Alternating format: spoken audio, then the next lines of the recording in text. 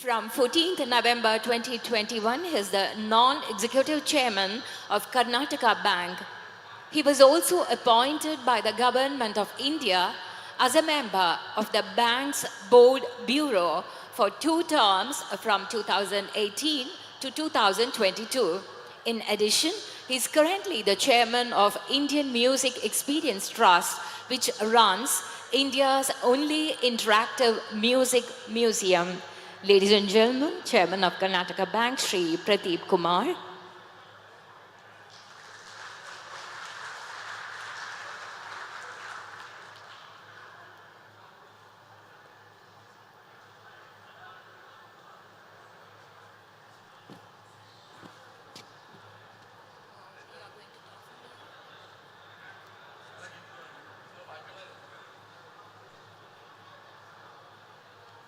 Let's welcome Shri Pradeep Kumar.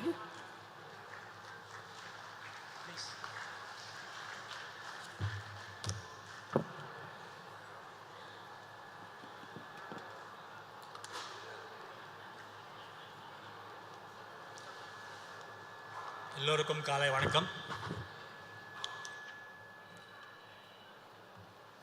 We have a distinguished panel today to discuss the topic of innovation, sustainability and development. You all know that this debate on climate has been going on for many decades now, taken more importance now that our country is also signatory to the net zero. I think we have agreed to become net zero by 2070. But unfortunately, I don't think the country has a plan, neither the corporates or the institutions which have to contribute this have a mitigation plan to achieve this net zero by 2070. How do we do it? That's a question before all of us. Businesses and corporates will not do anything unless there's a shout, because they are all have one motive: improve the return for the most important stakeholder, that is the shareholder.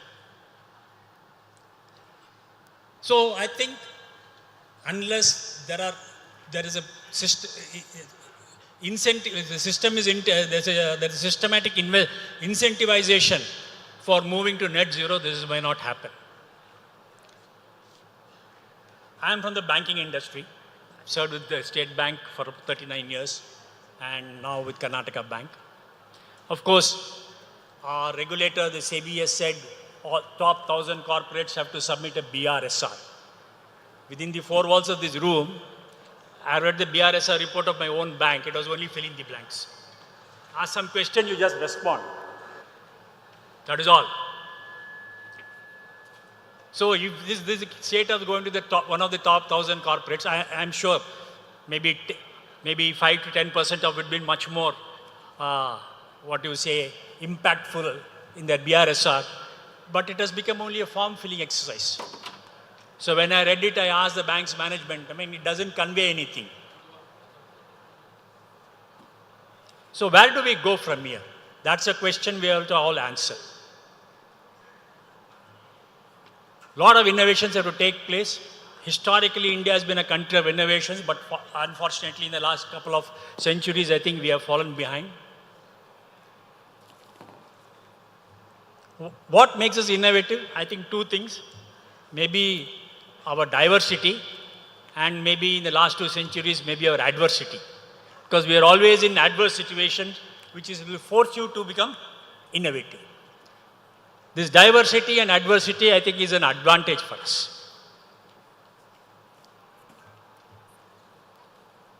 Now, how do you innovate? Of course, we have seen in the last decade, a lot of startups, mostly using technology. Technology can help solve problems. As somebody said, I live in the city of Bangalore. This garbage management is a huge challenge. There are so many apps, but ultimately the garbage has to be physically managed. The app may help you to tell you when maybe the garbage collector will come, help you to maybe segregate the waste, but ultimately the waste has to be physically managed. So we require innovations not only in the field of information technology, which may aid all this process, but in the physical problems facing us.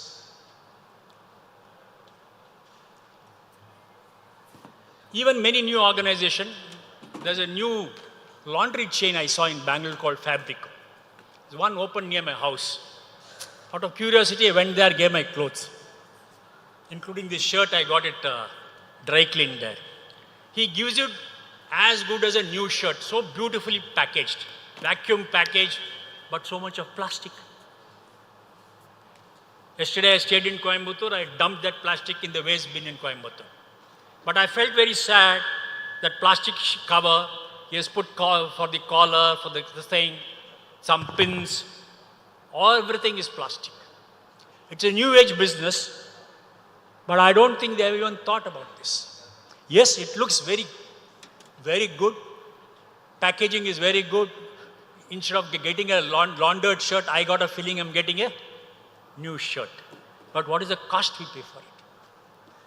I don't.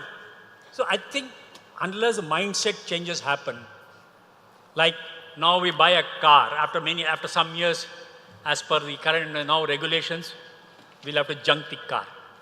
But have we created an ecosystem? I think we have to mandate the manufacturer to create that ecosystem. Otherwise, sustainability, it will not happen. Maruti manufactures, Tata manufactures, Hyundai manufactures millions of cars. What happens after 15 years when you're supposed to junk the car? Have they created an ecosystem? I think we have to mandate creating an ecosystem.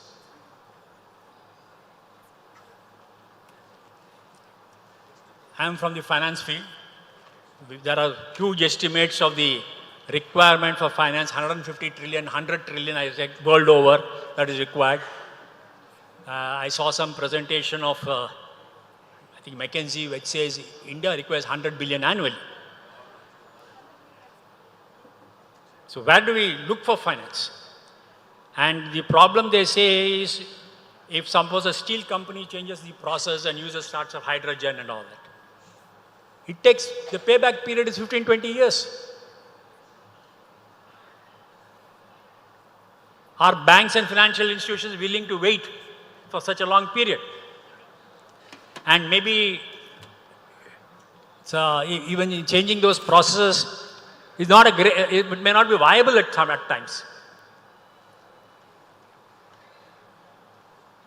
So these are, I think, unless the government, the regulators and the industry, in whichever industry you're in, come together, I think this will be a pipe dream.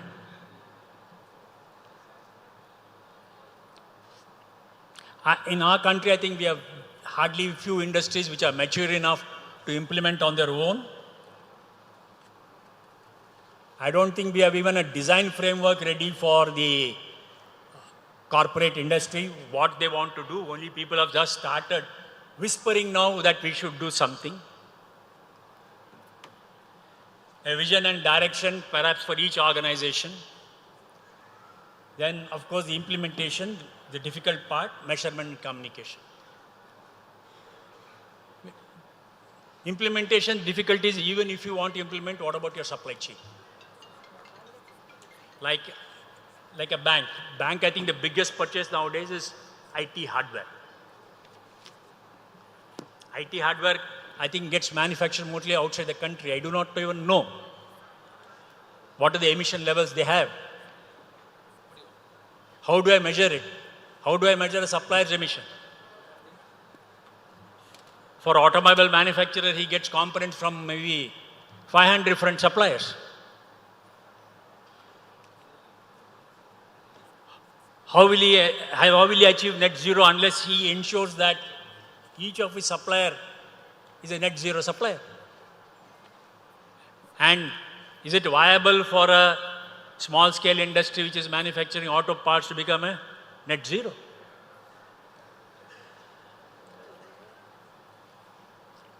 These are all questions I think right now we don't have any great answers. But of course, only good news is 2070 is almost 50 years away. And as we get closer, I think there will be greater pressure to start implementing everywhere.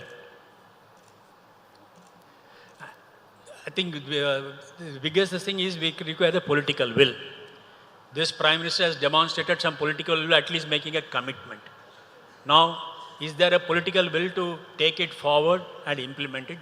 That's a question we'll have to answer. Everything has to be supported. Innovation has to be supported by the government. Innovation doesn't happen only in CSIR labs. Now innovation happens everywhere. How does the government support it? What are the policy changes you'll have to make to support innovation? Similarly, how do you ensure organizations are sustainable? How do you encourage organizations to be sustainable? What are the incentives to be given? And India is a country which is still a low-income country, despite being the 5th largest economy in the world, we are still a low-income country. There's a great need to improve the income of the per capita income of the country. So development cannot take a back seat. We have to build larger number of roads. We have to build schools in the rural areas. We have to improve the educational infrastructure. We have to improve the health infrastructure. How do you manage these contradictory goals? Development on one side, ensure it is sustainable.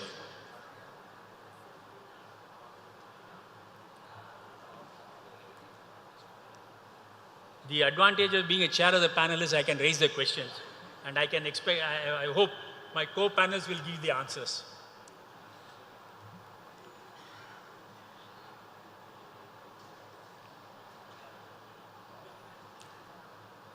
I think every organization has to be now designed to be sustainable. That I think the most important thing.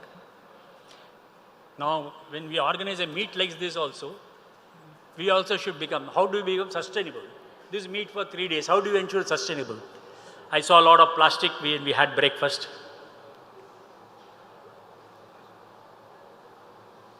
That thought I think has to come to everyone's mind, that whatever we do has to become sustainable. Nowadays we buy a lot in all these companies like Amazon, Flipkart. If we see the kind of packaging they send, it is amazing how much we waste. I ordered a cover for this iPad. It came in such a thick box. I thought I got something different because looking at the size of the box. And absolutely no effort to maybe reduce it. So I think every activity we have to make it sustainable. I think that is the challenge. Individuals also must contribute towards this. It's not only organization, the government organization, unless each one of us contribute towards sustainability. Today I came by car from Coimbatore, it was a diesel car. Sometime back you heard the Transport Minister castigating the industry for manufacturing more and more diesel cars. But I didn't take a call that I will not come by a diesel car. So I am also responsible. So I think unless each one of us, whether it is an individual, an organization, the government, all take a call that each and every activity of ours will be sustainable, the path towards net zero will be very difficult. As we develop, I am told we require 3 times more the power than what we have today, what is installed in the next 2-3 decades. Can all of this be from renewable sources? Doubtful. So we'll have to put more infrastructure even for bad industry like a thermal power station. How do we compensate? More greenhouse gases will be emanated from that.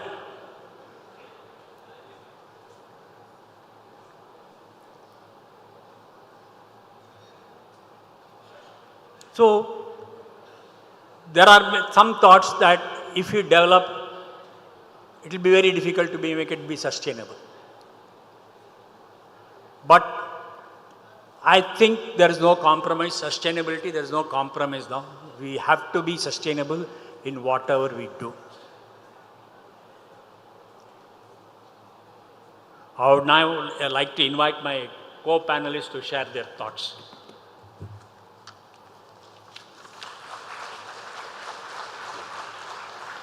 Thank you very much, sir. To remain productive and sustainable is a challenge, and it's a teamwork, definitely. Thank you very much. Our next speaker is Advocate M.R. Venkatesh. He's an advocate based in New Delhi, practicing criminal laws, economic offenses, and serious financial frauds. He's an acknowledged expert in the field of anti-money laundering laws, anti-black money laws, direct taxes, and related regulations. He's a designated partner in Agastya Legal LLP and heads advisory and litigation related to the Prevention of Money Laundering Act, Prevention of Corruption Act, Fugitive Economic Offenders Act, etc. He became a chartered accountant in 1992 with an All India ranking. In 2018, he was awarded doctorate for his thesis on evaluating the impact of minimum support price and input subsidies on the farming sector in the 4 southern states of India by Shastra University, Tamil Nadu. He is also visiting faculty in various professional institutions, chambers of commerce and universities across India. In addition, he has authored and published several books, including a handbook on anti-dumping, a book titled Global Imbalances and the Impending Dollar Crisis, and another one titled Sensex and Sentiment. He is also a regular panelist for prime time shows on national television and a well-recognized columns in leading media publications in India. Ladies and gentlemen, Advocate M.R. Venkatesh.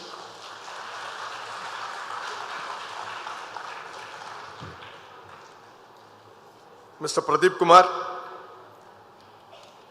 Shri Sundar Kalyan Ramanji, dignitaries, friends, and fellow Brahmins from the community. My namaskaram to you all. Before I start, let me tell you that if Brahmins had a country, Palakkad will be its capital.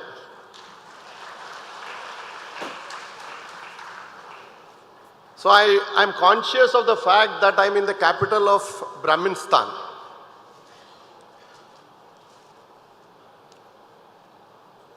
I am also conscious of the fact to organize a function like this is Herculean. And unless there is a divinity with these organizers, the divinity is so palpable that Ramanji and company have taken extraordinary pains in organizing this. My koti pranams to him.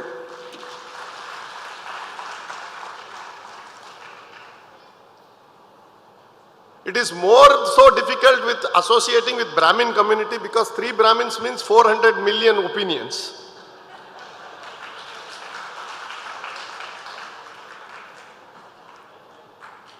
The strength is our weakness and the weakness is our strength from a management perspective. Coming to the subject proper, innovation, economic development and sustainability. I told Ramanji that I am a speaker who speaks his mind both in the court and outside the court. I don't have restraints of niceties of anything. I speak my heart out. And I intend to do so today. Today is Saturday and this is Uchi Ravogalam also. So I thought, let us be candid in our discussions.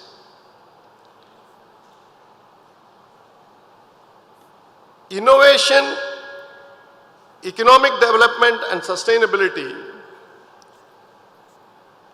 all three are in a way interlinked. what would ensure sustainability of economic development, and economic development will lead to innovation, is the adherence to dharma. Without dharma, whatever we do will be only a shambolic exercise. It will not have the purpose of what we intend to actually achieve. It will be like an army or an NCC cadet doing left, right in the morning as a drill and coming to the same point after half an hour and say disperse. But dharma, which sustains life and beyond, is what we as a community have been interpreting, protecting, propagating for thousands of years. And we need to be happy about it, we need to be proud about it, that we are probably a representative of a civilization that is 5,000, 6,000 years old and probably much more. And we have ensured the Vedas, the Upanishads, the Itihasas, the Puranas, the Smritis, the Shrutis, all have been handed over by our forefathers to us. And we need to take the responsibility of passing the baton to the next generation. As I look back, I see the responsibility, not as an authority. As a responsibility, it frightens me that my forefathers have left such a serious challenge before me. I need to carry forward to the next generation. And in this challenge, I find that there is intense problem that we are also encountering. The nature of dharma is to spiral downwards. It is not a stable idea. It moves, it has a propensity to move downwards, spiral downwards. That is why yada yada hi adharmasya. If dharma were established and it is a constant, like what you will get in integration, you don't have to worry about dharma. Dharma is established, dharma is there, then you go about doing what you have to do. But no, dharma after establishment by Lord Rama, Krishna or whosoever actually has the propensity to go down. That is why the fight to protect dharma becomes very much important. And that is what will sustain everything that we will encounter in day-to-day life. Unlike other religions where there is a sacred life and a secular life, for us everything is sacred, everything is secular. In fact, there is a Madras High Court judgment or something that you go and till you break the coconut in a temple, it is sacred. Once it is broken, it becomes communal or secular. So we don't look at that coconut as sacred before breaking or after breaking. We look at it as the same coconut. Before breaking, it is prasad for the Lord. After it, it is for our consumption. That is all. So to compartmentalize life is never our way of life. To look at it as a whole, to look at it as an elevation, and the end game of this elevation is not, sorry, I am speaking in English, and that is why I am constrained by the language. The language that actually we have to talk about as the end game of life is moksha. And there is no English equivalent to moksha. There is no English equivalent to dharma. Dharma is dharma only. You cannot translate it. The best of people, the best of English scholars and Sanskrit scholars who know both languages are unable to translate dharma in Sanskrit to English. It would also be equivalent of moksha. Moksha is not salvation. Salvation as per Christianity is different. So we are talking about our own history, our own culture in an alien language, interpreting it with alien philosophy and phraseology, and trying to understand ourselves, we are like Lord Hanuman in Kanyakumari. We do not know our strength. We do not know where we are. We do not know what is our ancestry. We do not know what are we actually doing. We are ending up as some sort of a confused community. We are endowed with so much of powers, intellectual prowess, but we still don't realize what we have to do with that. So we require a Jambavan. And a Jambavan to tell a Hanuman that you can not only jump up to Sri Lanka, meet Mata, you will have the strength to jump back from Sri Lanka, back to India and tell us, and go to Lord Rama and tell what is happening in Lanka. We require a Jambavan. And I hope, last evening when I met the organizers, they were telling me, sir, many of the youngsters in the community want guidance from people who are experienced and elders. So I said, I volunteer myself to any youngster, and I propose to give my name to them also. I spend one Sunday in a month with Brahmin youngsters to guide them in whichever job or whichever endeavor that they are taking. At least one Sunday in a month, I thought I should devote it for the community. But coming to this issue of dharma, it is a fact that today we are constrained that we cannot even use the word dharma in a court of law. It is not commensurate with the constitutional values. Judges will frown if you use the word dharma. Dharma is something that we can talk in a Brahmin meet or in a temple or where Velukudi Srinivasan will come and give you some Kada Kalakshemam, there he can use dharma. But dharma has become an esoteric term. You cannot use dharma in your banking terminology. I cannot use dharma in a court. A doctor cannot look at a patient in a dharmic sense. So we are becoming some sort of a Hindu nation with Christian values and Christian constitution. This is the conflict that is going on perpetually in our minds, perennially in our minds. And in our anxiety to master many of these modern day institutions and challenges, we have become more Westerners than the Westerners themselves. And in this, our community has become one of the biggest victims and the villains, both.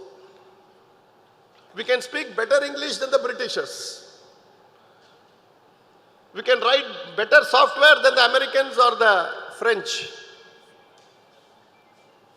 But in turn, we are becoming clones of the West. So we need to go back to our roots. And one way to go back to our roots is to find out what is it that this nation has to do. Is this nation got independence only to become a clone of the West?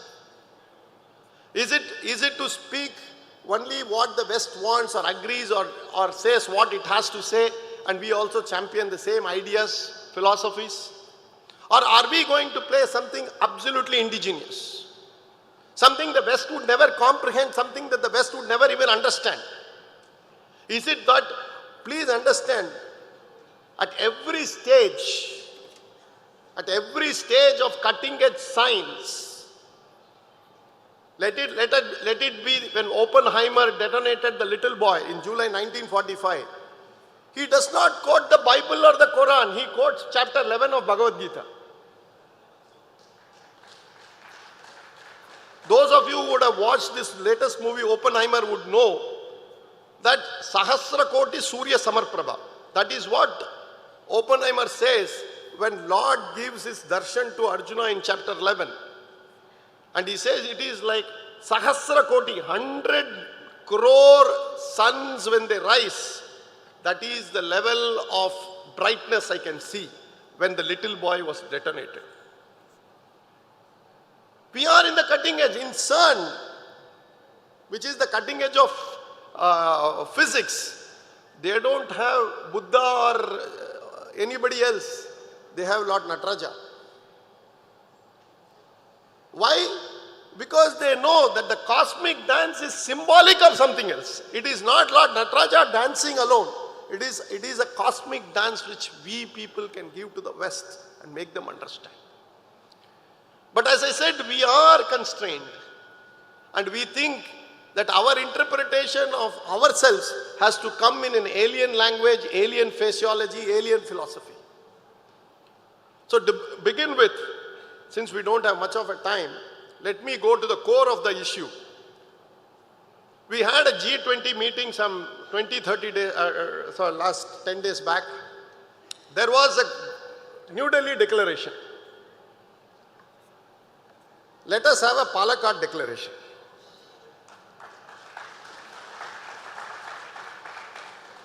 Let us propose that indigenization of everything shall be the goal.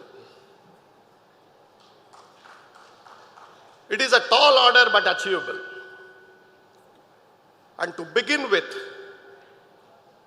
let us rewrite the Indian constitution in Indian language along with Indian philosophy. The Constitution of India, ladies and gentlemen, you will be shocked, is a carbon copy of the 1935 Government of India Act. It is not something that 200 people came together, brainstormed, and then there was a draft by somebody, and then the chairman of the drafting committee was Ambedkar, and they came out with a sui generis document. No. November 4th, 1948, the Constituent Assembly debates, Ambedkar himself concedes this point, that we have lifted large chunks of the Government of India Act and passed it off as the Constitution of India. In fact, every single thing that you will find, if you find the word Attorney General in the Constitution of India, it will be Advocate General in the 1935 Act. Word to word it is copied. Luckily at that time there was no Microsoft Word. Otherwise they would have finished the job in 2 or 3 days. That they had to do this. And only discussion was on several peripheral issues. And I would suggest that a dharmic civilizational state must be the declaration of the new Constitution of India. The Constitution of India cannot be a secular, democratic, socialist republic. You will be again shocked. The word separation of powers that we talk about in the Constitution, between the executive, between the judiciary, between the legislature, is all a Christian concept. There is nothing in the Constitution that would suggest that it has done something from our own sacred texts. All we got was something in the murals of the Constitution of some Ramayana and Mahabharata, and we are so happy about it. Apart from that, there is nothing to represent that we are a civilizational state.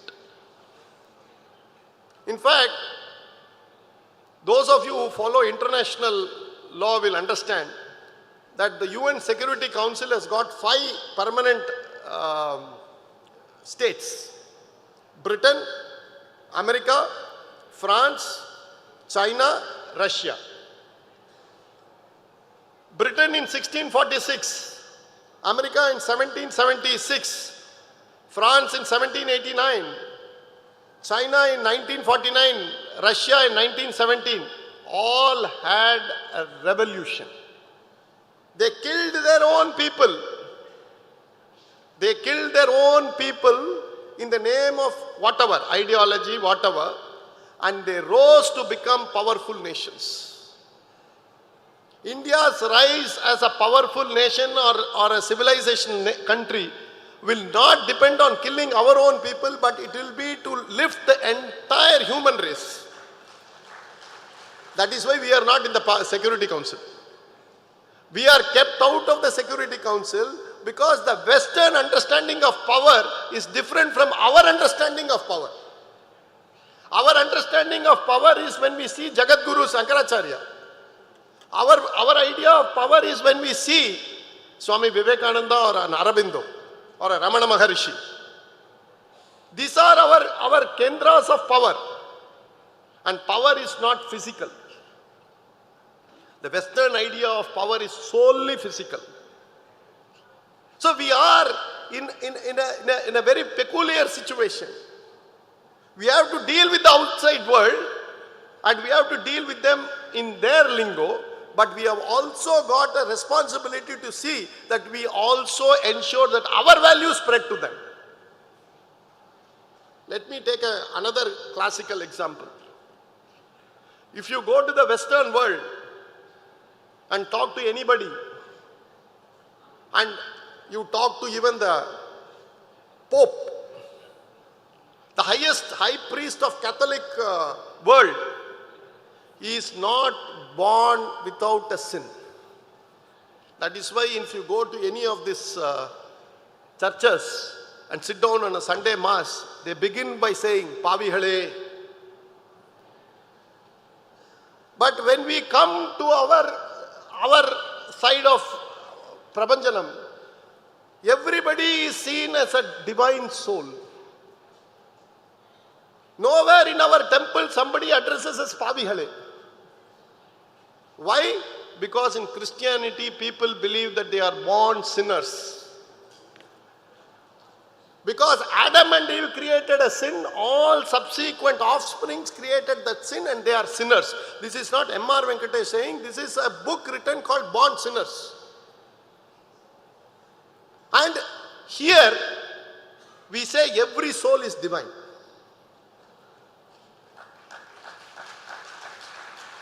A sinner can become Valmiki and he can write a Ramayana. And we revere him not because of his caste or community, but because what he has done. And in the West, the idea is that you will have to get an external agent to do the salvation business for you. You may be the best of person, you may be the Pope, but you require a Christ to ensure that you get salvation. But for us, moksha is an independent affair. An army man can kill somebody and attain moksha while fighting a terrorist. I can attain moksha by ensuring an innocent person charged in a court of law is protected.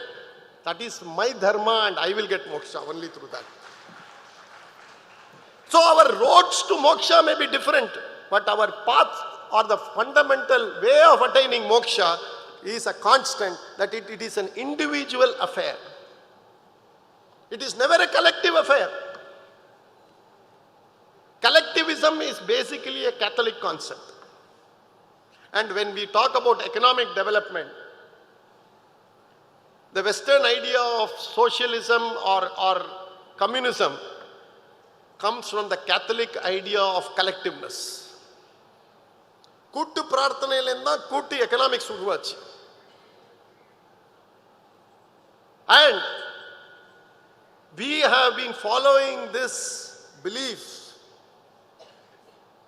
and the nation is now looking forward to us to tell them that look, you are wrong. That we have been consistently been wrong for the 70 years. We have misunderstood ourselves. Our idea is not driven by collectiveness but by self-realization of our paths to moksha. And moksha is what every individual aspires, whether he may be of any community, caste, denomination, religion, social pecking order, whatever he is of a totally different, he may be as different as the other. but his goal is moksha. You may be finding it difficult to explain constitution to the constitutional courts and where the highest judges are sitting. And they may have divergence of opinion. But you can go to an ordinary tea stall vendor and talk dharma in India. He understands dharma. His dharma may not be approximating to your dharma. But he says, this is my dharma. And he has no problem with that. He is clear. Unlike our courts and judges, he is very clear. And he is spot on. And that is why we don't have to teach these things to our people. It comes naturally. This is the greatness of this land, of its saints, of great sons have ensured a system that will reflect this type of thoughts in each individual, centuries after centuries. And it is our responsibility to take it forward. So that is why I feel, and I feel very strongly, that some of us have to start thinking about rewriting the constitution in a very significant manner. We cannot be having these ideas that where a state will be indifferent to our temples. And I strongly feel that temples are not mere places of worship. Many people think church, mosque, temple, they use as if they are alternatives. No. A temple is a place of cultural centrifugal force. It's where central force of all culture comes in. You can go to a temple, someplace you will find annadana happening. Some people will give their hairs off, tonsuring will happen. Someplace, marriages will happen. So many things, natyam, nirtyam, everything will happen there in a temple. You won't find these things happening in a mosque, much less in a church. Sir, clap a bit loudly, sir. This has to be heard in Delhi.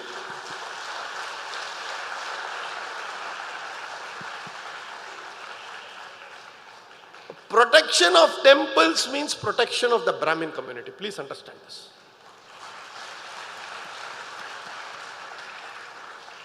And when a state takes a decision that we will not bother about anything on temples, at best we will be there only to loot the temples.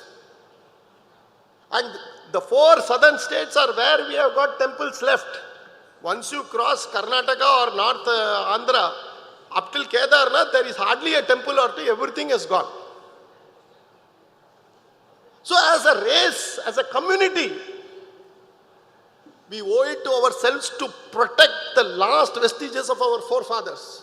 Tamil Nadu has got 80,000 temples, of which 40,000 are with HR and CE. The biggest temples are with HR and CE.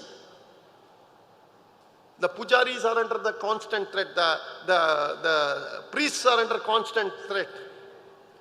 Last Sunday I was in Chidambaram. The moment I went to Chidambaram temple, the priests surrounded me and are telling their own problems. There has been at least attempts since 1953 by the Tamil Nadu government to take over Chidambaram temple. And these are the things that need to be protected. And I am in the land of Swami Ayyappa. Last month, this day, I was probably a couple of days back, I was in Ayyappa temple. What kind of understanding that the lordships had to give that type of judgment? How could you explain Titu to a lordship in English? Titu is something that will come naturally to people in south of Kerala and probably Tamil Nadu. Can you tell me what is Titu in English? Very difficult. Temporary, passing, can I say, untouchability imposed on myself.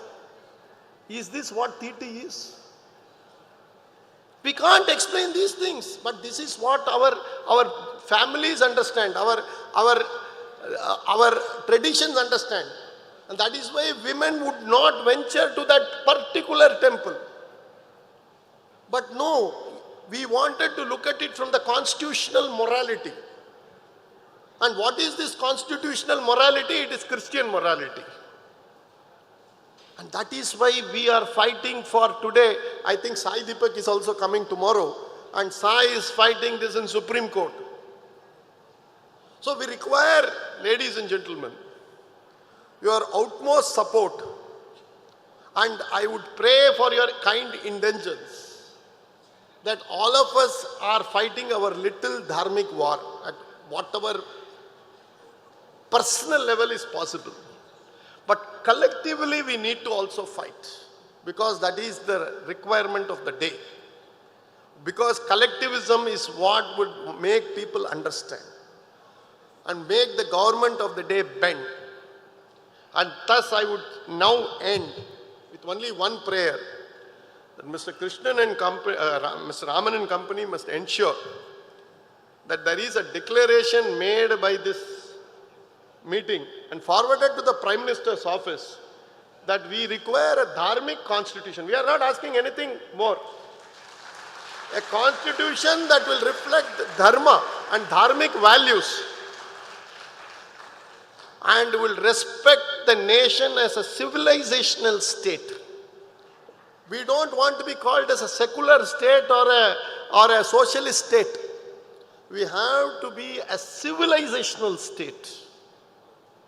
Civilization is what we wear. Culture is what we are. And the civilization is representative and emblematic of what Lord Rama taught us. Lord Rama taught us, Oruvanukku Oruthi. That is the basis of your civilization. That is the basis on which the entire edifice of our culture has been built around. That is how it has been sustained. And why Oruvanukku Oruthi? It is because if there is no Oruvanukku Oruthi, we are all animals.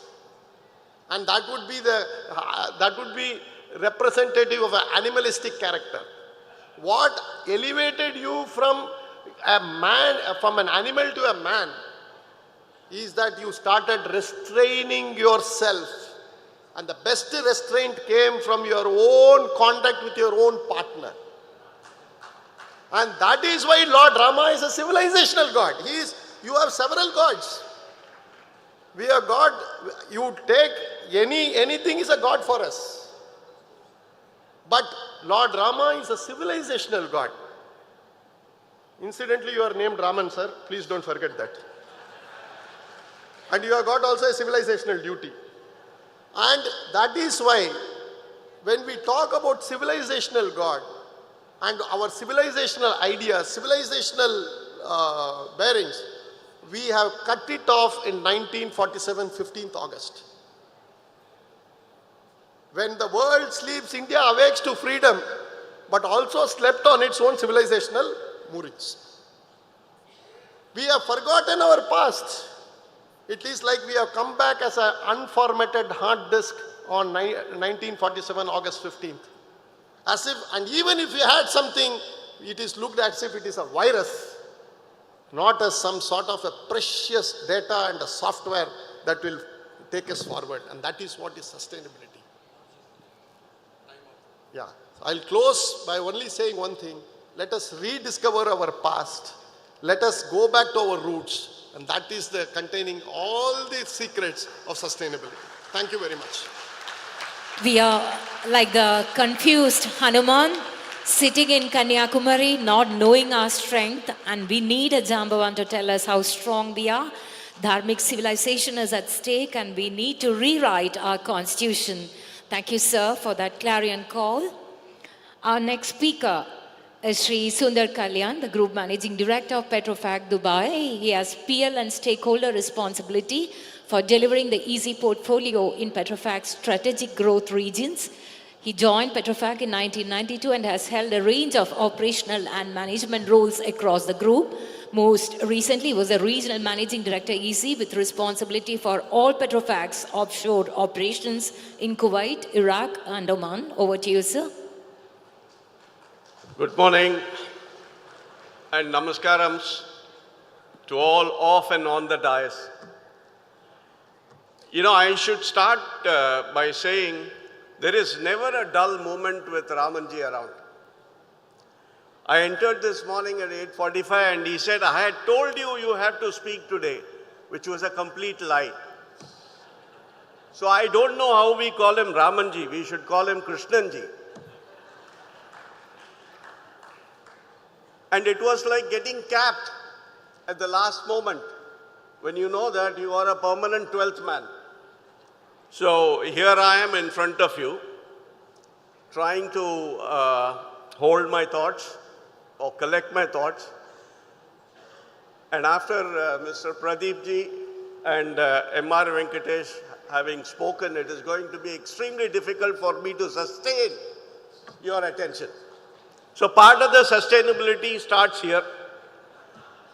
Let me see what I can do to sustain your interest. That was a powerful speech by Mr. M.R. Venkatesh. Impossible to match, so don't expect much from me. Yesterday was a very eventful day. I sat through the entire session, heard a lot of speakers, and one common theme that stuck with me from yesterday, and I think it would be in most of your minds as well. When we talk about sustainability, I have a slightly different pitch in terms of sustainability, and I would like to limit it to the context of what we are here for. The global Brahmin meet, in my opinion, is from a point of view of sustaining this community, which in my mind can do a lot of good for other communities. And I am dead sure about this. Now the question is, how do you sustain? There was one lady yesterday that asked a question to some of the Vedic panelists towards the end of the session yesterday. How do I get my kid interested in all the dharmic things and, sustain these Vedic ideas, get them interested in this? It doesn't come naturally to them. The thought that crossed my mind, and I was seated in the back along with a friend of mine who's come from Bombay. And it coincidentally, sort of that thought reflected in both our minds. If we have to get our younger generation interested, and if we want them to be proud of them being Brahmins, it becomes extremely important to make sure that this community grows economically. If there is no economic growth, like any other society, there will be no pride. If there is no pride, there is no sustainability. Now, how do we do that? In my opinion, and it's a very personal opinion, so if we want to make priesthood survive, sustain in our community, we really have to make sure their image is improved. Their economic well-being is taken care of. Their voices are heard like any other professional in India. If we are not able to do this, that particular part of our community is likely to perish, means can't be sustained. So it is super important that the economic growth percolates down to every single individual in this Brahmin community. And that, in my mind, it becomes the responsibility of those of us that have been fortunate to get to where we are in our lives, and it becomes primarily our responsibility to make sure that this percolates down. This was also stated yesterday by yesterday's, who was that, Ramanji? Who was the first speaker? Yeah, Dharmadhikari. And I cannot, I completely agree with what he said. And he said that we have to do a lot more to the younger generations, be their beacon of light, be their guiding force, use all our experience to let all these thoughts and the economic growth percolate really down so that their interest in the community and their pride in the community sustains. This is going to be very, very fundamental. Now, if you loosely talk about economic growth and innovation, I'm not saying loosely as in loose, but economic growth and innovation, like what Mr. Venkatesh said, they are intertwined. Sustainability is also intertwined with economic growth and innovation. Economic growth leads to innovation, innovation leads to economic growth. This is a perpetual cycle. And when we talk about innovation, the key issue that we need to understand is innovation cannot be confused with invention. Innovation can be a very small step, and it can make a big difference in the manner in which it translates to economic growth. One example, if I can state here, which I think has been absolutely amazing.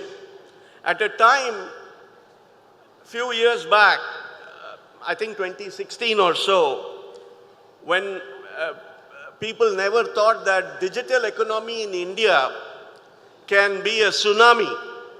Most people, the most learned, the great economist, the ex-finance minister said that, how the hell are you going to get all this implemented? And this is innovation. They have created a platform. It's all very small, small things. There was nothing new in this. But just the thought, just that twist to how you have to achieve what you need to achieve to get right down to the bottommost link of the society. It's been fantastic innovation. And you can see the results. I think the results are amazing. Coming to a very, very key issue in terms of economic growth, I, in many ways, agree with yesterday's speaker, Pattabhiraman of Kalyan Silks. He was, he's able to connect with the audience like magic. He's got a very simple approach with his powerful thoughts to connect with the audience. And he has the ability to switch languages, which unfortunately I am not able to do, which I'm going to learn now. And that connect was immense. And he said, we are not doing enough in terms of getting involved in creating educational institutions that, in my opinion, is so critical for this community's empowerment. And I'm telling you, believe me, if this community does well, everybody else will do well. Because there are vested interests that could say so many things about this community, but they are all for their own political relevance. If you take the politics out of this, if you believe that we are going to champion the rest of India, this is completely up to us to make sure that we sustain this community, we economically grow this community, and we can economically grow this community through a lot of innovation. There is no dearth of talent, there is no dearth of money today. Maybe my father's generation, there was a dearth of money. But we have, in many ways, overcome that. And the key issue in understanding money is that it is not the only source of wealth. It is part of wealth. The achievements that a lot of our forefathers have done is what has sustained us. So the question we need to ask ourselves is, what are we going to do going forward to sustain the younger generation? And that will address almost all the questions, I am sure, which is on the top of your head. All of you here, I'm pretty sure that must be the question that must be right at the top of your head. And the whole purpose of this global meet is to only get these ideas out. And if this movement has to sustain, then there has to be something very tangible that comes out of this meeting. Otherwise, there are going to be too many questions from all of you asking what was the relevance of the Global Brahmin Meet 2.0, what is the outcome, what is the takeaway. It is very important that we make progress with this event, and I am very, very sure by tomorrow there would be a lot of clarity, and Raman ji is capable of coming up with surprises. So I will leave you people with that thought and on that note. Thank you very much. Innovation leads to economic growth, and when there is economic growth, it percolates down to every single individual in the community and leads to sustainability. Such interesting insights. Thank you very much, sir. And our next speaker of the session is Sri Karimpura Raman. He is, as we all know presently, Kerala Brahmana Sabha is headed by Sri Karimpura Raman, a dynamic leader who is a hardcore professional management guru and a well-known author of a motivational book. Mr. Raman was also former managing director of a few public sectors of the government, and presently he is the director of Kerala State Welfare Corporation to Forward Communities Limited.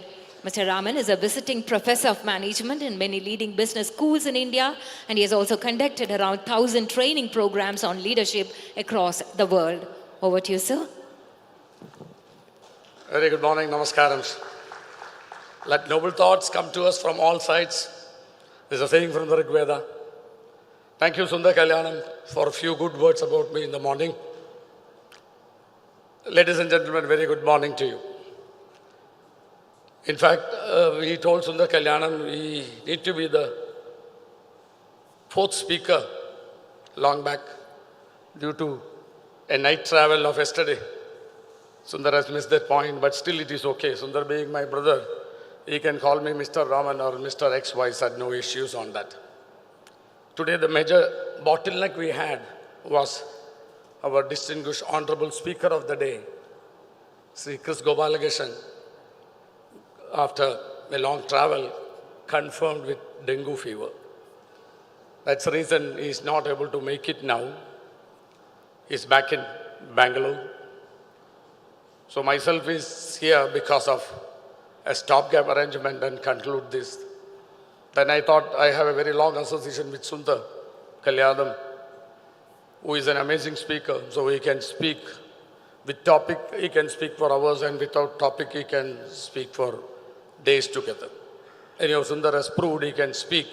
Even after Mr. Venkatesh, our chairman of Karnataka Bank, speaking, he can speak amazingly well. He proved it. Let us give a big hand to Sundar. Thank you, Sundar. Today, we got a fairly aggressive session, and the economic development, today you know for sure what's happening in the country. In 2019, the eminent speakers, when we spoke, I was strongly telling we are moving to a depressive state, onto the depression, and it proved it was, we were going through that phase. And of course, we revived in a very positive way.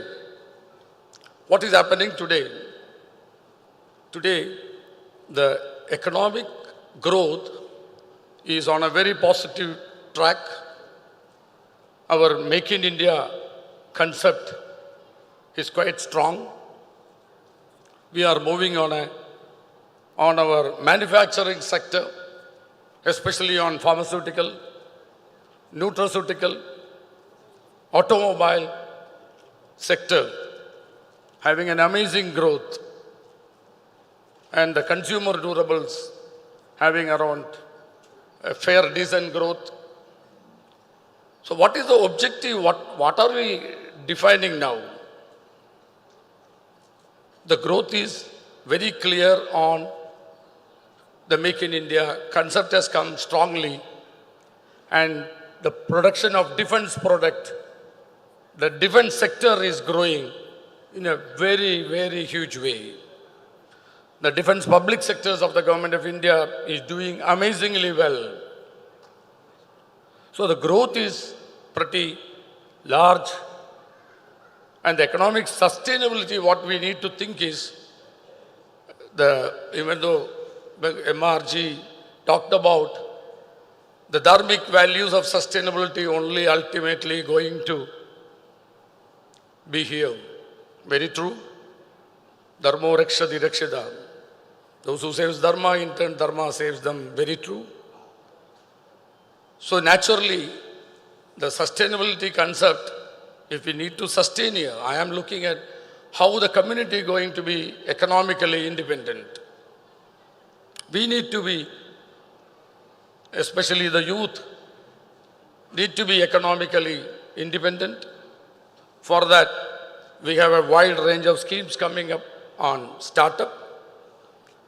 The women need to be a small-time entrepreneurs. From 2 crores to 200 crores they can easily do. These all will add to the economic development for the community. We are focusing on the economic development of the community. And look at today the CSIR, DSIR,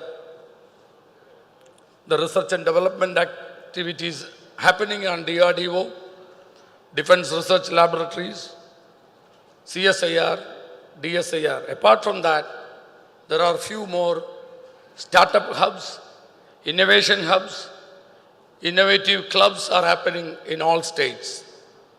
There is a national level, National Innovation Council was there earlier, headed by Sri Sram Pitroda. There is an innovation council in every state in order to promote and support innovation.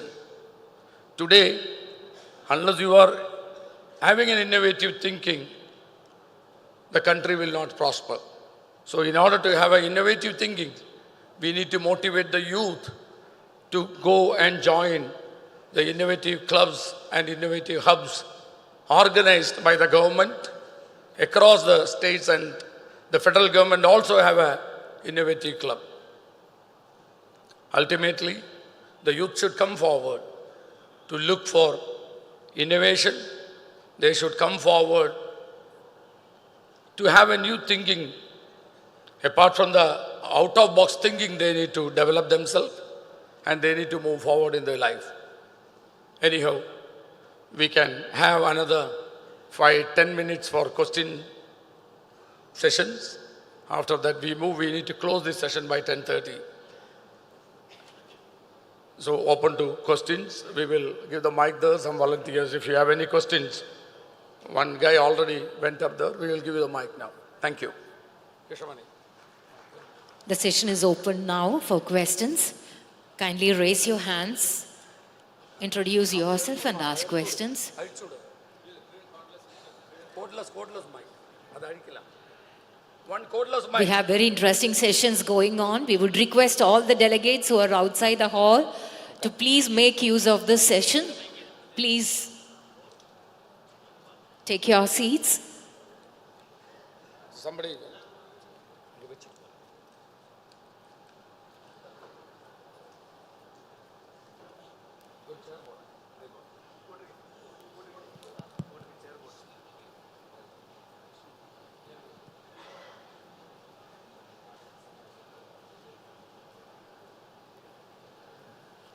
Namaskaram, sir. My name is Ganesh Gopalakrishnan. I come from Edapalli, Cochin. You are able to hear me? Yeah. There are two specific questions. One is to Sir Pradeep. See, actually, when you talked about the automobile manufacturers and things like that, the government of India can always come and say, restrict the number of productions of automobiles, ask people to take mass transit systems and etc. But what about the agriculture? Is there a possibility for sustainable agriculture in India? And is there a role for NABARD in this sustainability agriculture? Are there any studies being done on sustainable agriculture in India? That is a question for you, sir.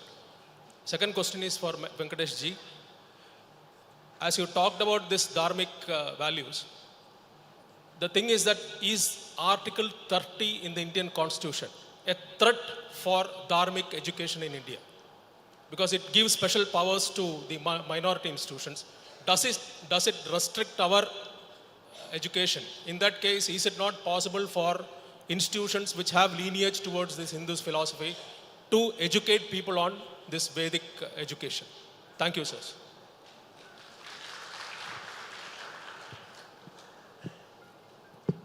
I think the question was about sustainable agriculture. I think every activity has to be sustainable in this world if you have to survive. So agriculture, I mean, it contributes maybe 16-17% of economy. It also has to be sustainable. How do you make agriculture sustainable? I think I'm not the right person. But my common sense view says we may have to go back to what is called, go back to the pre-fertilizer days. Use our age-old techniques in farming. Maybe productivity will come down. That is the challenge before the government and the agriculture. How do you ensure productivity by going back to our older practices rather than using all this manure, so much of fertilizer? Is there a role for NABARD? Obviously, there's a role for NABARD. If technology has to be changed, people have to be supported in the form of maybe some subsidies or some subsidized loans. Yes, NABARD has a role. I think other questions are addressed to Mr. Venkatesh. Sir, my view is Article 24 to 30 has to be rewritten completely. Okay. There is no partial cure for cancer. You either allow the patient to die or you cure cancer. You can't give a partial cure. This 24 to 30 has been done with absolute, it's in my next book, Discovery of Bharat, Hindu Soul in a Christian Constitution in the Hindu Nation. I am specifically focusing on this subject, that you have allowed that Hindus will be, you have presumed during writing a constitution that Hindus will somehow or other be villains of the peace, and somehow or other we have to protect minorities. And in that game, we have gone so far, we have been stupid enough that no other country has these type of provisions. You're talking about 30. Right from 24 to 30, if you give it to a dead man, his blood will boil. So that is the solution. You have no other way but to do that. Demolish 24 to 30, straight.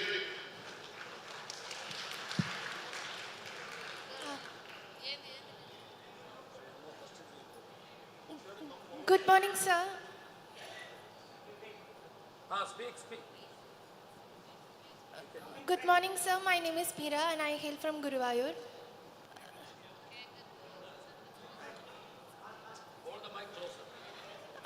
Hello, sir. Am I audible? Sir, my question is basically to everyone that as a MBA, hello?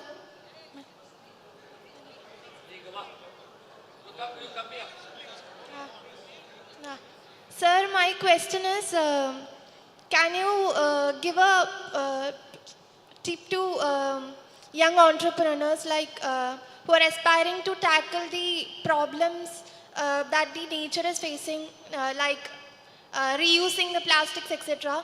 But I think many of the entrepreneurs who are about to start to find solution for all these are taking a step back because that are not commercially viable. So can you give useful tips to them, like how they can use the technology to tackle all these issues, at the same time it can be a commercially viable one for them?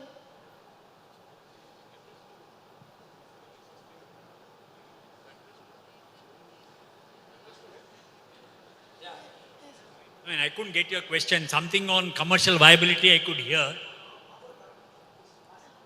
Come here.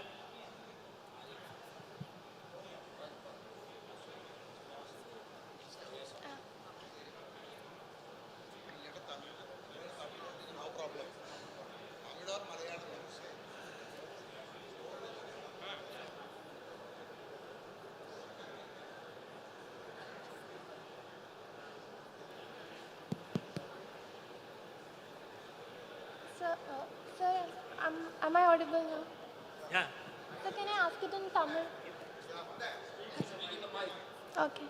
Sir, my question was like, nowadays entrepreneurs like who are coming on front to tackle all the issues like recycling, plastics, etc., are taking an initiative, but I think they are taking a step back because they are not commercially viable.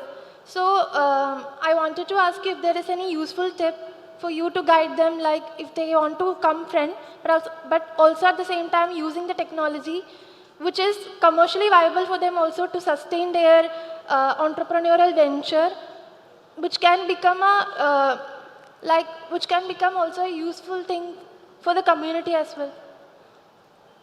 See, anything which is not commercially viable in the long run will not sustain. Whatever support whoever gives you will not sustain. Yes, sometimes it takes maybe 4 or 5 years for an idea to develop and sustain. Till that time, I think if there is a chance for being commercial viable, I think there will be support for you from the ecosystem. But prima facie, if it is not commercially viable in the long run, I don't think there will be anything which is... In life, everything has to be economically viable. Thank For you. everything, even in a personal life, whatever we do has to be economically viable. Okay. So, because I asked this question is because mainly when people come in front for starting a commercial an entrepreneurial venture to tackle these environmental issues, later when they continue their journey, they will be profit driven, because when they concentrate solely on the environment part, they won't be profitable for them. Also, there won't be enough fund for them to continue their venture. So I think the sole purpose of them starting the venture drives away when the throughout the journey of their entrepreneurial venture. So that's why I wanted to ask it. If I understood you correctly, your the economic viability is a given. What you want to know is if there are young people who have ideas, would those ideas sustain? Are they economically viable? This is something that you would want to know, which means you are seeking guidance Yes, sir. to say if I should pursue this. Yes, sir. I think to answer that question, we would need more people like M.R. Venkatesh, who says, I will give 1 day of the week to addressing such questions from young people. And Ramanji has promised to find out somebody like that for you. Okay. Thank you, sir. Thank you, sir. That brings us to the end of this session. Let's now honor our speakers. I would request Sri Shivram Krishnan to honor Sri Pradeep Kumar. Yeah, we'll do this and do that because I have a time issue. I want to stick to the next session by that. Just give it to you last question. So that's going to be the last question.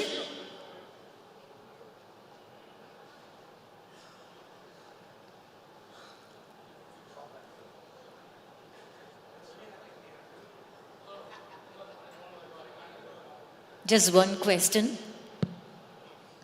Thank you very much.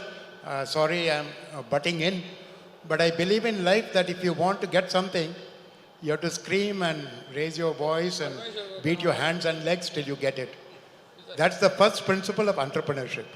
Parameshwara cannot ask questions at all. Anyway, it's okay. My question is very simple. We meet, we greet, we eat. Let us prepare an action plan so that the global summit, the Brahmins Global Summit movement moves forward. Because after everything is said and done, so much is said and so little done. Thank you. Thank you, sir. Now, I would request Sri N.V. Sivaramakrishnan, the General Secretary of Kerala Brahmana Sabha, to present a memento to Sri Pradeep Kumar, our first speaker of the day, the Chairman of Karnataka Bank. A round of applause to Sri Pradeep Kumar, the brilliant speaker. The General Secretary of Kerala Brahmana Sabha honors Sri Pradeep Kumar. Next, I would request Sri J. Subramani, the Vice Chairman of the Brahmins Global Meet 2023, to present the memento to Advocate M.R. Venkatesh, designated partner of Agastya Legal LLP. Let's have a big round of applause to Advocate M.R. Venkatesh.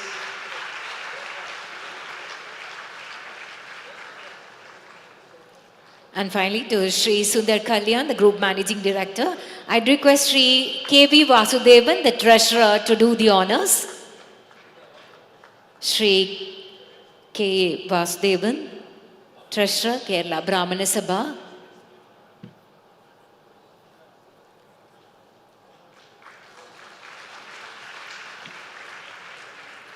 Will be presenting the memento to Sri Sundar Kalyan, the Group Managing Director of Petrofac Dubai.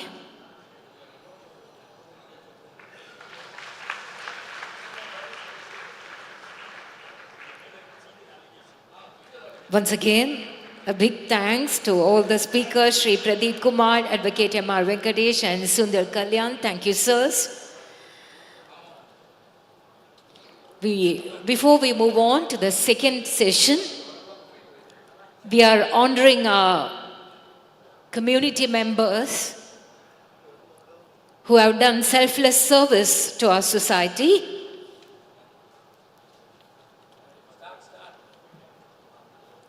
Sri Gopalan PN, popularly known as Gopalan Master, is a student of Vedas and practiced Vedic education under the renowned Gurujis. Post-retirement, he has started teaching Vedic classes at his home for aspiring students from all age groups and still continues in different batches till late evening.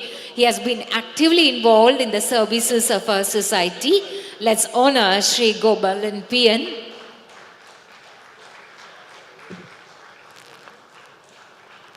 നല്ല കയ്യടികളോടെ അദ്ദേഹത്തെ നമുക്ക് വേദിയിലേക്ക് ആനയിക്കാം. നമ്മുടെ സമുദായത്തിനായി നിസ്വാർത്ഥ സേവനം അനുഷ്ഠിച്ചു വരുന്ന Shri Gopalan PN, അദ്ദേഹത്തെ ഈ വേദിയിൽ വെച്ച് നമ്മൾ ആദരിക്കുകയാണ്. കേരള ബ്രാഹ്മണ സഭയുടെ ആദരം അദ്ദേഹം ഏറ്റുവാങ്ങുന്നു. അടുത്തതായി വേദിയിലേക്ക് ക്ഷണിക്കുന്നത് Chelakkara Ramakrishnan അദ്ദേഹത്തെയാണ്. Sri Chelakara Ramakrishnan is a chartered accountant and director of finance and special projects at V1 with vast experience in finance, strategy and planning as well as special projects. Mr. Ramakrishnan's expertise enabled him to deliver exceptional results and advise leading conglomerates in UAE. He has been actively involved in supporting welfare groups and distressed laborers and workers in UAE due to his significant contribution to this society. Let's honor Sri Chelakara Ramakrishnan. അദ്ദേഹത്തെ വേദിയിലേക്ക് ആദരപൂർവ്വം ക്ഷണിച്ചുകൊള്ളുന്നു. Shri Chelakkara Ramakrishnan.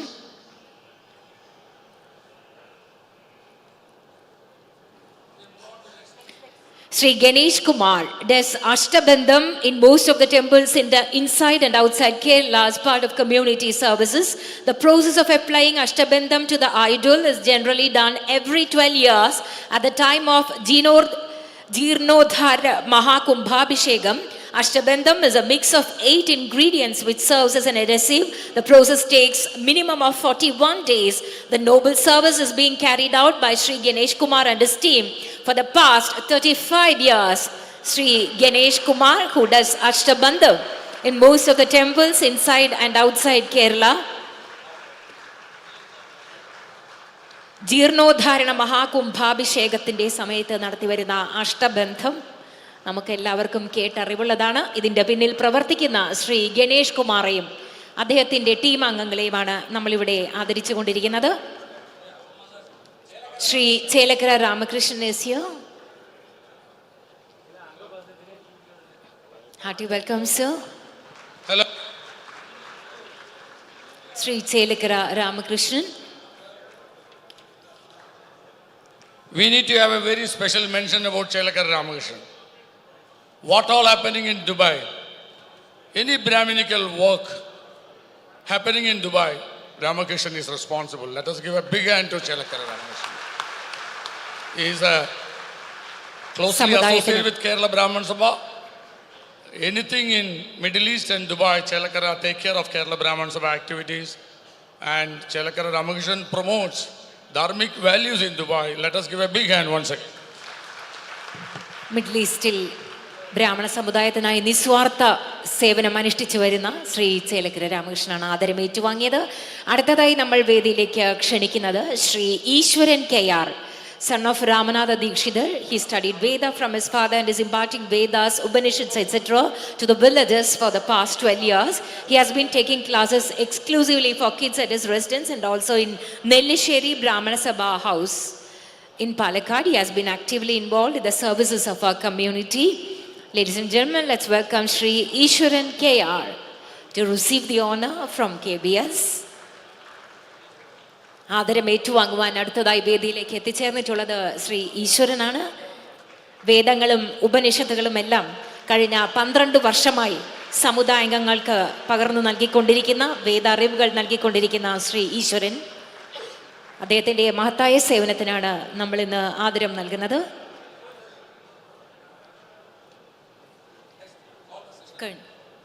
Thank you. We now move on to the second technical session of the day. This session is on Attain Your Goals Through Vedic Education, and our speakers are Dr. B. Mahadevan, Professor K. Ramasubramanian, Mahamahobhadhyaya Dharmashreshtra, Dr. K. V. Sheshadrinatha Shastrigal, and Sri K. V. Sharma.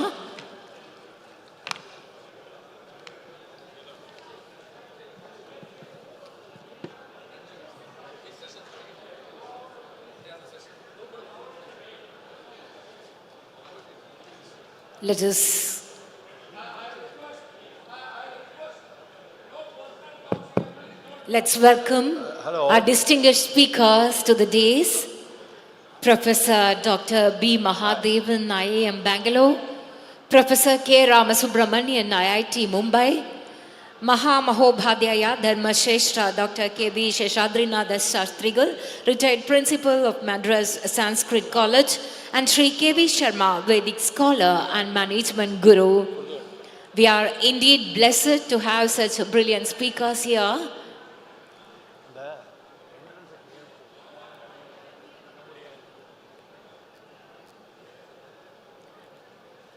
Let's all cooperate for the smooth conduct of the event. I would request all the delegates to please take your seats.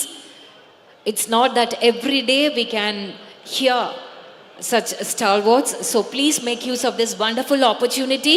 I would request all of you to kindly take your seats.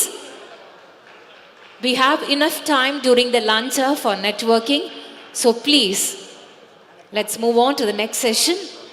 Attain your goals through Vedic education. We are indeed honored to have these speakers here.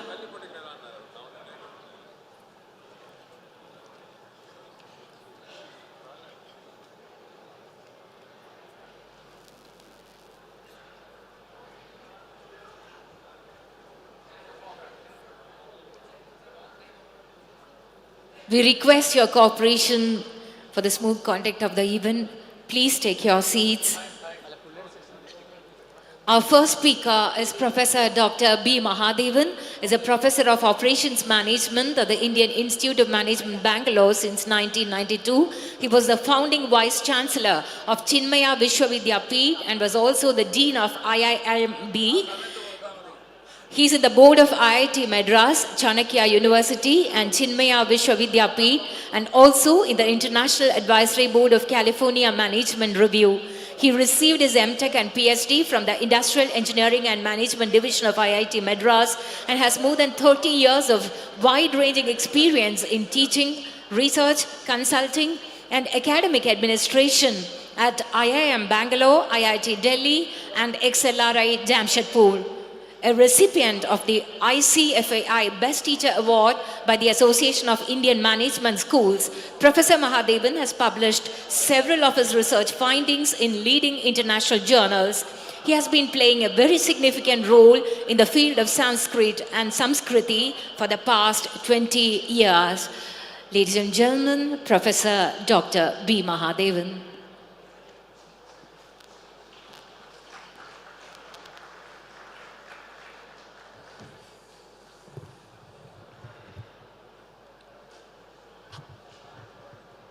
सदाशिवसमारम्भां शङ्कराचार्यमध्यमाम् अस्मदाचार्यपर्यन्तां वन्दे गुरुपरम्पराम् எல்லோருக்கும் என்னுடைய நமஸ்காரங்கள் முதல்ல. I am very happy to be here in this second global meet.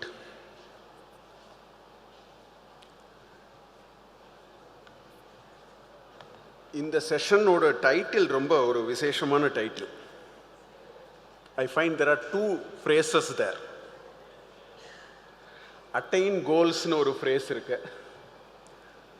Vedic education. So there are two phrases in this title. So I want to speak a little bit about both of them. Probably that will do some justice for my talk here. So the first question that came to my mind is, what are these goals? First we should know what are the goals, then let us talk about attaining it.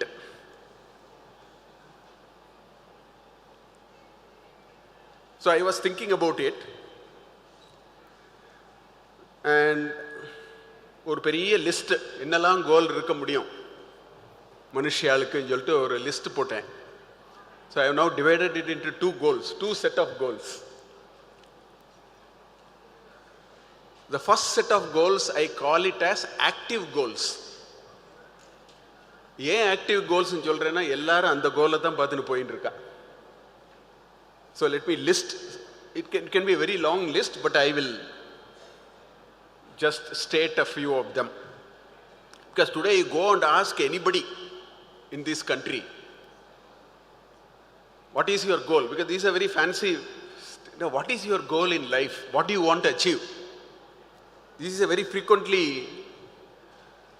held conversation. Youngsters, middle age, everybody talks about it. So if you ask what are these active goals, people will say, I want to study in a very good institution, I want to get good degree, good job, நல்ல உத்தியோகத்தில் இருக்கணும், நல்லா படிக்கணும், நல்லா சம்பாதிக்கணும், நல்ல உத்தியோகத்தில் இருக்கணும், security in life. This is another goal people talk about. Happy family, நல்ல life partner. This is another goal. A lot of people also say that this is another goal. I want to be a top professional, I want to be an entrepreneur, I want to, create economic value. This is, again, I call it as an active goal because a lot of people are very vocal and very particular about this goal. There are some people who say, I want to be famous, I want to be rich, I want to be powerful. நான் ரொம்ப பிரசித்தமாக இருக்கணும். I have to be very, very well known. I have to be very rich, famous. This is another goal. I think a lot of people seriously go after it, and I think they find their way. There is nothing wrong about it. Then there are some goals about movable and immovable assets. நிறைய நகை வச்சுக்கணும், வீடு வேணும், வாகனம் வேணும், வசதி வேணும். So, there are many more, but I'll stop here. I call all of them as active goals. Why? Because people actively go after it. இதுதான் முக்கியமா நினைச்சிட்டு நம்ம பிரயத்தனங்கள்லாம் பண்ணிட்டு இருக்கோம். நம்ம லைஃப்ல whatever we want to achieve, we want to try all that. I have nothing wrong about it. I am not saying this is wrong, but I am saying these are very active. Therefore, I call it as active goals. Then I came with another set of goals. I call them as shadow goals. அது ஒரு சாயா மாதிரி. Wherever I go, it will come, but I am not aware of it. திரும்பி பார்த்தா தான் தெரியும். இல்லை sometimes light இங்க இருந்தா முன்னாடி தெரியும். So I found some goals which are there, but I don't think we think about it all the time. Sometimes we think about it. So again, there can be a long list, but I will restrict myself to 4 or 5. Top of the list is good health. The biggest casualty of today's working is losing health. I don't know how many of you actually think about it. India is the diabetic and hypertension capital of the world. India has the largest number of people in the age group of 20 to 30, either having diabetes or hypertension or both. இந்த டெவலப்மெண்ட்டை நினச்சிட்டு என்ன பண்ணணும்னு தெரியல, மாரில் தான் தட்டிக்கணும், என்ன பண்ணணும்னு தெரியல. I do not know what to do with this. But that goal is somewhere at the back. We don't seem to worry about our health. But occasionally, sometimes it suddenly pops up. And then we think that this is an important goal. After that, we forget it. Another goal, taking care of parents and elders. Again, this is becoming a shadow goal. Again, ரொம்ப தூரம் போட்டோம், கோயம்புத்தூர் போனால் போகிறோம், அதுக்கு வசதிகள்லாம் இருக்கு. You don't have to go too far. So I do not know why this goal is not a very active goal. Increasingly, it is slightly going to the background. That is what I mean. It is becoming, according to me, a shadow goal. Once in a while, it comes up. Preserve rich tradition and culture. இதெல்லாம் மனசுல இருக்கு, அவ்வளவுதான். About this, I am going to talk a little later. At the moment, I am saying this is also one shadow goal, according to me. Then there are some much deeper goals. Punarapi Maranam, Punarapi Jananam, Punarapi Janani, Jatare Shainam, idilendi eppadi velila varudhu. This is a much bigger scope. But that is also a shadow goal. Once in a while people think about it, but that doesn't, நம்ம பண்ற வியாபாரத்துக்கு அதுக்கு என்ன சம்பந்தம் இருக்காண்டே தெரியல. But that is also another goal. Then who am I? Atma Vidya. என்னோட ஸ்வரூபம் என்ன? சொன்ன கடைசி கொஞ்சம் பெரிய பெரிய விஷயங்கள்லாம் பின்னாடி ஒரு லிஸ்ட் போட்டு வச்சிருக்கேன். இதெல்லாம் கோல். So for this session, attaining goals, first we have to ask which goal are we talking. அப்புறம் let us talk about attaining the goal. Are we worried about active goals or are we worried about the shadow goals? Now, if you look at these two goals, two sets, one set which I call it as active goal, another set which I call it as shadow goal, they fall into two different compartments. I do not know how many of you are able to see it. All the active goals have something to do with pravritti. இந்த விவகாரத்தில் வரக்கூடிய goals தான் active goals. I want to be rich, I want to make money, I want to be an entrepreneur, etc., etc. Whereas the second set of goals, I call it as goals related to nivritti. So we have to be first very clear that when we say goal, you cannot simply, just say a few things. We must all understand that our life is one in which there is a pravritti and nivritti. That's why Shankaracharya, when he wrote this Upodghata for Bhagavad Gita, these 10 sentences he wrote a preamble in which he very nicely said, Dvivido Vedoktho Dharmaha Pravritti Lakshano Nivritti Lakshanascha Jagataha Sthiti Karanam Sakshat Praninam Abhyudaya Nishreyasa Hetuhu. We have lost sight of this sentence today. Shankaracharya says Pravritti Lakshana and Nivritti Lakshana are both stated in our Vedic corpus. Rendu important. Jagataha Sthiti Karanam. The stability of this universe critically depends on our ability to pursue both. இன்னைக்கு modern லிவிங்ல ஒரு பெரிய problem என்னன்னா, you can get a 8-digit salary and all diseases with you.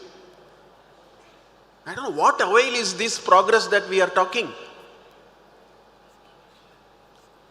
You cannot just pursue pravritti. People tell me, no sir, I will have a very active professional life. I will retire at the age of 65, 70, 75 one day and then I will become spiritual. You cannot become spiritual by sleeping today night and getting up tomorrow morning. That will not happen. That is a wishful thinking. From a very early age, we should learn that we should have a balance between pravritti dharma and nivritti dharma. Such a person will attain some goals. Some of them will be of the pravritti nature, some of them will be of the nivritti nature. Therefore, first of all, I think we should develop enough clarity when we say goals. Today in modern education, they will only talk about pravritti goals. The nivritti sambandhamana விஷயத்தை பேசுறதே கிடையாது educational systemல. IIM ல நாங்க அதெல்லாம் சொல்லி கொடுக்கிறதே கிடையாது. That's not or IIT ல we don't say any of these. That life is a life which is incomplete. That a life is a life which will throw surprises when we become old. அதுக்காக தான் Vedic education வேணும். So when you say attain goals through Vedic education, the first clarity we need to develop is we want pravritti dharma and nivritti dharma. So we need an education which should be able to develop both, which should bring us into both the domains. That is something which is not available in a mainstream education today. School la poi padikira vishayam kedaiyadu. That is where the whole idea of Vedic education comes. And if it is not for this community to protect Veda, no other community can protect Veda. If this community is not doing, it is going to be a very serious problem for us. See, I met some 7-8 years back when I had a darshan of Acharya, I don't want to name. He told me, Mahadevan, do you know one thing? In many Veda Pathashalas, in certain parts he was mentioning to me particularly, ஸ்கூலுக்கு போக மாட்டான், SSLC fail, ஒன்றுத்துக்குமே பிரச்சனை இல்லாத கொண்டு வந்து நீங்கள் வந்து உட்கார வைக்கிறது. This is what you have done to the Vedic education எங்ககிட்ட சொன்னார், ஒரு ஆச்சாரியார் சொன்னார் என்கிட்ட. When the youngsters are not useful for this, anything that we want to do in the contemporary world, you want to send him to the Pathashala. Is this the way we want to actually deal with our Vedic corpus? He asked me. Is Vedic education so unintelligent and so, among the list of people who are the least intelligent, we'll send them to the Veda Pathashala? In fact, in one Veda Pathashala, somewhere near Sringeri I went, that Acharya told me, sir, we have a huge problem. 10th class fail ஆனா இங்க கொண்டு விட்டுறா, ஆத்துல வச்சுக்க முடியல இந்த பையனை. ஒரு 3 வருஷம் ஏதோ சாப்பாடு போட்டு நீங்க ஏதோ பண்ணுவீங்க, அப்புறம் பார்த்துக்கலாம். Then these people also run away after 2-3 years. In Madurai there was a Veda Pathashala, Rigveda Pathashala, which was going to be started. So I asked him, sir, what is it? He said, sir, get some good students. We don't want money. Get some good students. That is what we have done to Vedic education today. Brahmin community has done it. I want to tell this. ஆச்சாரியால 3 வேளை சந்தியாவந்தனம் பண்ணுங்க தான் சொல்றா. அவனு பெரிய வேத அத்தியனம் பண்ணுங்கன்னு சொன்ன மாதிரியே எனக்கு தெரியல. அவளை அந்த லீஸ்ட் காமன் டினாமினேட்டருக்கு நம்ம எடுத்துன்னு வந்துட்டோம். Because lot of Brahmins are not doing sandhyavandanam. Looks like we don't have time. So what Vedic education are we talking about then? I remember this happened in 1940s, 30s I think. A group of people from Madurai wanted to go and meet Chandrasekhara Bharati Swamigal in Sringeri. And what was the reason? No, the Brahmanathamla குறைஞ்சிட்டு வருது, என்ன பண்ணணும் போய் ஆச்சாரியால்கிட்ட போய் கேட்கணும். And they went. They came back, there was one answer. There was one thing Acharya told. நீங்க வந்திருக்கிற வேறு 3 பேர் சந்தியாவந்தனம் பண்ணுங்க போறோம். Everything will remain intact. அவ்வளவுதான் சொன்னார் அவர். So therefore, this whole idea of Vedic education is something which this community, I want to earnestly request this community to put your full attention into it and understand what is happening. Otherwise, we will write it off in about 80 years, 100 years. அப்புறம் ஏதோ ஒரு wave திருப்பி ஆரம்பிக்கும்.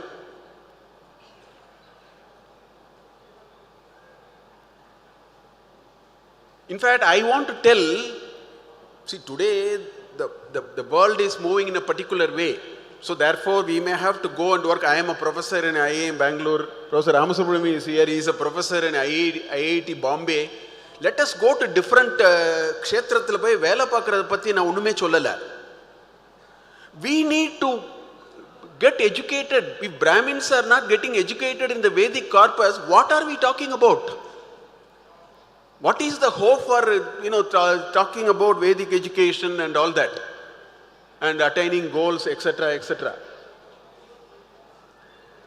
Now, if somebody properly goes through a Vedic education, what kind of things can happen? A small list of things which I want to share.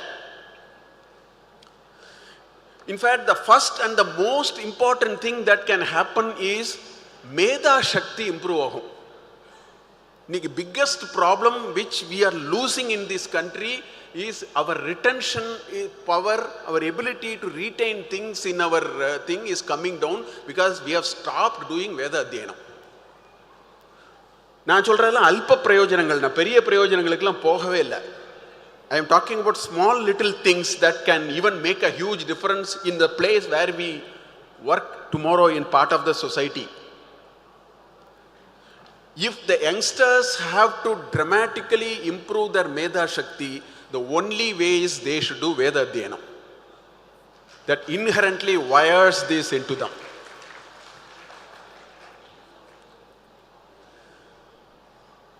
The Vedic corpus epidin ketelna, it dramatically nourishes lateral thinking. It actually nourishes a lot of positive speculation. That's very important. Last session was an innovation. How do you do innovation? We are all told, H.G. Wells came with a time machine or journey to the moon. அதனால தான் நம்ம வந்து ராக்கெட்டை கண்டுபிடிச்சோம், Moon போனோம்லாம் சொல்லிட்டு இருக்கா. You should go and read Nasadiya Suktam. We should first know what is written. Nasadasi, Tadanim, Sadasi. ஒரு 10 மந்திரத்தில் என்ன சொல்லியிருக்குன்னு போய் பார்க்கணும். இன்ஃபேக்ட் அந்த 10வது மண்டலத்தில் ரிக்வேதத்தில் 129வது சூக்தம், 131வது சூக்தம், புருஷ சூக்தம், ஹிரண்ய கர்ப்ப சூக்தம். There is a lot of positive speculation about origin of the universe. இன்னைக்கு என்னமோ காஸ்மோஜெனி, காஸ்மாலஜி எல்லாம் சொல்ற. There is a lot of speculation. We are actually denying ourselves to this capability to speculate. That is a raw material for innovation. Where will innovation come from? We should groom ourselves to this very nice way of lateral thinking. That will come out of Vedic education. A person who goes through that will develop it, knowing or unknowingly, they will develop that. The greatest advantage of Vedic education is it will provide a balanced view of life. What is missing today totally? இன்னைக்கு இருக்கிற education சிஸ்டத்தோட biggest problem என்னன்னா, all the kids are told only good things can happen. Only good things can happen. This is a Western idea. Everything only good can happen. Whereas our literature never said that. In fact, Bhagavad Gita ஒரு 25 இடத்துல திருப்பி இந்த திதிக்ஷாவை பத்தி பலவிதமான ஸ்லோகங்கள் இருக்கு. மாத்ரா ஸ்பர்ஷாஸ்து கௌந்தேய சீதோஷ்ண சுக துக்கதாக ஆகமபாயினோ அனித்யாக தாம் திதிக்ஷஸ்வ பாரத. We should empower our youngsters with a very clear understanding the world is a roller coaster life. Avada success அடைய முடியும் in whatever they pursue. Life is a roller coaster ride. What is this whole idea only good things can happen? This is modern education. Whereas if you look at our Vedic corpus, it brings this balanced view of life. It also brings larger purpose of life.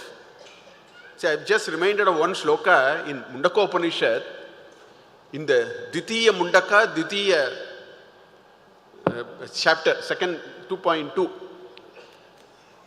அதில் அழகாக ஒரு மந்திரம் இருக்கு. பரீட்ச லோகான் கர்மச்சிதான் நாஸ்திய கிருத்தோ கிருத்தக நிர்வேதமாயன் நிர்வாதமாயன் தத் விஜானார்த்தம் குருமேவாபிகச்சேத்துன்னு ஒரு ஸ்லோகம் இருக்கு.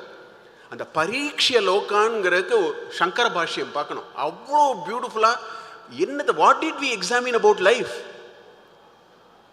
அந்த பரீட்ச லோகான்ங்கிற அந்த ஒரு பதத்துக்கு மாத்திரம் you should look at the Shankara Bhashyam. ஒரு 10-12 விஷயங்கள் அதில் வரிசையாக வருது. We should have the benefit of reading all that. Why are we not having the benefit of reading all that? Most of us don't even know such things existing in our corpus. ஒரு balanced view of life வேணும்னா Vedic education is very, very important. ஒரு positive outlook to life வேணும்னா Vedic education is very, very important. And that Vedic education is simply not available by design. It is available only by choice. யாரோ ஒருத்தர் 2 பேர் அம்மா குழந்தைகளுக்கு ஏதோ சொல்லி தெரியாது, பக்கத்தில் ஒரு வாத்தியார் இருக்கார், அவர் அவ்வளோதான். It has been reduced to that lowest common denominator today. Whereas if this society chooses today, because there is a large community of Brahmins here, if this community decides today that this is not the way to go, we need Vedic education. Whether it is, government is having its curriculum, it's all waste of time. We should not actually waste our time waiting that something will happen by the government. All that we should not do. If we feel it is important, this community must take it squarely in their hands and say, what do we do about it? That question we need to ask. In fact, Chandogya Upanishadil அழகா ஒரு இது இருக்கு. நால்பே சுகமஸ்தி பூமாவை சுகம் யத் அல்பம் தத் மர்த்தியம். What kind of thoughts? Na alpe sukamasti. In management, in some of the top management programs, we talk about thinking big. What is this thinking big? Na alpe sukamasti bhumavai sukam is what it is showing. So if only we care to dip into these various components of the Vedic corpus, it will only make life difficult. Even if I go and work in a bank, or I work in a college, I work in a social enterprise, I am working in a temple, it doesn't really matter. This corpus is a precious piece which is being handed down through generations. And for a variety of reasons, in the last 200 years, we are progressively pushing it to the back burner. I think this is a question we need to ask now.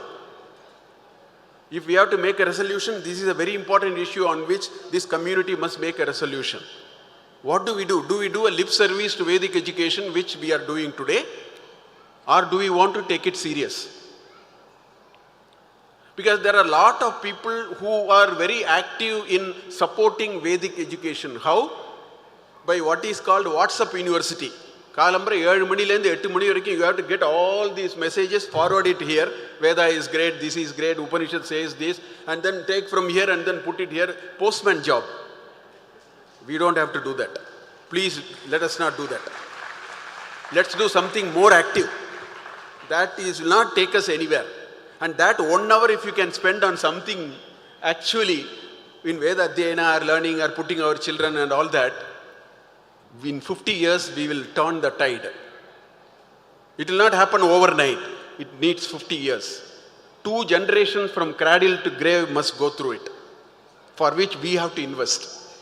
It's only a discontinuity. In the last 150 years, there is a discontinuity. We can't afford to leave it like that or just do a lip service to this. We have to take very active steps to do that. Because if we don't do it, it is just a matter of, some people tell me, no sir, wherever there is a Vedic education, I will support by funding. Sir, please don't do that. Do it once in a while.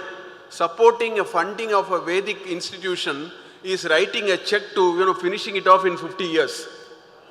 We don't need that. That's only one small step. On the other hand, let us take a pratigna. Every child in our family will go through a Vedic education. Let's take that Vedic pratigna. And after that, let them go and work wherever they want to work. I am not even saying that you don't have to. Because the Veda Mata will know how to guide this child, where this child has to be taken and then taken forward. That we have lost out. So therefore, in fact, I actually want to read, as I am coming here, I received a mail from one person, young person. I don't want to read the full thing, an email, but I just want to read a portion, just to tell you why we need to act. So this gentleman says, the Brahmin community in Palakkad is dwindling. I mean, this is what he has written. How much of this we'll have to understand. Many have migrated away, leaving behind a once thriving cultural hub. He says, take my own Gramam, Tarakkad for instance. It once had 135 Brahmin households, today only 30 remain. Micha 105 പേർ ഇല്ല. With a mere 10 having a next generation to carry forward our traditions. This trend is reflected across 108 Agraharams of Palakkad, and I regret to say that there is no reliable data or statistics available on the current status of the Brahmin community in the region. I mean, there is something more he has written, but I just wanted to tell you that this shows a certain urgency in this matter.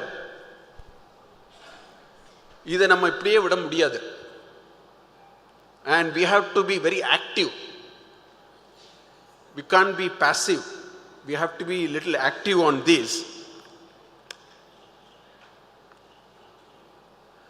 So therefore, I have only a few thoughts to share with you before I close. See, நம்ம சம்பிரதாயத்தில் பிராமின்ஸுக்கு கர்ப்பாஷ்டகத்திலையோ ஜென்மாஷ்டகத்திலையோ உபநயனம் பண்ணணும்னு இருக்கு. We should not delay it. We should not go out of this. If there is a rule put in a company, how many of us are violating that rule? Why do you want to violate every rule that is laid out for us? It says Janmashta or Garbhashta. 7 வருஷம் 2 மாசத்துலேருந்து 8 வருஷத்துக்குள்ள குழந்தைகளுக்கு நாங்கள் பூணல் போடுவோம். Let us take a resolution. Step 1. That's where Vedic education will start. Otherwise, Vedic education will not start. You may be asking, why am I saying it? Please give 6 years. I am not even saying 12 years. Give 6 years. And the 8 வயசுலேருந்து 14 வயசு. Because in this standard onwards, students have to be a little more competitive. So I will leave all that. 8 வயசுலேருந்து 14 வயசு வரைக்கும் 6 years you put, let us take a vow that every Brahmin family henceforth will say that the Upanayana will be completed before the age of 8. Between the age of 8 and 14, we will do a Vedic education. There are enough people here to draft a very good program of how to spend 6 years, even taking 3 days a week. Azhaga pannalam. Onu peri kashtam illa. That will transform. That will transform the society, transform this community. I think that is all I want to say. I don't want to, throw big items in front of you. I want to be very realistic and simple things. If we do that, mark my word, our Shraddha and Vedic education will increase. The benefits that we will get out of the Vedic education will definitely be there. We will know how to state our goals. We know how to go after the goals and attain what we want to attain. With these few words, I'll stop here. I want to keep it as simple as possible. There are others to say. Thank you. We need an education that will help develop both Pravarti Dharma and Nivarti Dharma. Vedic education is the need of the hour, which will develop our Meda Shakti and help us to have a balanced view of life. Thank you very much, sir. Our next speaker is Professor K. Ramasubramanian. He is a professor at IIT Mumbai in the Cell for Indian Science and Technology in Sanskrit, Department of Humanities and Social Sciences. Sir holds a doctorate in theoretical physics, a bachelor's in engineering, and a master's in Sanskrit. He got elected as a council member of the International Union of History and Philosophy of Science and Technology. He was a member of the Second Sanskrit Commission formed by MHRD. Over to you, sir.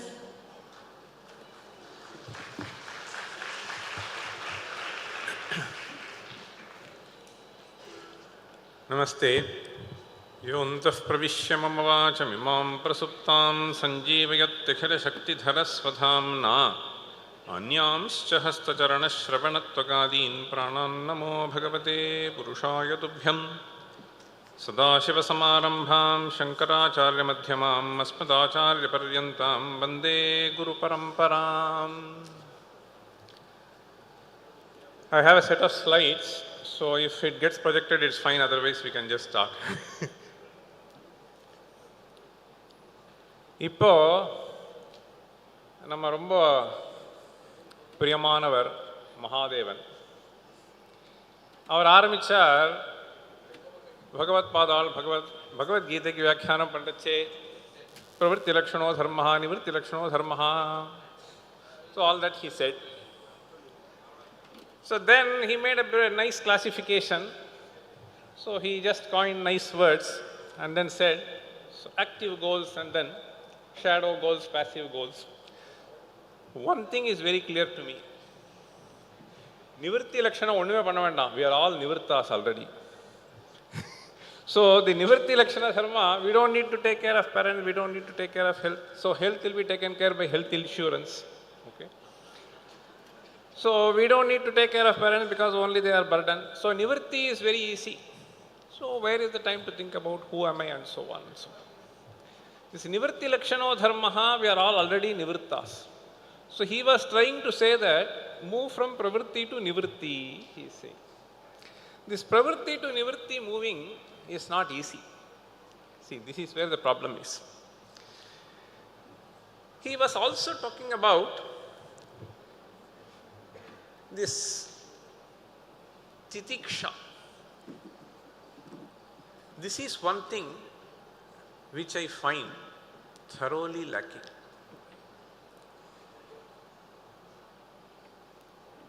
In Veda, he was talking of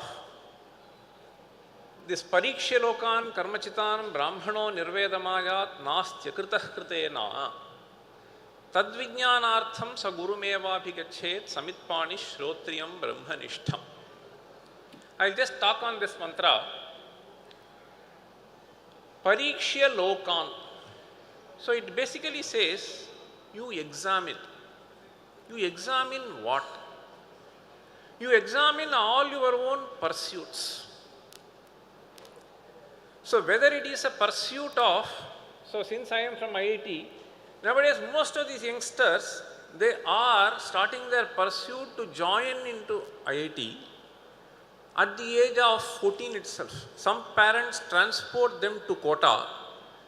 So 2 years before they take the examination, or sometimes 3 years before, sometimes 4 years before. In Andhra it has become a big racket, and Rajasthan it is a much bigger racket. Why? Why do they want to? All these are pravritti, no doubt. And this fellow, when he comes, he is almost dead.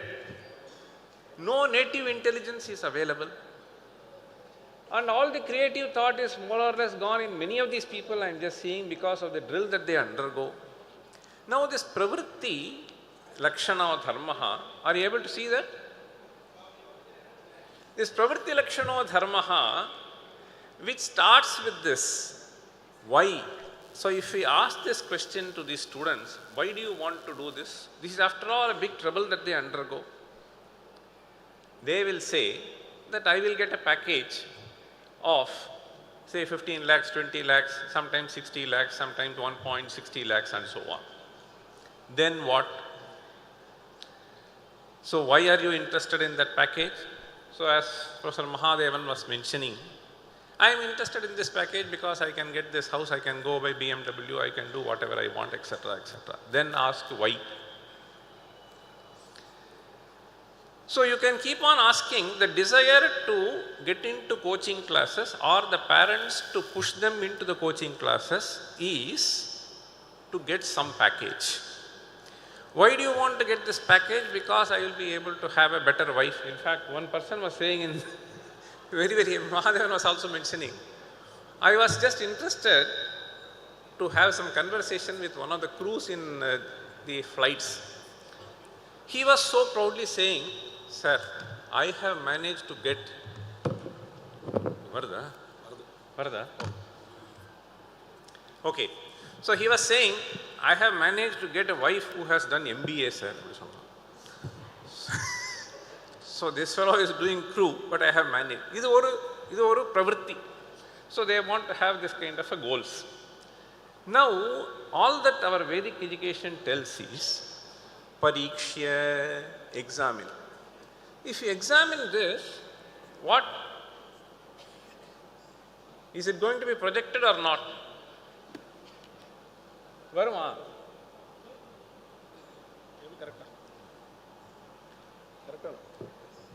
Varum varle solta porum. I will just plan in my mind. Vandu porda.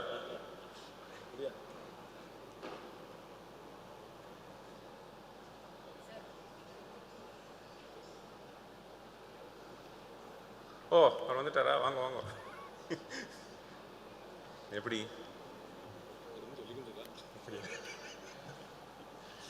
சரி, அப்போ மூடிடலாமா? வேண்டாம்னு.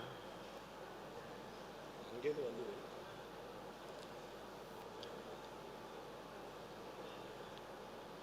அங்கேருந்து final கால் தான். ஓ சரி, வாங்க வாங்க. Okay. So this pariksha is basically examining. If you examine our own desires, you can broadly put into two categories. One is this instrumental desire. I want to join this IIT because I have something to do. I want to get this position, I want to get this fame. This is all instrumental desires. And there is something called terminal desire. Why do you want to do this? Why do you want to do this? If you keep on asking this question, even those people who are trying to reach out to others at the cost of their own benefits, if you ask this question, ultimately it boils down to saying that I am satisfied by this. So this satisfaction is something which is what we need to understand is the primary goal of whatever pursuits that we are undertaking, irrespective of the goal that you have.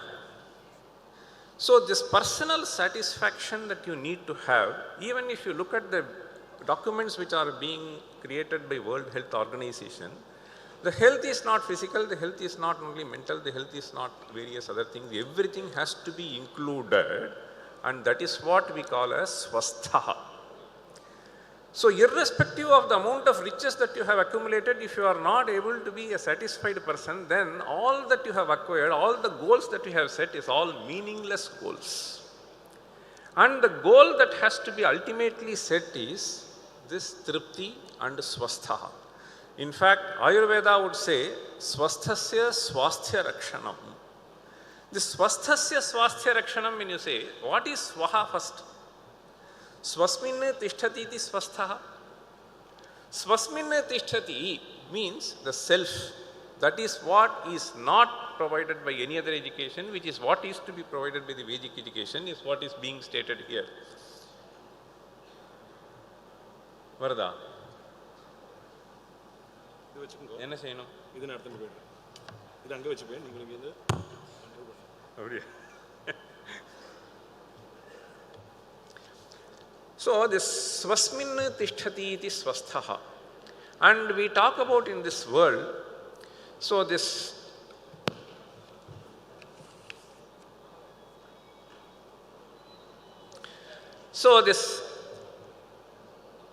Parama Purushartha in our life should be Triptihi. And this is what is thoroughly lacking. So if we just move on to various other things, so it has been beautifully stated in a nice verse. Najatu kamah kamanam upabhogena shamyati havisha krishnavartmeva bhuyayeva abhivardhate. So najatu kamah kamanam upabhogena shamyati. So you can have one after the other, one after the other, one after the other, but is it ever going to terminate? It is not going to. So the only thing where you will say that it is terminated is in the form of tripti. So suppose somebody were to ask, why do you want to be happy? Does he have any answer? So this is what is swasthatva. Swasmin tishtati iti swasthaha. So this Atma Rupa, so the Vedic education has this profound knowledge to convey to us that this Atman is of the nature of Sukha Rupa. In fact, this is one of the most brilliant things which has been nicely brought out by Vedic education, which one cannot bring in by any other means. So in fact, the very word Swa is defined as Yat nadukhena sambhinnam nachagrasta manantaram abhilashopanitancha tat sukham swafpadaspadam. In fact, we talk about the Swarga, Swarga, Swarga. Even in English, we talk about heaven and hell.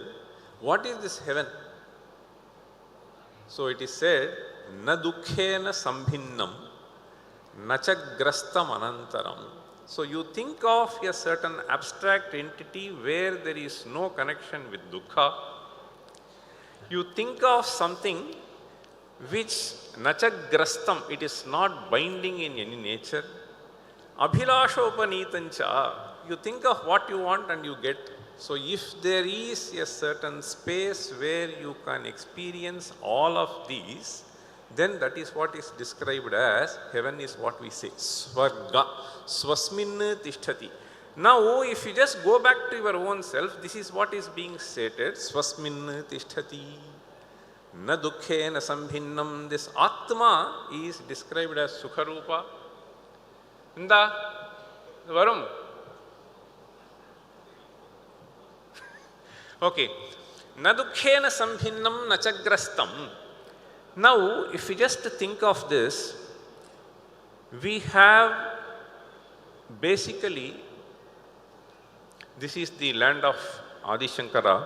Let me start with a verse which Bhagavad Pada has stated. I think I will just explain this verse whether it comes or not. Now, in Bhagavad Padas, one of the most important works he says, Shatashloki. Yah kaschit saukhya hetoho trijagati yatate naiva dukkhasya hetoho dehe ahanta yah kaschit saukhya hetoho trijagati yah kaschit. Doesn't matter whether it is a human being or a mosquito or a donkey or a monkey. Trijagati yatate. He was talking of pravritti. Why? Saukhya hetoho. Adhanalada, there is no question now, why do you want to be happy? This is a terminal desire that everybody has. Yah kaschit saukhya hetoho trijagati yatate naiva dukkhasya hetoho. And he says, dehe hanta tadutha svavishaya mamata cheti dukkhaspade dve. There are only two entities which cause you sorrow. One is dehe ahanta. So many people develop various kinds of complexes. Those who are short, they want to have 4 inches heels. Those who are dark, they want to have some cream. Those who want to have fair complexion. Those who are small eyebrows, they want to stick something to that. So these are all dehe hanta. So this creates all kinds of complexes in people. Tadutha svavishaya mamata cheti. All the pursuits that we have, whether it is yashas, whether it is this business, whether it is entrepreneur, whatever you want to prove, then you want to create a certain environment and you want to create a certain empire and you do not know ultimately what to do with that empire. I have seen so many people, millionaires who have 40 companies, 50 companies, and then I have interacted closely with them. They finally say, I don't know. That itself becomes a source of worry for you. Tadutha svavishaya mamata cheti dukkhaspade dve. There are only two sources of sorrow for us. Ahanta and mamata. Mamata, see, I am so and so, right? In fact, I have a very interesting friend in Italy. She created a huge empire there in Italy. And then she sometimes visits and then studies. For the past 30 years, I know her. Having created this, recently I went, her health has gone down. I am not able to visit. Then I said, drop it and come back and settle in India. She said, no, I have created this house. How do I leave this house? So you create a certain asset and you are not able to leave now. That bandha which gets established, ahanta svavishaya mamata cheti dukkhaspade dve janan rogabhighatadyanubhavati yataha anitya dehatma buddhihi bharya putrarthanashe vipadamath parameti narati nashe. This is Vedic wisdom which is not available anywhere. Let me just tell you, ultimately if you analyze. So it is a beautiful thing. This is the land of Shankara, and Shankara brilliantly brings in this. There are only two sources of sorrows. There are only two lakshya which a people can have. Either I want to be out of sorrow or I want to be happy. These are the two things. Okay? Ishta prapti, anishta nivritti, sukha prapti, dukkha nivritti. These are the goals. Ultimately, whatever be the goals. Even if you want to serve parents, there is a sukha prapti should be there. Even if you want to avoid parents, dukkha nivritti should be there. Whatever it is. Okay? Whichever way you look at. Now, dehe, ahanta, svavishaya, mamata. These are the two sources of dukkha, he says. How does he justify? He says, if you have some beloved wife, okay, now this wife will become a source of unhappiness little later, which is what keeps happening. No? There are so many cases which I see today. So, previous year they get married, next year they get divorced. In fact, that is not even the case. One case, that girl, this is a big problem, that girl came, so this was one instance which I heard. That girl was married and 4 days marriage, that was a Dikshitar, and this girl came to this person's house.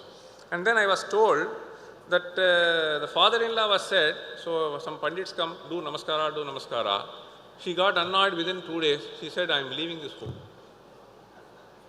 It is not joke, reality, I am saying. So, this is how things are happening today. Ahanta tadutha svabhishaya mamata cheti dukkhaspade dve janan roghabhighatadi anubhavati. If you are too attached to your deha, this roga, this physical disease, then your own complexes is mental disease, roga, abhighata. There was one of my relatives, this relative, he used to go to some marriages. So he expects people to just come and welcome him as he enters. If that does not happen, then he gets annoyed. Why? Abhimana. I have to be respected. I am so and so. This is my relation. You are creating your own problem and create problem for others. Ahanta svavishaya mamata cheti dukkhaspade dve janan. And this person, it just happened that this person went into all sorts of troubles because he was expecting that he should be respected by family members, his brothers and so on and so forth, wherever he goes. Therefore, he is a source of hell for others. This is the Vedic education which you cannot otherwise.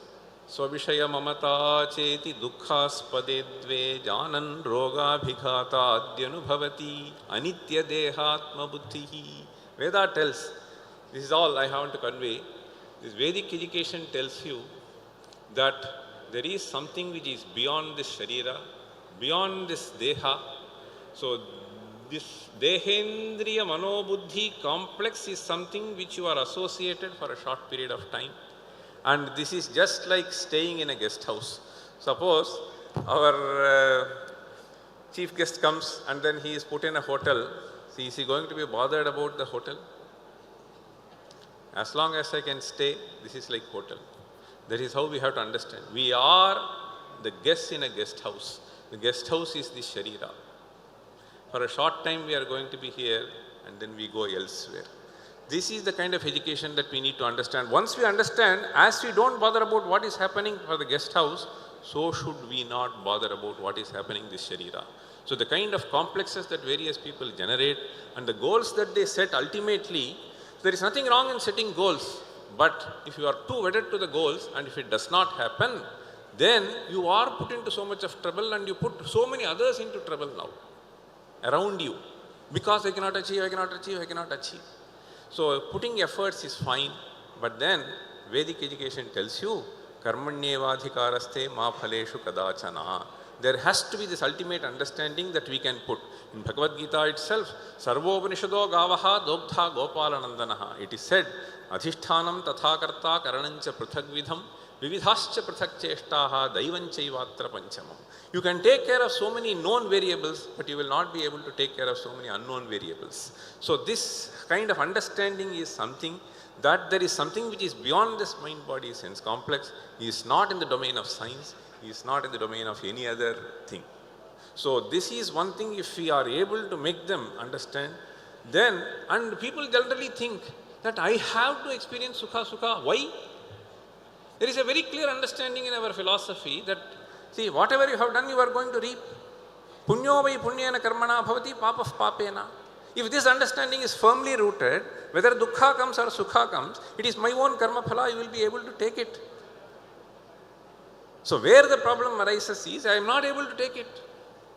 In fact, Rama tells, when he is undergoing sorrow after sorrow, he says, Manyevaya nunam abhipsitani papani karmani yasakritkritani tasyaya madhya patito vipakaha dukkhena dukkham yadaham vishami.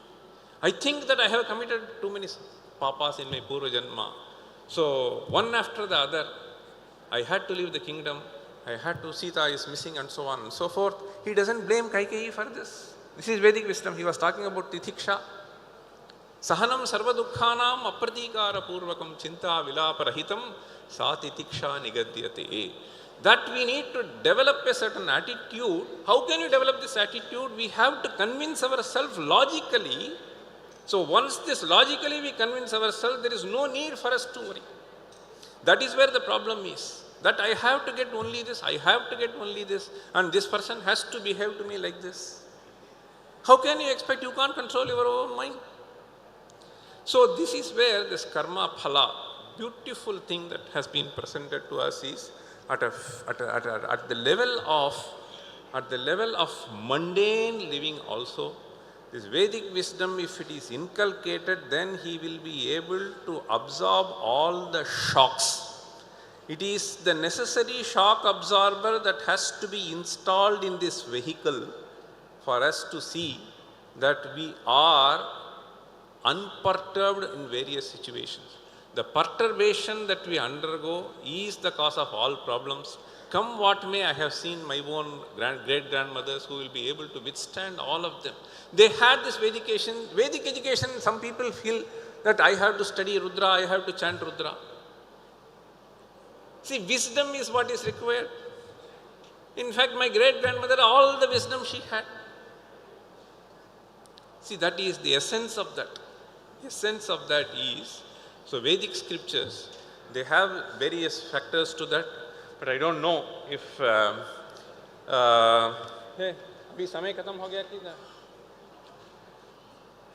so, see, I'll just tell you, there is one thing if we have to convey to our children,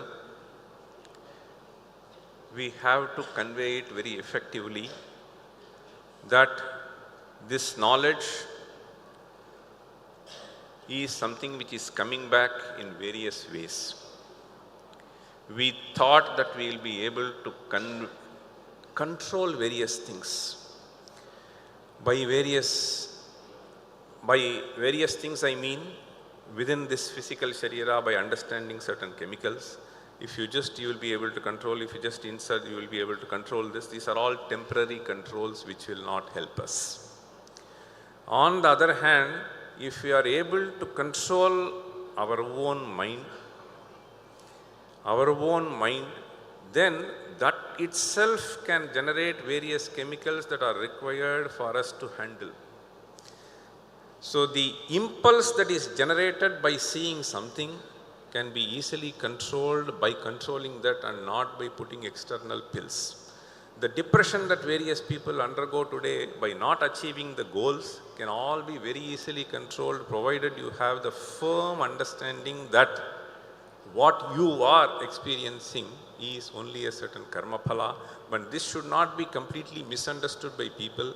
When it comes to you, you have to take it as karma phala.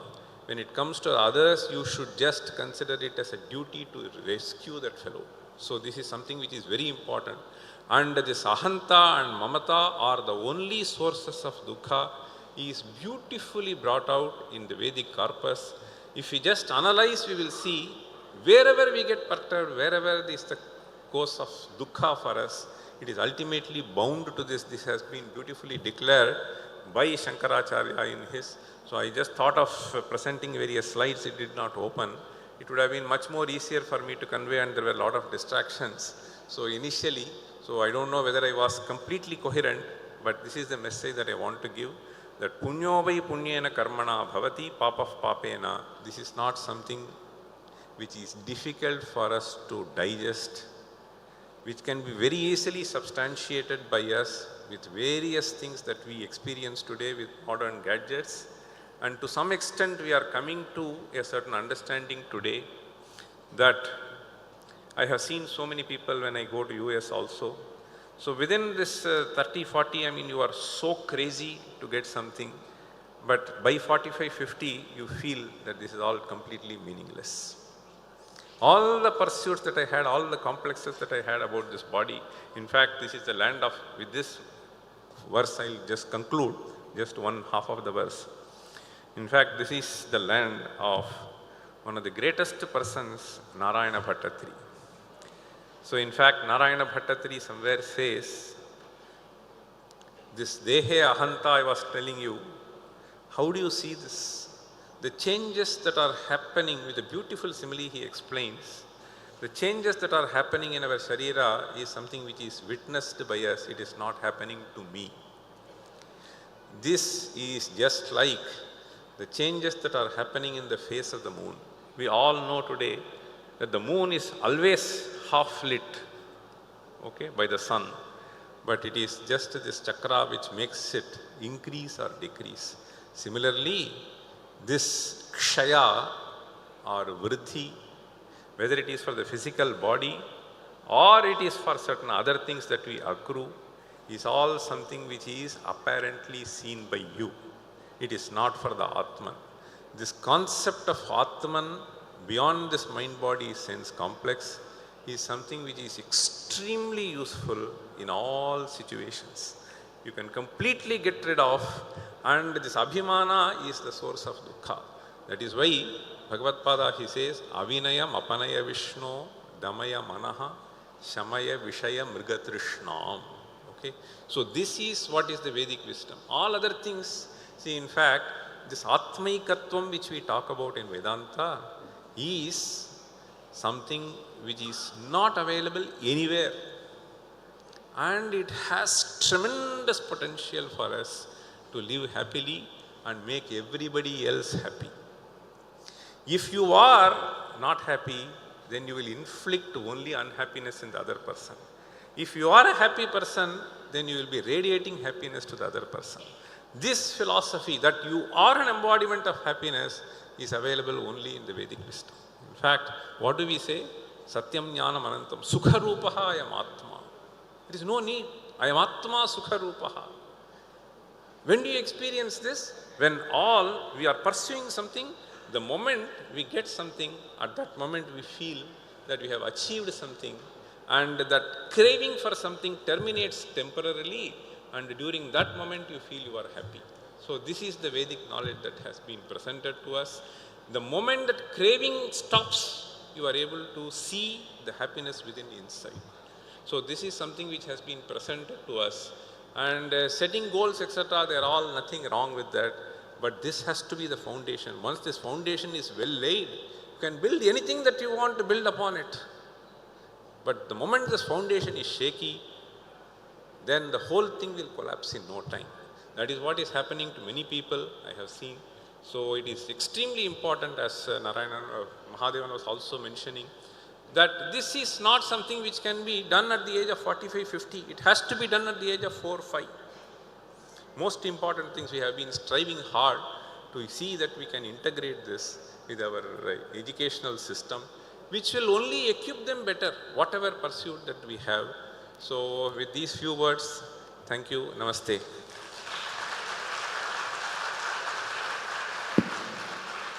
There are instrumental desires and terminal desires. Satisfaction is the primary goal of all pursuits we undertake. Ahanta and Mamata are two sources of sorrow. Swastha is what we lack in life, and Vedic education leads us to Swastha. Thank you, sir.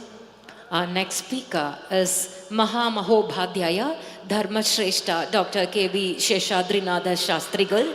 He retired as principal of Madras Sanskrit College, underwent Krishna Yajurveda Kramanta course at Nurni Vedashastra Padashala.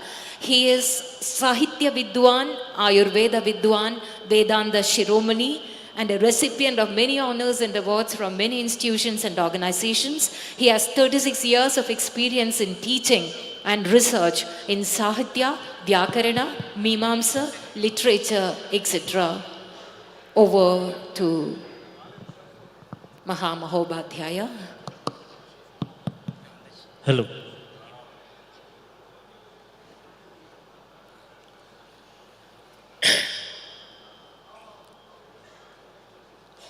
Sri Gurubhyo Namaha. Namah Suryaya Somaya Mangalaya Budhaya Guru Sukra Sanibhyasya Rahave Kedave Namaha. Namah Sadase Namah Sadasastaraye. இங்கு அமர்ந்திருக்கும் அத்தனை பேர்களுக்கும் எனது நமஸ்காரங்கள்.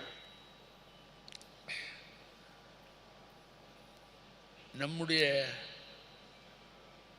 இந்த ஜீவிதத்தில்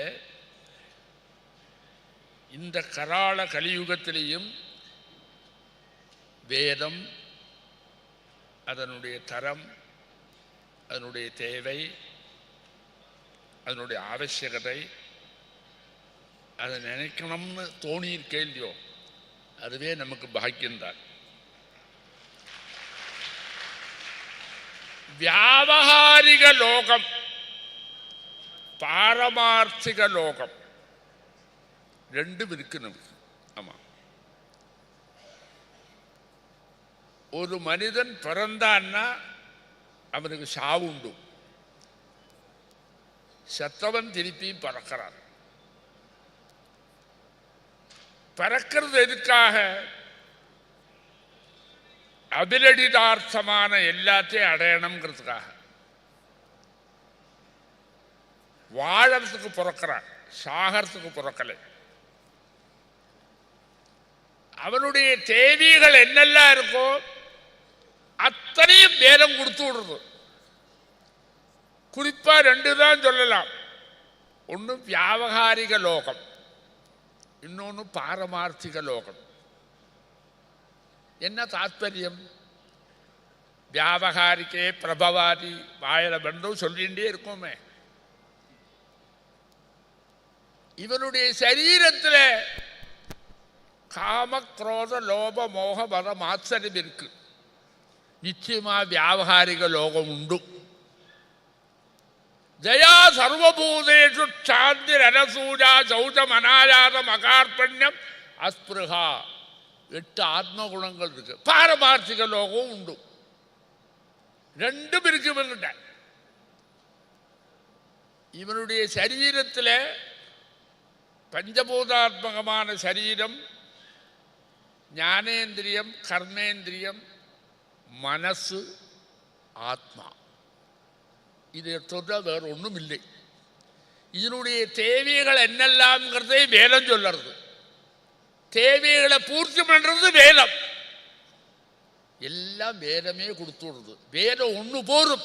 வேதம் எதிர்த்தமான ஒரு சமாச்சாரம் இவனுக்கு தேவையே இல்லை. ஆமாம், என்னமோ நான் வாயில வந்தது சொல்றேன் நினைக்காத. இல்லை, இல்லாத ஒன்றும் வேதத்தில் சொல்லாது, இருக்கிறது மட்டும்தான் சொல்லும். கராள கலியுகத்தில் நம்முடைய சிந்தனை பலவிதமா மாறி இருக்கிறதுனால வேதம் என்ன சொன்னாலும் அதை வாங்கிக்கிற சக்தியும் நமக்கு இல்லை, அதுல நம்பிக்கையும் இல்லை. ஆனா அத்தனையும் உண்மை. யாவதி இருவை தேவதாஸ்தா சர்வ வேத விதி பிராமணே வசந்தி. சொல்லறதே வேதம்.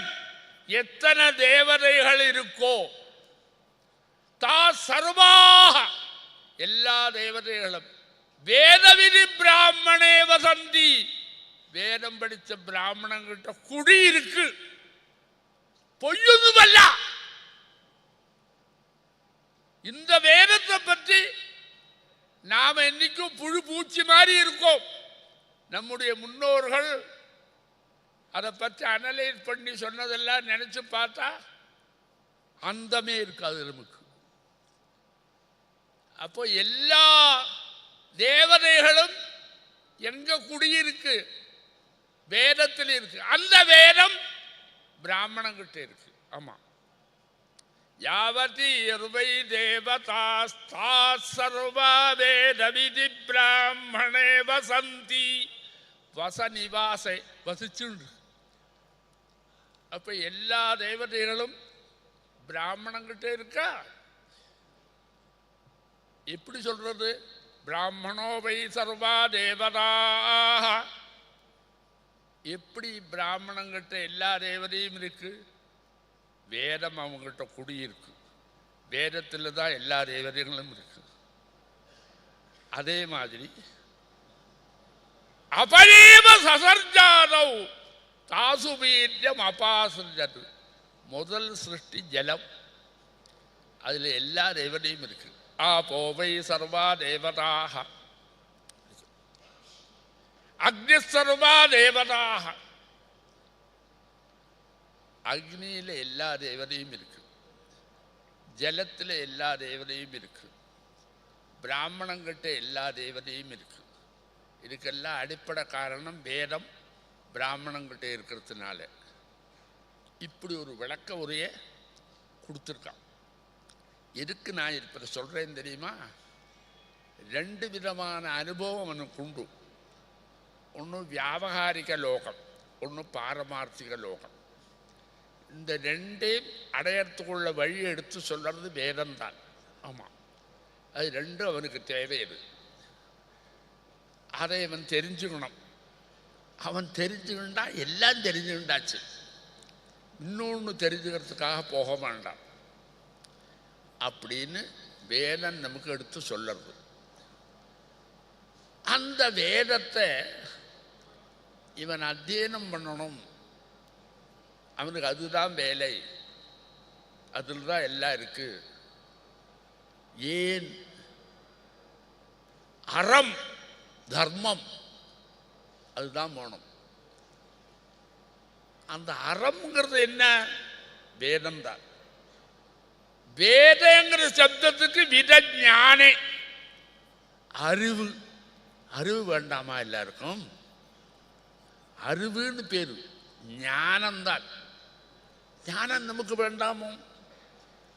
அதனால வேதாத்தியனம் பண்றது நிரந்தரமா சொல்லிட்டு, தர்மோ விஸ்வஸ்ய ஜெகத பிரதிஷ்டா. இந்த லோகம் இருக்கணும் நீ இருக்கிறதுக்கு. அப்ப லோகம் ஸ்திரமா இருக்கணும்னா என்ன வேணும்? தர்மம் இருக்கணும். தாரணா தர்ம இச்சாவோ தர்மோ தாரேதே பிரஜா. ஆமாம், உன்னை தூக்கி பிடிச்சு நிறுத்துறதே தர்மம் தான். ஏதோ பழைய காலத்தில் வேதம் சொல்ற மாதிரி நான் ஒப்பிக்கிறேன் நீ நினைக்காத. சம்ஸ்கிருதத்தில் எடுத்து பாரு, சம்ஸ்கிருதம் தெரிஞ்சுக்கணும். நாம எந்த அளவு கீழே போயிட்டோம் தெரியுமோ? பரிதேசனமே நம்ம பண்றது இல்லையா? சாப்பிடறதுக்கு மறந்தாச்சு. ஆமா, പരിചേതനമേ ഇല്ലേ? ഋതന്വാ സത്യേന പരിഷിഞ്ചാമീതി സാരം പരിഷിഞ്ചതി സത്യം ത്വർത്ഥേന പരിഷിഞ്ചാമീതി പ്രാതഃ அக்னர்வாருதம் அசாவாதித்ய சத்தியம். எவ்வளவு விளக்க உரையை சொல்லுறது?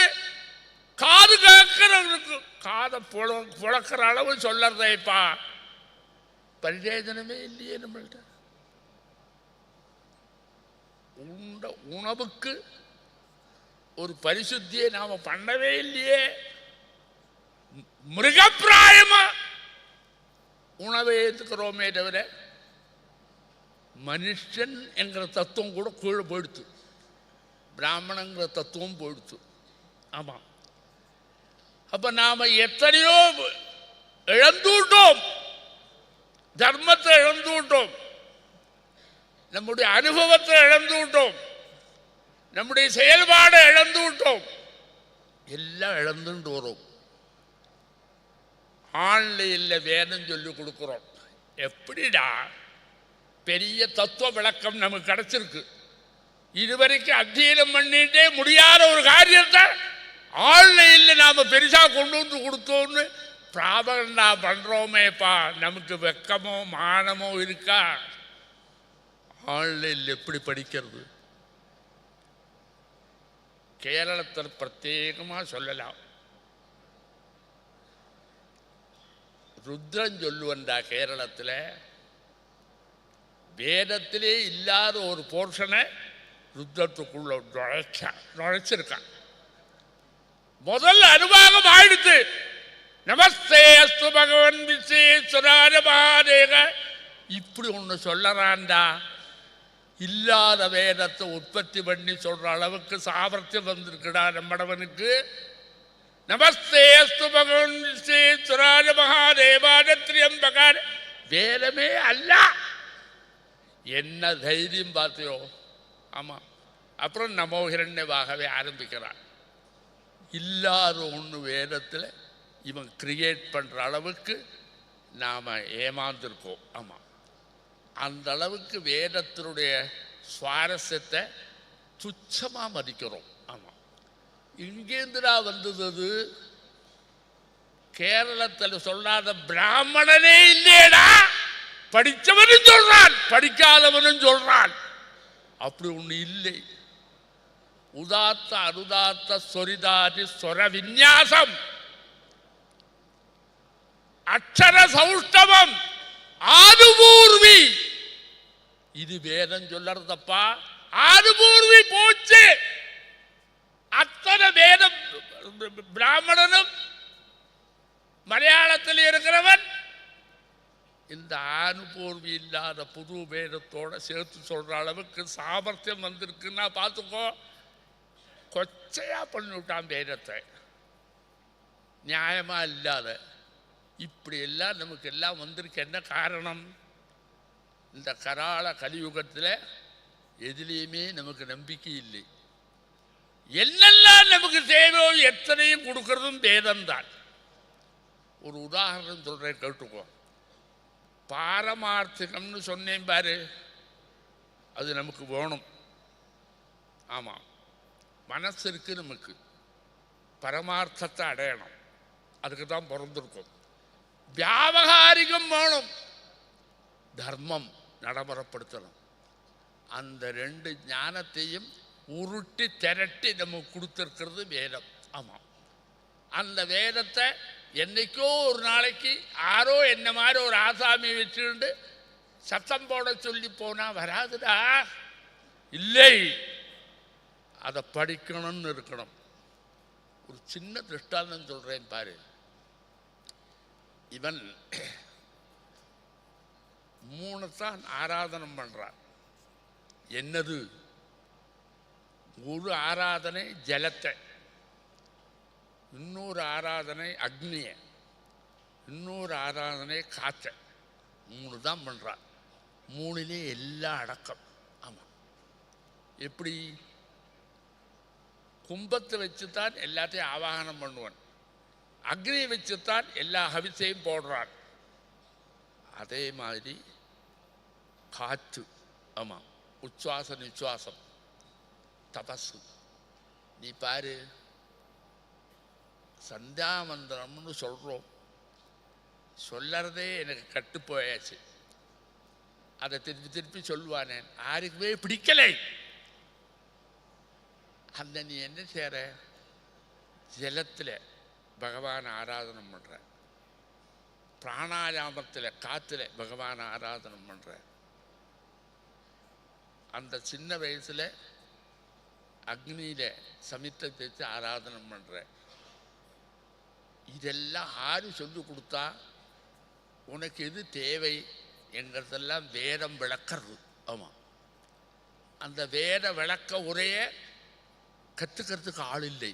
ஆமாம், ரொம்ப ஈஸியாக, ரொம்ப ரொம்ப வசதியாக சீக்கிரமாக கற்றுக்கிறேன்னு சொல்லிட்டு எத்தனை பேர் அந்த வேதத்தை சின்ன பின்னமா அது பண்ணினத்தை வசதியா பண்ணியிருக்கேன்னு பிரசன்டேஷன் பண்ணுறதுன்னு வரும்போது மனசு ரொம்ப தளர்ந்து போகிறதுப்பா.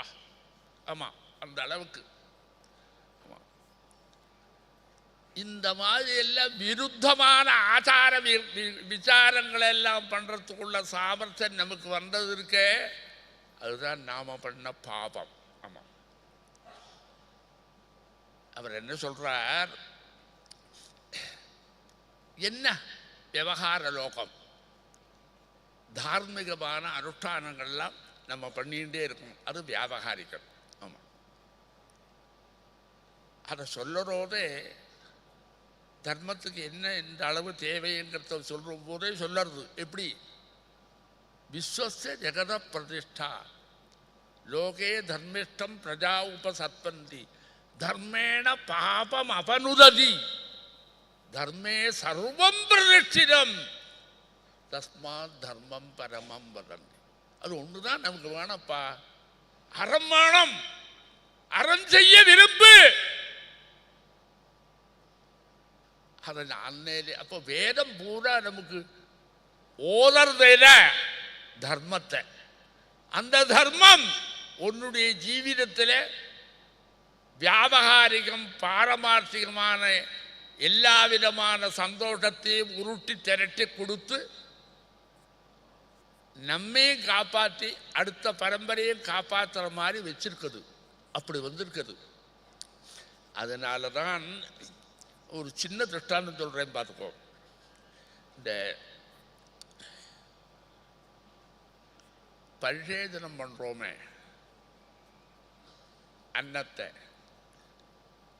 நம்ம எப்படி பரிசேதனம் பண்ணுவோம் தெரியுமோ, அப்படி தொட்டு வச்சு விட்டுடும். ஒரு வேலையும் நடக்காது, அப்படி வச்சு விடுவேன், ஒரு சப்தமும் இல்லை. அங்கே என்ன சொல்கிறார், அந்த சாயங்காலத்தில் ரிதந்த்வா சத்தேன பரிஷிஞ்சாமீதி சாயம் பரிஷிஞ்சதி. சாயம்னா ராத்திரின்னு அர்த்தம். ஆமாம், ஒரு மனுஷனுக்கு 2 வேளை சாப்பாடு, பகலில் ஒரு தடவை, ராத்திரி ஒரு தடவை.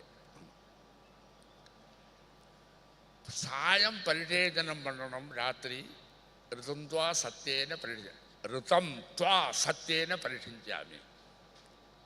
கார்த்தால பரிசேதனம் பண்ணணும், சத்தியந்த்வா ரிதேன பரிஷிஞ்சாமி. அக்னிதான் ரிதம். ஆமாம், ராத்திரியில் அக்னிதான் இருப்பன், சூரியன் காத்தாலே இருப்பன். ராத்திரியில் அக்னி, ரெண்டும் ஒன்று தான். ஆமாம், அக்னிர்வா ரிதம் அசாவா நித்திய சத்தியம். நல்லா ஒன்று கவனிச்சுப்பார். உனக்கு ஒன்றும் பெருசாக ஒன்னோடும் தலையில் ஒன்றும் ஏத்தலை. நீ அனுபவிச்சுட்டு இருக்கிற லோகத்தில் காத்தாலையும் சாயந்தரமும் ராத்திரி ஆனால் அக்னி பிரகாசிக்கிறான், பகலாக இருந்தால் சூரியன் பிரகாசிக்கிறான். அக்னிம்பாவா நித்திய சாயம் பிரவிசதி.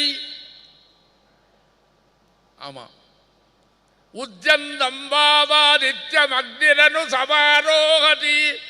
என்னமோ நான் சொல்றேன்னு நினைக்காத, புஸ்தகத்தை எடுத்து பாரு. அக்னிம்பாவா நித்திய சாயம் பிரவிசதி. பகல்ல இருக்கிற சூரியன் ராத்திரி ஆனால் அக்னியில் பிரவேசிக்கிறான். விடிஞ்ச உடனே அக்னி சூரியன்ல ஏறி விடுறான். எத்தனை விளக்க உரைகள் கஷ்டமில்லாத உனக்கு சொல்லி கொடுத்துருக்கு. ஆமாம், இதெல்லாம் எடுத்து சொல்லி தந்திருக்கேன் நிறைய. உன்னுடைய எல்லா தேவைகளும் முழுமையா பூர்த்தி பண்ணக்கூடிய ஒரே ஒரு கிரந்தம் வேதம். ஆமா, ஒரே ஒரு கிரந்தம், வேற ஒண்ணுமே இல்லை. உன்னுடைய அத்தனை தேவைகளும் பூர்த்தி பண்ணும். ஆமாம், சந்தியாவந்தனத்தில் நீ என்ன பண்ற? கையில் ஜலத்தை எடுத்து அர்க்கியம் விடுற பகவானுக்கு, சூரியனை பார்த்து.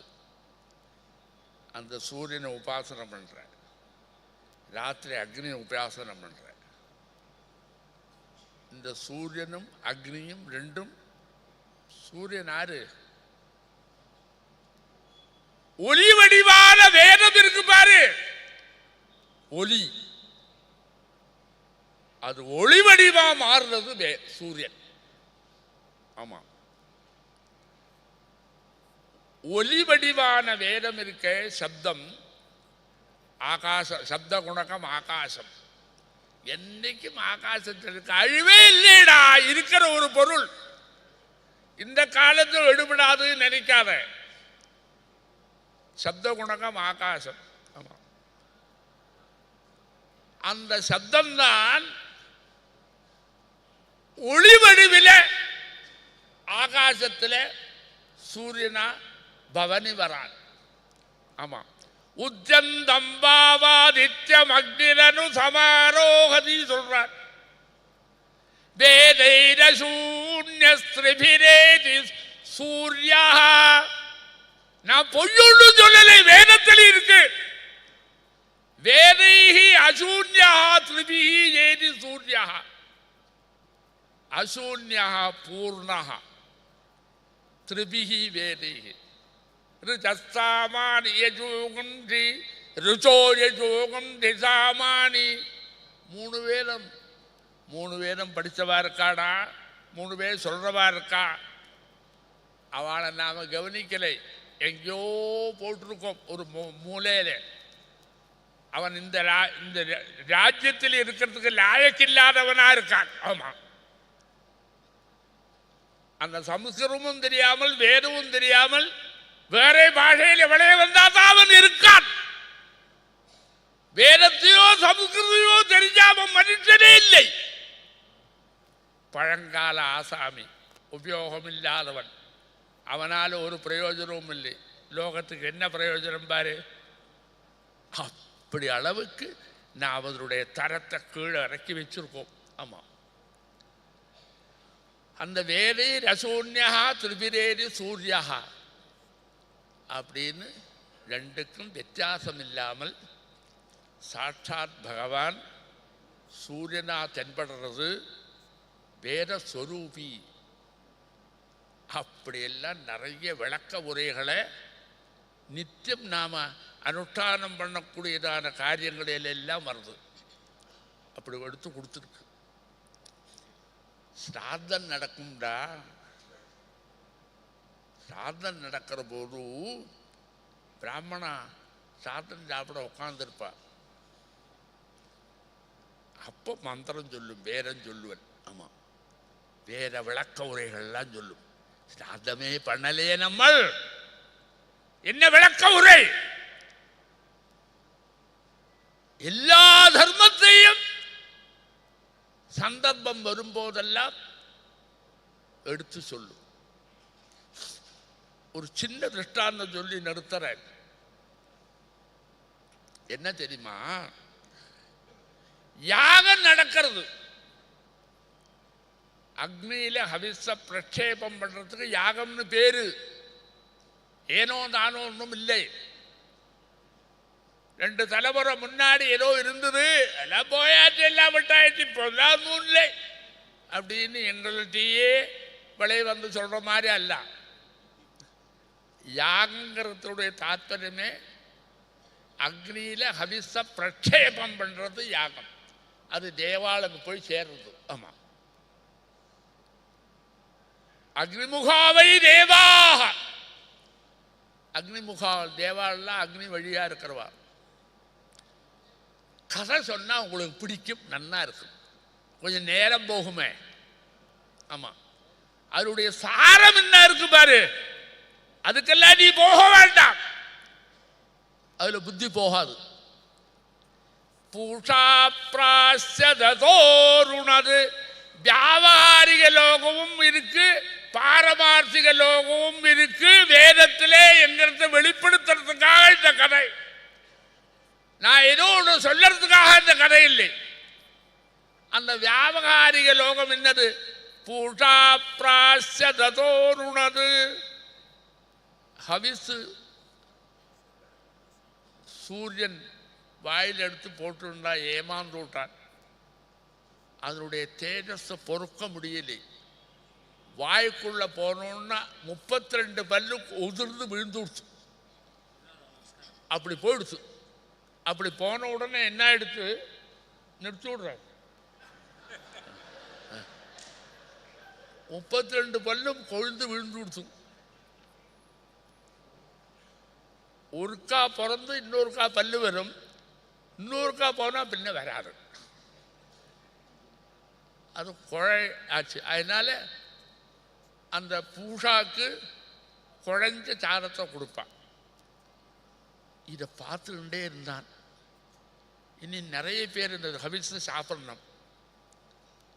அடுத்து ப்ரஹஸ்பதி சாப்பிடணும். ப்ரஹஸ்பதி பயந்து விட்டான்.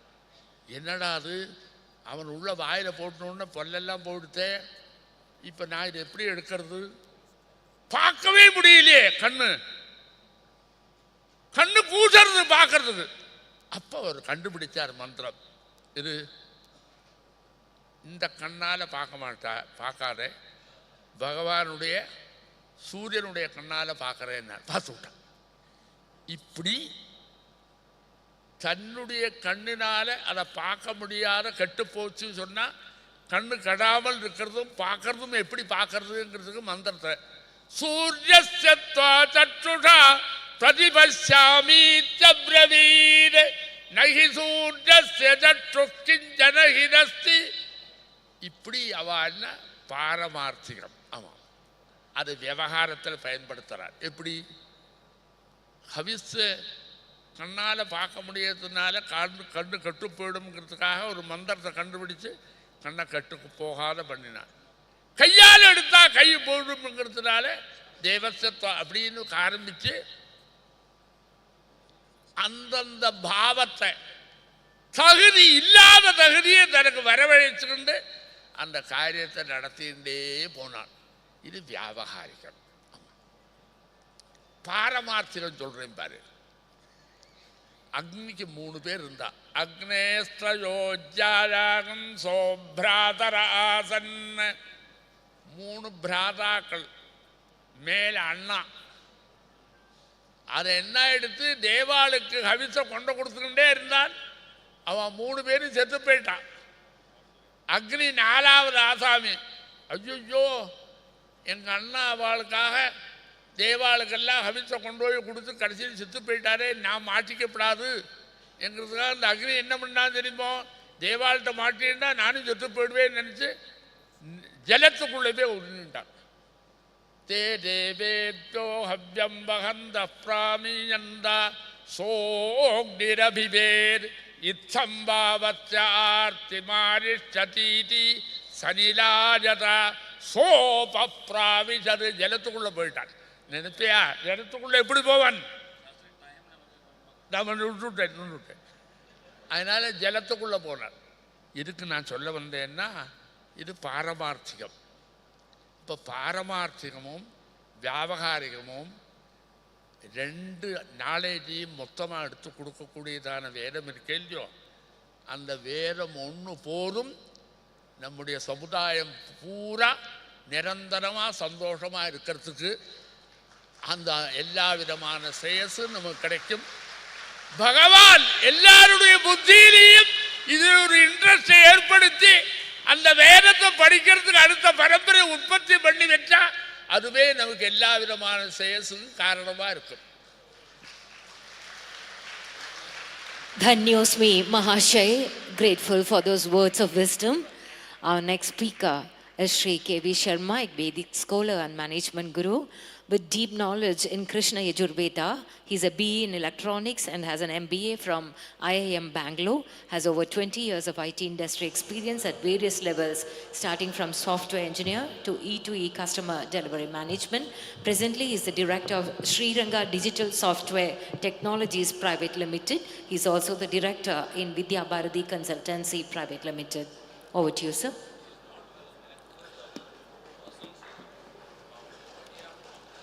श्रुतिशाखि पल्लवाभ्यां स्मृतिमात्र प्रापितार्थि सौख्याभ्यां गतिजित मत्तगजाभ्यां नतिरस्त्वेषा गणेशचरणाभ्यां शरणं करवाणि शर्मदं ते चरणं वाणि चराचरोपजीव्यं करुणामसृणैः कटाक्षपातैः कुरु मामम्ब कृतार्थसार्थवाहम् श्रुतिस्मृतिपुराणानामालयं करुणालयं नमामि भगवत्पादशङ्करं लोकशङ्करं भारती करुणापात्रं भारती पदभूषणं भारती पदमारूढं भारती तीर्थमाश्रये विद्याविनयसम्पन्नं वीतरागं विवेकिनं वन्दे वेदान्ततत्त्वज्ञं विधुशेखरभारतीं श्रीमहागणाधिपतये नमः श्रीमहासरस्वत्यै नमः श्रीगुरुभ्यो नमः हरिः ओम् सभासरस्वत्यै नमः Namaskaram to all the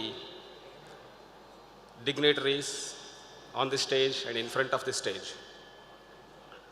Actually, when Ramanji called me some days before and to ask me if I can speak in this August event, I asked for what are the topics, and he has told them.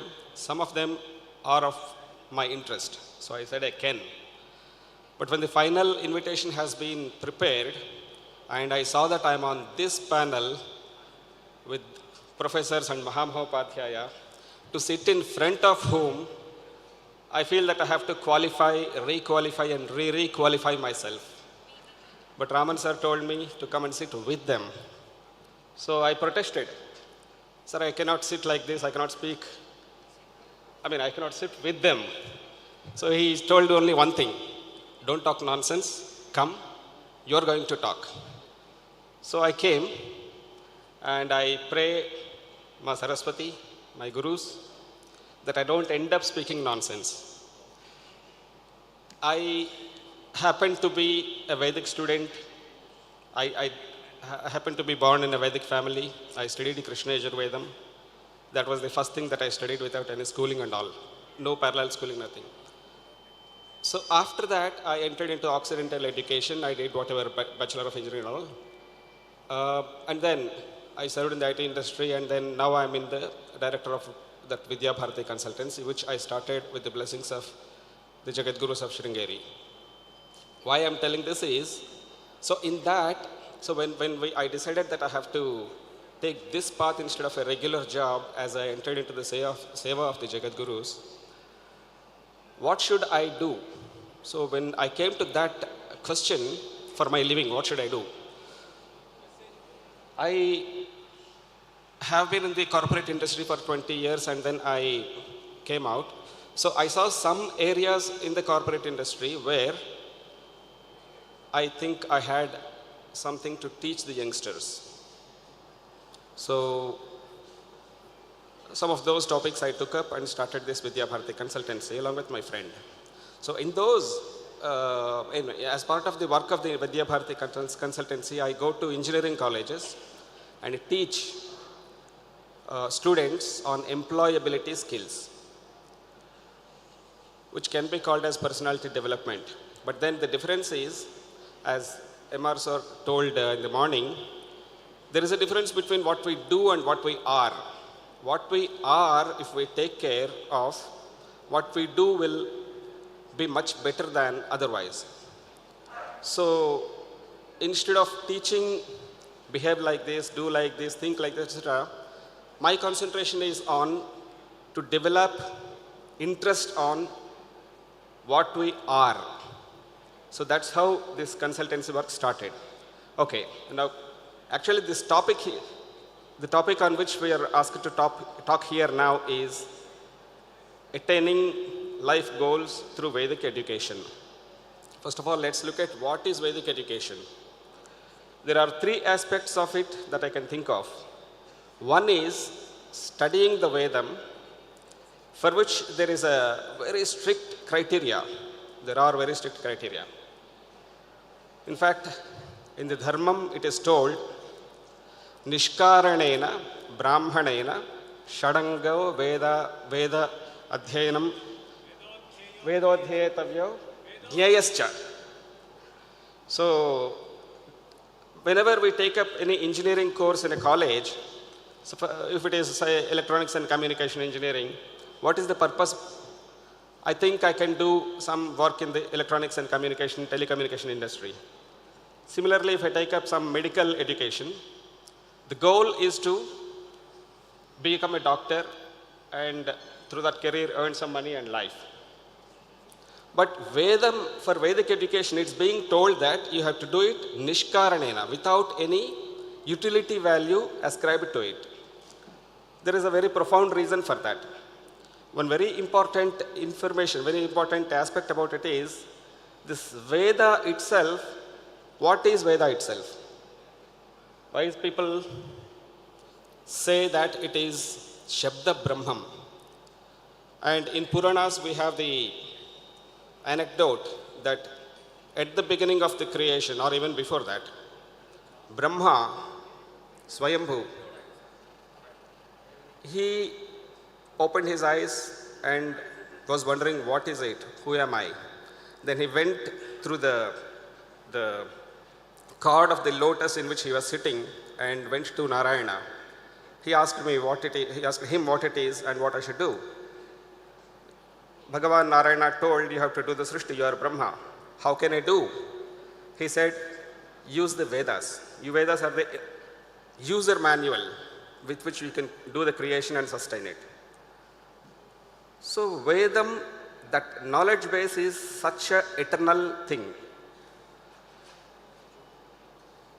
Most of the people who have studied engineering, I mean, any schooling also, they will know about the MKS or FPS standards of measurement, physical measurements, meter, kilogram, second, Kelvin, ampere, etc., etc. These are the physical measurements, units of measurement for physical quantities, things. They are maintained in very, very strict conditions in some laboratory somewhere in Paris or somewhere. Because we use scales, we use various things to measure our things. But then, where exactly it is maintained? I have to calibrate my own measurement instruments with something that is standard. So like that, so to maintain the standard, it has to be protected, it has to be kept in a very safe environment, and only qualified people have access to that, etc. For similar reasons, Vedas being the very fundamental knowledge with which even the creation is sustained, even after Pralaya, when the new Brahma comes, how he has to do the creation? He has to do it how it was in the previous Srishti. So the link between two Srishtis through Pralaya is the Veda.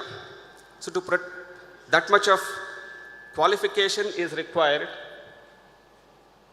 to study the Vedas.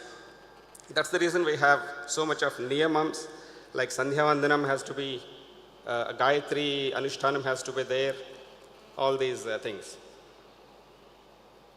And as some of the speakers have told, Professor Mahadevan, Ram Subramanian's professor has told, only best qualified students have to come to study the Vedas because it requires that much of capability, that much of commitment to sustain the knowledge. Then there is a second aspect, which is the application of the Vedas. One more thing here is, okay, the best qualified people come here and then they study the Vedas and they carry on their traditions. but what about their living? Again, the tradition says that we are not supposed to use Veda for a livelihood. It's the responsibility of the society to take care of the Veda Pandits. A few ways of earning has been prescribed in the dharma, in the traditions. Acharyatvam, which is like presiding over rituals, yajna yagas and all those things. And Paurohityam, the regular samskara, performing samskaras. And third thing is just chant the Veda mantras and obtain sambhavana. Only through these means a person who is completely, truly, totally dedicated to Vedic education is supposed to earn. And that there is a very crucial role of the society, the grihasthas, that is there. So in this aspect, in this way, there is an exchange. The Veda Pandits give positive vibrations, or whatever we call it, the modern language, Ashirvadam and the samskaras and the yajna yagas, etc., to the society, and the society in turn takes care of their existence, their sustenance. There is a third aspect, which is the essence of the Vedas. If we take a parallel for the medical education, medical health care field, people who actually create the medicines are the scientists. Doctors learn about the medicines and prescribe them for the patients. The patients just use them, only the essence. So like that, there is the Vedantic knowledge which comes, and also the dharmas, which are replete in the smritis, the Puranas, the Kavyas, which are coming from the rich, long tradition of our wonderful nation. So through those, the common people who, by virtue of their birth or whatever, upbringing, etc., they are not in the core of the Vedic field, how to get the benefits of the Vedic lore. Yeah. So that comes from these smritis and Puranas and all these things. In the interest of time, I would like to close it with one small example. Many people who are devotees of Sringeri, Sharda Peetham, they know one example.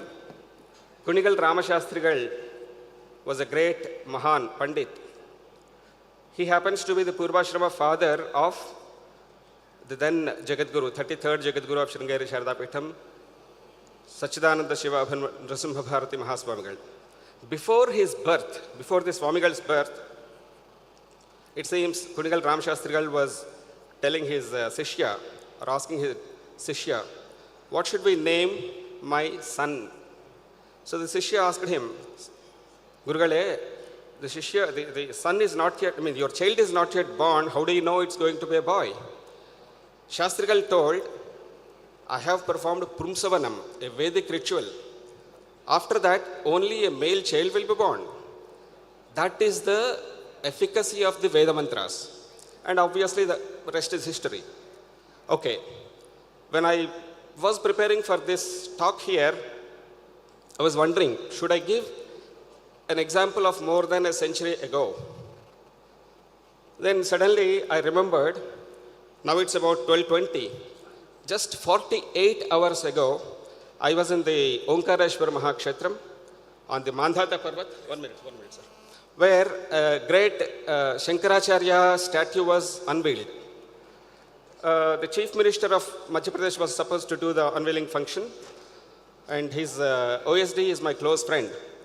So as the Homa ritual was happening just before the unveiling function, I and he were chatting, and suddenly when we were in the Yagashala, we noticed that it was raining. So my friend was worried. After this Ashirvadam, we have to go up to the statue and then unveiling is to happen. If it is raining, how can it happen? I just told him that it is Ashirvada Jalam, one thing. Second thing is I assured him that we'll ask the Veda Pandits to chant one particular Anuvakam which starts as Samudrangachasvaha, Antarikshangachasvaha, this Anuvaka. The chanting of this Anuvaka is supposed to drive away the clouds so that the rain will not cause the inconvenience. The Veda Pandits actually chanted that, and the Ashirvada Karikramam was done, and we all moved out of the Yagashala. Then only we noticed that the rain has actually cleared, just within minutes after this. So there are hundreds and thousands of these examples of how Veda mantras, Vedic education can help us in attaining the life goals. So thank you very much for this wonderful chance. Namaskarams to everyone. Veda should not be a cause of livelihood, and so it's a duty of the society to see that Veda Pandits are well taken care of. Thank you, sir, for sharing your thoughts and experiences.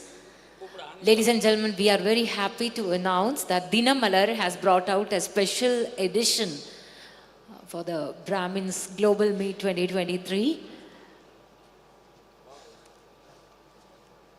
Here we have the release of the special edition by the State President of Kerala Brahmana Sabha, Sri Karipur Raman. Special edition of Dinamalar.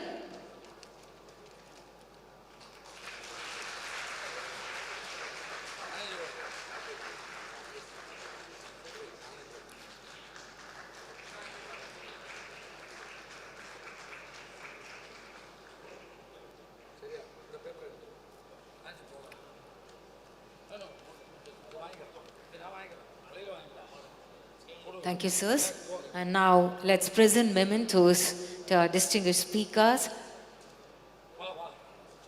I would request Sri Anand S. Krishnan, founder and managing partner of Idealist World, to please come over to the stage to present mementos to the speakers. Dr. B. Mahadevan, IIM Bangalore. Professor K. Ramasubramanian, IIT Mumbai.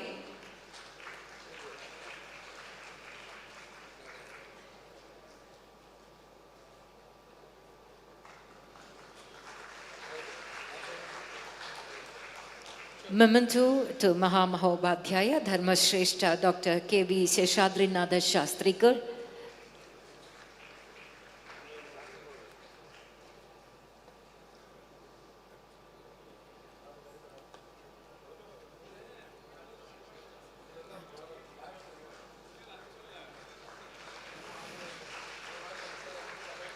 Paying obeisance to Shastrikar. And finally to Sri K.V. Sharma.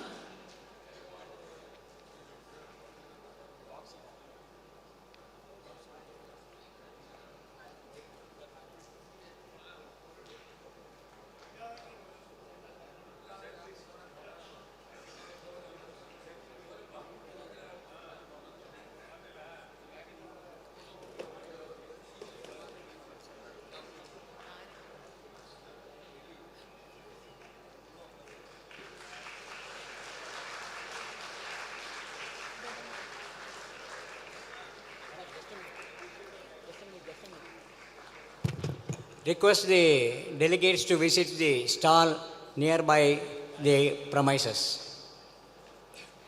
Thank you, Sri Anant S. Krishnan, and we thank all the speakers once again. Thank you, Dr. Mahadevan, Professor Ramasubramanian, Dr. Seshadrinatha Shastrikar, and Sri Sharma. We are now to honor our members of society, of our community who have done.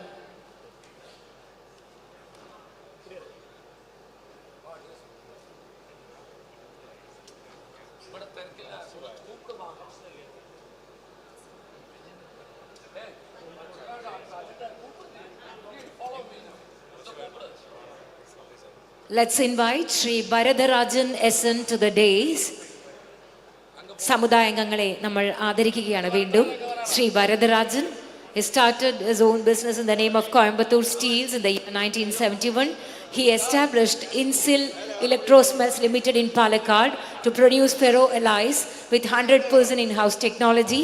He has been very active and a major contributor for most of the philanthropical activities. In the year 2018, He constructed a temple for goddess Sri Sharadambal and runs a Veda Padashala in the same premises.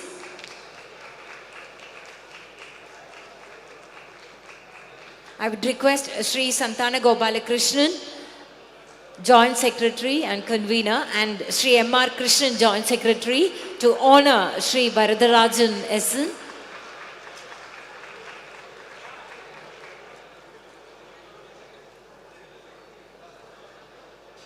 നമ്മുടെ സമുദായത്തിന് നിസ്വാർത്ഥ സേവനം നൽകി വരുന്നവരെ നാം ആദരിക്കുകയാണ് ഈ വേളയിൽ. അടുത്തതായി doctor Balasubramanian KV, a strategic management and life sciences consultant based in Hyderabad. He has 37 years of experience in managing industrial enterprises. His specific areas of expertise have been in building new businesses, turnaround management and project management. He has been actively involved in the services of our community. Dr. Balasubramaniam, can we kindly have him on the stage, please? Dr. Balasubramaniam.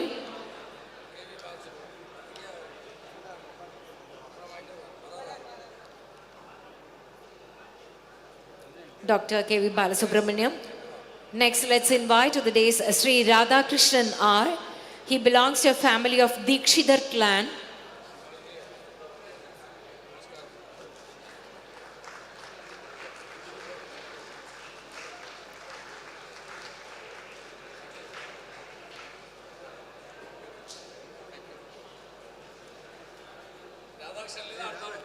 Sri KMS Mani is a disciple of Mridangam Guru, late Sri T.H. Appu Iyer. He is also an A-grade artist of AAR and Doordarshan. He has participated in various concerts and conferred with various awards. He is actively involved in the services to our community.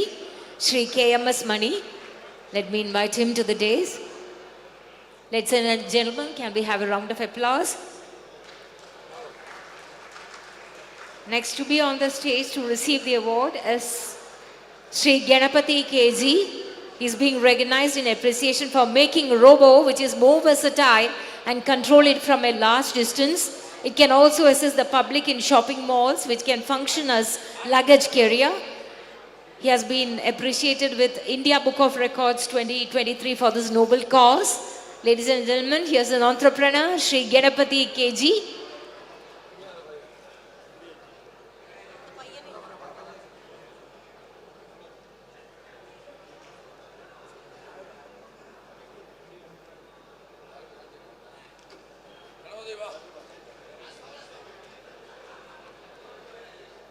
I request you all to give a big hand to this boy who really invented a robot.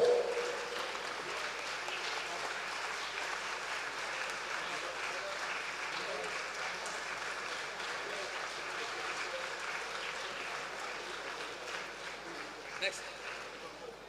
Thank you.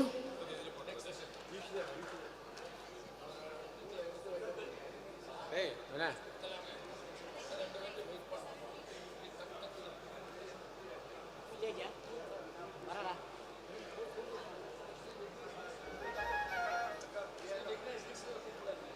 Next to receive the honor is Sri Vignesh Dikshidhar.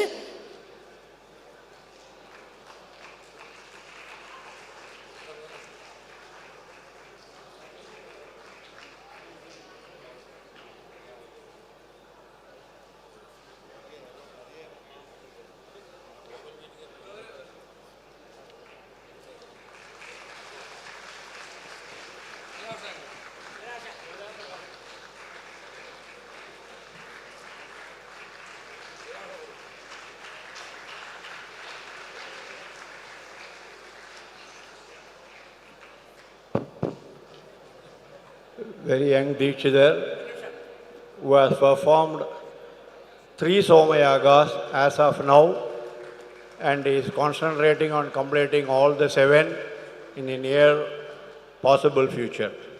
We as Brahmins really prostrate in front of him for taking up this great cause for our community. Thank you. Thank you. Thank you.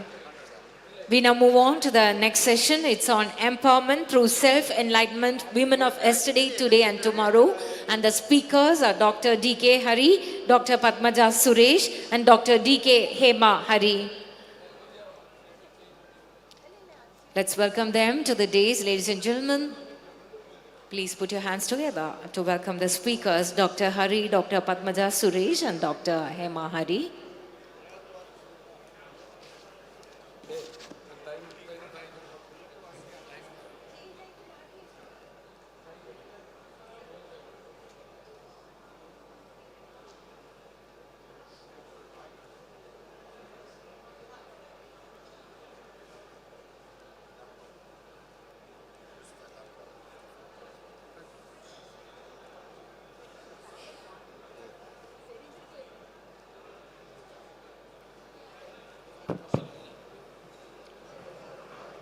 Another request, please.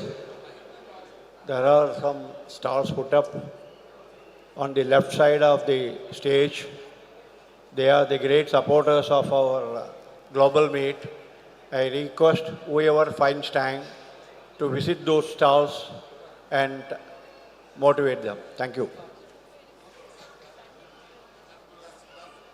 Our first speaker is Dr. D.K. Hari, a pioneer in Indian civilization knowledge studies. Conceptualized and co-founded Bharat Gyan 25 years ago with a mission to raise awareness about the knowledge, practices, and global connects of Indian civilization.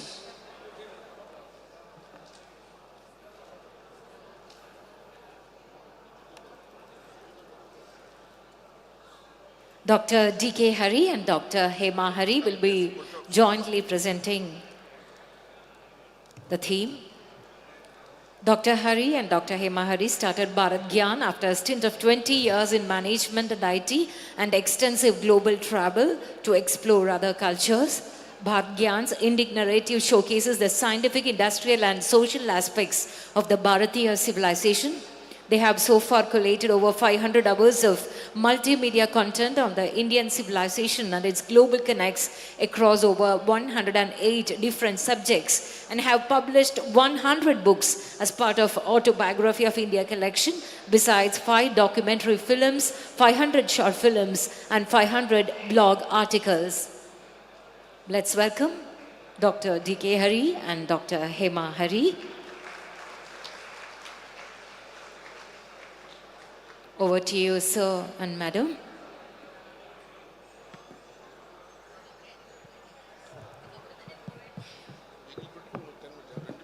Namaskaram. Jnananandamayam devam nirmalaspatikakritim adharam sarva vidyanam hayagrivam upasmahe. Namaskaram to all. Vanakkam. We'd like to thank Sri Karimpura Raman for inviting us to this event, and I'd also like to thank my college classmate of Pioneer Care, S. Ramesh Kumar, for introducing me to Sri Karimpura Raman. And Ramesh Sona, don't tell my name, so I'm not telling Ramesh's name. 3 times shorter. Okay, let's get to the subject quickly, because he said 20 minutes, obviously we are all running close, so we'll do a faster than Shatabdi, faster than Vande Bharat. So we will start with a small exercise.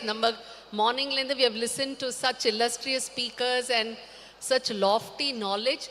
Or a chinna exercise Koncho back koncho amaidi quiet because for this exercise we need a little bit of quiet and a little bit of focus. A small exercise for 3 minutes, please. So, ellarum, if you would like, you could stand up and do this. Stand up, it is better for you.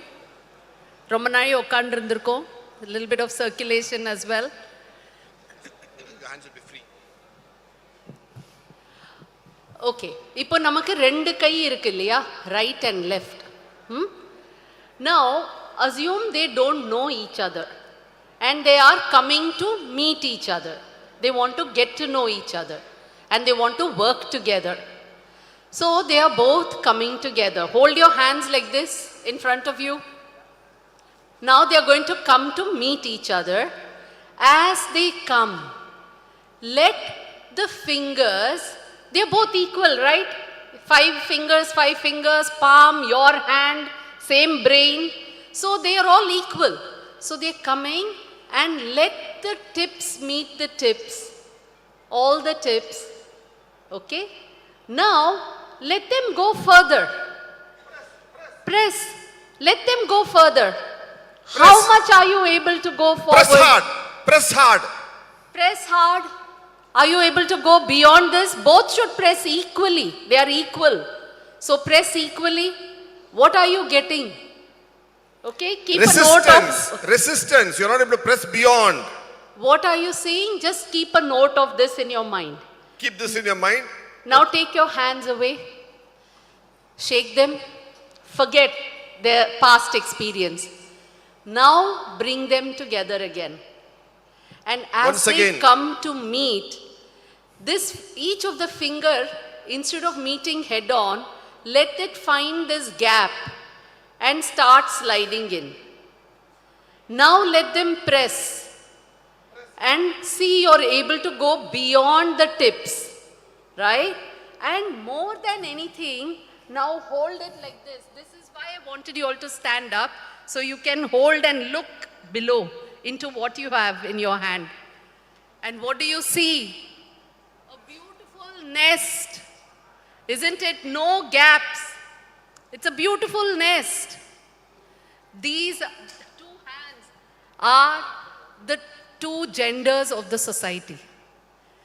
And this is what we need to realize. And this is what our civilization, please be seated now. Now that you have enjoyed creating that beautiful nest, I think you all can sit down and relax and appreciate the nest you have created. We are all part of that big nest. And this is what our civilization has created with the idea of one 4-letter word in English, of course. It is Saha. In Sanskritam and other native languages, just 2 syllables, Saha. And in all Indian languages, it's Saha. And it is not equal. It is not sama. That is same. English word same also comes from sama. So it's not equality. It is complementary. The two genders complement each other to give a nest. A family is a nest. A society is a nest. A samudayam is a nest. A sabha is a nest. Samaj is a nest. That is what it is. Look at the Western concept. Go back one slide. Go back. Look at that. Behind every man there's a success. Behind a successful there's a woman. We don't have the idea of behind in Bharat at all. We have Ardhanari that complement each other. That is our concept. We don't have equality. If anybody says, people ask us when you go to the conference, international conferences, what do you think of women's equality? I say no. They suddenly raise up and start jumping. I said, no, we don't believe in equality. We believe in complementary. We respect complementary nature. Each have their capacity. That's why the exercise, she said, if you are equal, you'll keep on fighting for resistance. Whereas complementary, you form a nest egg of the society, the family, the civilization as a whole. That's the beauty of it. Next slide, please. Look at, that's why we say what? Saha Dharmini. We don't say Sama Dharmini. Husband and wife are not called Sama Dharmini, they're called Saha Dharmini. In all the 4 duties of Dharma, Artha, Kama, Moksha. So, whereas, similarly, what is a sibling called? Brother, sister, what are they called? Sahodara, Sahodari. It is not Samodara. Uddara, stomach, pot, belly. Udaram. Udagam, Udagamandalam, including the word vodka. All comes from Uda idea. Yes, that's also refined water. So, Uda. So, the idea is that what? So, it is Sahodara, complementary sibling. So, our concept is not equality. Our concept is complementary, is beyond equality. Don't worry, in 2050, the world will come and talk about complementariness, which we have been speaking in 3000 BCE and 5000 BCE itself. That is the beauty of our civilization. We spoke about complementary then. Look at the terms very clearly there. It is, next. So the thing is, so this is how not only was in each family, they had their own levels of complementary nature. So, and every family also complements one another in society. That is when you don't leave room for any gap at all.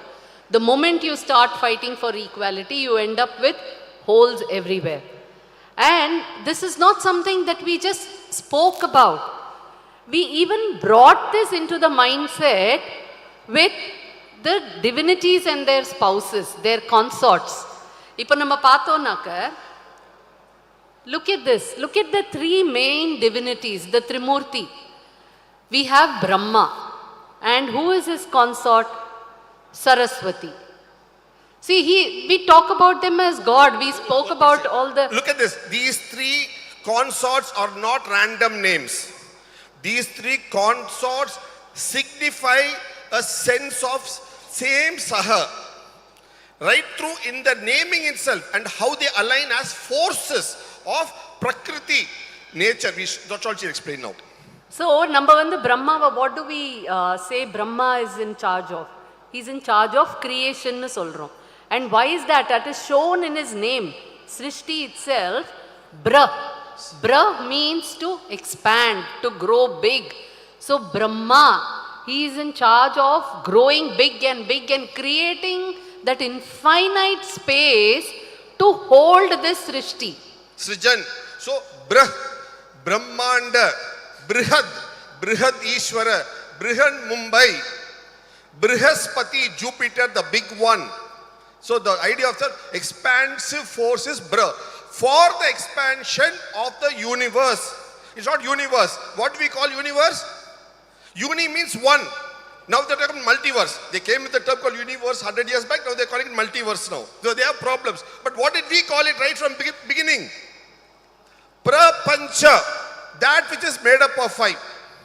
The special five. Look at the term used, Prapancha. So, go ahead. So, this Brahma who is busy growing and making a bigger and bigger universe, there has to be the power to hold. Who is that power to hold? Who is that medium who is filling and keeping the space intact? Saraswati. Saras is reservoir. Saras, Sarovar, Saras. So, Brahma also needs a consort who can complement him in his work. He can't work alone and just keep creating. It will only be a job half done. He needs that Saraswati, and because she holds everything, she is also holding all that knowledge. Jnana, in that. So that is how we have revered Brahma and Saraswati. Now look at Vishnu and Lakshmi. So Vishnu, he is the all-pervading one. Right? He can pervade into the infinite space. He can also permeate to the lowest and smallest level, deep inside. So he is all-pervading. But what does he need? So that means he is the force, the order. And for all this, he needs a Lakshya. Lakshmi who gives him that goal. Lakshya, goal, Lakshmi. So you need the goal. All of us need a goal in life. So Lakshmi is not just buying gold or jewelry in a shop or buying gold coins. Every goal in life is a Lakshya. So your goal is your Lakshmi. gold. So that is, buying gold is also a Lakshya. Buying silver, platinum, silver, ruby, everything is a Lakshya. So Lakshmi, the idea is that Lakshya. And then finally we come to Shiva. Unfortunately, the Western ideal has been to portray Shiva as a destroyer. But actually from our Indic thought, if you look at all the stories of Shiva and the tattva behind Shiva, it is about regeneration. The very word Shiva la destruction illa. It is Mangalam. So how do you associate him with destruction? Shiva means Mangalam. Shiva means auspicious. What is the opposite of Shiva? What is the opposite of Shiva? Somebody said that. Somebody said that. Shava. Shavapatti. Shavasana. Non-life. So Shava is non-life. When the E of Shakti is introduced, you get Shiva. That's why without Shakti, no Shiva. Without Shakti, Shiva is Shava. Look at the beauty of it. So that is why we have the concept of complementariness. Not if it's equal, Shakti will never enter Shiva. There's no life, no Jivan then, no Mangalam, no auspicious, it's only Amangalam. So even in all these ways of metaphors, they have tried to show us that there is complementary nature in nature. In nature. Complementary nature, nature, prakriti. That's why if see, modern management, they speak about function needs substance. This we have been doing for millennia. Function needs substance. That is what we have been talking about in the Trimurti, Tridevi. And this is most beautifully exemplified. Number weddings, Lala, we always have this one ritual, which we call Ammi Midichu Arundhati Paathu. And அது வந்து எப்போ பார்க்குறோம் நம்ம மத்தியானம் after all the muhurtam நல்ல வெயில்ல உச்சியில போய் we'll go out, see it in the sun, and depending on where the open space is in the Kalyana Chatram, the Vadyar will point it in that direction. It could be east or south or anywhere. In our marriage, the Vadyar showed it to us at 11:30 a.m. in the eastern direction. But what are we looking at? We are actually looking at Arundhati. Now, who is Arundhati? One side of our legends talk about her as the wife of the sage Rishi Vasishta. Okay. Now, Arundhati in astronomy is also one of the stars in the Ursa Major, which is very close, which points towards the pole star. Dhruva Nakshatra. So, இது எங்க இருக்கு actually ஸ்கைல பார்த்தோம்னாக்கா இது நார்த்ல தான் இருக்கும் இந்த constellation. அருந்ததியும் Vasishta வந்து நார்த்ல இருப்பா எப்பவுமே. And these are the stars. The beauty is நம்ம வந்து இப்போவும் people those who have some good eyesight and clear sky, you can see it as a double star in the night sky. So these two stars have been called Arundhati Vasishta. And why? Why is that example taken for all of us at the time of wedding, not at some other time? Why do they show us Arundhati Vasishta at the time of wedding? That's the question. Because every ceremony, every ritual has a scientific meaning. Let's see that. We'll show you a film now on that. This is a film that we made many years ago, more than 10-15 years ago. Audio? Audio? Audio, please. Audio varla. Okay, so we have this star called Mizar Alcor in the sky. It's there on YouTube, you can see it later. Audio, you can see that. I'm the audio now. So we call it Arundhati Vasishta because it's a double star. And they are, you want to explain this? No, this is about Vasishta, how he was a so guru. they are Guru for Rama, about Vasishta. And then his Dharma Patni, Arundhati. But why them in that particular star is the key reason. But because at the time of marriage, what do you do in a wedding? The idea is that's what they show you, but they show you in the afternoon, which you can't see it. You have to see it only in the night, after 9 p.m. in the northern sky. The point is that's what you see as Arundhati Vasishta in the sky. But why that? Again, question I'm asking. Because if you look at that star, in the Saptarishi Mandala, this particular star is called, of course, it's got Egyptian name now in English astronomy. Let's look at our name. Audio. Okay, if it's audio doesn't come, I'm the audio now. Don't bother. The point is what? They are double star. Double star, not there's one star going on, the other star is a double star. But this is a unique double star where each go around the other. There's no parent star and one going around the other star. Like that in a wedding, husband does not go around wife or wife does not go around husband. Both go around each other under a common central point. That is the beauty of it. That's what we explain. Otherwise, see the beauty, what is it to show? Husband is not superior or wife is not superior. A doesn't go around B or B doesn't go around A. Both go around each other jointly. Of course, I go around my wife, that's a different matter now. It's a difference of equation in my family. That's how we go around. So that is how, so we have that. So the idea is what? They knew this 5,000, 7,000, 8,000 years back, that's a double star. And that is what we have to show as a lesson to the newlywed couple, that both of you need to go around each other jointly together to create your grihastha, grihini, That is the idea of Arundhati Vasishta. So we never had the idea of equality, nor did we have the idea of matriarchy, patriarchy. But look at this, in our very intrinsic concepts. The film is there, all of you to go watch it later with audio. Next point. The audio is not working. So, even in wealth, what did we do? We gave 4 things to women. One is water, was the ownership of, that's why all the rivers in the land are named after women. Because water was with women, seeds, bija was with women. 4th, Gomata, cow was with women. 5th, Stridana, land was owned by women. What did the men do then? Toiled on it. That's all they had the right to do. So the wealth of the land was, that's why you had to call it Stridana. Because dowry is a different term. See, that's why you had the clear terms. These 4 were owned by women. So that is where the idea of Stri Shakti comes. That's where the idea of Mahalakshmi comes. And we had such a nice way of portraying Look even at the fertility Mahalakshmi. chain. See, that's what you call the fertility chain.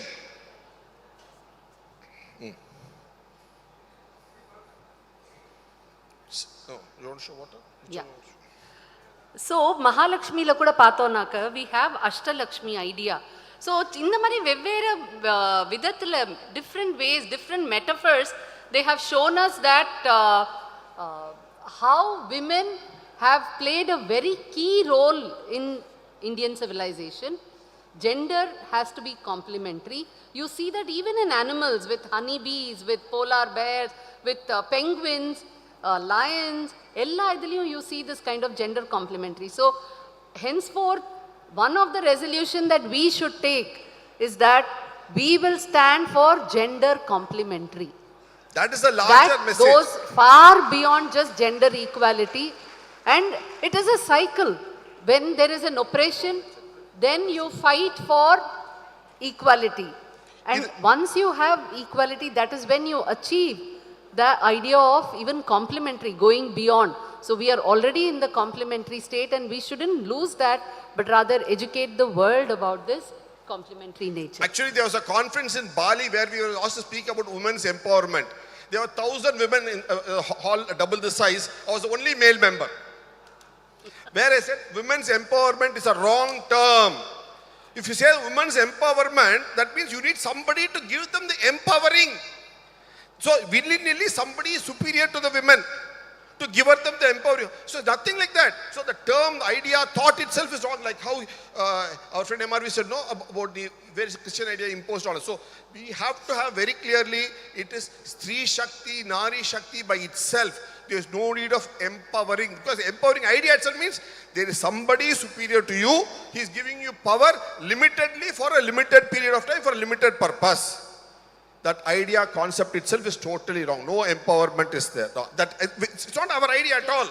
Very clearly. So that's why you have this concept of 8 forms of Lakshya. Lakshmi, we all know the idea of Ashtalakshmi. But each has a concept leading to Mahalakshmi, she'll tell you now. So you have to have, we've been speaking about innovation. So you need Adi Lakshmi to give you that initiative. Then you need Gajalakshmi, the strength, people coming together. Dhanalakshmi for your resources to work on projects. You need Santana Lakshmi. Today we stop, no children, 1 child, but you need Santana Lakshmi. You need enough progeny to be able to work. And then you need to have the courage to surmount. In the earlier sessions also we saw it is not always good things happening. It's a roller coaster. You need the courage to go through it. Vijay Lakshmi, that's when you taste the success. And then you see all the Dhanya Lakshmi, all the prosperity in the form of various kinds of produce. And that's when you enjoy, you have all your Aishwaryam and your Aishwarya Lakshmi. See, in various forms of Lakshmi also they have shown you the different strengths that need to be cultivated, that are innately there. Just need to remember, you have to realize, and that is when you empower yourself. Nobody needs to empower women. They will get empowered when they start looking at these kind of ideals that have been expressed in our civilization thought. So with that... So having said this, quickly we'll end with one point. I also told a few others also independently. We conduct these as courses, specifically for universities. So if some of these students are formally interested, they are welcome to join us in our website. This is a circular program we conduct, so those who are interested in clear, scientific, logical, rational understanding of our civilization, dharma, they're welcome to associate with us, visit our website, and then take down the data and be associated with us. Once again, I'd like to thank Sri Karimpura Ramanji for inviting us for this program and making a brief presentation to all of you. Our website is bharatjan.com. You can go check out, take all the data you want. It's all in public domain. About 500 films are there, 100 books are there, all in public domain to be used by all of you. And share the knowledge of our civilization happily. That's the whole purpose of this effort of ours. To show you where it is. We'll just put up the website for you to note down, quickly, for you to go. Next. These are all the books we written, that's okay. The point is, we'll just show you where it is for you all to go. That's it. Those who want. Visit it, take the data. It's put up in public domain for all of you to use. Thank you so much. Thank you. Namaskaram. Namaskaram. That was Dr. D.K. Hari and Dr. Hema Hari, beautifully complementing each other and sharing amazing gyan from our Bharatvarsh. Thank you, ma'am. Thank you, sir. Our next speaker is Dr. Padmaja Suresh, acclaimed artist of Bharatanatyam and researcher. She has been trained by prominent gurus. She holds degrees in commerce, law, diploma in choreography, a master's in philosophy, and doctorate from Mysore University. She has a senior fellowship from Ministry of Culture and has performed at major dance festivals widely and was honored at Rashtrapati Bhavan by Dr. Kalam for her efforts to teach lesser privileged children. Padmaja has represented the ICCR besides extensive concert tours to over 32 nations. Her institution, Atmalya Academy, conducts workshops also at rural India. These are some of the titles and awards conferred on her: Karnataka Kala Shri, Stree Shakti, Karamveer Chakra, Bharat Kala Shrestha, Nartana Nipuna, National Women's Excellence Award, Subramanya Trust Award, Ajanta Vishwakala Ratna, and others. Dr. Padmaja Suresh. Satgurave Namaha. Alam vikalpaihi ahameva kevalam maisthitham idam vishwam sacharacharam idam rahasyam mamayena darshitam savandaniyo gurureva kevalam. Pranams to all the distinguished members in the function Global Brahmins Meet 2023. I feel very humbled. ரொம்ப சந்தோஷமா இருக்கு. அப்பா கல்பாத்தி கிட்டு ராஜேந்திரன், அம்மையும் கேரளாலேருந்து. நான் கல்யாணம் போன குடும்பம் எல்லாரும் எர்ணாகுளம், பாலக்காடு, சேனிபுரம் இந்த கிராமத்திலேருந்தாக்கும். Like many of the Brahmins, father also left Thrissur, came to Bombay and became Bombay Chakyar Koothurajan. He was the first non-Chakyar who had performed this great Kudiyatam Vidushaka Vesham for several years. And that was through him that I met Bharat Gyan, Hari sir and Hemaji for the very first time. சந்தோஷமா இருக்கு. ஏன்னா இந்த மாதிரி ஒரு ஊரில் where our roots are, பேச கிடைக்கிறதுக்கு ரொம்ப ரேராக்கு. நான் என்னதான் பேச போகிறேன்னு எனக்கே தெரியாது. இவாள மாதிரி great speakers have embellished the stage. இதுக்கு முன்னாடி ஒரு மகோபாத்தியாயர் அவர் ஒரு கர்ஜனம் பண்ணினார். We were all shaken from our seats. அவர் பேசுகிற விதத்தில் it raised so many questions. நம்மெல்லாம் நான் பிராமணன்னு சொல்லுறதுக்குள்ள லாயக்குண்டா? நான் என்ன பண்ணுறேன்? நான் மடிஷார் உடுத்திக்கிறேனா? மகா பெரியவார் சொல்கிற ஒரு தர்மம் என்னால் பண்ண முடியறதா? In what way am I qualified to be a part of a Brahmin's meet? ஆனால் flow with the tide சொல்கிற மாதிரி we have faced, it was never rainbows and unicorns all the time, because history never goes on a straight line. All of us have gone through those roller coaster rides. I don't have to go back to history as to why this has happened, why people had to flee away from our agraharams for want of basic necessities. But then where is it that we draw a line? Where does this pursuit of material wealth end?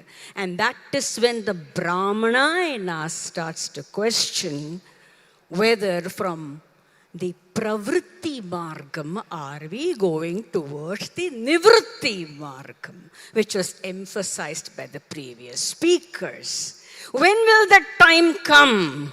Poga poga in the Brahmins meet nirkarthukku aalugal irpala? Will we continue to have people who will stand up for dharma, teach the Vedic values? For a Brahmana, it is not mukti for himself. It is mukti for the entire race. For a woman, it is not her liberation. It is liberation of her family. It is liberation of her children. It is liberation of her husband. That is why she is Sahadharmi. She is the one who can even teach dharma to her husband like Sita did. Sita asked the question to Rama. Did Draupadi not ask, Yudhishthira, you gave yourself first, you lost yourself first, or you lost me? Does she not know that? But why she poses that question? And that is why Dhritarashtra gives her the boons.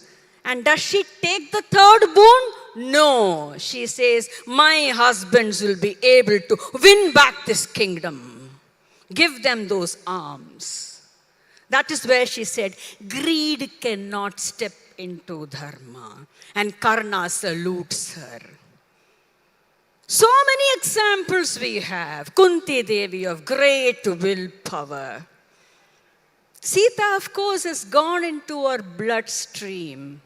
To understand her, many, many births is not enough. Like Hari Sir said, we don't need empowerment because Veda itself talks of Brahmavadinis. Veda talks of Rishikas. And as a dance proponent, with pranams to all the great Natya gurus before me, we are all Rishikas. Urvashi was herself a great Rishika. What we are teaching today is Veda as a dictum from Purana with examples became Kavya, which is like the voice of a very sweet wife who says, Enna, idu pandrela, idu pannina ungalukku nalladhu. So she teaches dharma in a sweet way. So Kavya becomes Drishya, Nama, Rupa through Natya. And very proudly, although she introduced me as a lawyer or a master's in so-and-so degrees of the world, I'm very much happy that I chose to become a Natya exponent for this life because I am teaching Veda to my children. And this is the soft power that we have today. If you say Vedas have been hurled out, if we have lost Sanskrit today, what do we have? This is what we have. As a tool to teach our children, to make them rise, to take knowledge, the only object which is not subject to the law of diminishing returns. Agreed? Knowledge is the only object, the only real wealth. And that wealth of knowledge we are able to give through Natya. So many lessons of moral character, values. So women today, I can speak from my branch because that makes it all the more relevant as to how I see this topic today is enlightening yourself through this para vidya of Natya that I have, sharing that knowledge with my students today. My father used to always cut a joke that a woman passes through 4 stages in her life. One is when she's looked after, like a Kanya, a Mugdha in Natya Shastra, a Praudha when she's looked at, a Pragalbha when she's looked over, and finally an Ati Pragalbha or a Vriddha who can be overlooked. At the same time, my father also used to add on in his Chakyar Kuta with all his humor, is that a woman is the only power who can bring about all the greatest virtues and make a man stand up for society, rise up for the nation, because here in Bharatam, it is cultural nationalism. It's not state nationalism. And our culture is deep-rooted in our religion, deep-rooted in our philosophy. And we as proponents of a great culture are getting this lifetime opportunity to take the greatest truths propounded by the Veda, Jagraha Patyam Rigvedat, Samabhyo Gitamevacha, Yajurvedat Abhinaya, Rasa Atharvanadapi. With the music, with the dance, with the poetry, with the great epics, the Puranas, bring all the finest truths very sweetly across, enlighten not only yourself as a proponent, but enlighten the hearts of the audience. That is what the Natya does, the Sahrudaya, and take them all to that Atman consciousness, which is what the professors were talking some time ago, the Nivrutti, the final state of Rasa, Brahman, Aswada. There is no English translation for Rasa, just like somebody said, there is no English translation for Dharma. Dharma, Artha, Kama, Moksha, the Purusharthas, the Vedas make you pursue them with moksha as the ultimate truth. And this is possible for self-enlightenment through a vocation like Natya, is what I would like to again and again emphasize. And I exhort all the people as Brahmanas to encourage our children to pursue the art forms. Let every child, like in those days, become a Gargi, become a Maitreyi, become an Urvashi, because this is how we can ensure for posterity the great wealth of our Vedas. Thank you very much. Once again, I bow down to Karimbura Raman sir, to Brahmana Samuham for inviting me to this great occasion. Swasti Prajabhya Parivalayandam Nyayena Margena Mahimahisha Go Brahmanebhya Shubhamastu Nityam Lokam Samastam Sukhino Bhavantu. Thank you very much, ma'am, for that brilliant insight. Now, I would request Sri Ganesh, CEO of Oman Arab Bank, to come to the dais to give away the mementos to our speakers.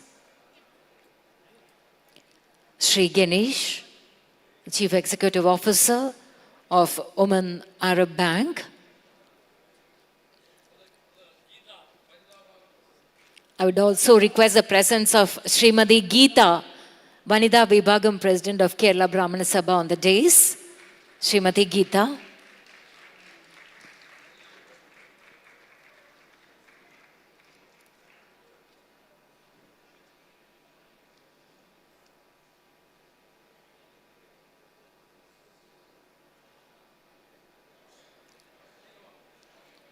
Dr. D.K. Hari being honored with the shawl and the memento.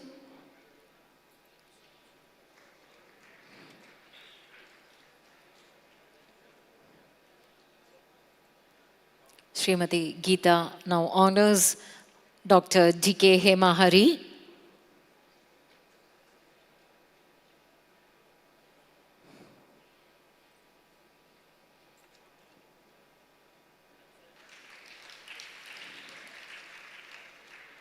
Co-founder of Bharat Gyan. Srimati Jayasri of Kerala Brahmana Sabha. We request her to be on the dais.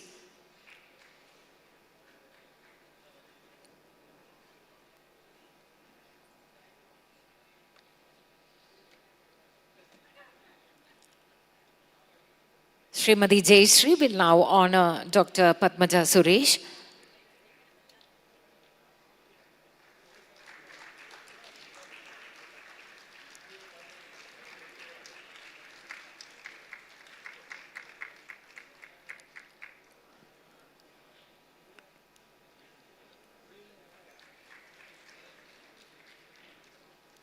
Thank you, Sri Ganesh, CEO of Oman Arab Bank. And we also thank the speakers, Dr. D.K. Hari, Dr. D.K. Hema Hari, and Dr. Padmaja Suresh. On this occasion, we would like to honor Sri Ramesh Dravid, a gold medalist in Sanskrit Mimamsa from Benares Hindu University. He learned Krishna Yajurveda Taitriya Shaka and is now doing PhD in Sanskrit. He was awarded Veda Pandit Puraskar by UP government and honored by Kerala Brahmana Sabha for his services to our community. Sri Ramesh Dravid, we request him to kindly be on the stage.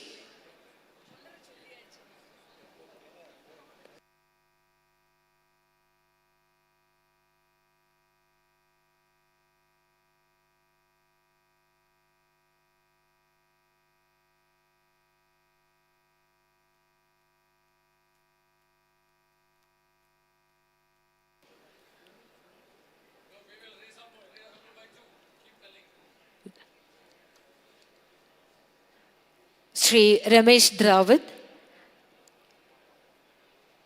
was honored with Dharma Shrestha Award by Kerala Brahmana Sabha for his services to his community.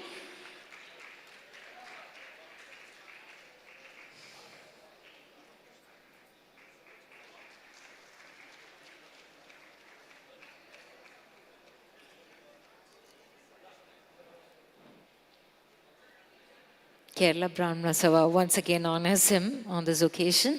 Ladies and gentlemen, that brings us to the end of the morning session. Let's now disperse for lunch. Kindly reassemble sharp at 2 p.m. We'll continue with our sessions. We'll start sharp at 2 p.m. Thank you.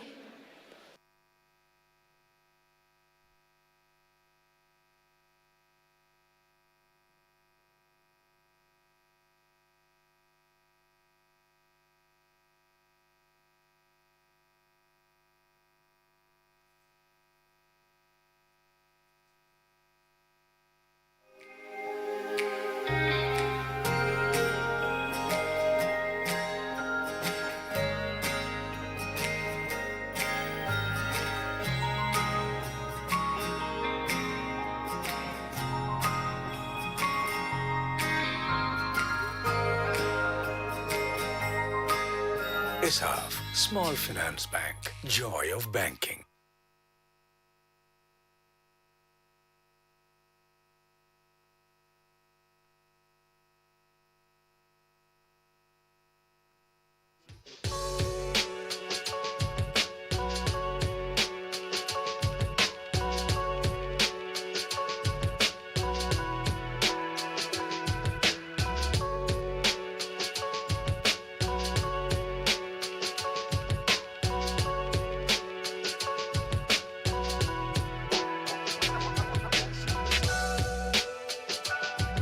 വിപുലമായൊരു exhibition Brahmins global മീറ്റിനോടൊപ്പം ഒരുക്കിയിട്ടുണ്ടെന്നുള്ള കാര്യം നിങ്ങളേവർക്കും അറിയാമല്ലോ. ദയവായി ഏവരും ഈ സ്റ്റാളുകൾ സന്ദർശിക്കണമെന്ന് അഭ്യർത്ഥിക്കുകയാണ്. We would request all of you to kindly visit the stalls.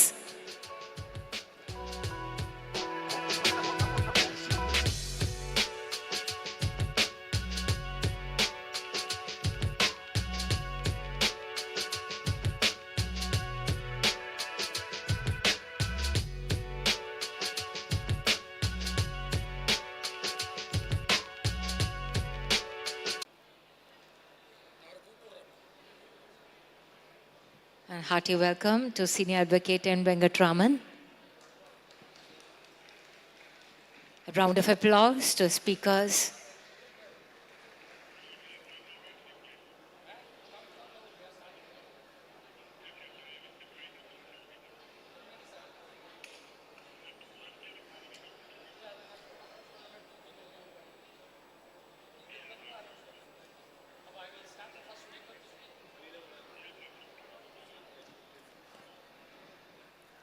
Our speaker, Dr. Alvar, will be joining us in a short while. We have here Senior Advocate N. Venkatraman, the Additional Solicitor General, Supreme Court of India.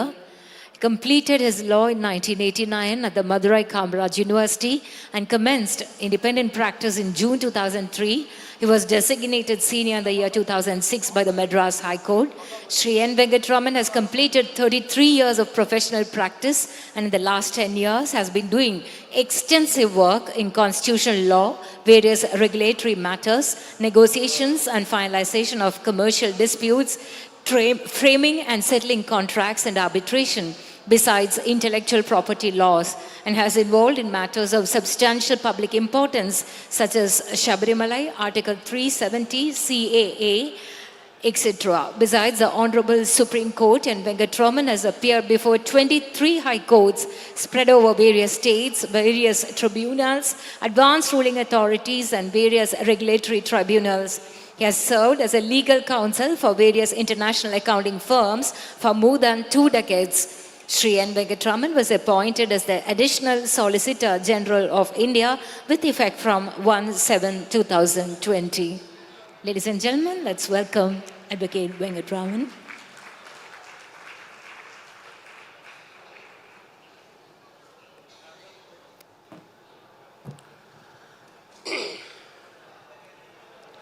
Sharada Sharadamboja Vadana Vadanambujai Sarvatha Sarvathasmakam Sannitim Kriya Vivekinam Mahapragyam Dairyodarakshamaanidim Sada Abhinavapurvam Tam Vidyatirtha Gurum Bhaje Bharati Karunapatram Bharati Padabhushanam Bharati Padamarudam Bharati Tirthamashraye Vidya Vinaya Sampannam Vitaragam Vivekinam Vande Vedanta Tatpakyam Vidushekara Bharati.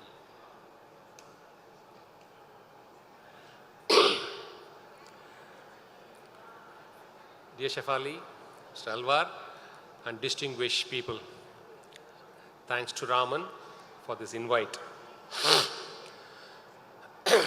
I see a lot of young children here, and that's motivating us to talk to you more. Whatever we have lived the way we have understood, and whatever we have to live, the rest we will live it our way. But you have a long way to go and passing through challenging times. So we thought we should share a few things to you. The question that arises for our debate or consideration today amongst a modern mind is, do you want to lead a successful life or a good life? That's the point. So the voting will be 9 out of 10 blindly successful life without even have to define it. What do you mean by successful life? Keep your wants increasing. Keep your desires increasing. Find the ways and means to somehow get it fulfilled. And derive joy and happiness out of it. So, the life essence is pursuit of material happiness. And that's successful life. How do you get it? Good education, successful education, success in job, success in remuneration, success in investment, success in savings, and finding yourself whenever time permits to be in the limelight or the spotlight. Life becomes successful. Now, to achieve this, what do you have to forego is the question. All of you understand this language. Life comes always with a package. So this package of success also comes with some conditionalities. So what are those conditions? Look here. End alone matters means don't matter. Because success is important. Look here. We have come here to enjoy life. We can't suffer. We will do anything to oppose it. We can't suffer. Come what may. Not willing to sacrifice. We won't sacrifice. Because we have come here to only enjoy life. So tell us whatever can give that, we will do that. We won't sacrifice. We won't tolerate. We will keep pushing. Look, see, the level of commercializations to which we have reached. Somebody doesn't do something else, I'm paying you, you are accountable to me. We can't tolerate you, I need perfection. No go. So, for all this to happen to you, you need one solid ingredient as your basic dough. The basic foundation for you should be, one should be utterly selfish. Simple. Bottom line is only that. Be selfish, then all this follow one way or the other, because your destination is somehow to reach the end which you have planned. So selfishness is the starting key word for a modern mind. Now, you are given a choice. See, the Creator always gives you options. Option A, option B for us in life. He doesn't give you, he doesn't make us optionless. So he says, there are two options for you. So your selfishness, you can go in search of artha and kama. No problem. You will get it. The more you strive, you will get more. But the God gives also the second option. Yeah, you can go in search of artha and kama following the rules of dharma. That is now the differentiating factor in a modern life. Nothing else. All of us were pursuing something. Our grandfathers pursued something, our great fathers, our next 3 generations will do something else. So pursuit is, nobody can stop it. But the difference now is the pursuit for artha and kama minus dharma. Where does it take you? It will take you to an isolated success. You will be successful. We see people every day succeeding. So to say that, no, you won't be successful in this formula will be a wrong message. The message is absolutely you will be successful. But you will be participating into this world of self-destruction, because selfishness minus dharma will make a human being non-compassionate, is what our scriptures say. A human being without compassion is simply a worthless human being, is what our scriptures say. And one becomes non-compassionate. Dispassionate is a spiritual pursuit. You should become dispassionate. but not compassionate.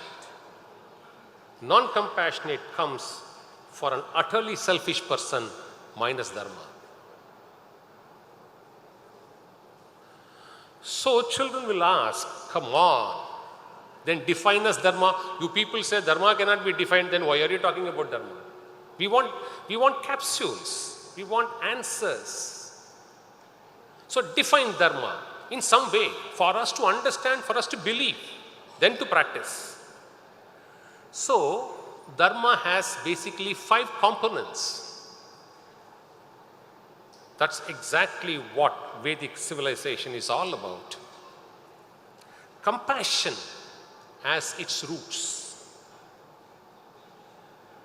Love from the heart. Courage from the mind. Righteousness from the buddhi. And a body ready to serve a cause. And scriptures say, from this body, from such a body, will sprout what is called as dharma, which is our Vedic civilization. Factor all this. You now factor, this is the differentiating factor between a successful life and a good life. A good life will factor dharma, artha and kama. A successful life will factor only artha and kama. And life minus dharma makes you non-compassionate.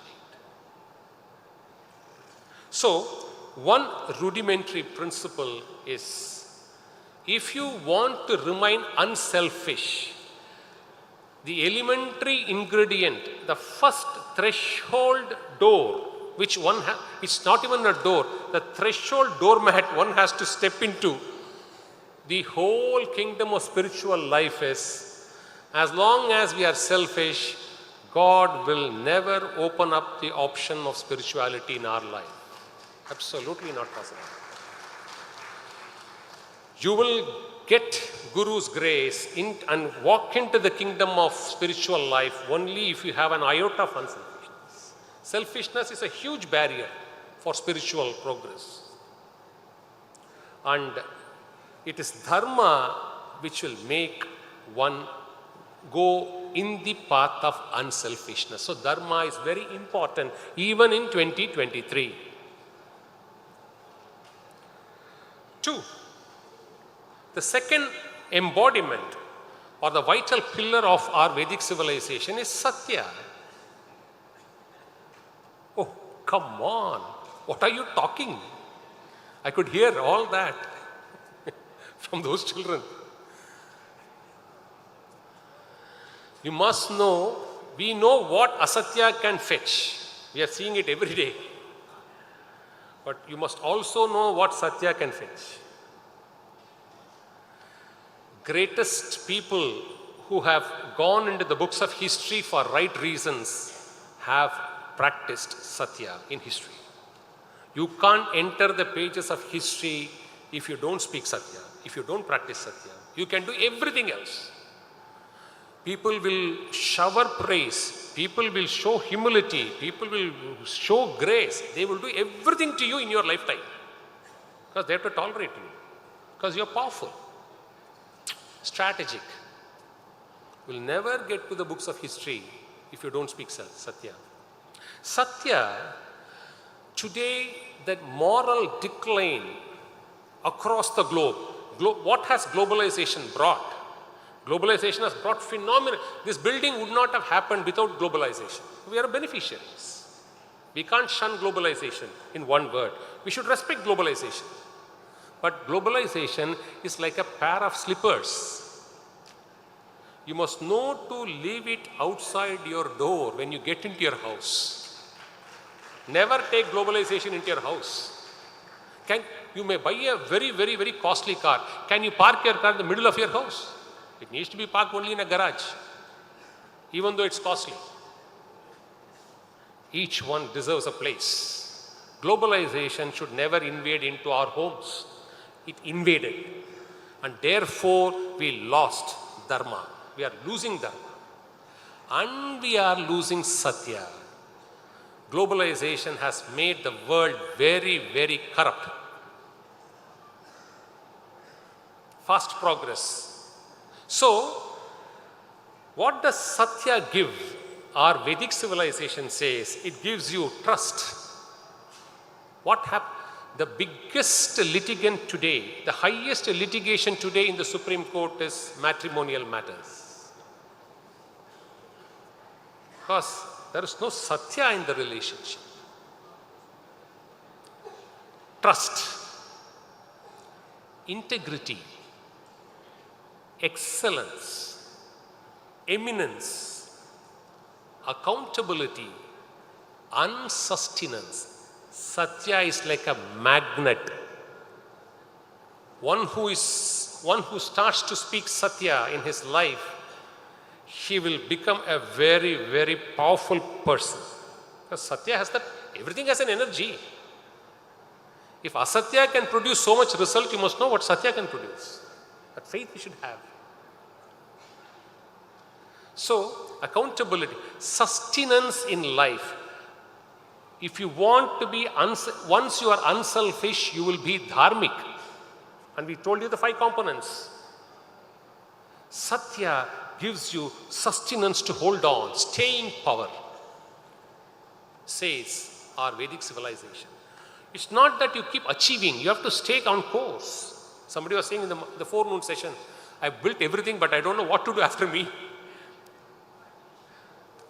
For centuries, we belong to a Guru Parampara. For centuries, the baton is passed on. There is no transitional problem at all. There is no power struggle. The baton goes from one Acharya to the other Acharya without any problem. How? Satya. It is Satya will guide you to the next moral destination. It will define you the destination. So these are the 2 basic values. 3. What is happening today with our children is they want answers to questions. So we as parents, unless you can't be saying, hey, you should worship God. Why? You should not stand and eat. Why? You should have a bindi. Shefali is there. You should listen to her talk. Bindi. Why? So, why we are in an era of why? And either they provoke or they get provoked, and therefore they provoke us. But we can't get provoked. We have to answer them. If you want them to stay in course of dharma, we need to give them answers. Just share you a few examples.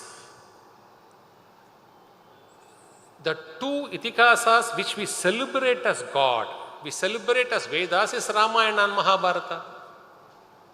So a modern mind will ask, and we say what? To us, Rama is an embodiment of Dharma. He's Bhagavan Dharma. That's how we worship Rama. So the question is, how can Rama kill Vali behind the back? How can he be Bhagavan? There's 23 questions. We have to be ready with answers. And there is an answer for that, which many of your debating forums won't divulge. There is an answer. Because Vali concedes that he is a monkey when he fights. Now, if he is a monkey, what is the ground rule? For when you take a man on his fight, you have to fight in front of him. But to kill a bird or kill an animal, there is no Shastra which says you go in front of the animal or front of the bird. Rama will never make a mistake. Rama can never do adharmic acts, should be our faith. There is an explanation to this Valivadam. He repeatedly says, you will not be interested in my monkey skin. You will not be interested in my monkey's flesh. These are all the dialogues available in the Grantha. Take the case of Rasa Krida. Hey, come on, your Bhagavan Krishna is dancing with 16,000 women.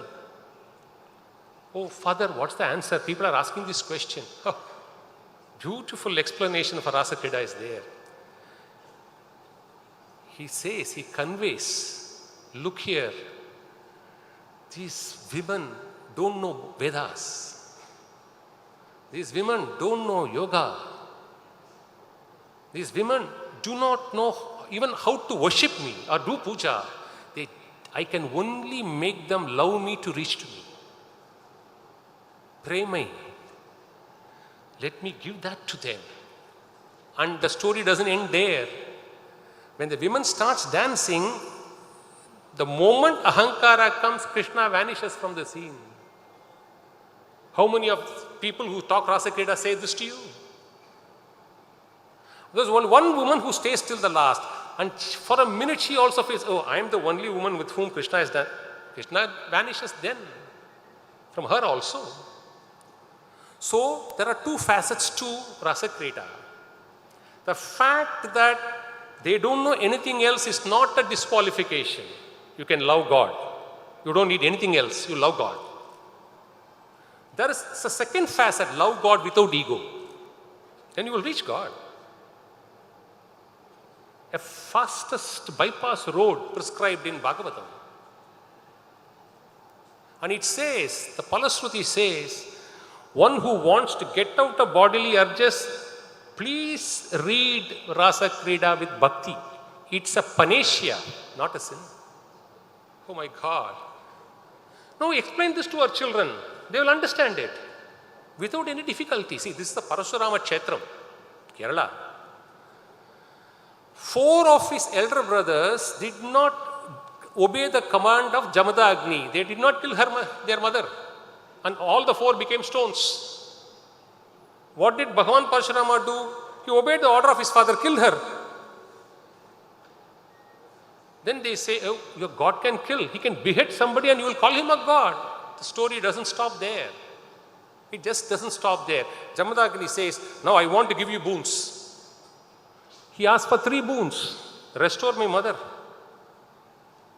Ensure that she forgets what she has done. Restore my brothers. This is just to ensure children understand how you should be tactical in life. You can't be foolish. Otherwise, there will be a 5th stone in the form of Parashurama. Because he got back what he wanted. There is no loss. See, for every question people ask blindly, there are answers. They put a very difficult question. Oh, come on, Mahabharata sanctions polyandry. No, it doesn't sanction. Very clearly says it is not dharmic. Then what happened to Mata Draupadi? There is a beautiful explanation, at least in one of the texts. There's a beautiful dialogue. Why did she give consent to that? She would have made 4 brothers go to take to sainthood. She would have deprived the mother minus 4 children. More importantly, she would have deprived the chance of restoration of Dharma for her kingdom, which was of paramount importance. She's born only for that. And she did not resort to this for the pleasure of life. She will therefore remain to us ever as Mata Draupadi.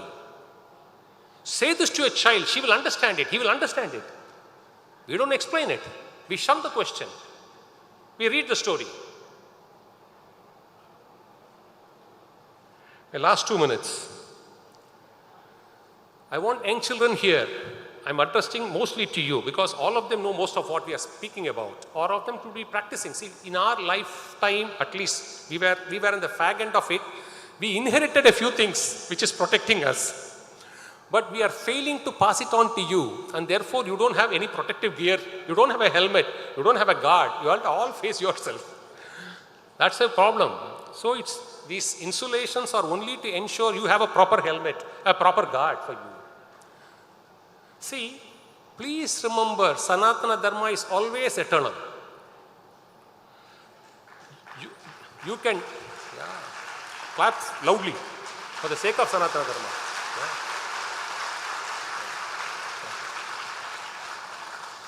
You can destroy forms and names. You can't destroy Dharma.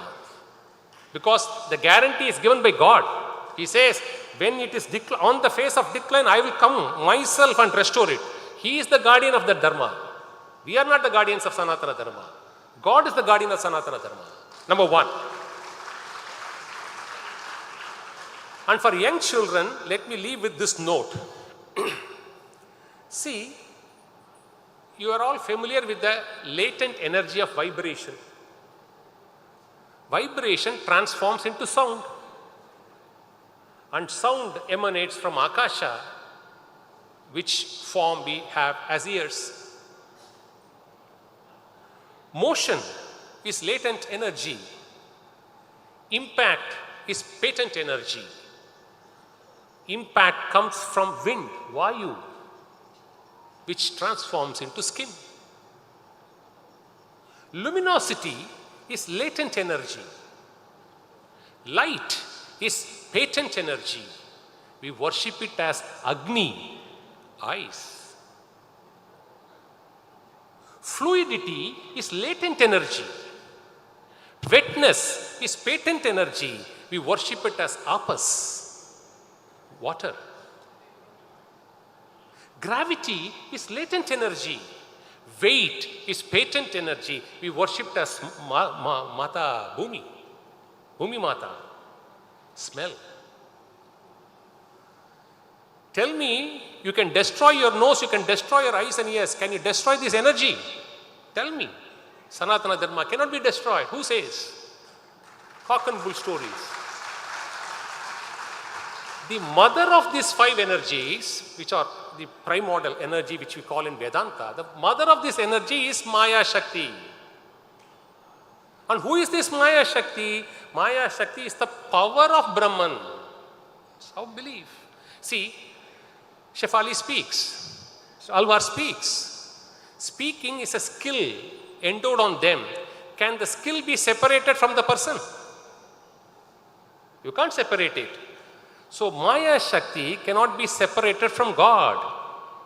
So that's why we talk about Shividya Upasana, Shiva Shakti Aikyam. All this is nothing but allowing the energy to go back to its source. So the principal energy, which is Maya Shakti, is nothing but the power of Brahman. He alone creates, he alone sustains, he alone destroys. You and I are some third person who knows nothing about Sanatana Dharma, cannot touch it. So thanks, Raman. I've stuck to my 30 minutes for this wonderful opportunity. And I'm happy to see a lot of children. Please take it back. Never be. One easy take home for Vedic practices. Vedic civilization ensures to you that you will be less anxious in life if you pursue Vedic life. Unless you are less anxious, any amount of overt happiness is not going to give you or make you understand what happiness really means to your human soul. Thank you so much, please.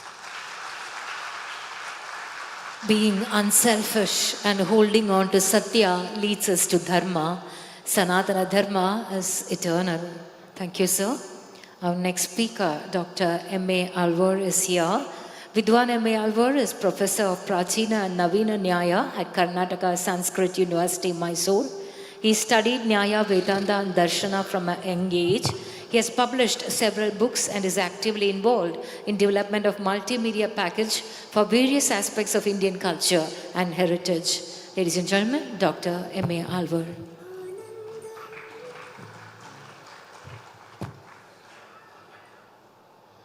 Namaste to everybody. Kashaya shobhikamaniya shikhanivesham dandatrayojvadakaram vimalopavitam udyaddinesha nibhamullasadurdhvapundram rupam tavastu yatiraja drishormamagre. First of all, I express my deep sense of gratitude to Sri Karimpura Ramanji for bringing together this wonderful audience from various parts of the world and also inviting me to be a part of this program. Before we proceed, I would like to show you a short 6-minute film on the Vedic values that we are trying to preserve and propagate under the aegis of Samskriti Foundation, an organization that was founded by my revered father, Professor Lakshmi Tatacharya, who was here in the first edition of the Global Brahmins Meet. I request you to kindly play the film.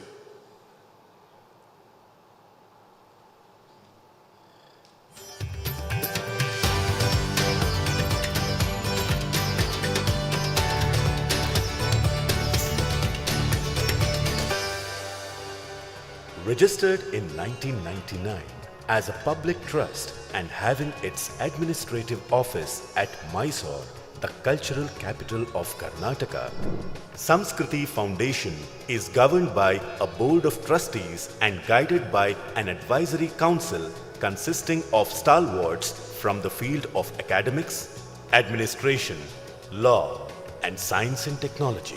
Popularly regarded as the Holy Badrinath of South, Melukote or Tirunarayanapuram has been acclaimed for its tradition and divine wisdom.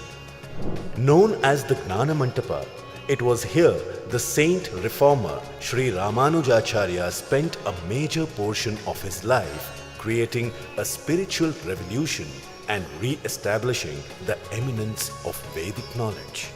The inspiration has encouraged the establishment of Samskriti Foundation at Melukote with a mission to preserve and propagate the culture and scientific heritage of India, focusing on its contemporary relevance and utility.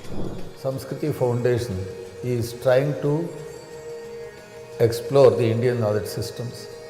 It wants to show the relevance of the Indian knowledge systems even today. And most of the Indian knowledge systems are stored in the ancient texts which are in the form of palm leaf manuscripts. There is a wonderful saying which goes as follows. Bharatasya pratishthe samskritam samskritis tatha. Two unique aspects that define the contribution of Indians to the entire world at large are the Indian culture and Sanskrit language. Sanskrit language is the vehicle through which Indian culture is reached to the masses at large. Samskriti Foundation is engaged in the revival and propagation of both Sanskrit language and Indian culture, which are intertwined with each other. Samskriti Foundation's activities can be broadly classified under three basic categories. 1. Fundamental research into our traditional knowledge systems based in Sanskrit. 2. Transdisciplinary and multidisciplinary research, combining theories of modern science and traditional Indian knowledge. 3. Outreach programs that involve publication of important texts with commentaries and translations, etc. in the form of web apps and mobile apps, books and such other media. It also includes extensive online and in-person classes on various aspects of Indian cultural heritage. Fundamental research involves research into the very basic core of Indian knowledge systems. Prominent among them is the flagship program of the Samskriti Foundation known as Gnanashwataha, a mammoth virtual online knowledge structure that houses the entire gamut of traditional knowledge in its various dimensions under a single umbrella. Other programs under fundamental research include research leading to the preparation of publications like Sanskrit-English Dictionary of Yoga based on fundamental texts of yoga, critical edition of texts like Patanjali's Yoga Sutra Bhashya, Hatha Yoga Pradipika and other yoga works with English translations, illustrations and notes. An overview of Yoga Upanishads and their contribution to yoga in English, Yoga in Puranas and Upapuranas in English along with the original Sanskrit texts, and including a very interesting comprehensive publication on Upavasa, fasting, transdisciplinary and multidisciplinary research.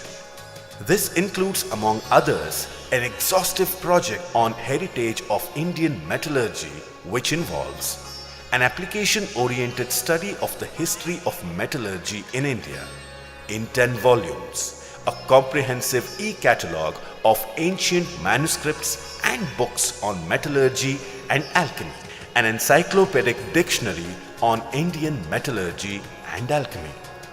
Another important research project aims to catalogue all the ancient palm leaf manuscripts pertaining to 40 different fields of science and technology like mathematics, astroscience, gemology, behavioral sciences, etc. There are many such other projects that bring together traditional knowledge and modern science.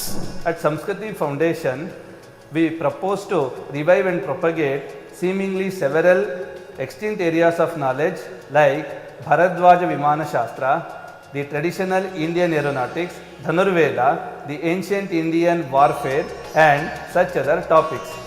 Outreach programs. These include self-teaching multimedia programs in the form of web apps and mobile apps. These multimedia self-teaching programs comprises of various modules including multiple modes like recite mode, teach me mode, tell me mode, and search features with different filters to facilitate easy learning and understanding of the texts. The 4 major components of this program are Sage Patanjali's Yoga Sutras, Hatha Yoga Pradipika, Pranamya Shri Gurum Natham, Pranamya Shri Gurum Natham, Sharada Script Teaching Package, Panchasuktam. Atha Purusho Havai Narayano Kamayata Prajasrajayeti. भारतीय संस्कृतेः वैज्ञानिकज्ञानपरम्परायाः प्रकृतोपयोगित्वद्योतनार्थम् इयं संस्था कटिबद्धा वर्तते। एतदर्थम् अनया संस्थया अनेकानि कार्याणि क्रियमाणानि वर्तन्ते। एवम् उत्तरकाले अपि समस्तलोकोपकारकान् अनेकान् नूतनान् आविष्कारान् समर्पयितुम् अस्मदीया इयं संस्था उद्युक्ता वर्तते। Another important outreach project is the publication of the Kannada version of the Valmiki Ramayana in 8 volumes and Sage Vyasa's Srimad Bhagavatam also in 8 volumes, authored by Pandit Devashikhamani Alasingaracharya. In the coming years, Samskriti Foundation is poised to contribute significantly to showcase the importance of our traditional knowledge in such a way that it can provide indigenous, sustainable, eco-friendly, cost-effective solutions in science and technology in very relevant fields. This was the dream of our founder Lakshmi Tatacharya, and we feel a time has come to achieve it. Samskriti Foundation is a credible NGO certified by the Credibility Alliance. The trust has obtained tax exemption under sections 12A and 80G of the Income Tax Act, along with eligibility to receive foreign contributions under the FCRA rules and receive contributions under the CSR scheme of the Government of India. Samskriti Foundation welcomes one and all to join this exciting journey in preserving the cultural and scientific heritage for prosperity in India.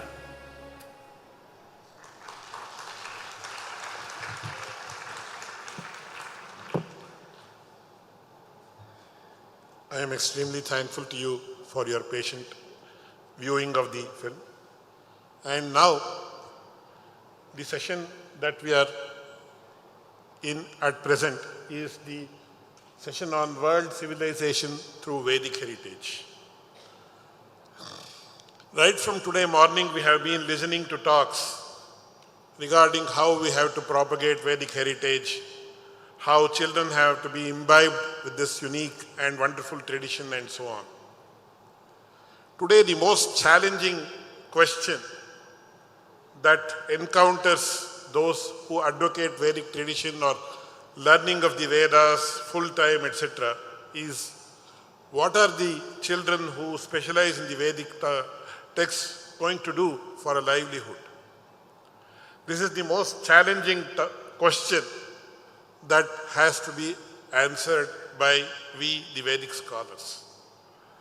And many a times, even the great Pandits end up doing Paurohityam and also end up as teachers at the high school level or the pre-university level, and they are not able to go beyond that because of several drawbacks. In this context, Samskriti Foundation wants to propose a new model by which studying the Vedic tradition with a modern perspective can answer the question and also give answers to the challenges that we have been facing. I will narrate one or two incidents in this regard and then conclude my talk within the given time of half an hour. In Calicut University, there was a wonderful research called Mind, Brain and Language. And they were actually studying a group of nuns who had Alzheimer's dementia. And we all know that as a person ages, as he nears 65, 70, the dementia sets in. And when they were doing this research, they actually studied the essays written by different nuns, and they found out that those who had used small words, for example, try in the place of endeavor, go, proceed, come, arrive, etc., and who had used longer sentences were not affected by Alzheimer's dementia, whereas on the other hand, those who had constructed smaller sentences and used smaller words, they were prone to Alzheimer's dementia. This was scientifically analyzed, and then it came to the notice of the scientists, the neuroscientists, that networking of the neurons in the brain is very, very, very important. And they also found out when they studied all the languages, that is the major languages of the country, they found out that Sanskrit is the language that can achieve that all the neural networks remain intact. So today we saw Sheshadrinath Shastrigal in the morning. He is nearing 90 years. But he still he has restored his memory of all the entire gamut of the Vedic literature. This is possible only through Veda Dhyayana and also when a person studies Sanskrit in its entirety, in its true spirit. That is why, for example, in the Nyaya Shastra, when we tell a parishkara, we say, Sadhyatavachedaka sambandhavachinna sadhyatavachedakavachinnaadheta nirupita adhikaranattvavachinna bhedavan nirupita hetutavachedaka sambandhavachinna vrittitanavatchedaka hetutavachedakavatvam. So this is what is called as Vyapti according to Navyanyaya. But to tell this in this manner is not very easy. And to remember it is even more difficult.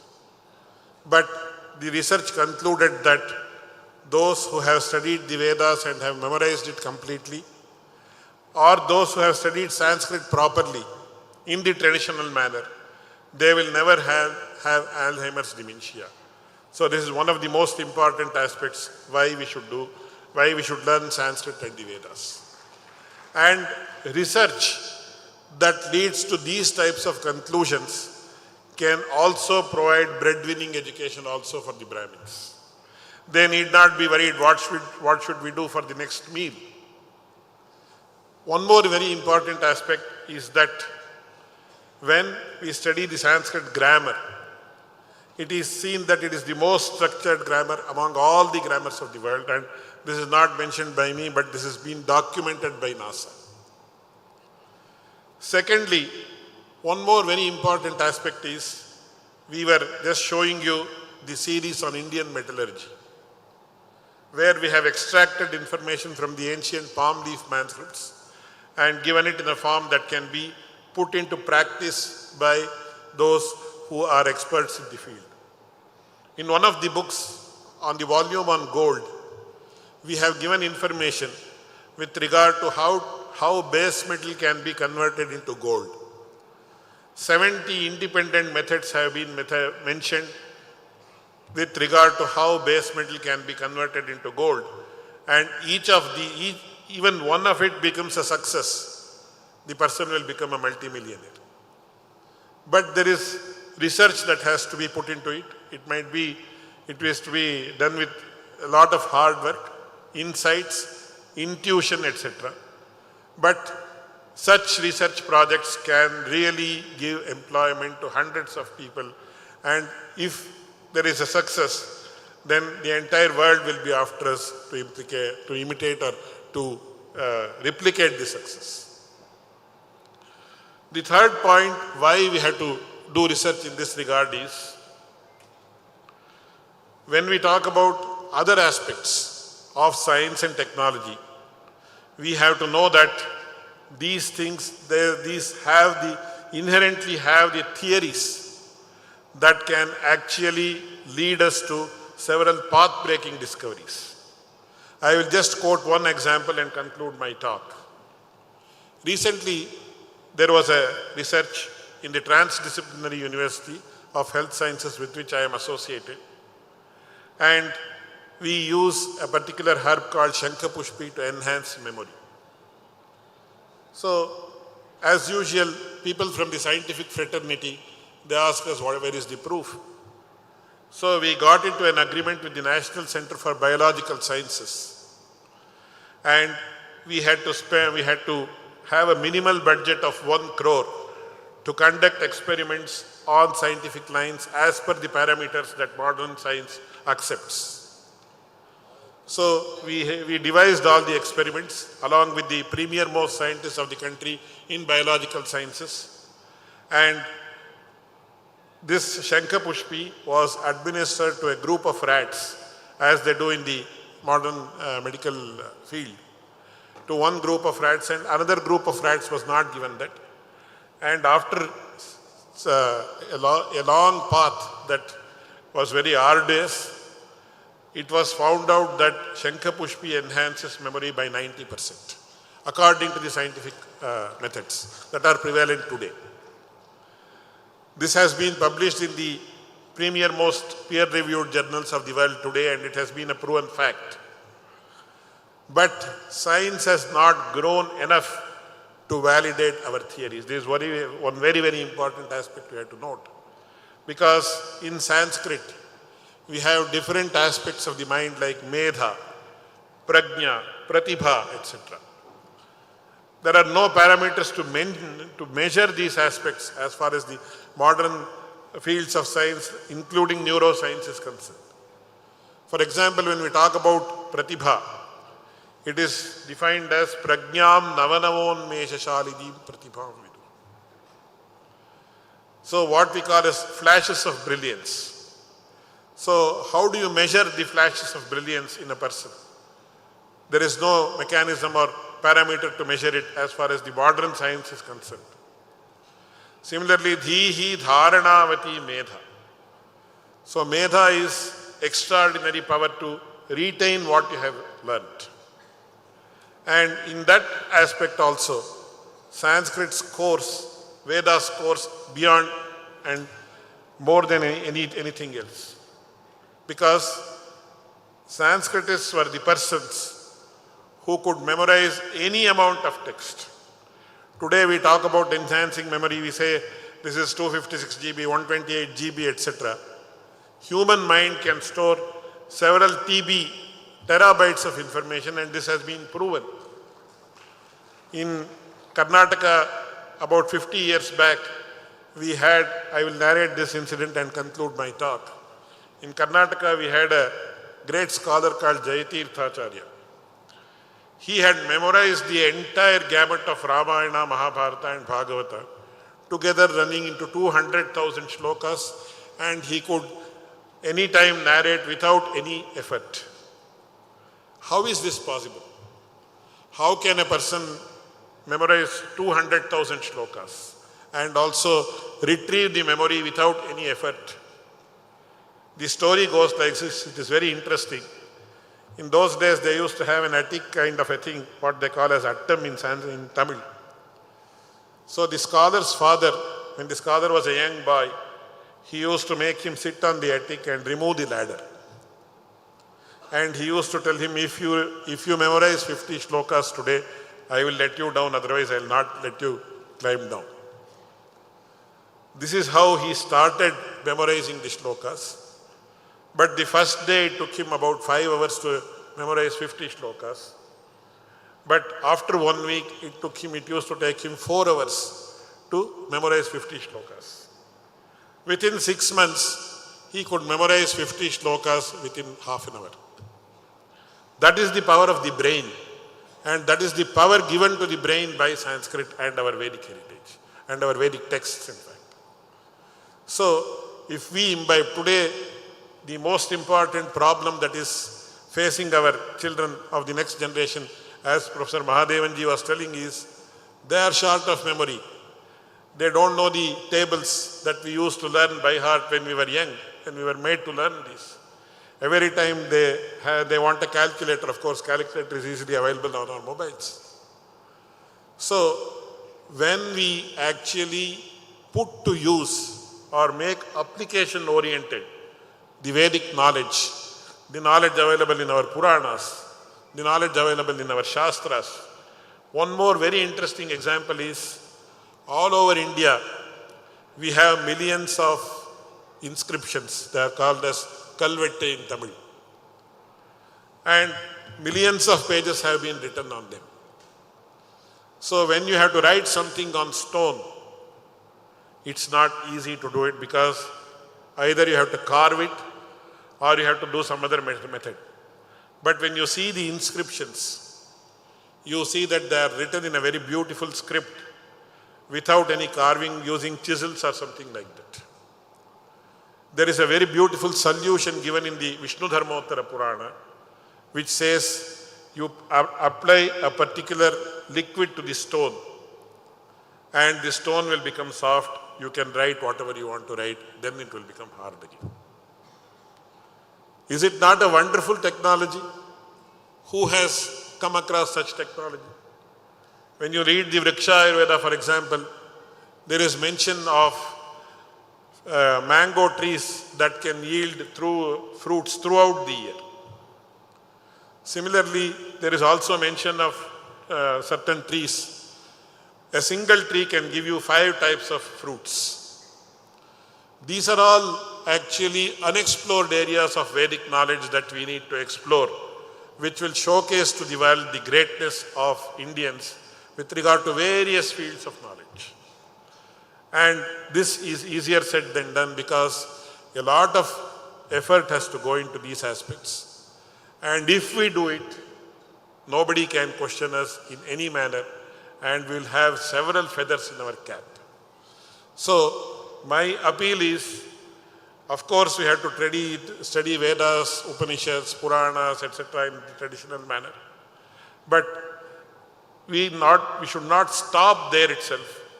We should actually empower the students, empower the next generation to go deep into it, and also see how it is contemporarily relevant, and also how to make it application oriented. When this is done, the challenge that we are facing today of getting students to Sanskrit or Vedas, etc., can be quelled very easily, and we can once again establish the golden Vedic age that prevailed long, long ago. Thank you very much. I am really thankful to all the revered persons on the stage and off the stage.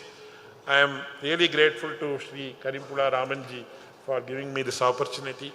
I hope we will all be inspired to contribute more and more to this field of making Vedic knowledge application oriented and useful to the entire world. Thank you very much. Namah Paramarishibhyo, Namah Paramarishibhyah. What an amazing repository of knowledge Sanskriti Foundation doing outstanding work to preserve and propagate the Indian culture and Sanskrit language. Thank you, sir. Our next speaker is Ms. Shefali Vaidya, is an award-winning multilingual author and media professional with a keen interest in history of Indian textiles and temple architecture. She holds a postgraduate degree in communication studies and postgraduate diplomas in Indology and Spanish. She has over 20 years of work experience in the field of media and film and TV production. Currently, she is the Chief Curator of the Western Ghats Literature Festival, Coimbatore, and the Chief Curator of Godavari Dialogues in Nasik. Her series of research articles on the significance of motifs used in Indian art and the synergy across multiple art forms has been critically acclaimed. Shefali has written columns on temple architecture and textiles in both English and Marathi for leading publications. She has been an expert member of the Committee of Textiles appointed by the Central Ministry of Textiles. She is also a best-selling author of 3 books in Marathi. Ladies and gentlemen, Ms. Shefali Vaidya.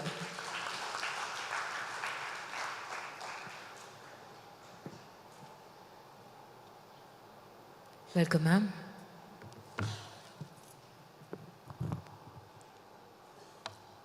Namaste, bhai.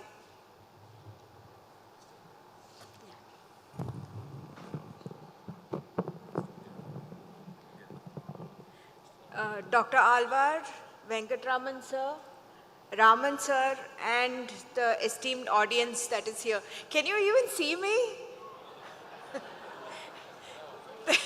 That's a disadvantage of being short, you know, but you'll have to make do.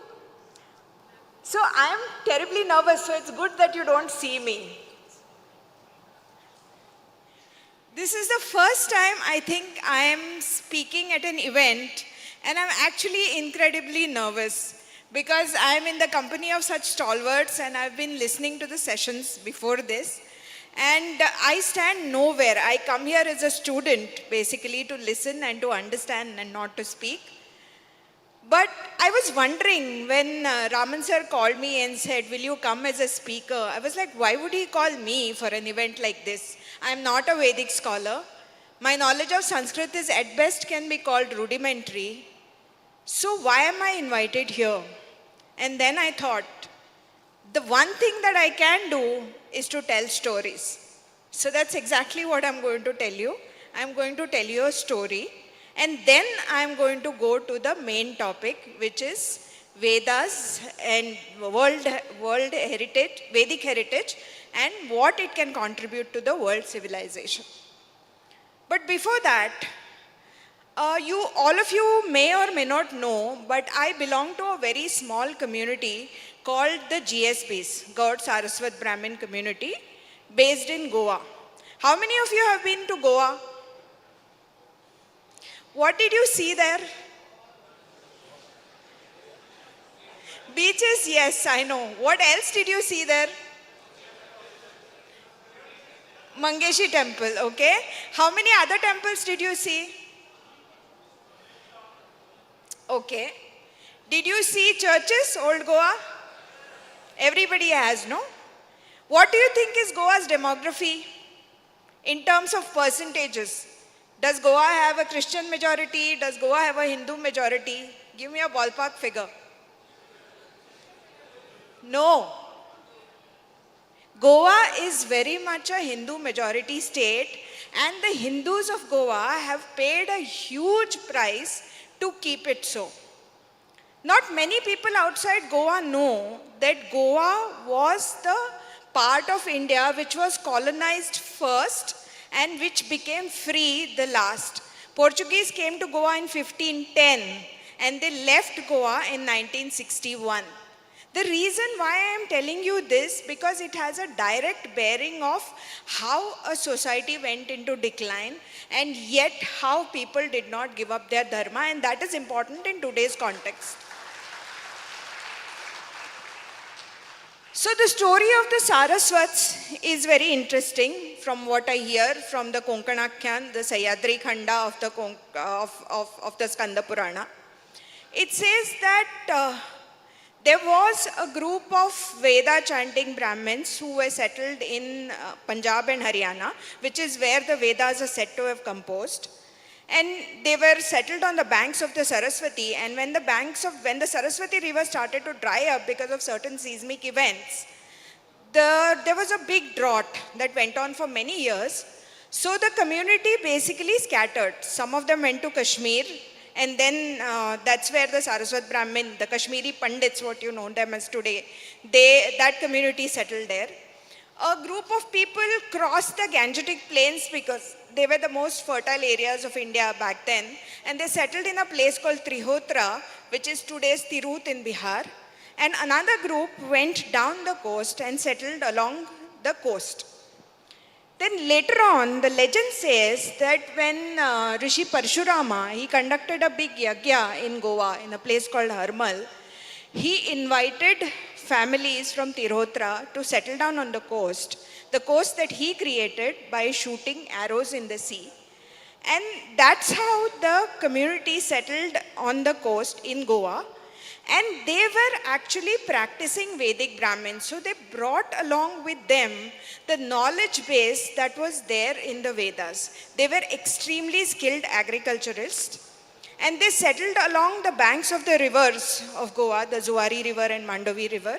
And they started cultivation there. And they were very, very advanced in those days because they would take 3 crops in a year and they would rotate the crops. That's why it was a very prosperous community. It was a community that figured out that small land holdings are not economical. So the whole village would get together. They would form a Brahmana Sabha. The Brahmana Sabha would take a decision on what to plant in the common fields. And individuals would put in their efforts and they would get back that kind of produce. But because everybody pitched in and the land holdings were huge, the returns were also huge, and it was an extremely prosperous, rich society. That is why they brought their murtis, their Devi Devatas, Kula Devatas to Goa, and they built huge temples in Goa. Now, Goa had a very checkered history. It became a part of several Hindu kingdoms, the Bhojas, the Kadambas, the Mauryas. But ordinary people's life didn't really change. It just went on. The rulers changed, but people kept on doing their own thing. The first disruption happened around 13th century when there was a massive Islamic invasion in the south of India with Alauddin Khilji's forces. That is when Goa first went under Islamic rule, and that is when the Hindus of Goa first faced religious persecution. But soon after that, temples were destroyed then also. But soon after that, the Vijayanagar Empire became more powerful and Goa was won over again, and the temples that were destroyed by the Islamic invaders were rebuilt, and Goans continued to live their life. Then 1510, the major disruption in Goa's social and religious life happened.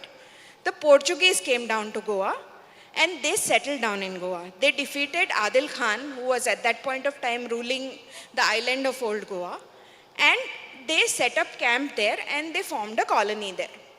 Now the Portuguese at that point of time in Europe were in a very severe rivalry with Spain. They were both Catholic nations, and they both considered it not just their duty but their right to convert pagans and heathens. That's what they called us. So they got orders from the King of Portugal to destroy the temples of Goa, to destroy the way of life of Goan Hindus, and to forcibly convert the people of Goa to Christianity.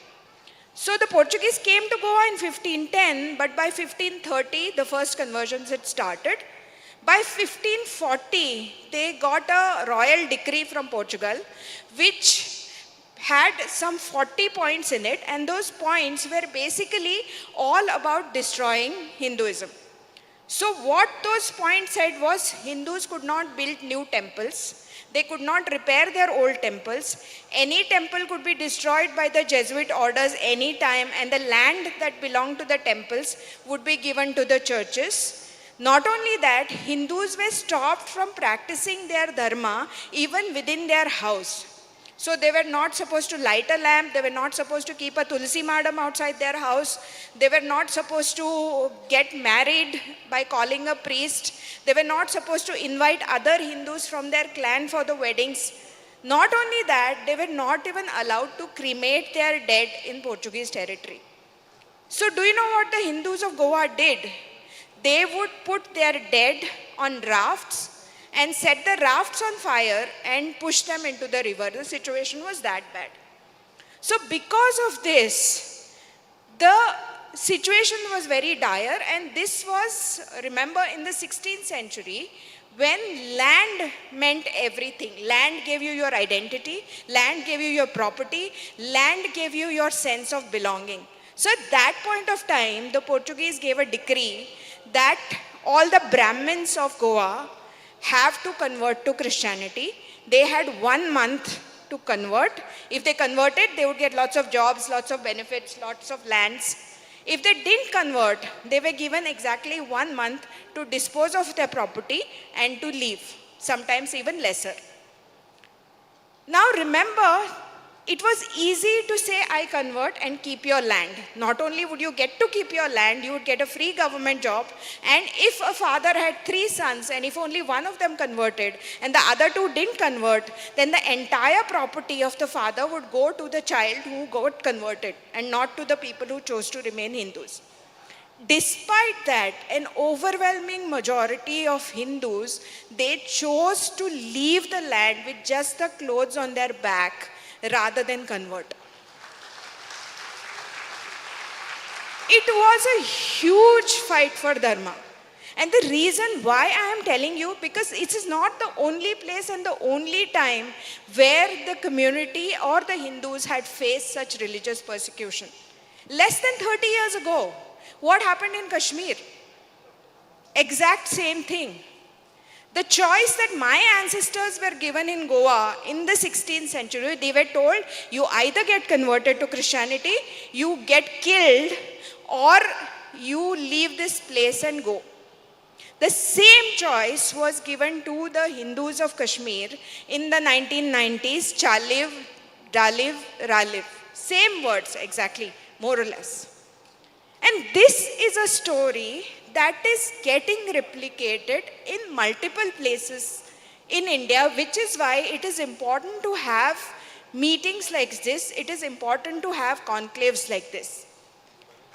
Right now, what is happening is, there is a very diabolical conspiracy to basically split Hindus into multiple small sections. So what they are trying to do, and the Pappu of Tamil Nadu is the latest example, they are trying to divide Hinduism into artificial things. They are saying there is Sanatana Dharma, there is Brahminism, and there is Hinduism. And these 3 are different things. These 3 are not different things. The Brahmins were always the first ones to get persecuted because they were perceived as the custodians of Dharma. If they converted, the other communities also converted after them, and this happened in Goa. The Brahmins were the landholders, they were the agriculturists. So if one person converted, then everybody who used to work with him or who used to listen to him would get converted as well. So it was like buy one, get 15 free kind of offer. This is why it is important to know the history. And these are the people who gave up their lives, who suffered unspeakable horrors. They moved, the people who moved from Goa actually, they moved to Karnataka, they moved all the way to Kerala. Imagine in those days, they were just getting into boats and sailing. They did not know, it would take months. There was no WhatsApp, there were no cell phones, there were no letters even to let people know that they'd reach safely. They weren't even sure whether they were going to reach safely or not, or whether they were going to die. But they still took that chance. And not just that, when they reached Karnataka, when they reached Kerala, they actually had to start afresh. They were big landowners in Goa, but they had to give up everything and start off as landless laborers in somebody else's fields. But they did that without complaining, because that is what their Vedic education had taught them. That if there is adversity, you do not buckle down, you do not play the victim, you try to face it as it is and you start a new life. And that is exactly what they did. Today when I study Vedas, when I try to read Vedas, and my understanding is very, very limited, I am astounded by what I see, by the sheer beauty of the abstract thought of the ideas. They are so rich and so wonderful and so fulfilling that today when you talk about modern psychology and today you talk about the mind-body connection, today when you talk about all those fancy things that people take degrees in like neuro-linguistic programming, like mindfulness, they call it 1,000 different names now in the world, and everybody wants to start a course and advertise on Instagram and get people to pay a lot of money and do those courses. But where does it all come from? It comes from the Vedic philosophy. Vedic philosophy basically, even today, influences our lives in a million different ways. Our agriculture has its basis in the Vedas. Our metallurgy, I just saw that they have published 10 volumes of metallurgy. That stems from a Vedic root. What is geography called in Sanskrit?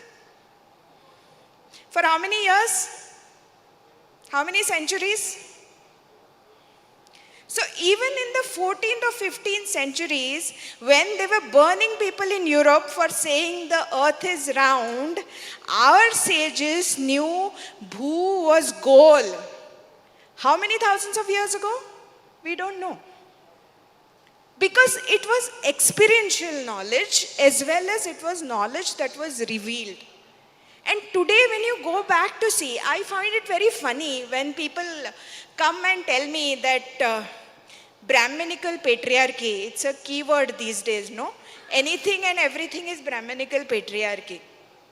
You read about the Rishikas in the Vedas, the Rishikas who have composed Richas. Richas have been revealed to them. There is Gargi who held her own with Yajnavalkya and she actually defeated him in a debate. Not by playing the victim card, not by saying that men should be cancelled, not by saying that we should adopt cancel culture. Basically from the sheer power of her intellectual capacities. That is what Vedic education is. I am again not an expert and I do not want to reveal my ignorance on this forum at least, where there are people who are 1,000 times more knowledgeable than I am. But I find it very interesting that the Upavedas of our 4 Vedas are all very practical knowledge. So there is Ayurveda, there is Dhanurveda, which deals with arms and basically the art of shooting. There is Gandharva Veda, which talks about the performing arts, music, culture. And there is Arthashastra, which is basically a manual of management. Whatever today you study in MBA courses in the best institutes in the world, you open your Arthashastra copy and you will see that all the ideas are there already. But we don't know. That is because nobody has taught us. In 1947, when India became independent, we had a golden chance to reclaim our education system. We had a golden chance to teach our children everything that was good about ourselves. We had a chance to teach our children yoga. We had a chance to teach our children our real history. We had the chance to teach our children Sanskrit, make it compulsory. But the people who ruled India then thought everything Western was good and everything Indian was bad.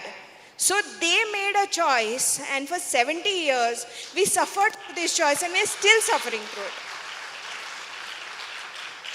I have read a story that when Swami Vivekananda went on his Bharat Digvijaya, he was from Bengal. When he reached Mysore, he and the then Mysore Maharaja, they conversed in Sanskrit.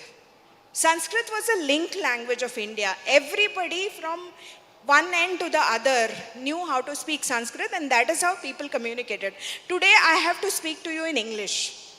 A, because I don't know Sanskrit well enough, and B, even if I talked in Sanskrit, I don't know how many of you will understand.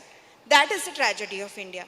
And that is something that we need to reclaim. That is something that we need to, our generation suffered, my generation suffered, my parents' generation suffered, but we have to ensure that our future generations do not want to suffer. Today, India is at an inflection point. We are poised at a point where we are slowly but surely reclaiming our status as Vishwaguru.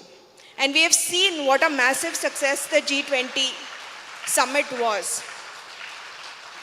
But everything that the world needs right now, sustainability, respect for nature, making sure that from the lowest microorganism to the biggest mammal is part of the same cycle of life, is all there in our scriptures.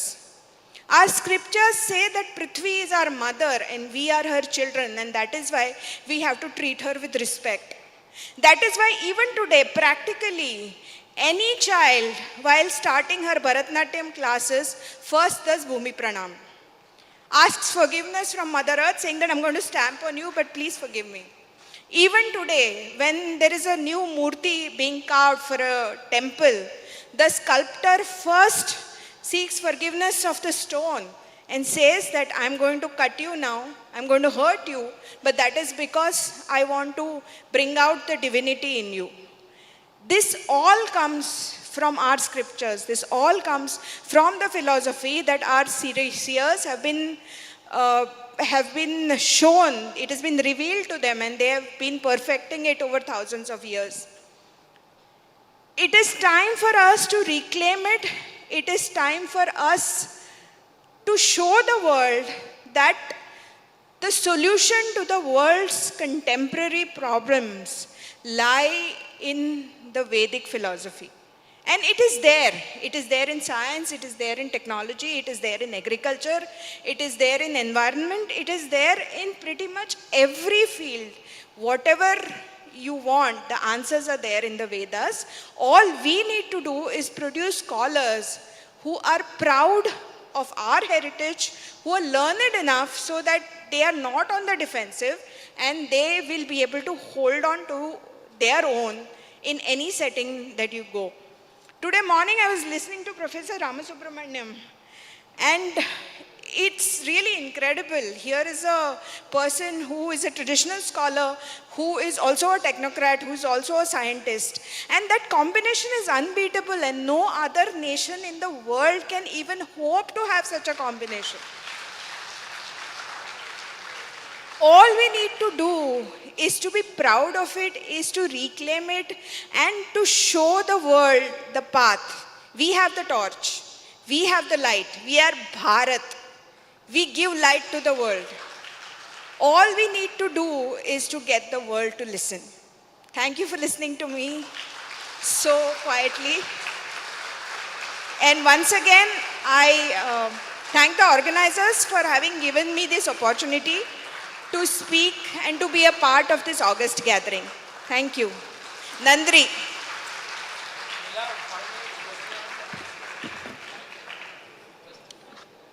The floor is now open for questions. Yeah, very relevant questions. Please keep it short.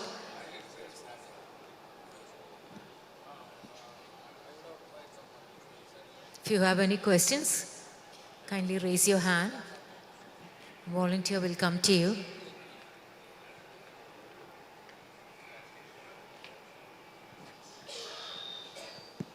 Hello, am I audible? Yeah. Thank you for all the knowledge you shared with us about Vedic knowledge and world civilizations. So the question I have, there are two questions I have. One is actually Shefali ma'am ended with the name Bharat. So in G20's recent summit, Narendra Modi ji was represented as the Prime Minister of Bharat. So I don't know how many of us know, but you may know very well about Adi Bharadar and Jada Bharadar, from whom the name Bharat was derived. I think so. So please, could you share some views on that particular story about Adi Bharadar and Jada Bharadar, and why those stories are not as famous as it should be. And the second question is about the Indus Valley civilization. Like it was one of the greatest civilizations in the history that history knows. So can you also share your views on the Indus Valley civilization, and are there any references to who was ruling during that Indus Valley civilization or something like that? Thank you. So I would like to answer the first question. So in Sanskrit, every word has an etymology. So when you take the word Rama, it means Ramante Yoginaha Yasmin iti Rama, Ramayati iti Ramaha. Similarly, when we come across the word Bharata, it actually means, Bha means knowledge, the flame of knowledge. Bhascha vidyutideeptayaha. So Bhayam Rataha Bharataha. Those who are worshippers of knowledge, those who are immersed in knowledge, those who admire and respect knowledge, they are known as Bharatas. Because there is a specific Vedic passage which says, Uttishtatama swapta agnimichadvam bharataha. So here, the people of India have been addressed as Bharatas. O Bharatas, arise, awake. Uttishtata mahaswapta agnimichadvam bharataha. Agni is once again the flame of knowledge, the light of knowledge. So originally, the word Bharata is found in the Vedas itself. As we can see, this is from the Aranyaka, Yajuraranyaka, Aruna Prashna. Uttishthata swapta agnimichadvam bharata.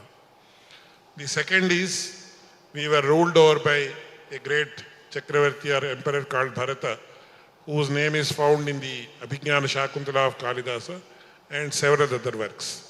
So Bharata has several connotations, several beautiful connotations. I have mentioned just two of these, and I hope I have answered your question. As far as the Indus Valley civilization and other questions are concerned, I'll hand it over to my fellow panelists. I want to add the constitutional and political dimension to your question, which is very important for people here. See, our constitution is a constitution which was drafted by 300 people for 3 years. And you have to collate several compromises. It's a document of healthy compromise at that point of time. Now, so the challenge starts from the first article, Article 1 of the Constitution. India, that is Bharat. No country would have been named twice and differently. So, somebody wanted India for some so-called inverted comma secular reasons. Bharat is our roots. So, after 70 years, we have come back to our moorings. Now, when Cochin can be Kochi, Madras can be Chennai, what's wrong in India being called Mahabharata?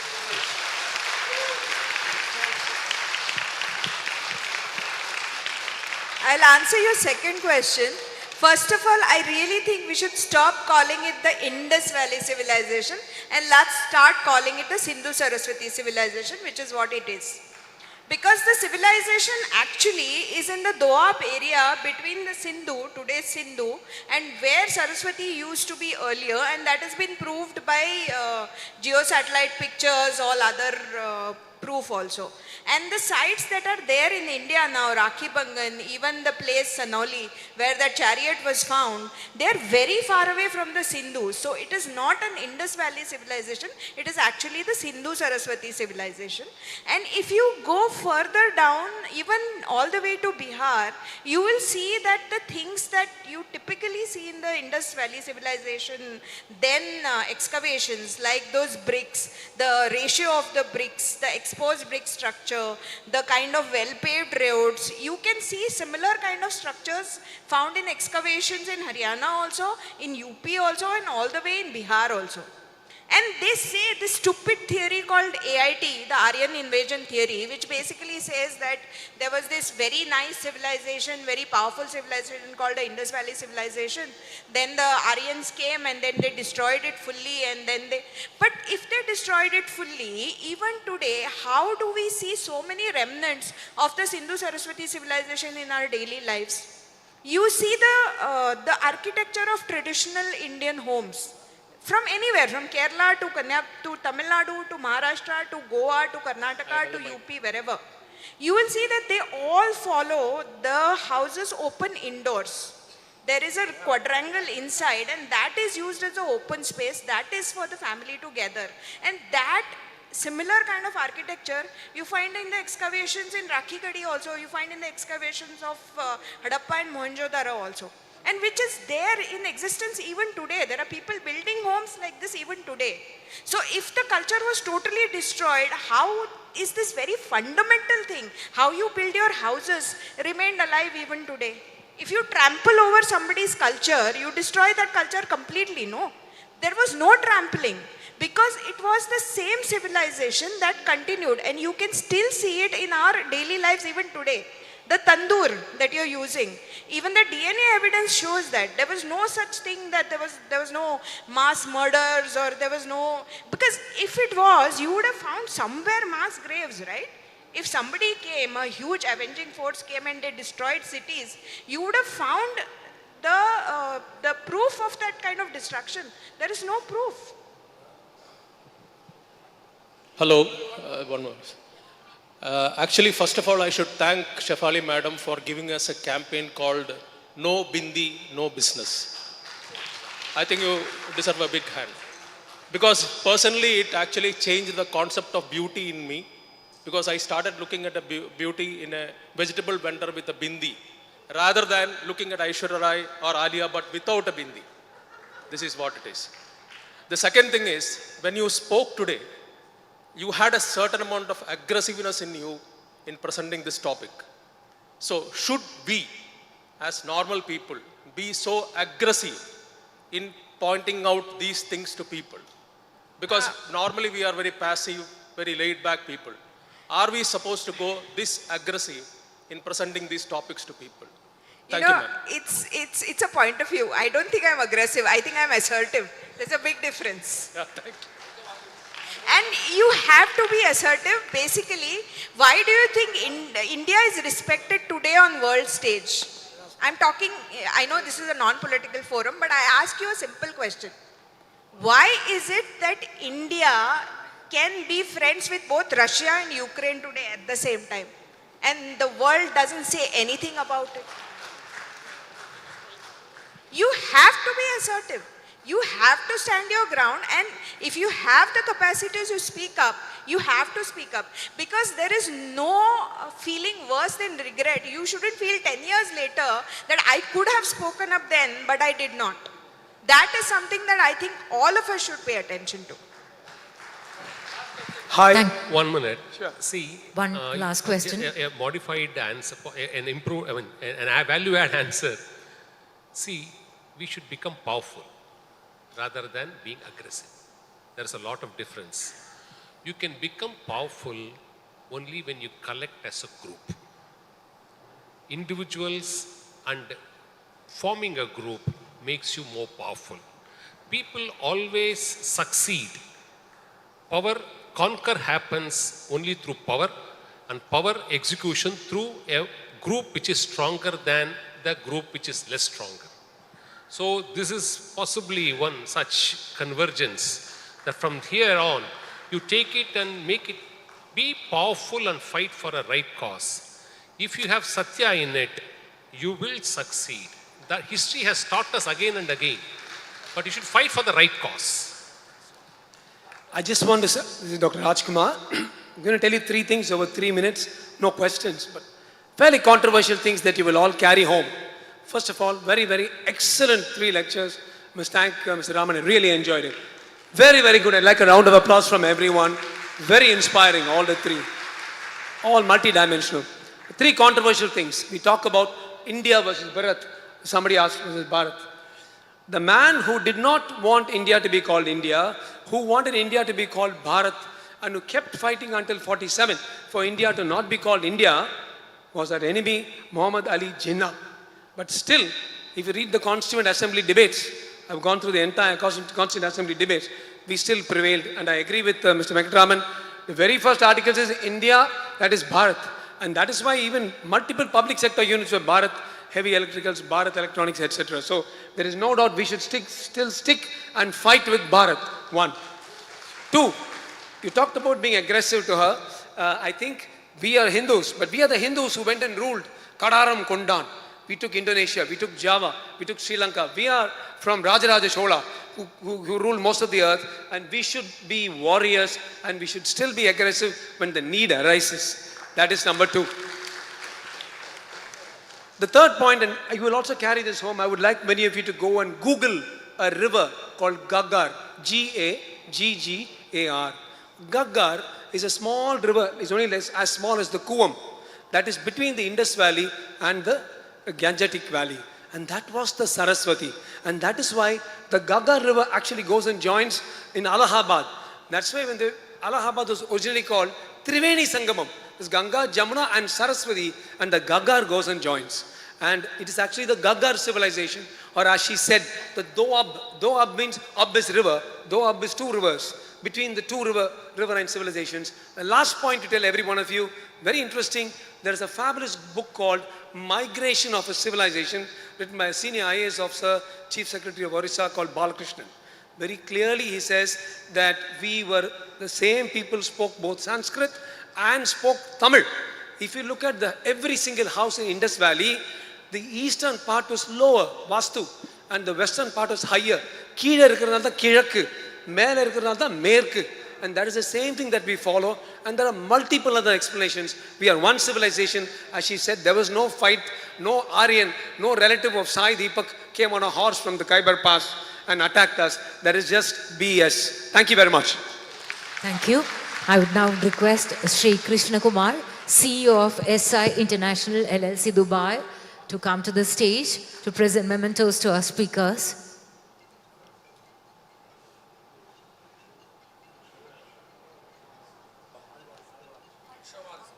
First to Dr. M.A. Alvar, Professor of Karnataka Sanskrit University.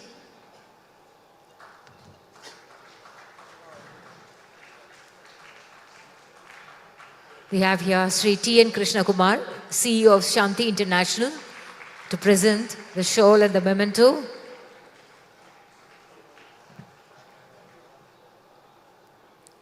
Let's now present memento to Sri Advocate N. Venkatraman, a senior advocate and additional Solicitor General of Supreme Court of India.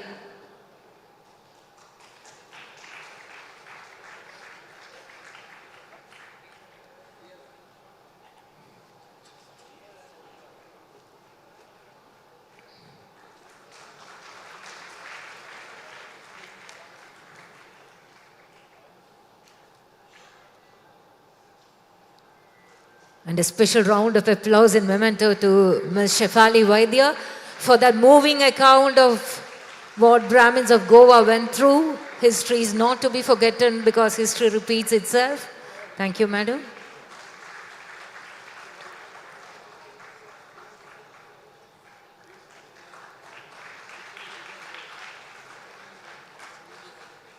Such outstanding speakers.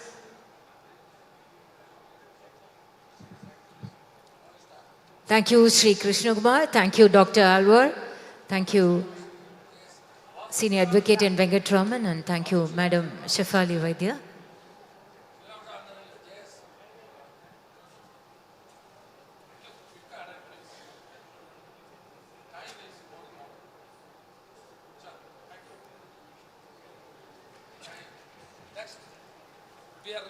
Madhrubhumi is bringing out a special supplement. Brahmins Global Meet 2023 കേരളത്തിലെ പ്രമുഖ ദിനപത്രമായ മാതൃഭൂമി ഒരു special supplement പുറത്തിറക്കുന്നുണ്ട്. അതിൻ്റെ പ്രകാശന കർമ്മമാണ് ഇവിടെ ഈ വേദിയിൽ നടക്കുന്നത്. മാതൃഭൂമിയുടെ സ്പെഷ്യൽ സപ്ലിമെന്റ് വിശേഷാൽ പതിപ്പ് അതിൻ്റെ പ്രകാശനമാണ് ഇപ്പോൾ നടന്നിട്ടുള്ളത്. വീണ്ടും നമ്മുടെ സമുദായാംഗങ്ങളെ നമ്മൾ ഈ വേദിയിൽ ആദരിക്കുന്നു. ആദ്യമായി ശ്രീ ശങ്കർ എൻ പ്ലാഞ്ഞേരി അദ്ദേഹത്തെ വേദിയിലേക്ക് ക്ഷണിക്കുകയാണ്. Sri Shankar Narayana Planjari is a USA-based NRI, primarily living in Texas, with secondary home in Hyderabad. In COVID times, he had the opportunity to support rice distribution in all districts of Kerala to Brahmins through Kerala I will Brahmins come there Association. if you are not coming here, Shankar Narayan. Shankar Narayan is a soul. He is a philanthropist to the core. You tell anything for a Brahmin or Hindu, he is there. So Shankar Narayan ji, I know you will have to come. Shankar Narayan ji, please come, or I will come there. He is currently building. We'll give 2 minutes to Shankar Narayan ji, or I will come there. He is not behind awards, he is not behind name, he is not behind fame. Give a big hand to Shankar Narayan ji.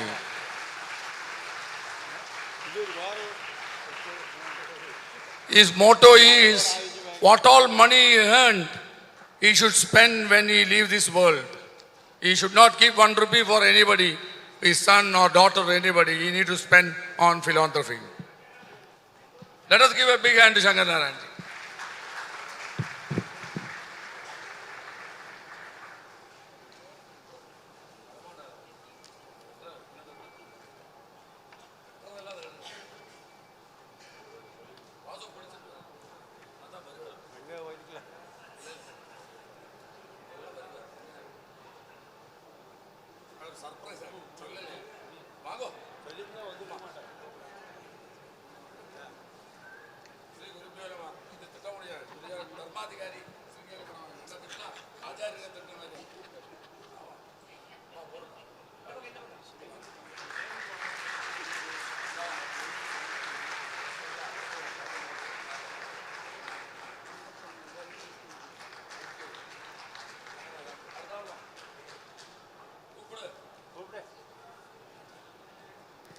Srimati Nitya Gopalakrishnan,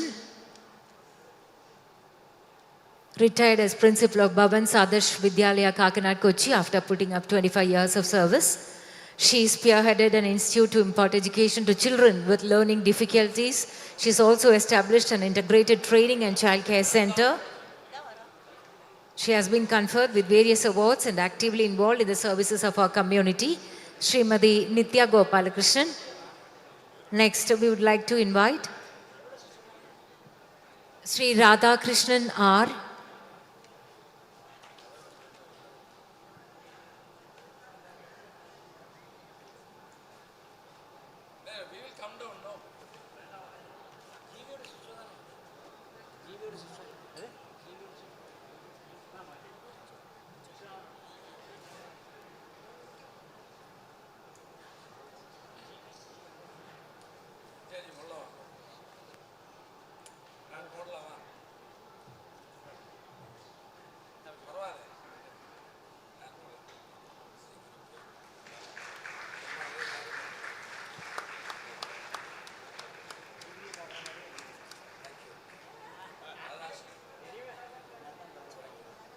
Sri Radha Krishnan R.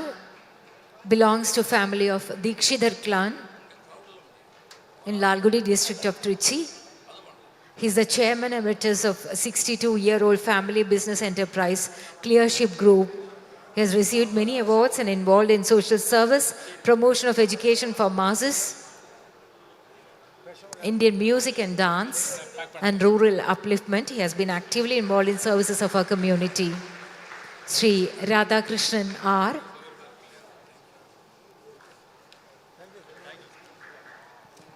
Memento.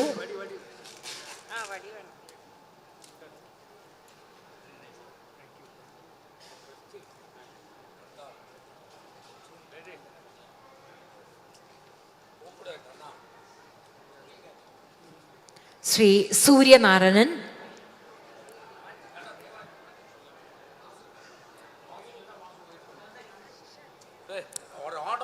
Sri Ashish Shandilya.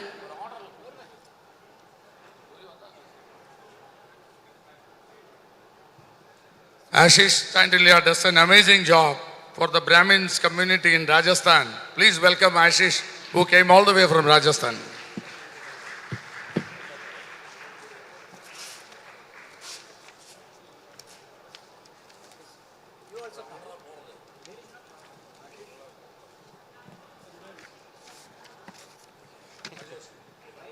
In 1994, late Sri R.S. Maniayar started the scheme of paying monthly Vedic pension to all those involved in Vedic profession and providing rice on a monthly basis to members of Brahmin community who are in poverty line in all districts of Kerala. Now we have the trustees of R.S. Mani and Sons here. Sri S. Surya Narayanan, one of the senior trustees of R.S. Mani Iyer and Sons Charitable Trust. He receives the memento and the shawl as a token of our appreciation.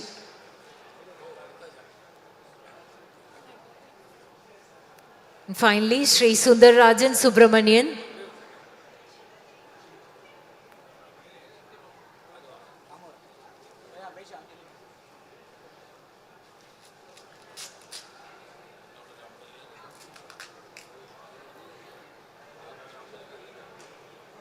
following the footsteps of his grandfather, late Sri K.B. Vasudevan, Assistant Collector of Customs and Central Excise, the virtues of service to the needy, aid to education and charitable institutions, and help to Vedic studies and propagation came to him at a young age.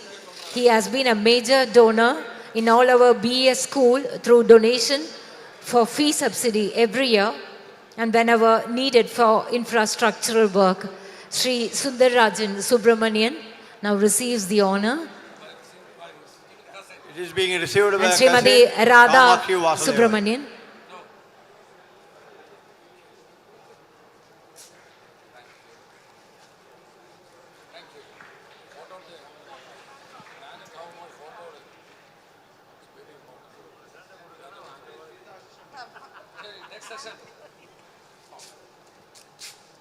Thank you.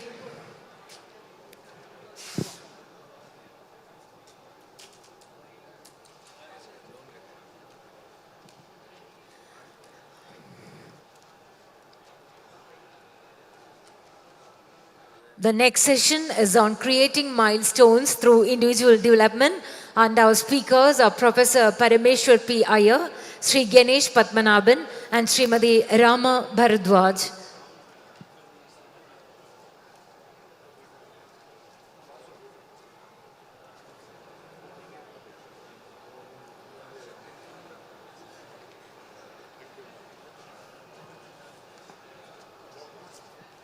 Ladies and gentlemen, please don't forget to visit our stalls. We have an exhibition going on. 18 stalls have been arranged as a part of the exhibition. Please do remember to visit those stalls.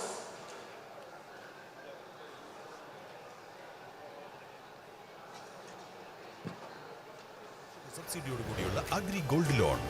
7% പലിശ നിരക്കുകളിൽ Kisan gold loan. മഹിളാ ജ്യോതി micro finance scheme. ബിസിനസ്സുകാർക്ക് 2 പവൻ സ്വർണത്തിന് 1 ലക്ഷം രൂപ വരെ വായ്പ നൽകുന്ന സമൃദ്ധി പദ്ധതി. ഗ്രാമിന് 4500 രൂപ വരെ വായ്പ നൽകുന്ന കാരുണ്യ ഗോൾഡ് ലോൺ. ഗ്രാമിന് 5000 രൂപ വരെയുള്ള ബീമാ പദ്ധതി തുടങ്ങി നിരവധി വായ്പാ പദ്ധതികൾ. ആകർഷകമായ പലിശ നിരക്കുകളിൽ ഗോൾഡ് ഫിക്സഡ് ഡെപ്പോസിറ്റ് സ്കീം. സ്ഥിര നിക്ഷേപങ്ങൾക്ക് ഉയർന്ന പലിശ നിരക്കുകൾ.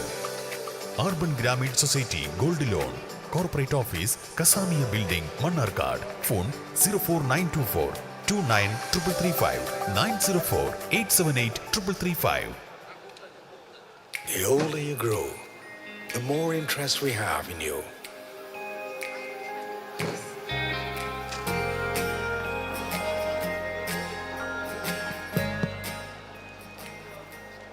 Ladies and gentlemen, let's welcome our speakers to the days. Professor Parameshwar P. Iyer, Sri Ganesh Padmanabhan and Srimati Rama Bharadwaj. SEP, Small Finance Bank, joy of banking. We have great pleasure in welcoming these esteemed speakers to the dais.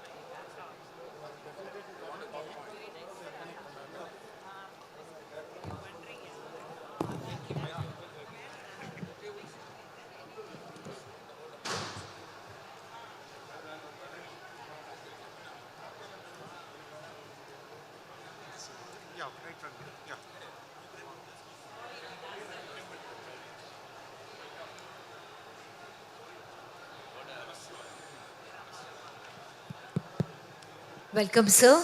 We have Professor Parameshwar Iyer here.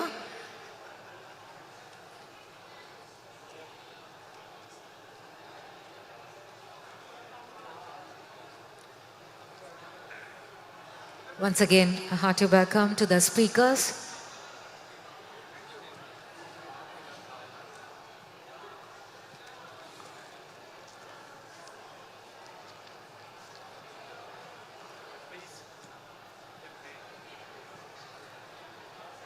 Professor Parameshwar Iyer retired from the Department of Management Studies at the Indian Institute of Science, Bangalore. He received his PhD in Systems Engineering from the University of California, USA, MS in Engineering from the University of Illinois, USA, and BTech from the Indian Institute of Technology, Kharagpur. Professor Iyer's teaching and research interests include project management, technology management, and entrepreneurship. In the Indian Institute of Science, Professor Iyer has held various positions of responsibility. In 2016, he has been appointed as an adjunct professor at the Indian Institute of Technology, Kharagpur, as well as at the Defense Institute of Advanced Technology, Pune. Professor Parameshwar P. Iyer, welcome, sir. Sir, you will be using the podium mic.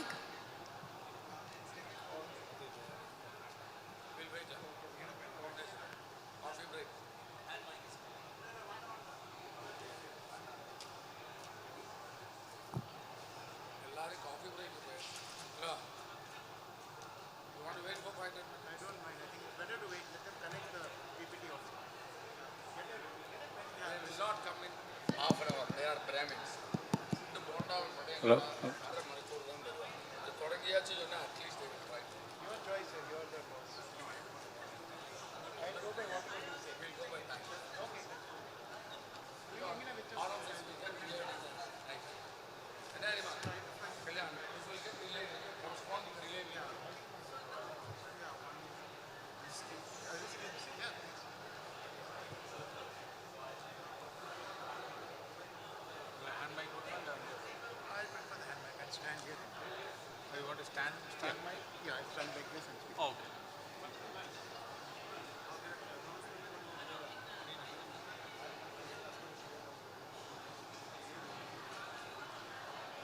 Good afternoon, everybody.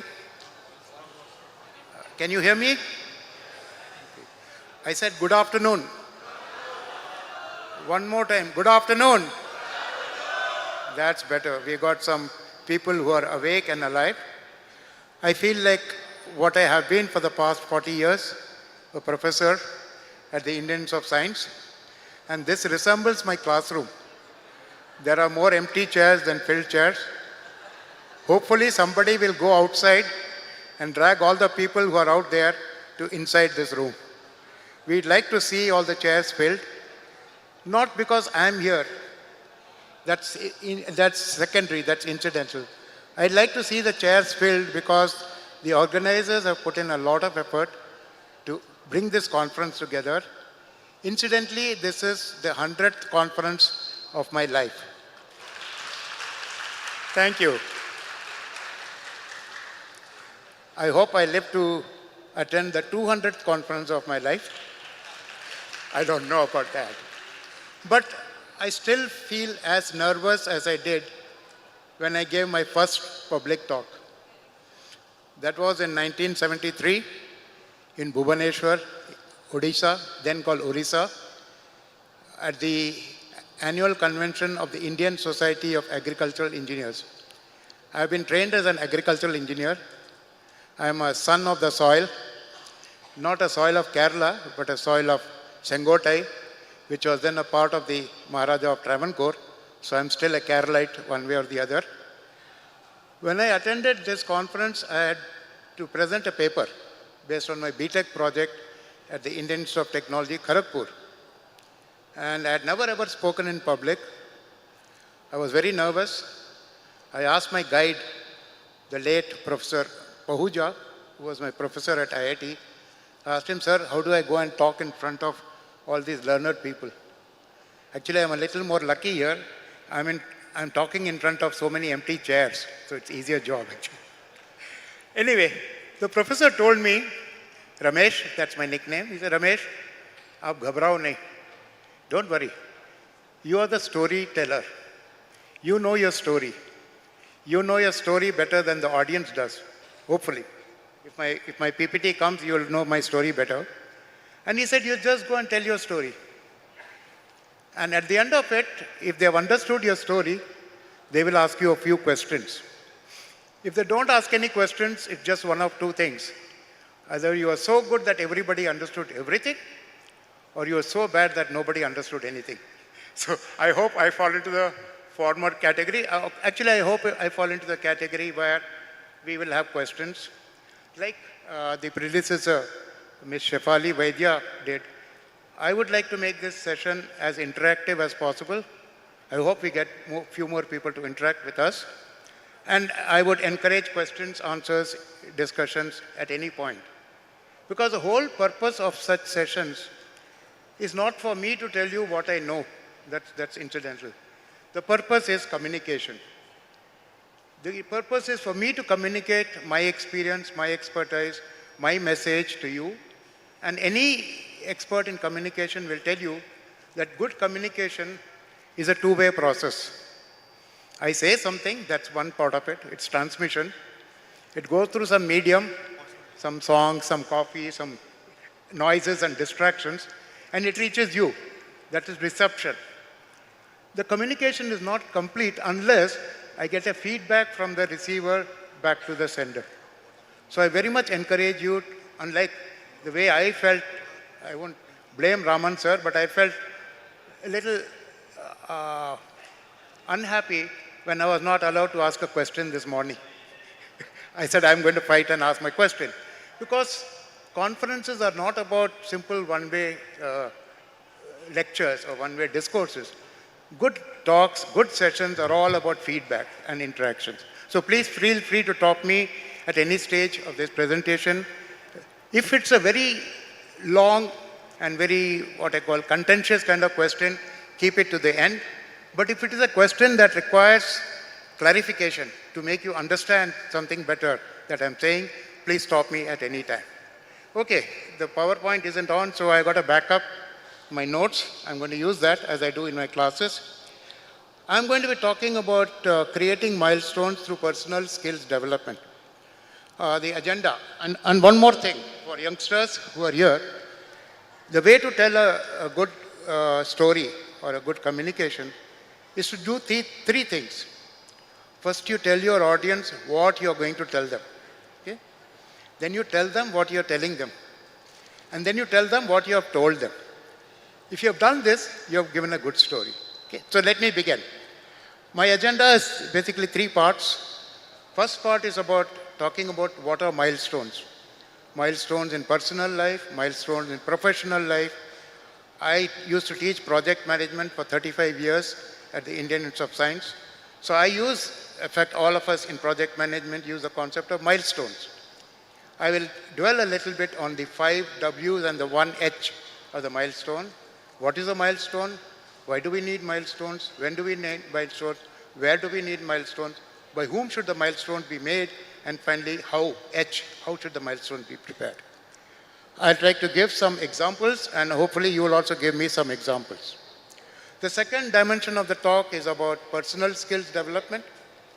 And it is a very important aspect. I wish there were more youngsters here. I was told that I will be talking to people below 20, 25 or so, but I'm seeing more people above 45, 50. Doesn't matter. Actually, the skills need to be developed at a very young age. They say that by the time a child is 5 years old, the personality of the child has been made. It is already cast. Anything you do to a person after 5 years is only going to be incremental improvement, tinkering. The basic foundation is cast in the first 5 years of development. So I would like youngsters to listen to some of these aspects of skill development. comprising knowledge, education. I'll get into some details of what is data, what is information, what is knowledge, what is wisdom. All are required, but in different contexts. I'd also like to talk about attitude. The attitude is a very important element of our personality. If we get up in the morning smiling, bounce out of bed and gung-ho to go face the day, that's a very positive attitude. But if I get up in the morning thinking, oh my God, do I have to get up? Can I not sleep for one more hour? I think that's a negative attitude. Attitude also determines altitude. How far you go up in life, how high you go up in life, depends on how you approach your life. I've seen people with very underprivileged conditions, with very few resources, climb up very high in life, in all senses. Not just money, not just fame, not just position, but the quality of life. So attitude and altitude together determine what skills we can acquire. And finally, I would like to conclude by just summarizing some of the points that I'll be making, and I'll throw the floor open for questions and answers. Is everybody okay with this? If anybody wants to make any suggestion, you're good? Thank you. Let me start with milestones. Okay? Can somebody tell me what is a milestone? Anybody? I want to keep you people awake. You know, this session is actually called the death session, death as in maranam. Because after a good meal and before the coffee is a prime time for sleep. So what is a milestone? Anybody? Yes, madam. We need to have some mics around. I don't think the organizers were prepared for this kind of a session. Milestone is an achievement. Okay, anybody else? How fast you have gone, says Babu, yes? Excellent. Just the two parts of the word, mile and a stone. When you drive on the highway, don't you see those stones? Palakkad, 38 kilometers, Tirunananthapuram, 400 kilometers, Chennai, 25. Those are milestones. Why do we need those milestones? Do we need them? Actually, Google Map has made those milestones irrelevant. Yes, we still need them. Why do we need them? Just for us to know how far we are going. If I set out from Bangalore to Chennai, I know from my house to my in-laws' house is 365 kilometers. And I start driving. Hosur, right? Krishnagiri, wherever. I forget the route now. So as I go along, I used to do this earlier. I don't do it now. My daughter or my wife would write on a piece of paper the odometer reading when we start, the time when we start, how far have we gone to Hosur.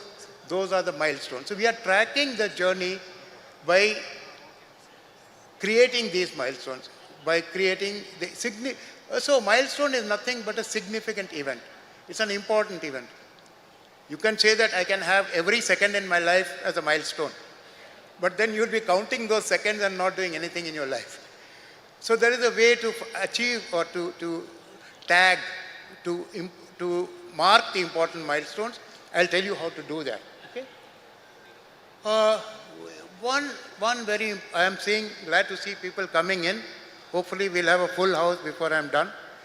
One way to start thinking about a milestone in your life is to ask yourself, what do I want to be 5 years from now, 10 years from now, 15 years from now, 50 years from now, or maybe even 100 years from now if you're alive.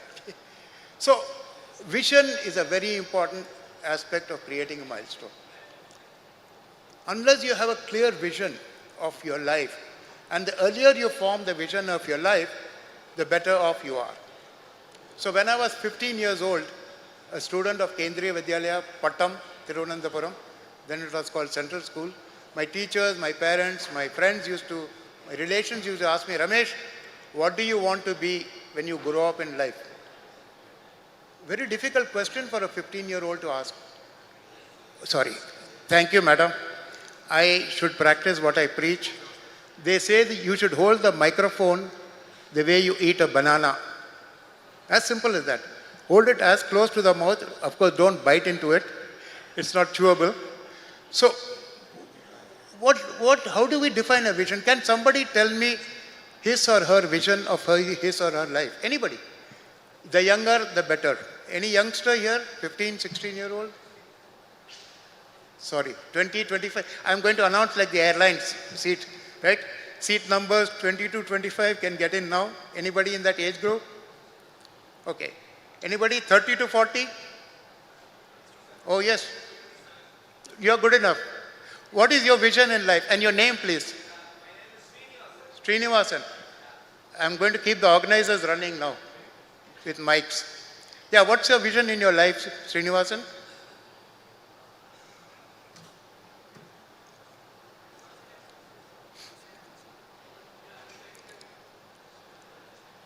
You need to develop Hello? the... Yeah. Okay. So up until 24, I wanted to be a scientist. You want to be a scientist? I wanted to be a scientist. Okay. But after, as of now, I am 27 and I want to be happy. I want to be happy. You want to be happy? Yeah. That's not a vision.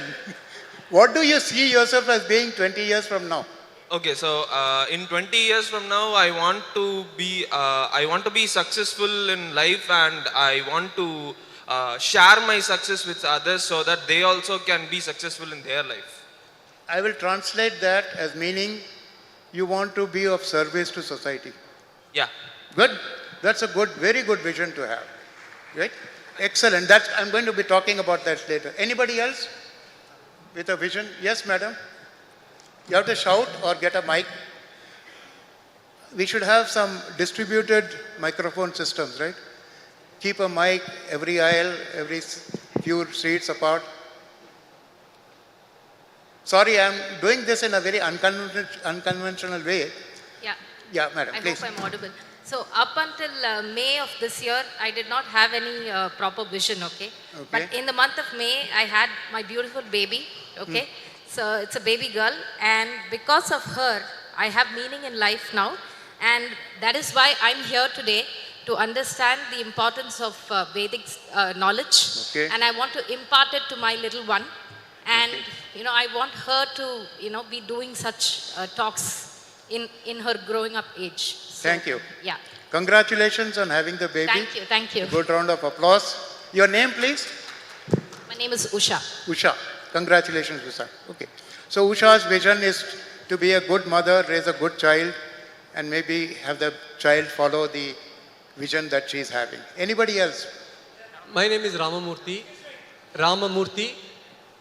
Yes. And my vision is to teach millions of children through using technology.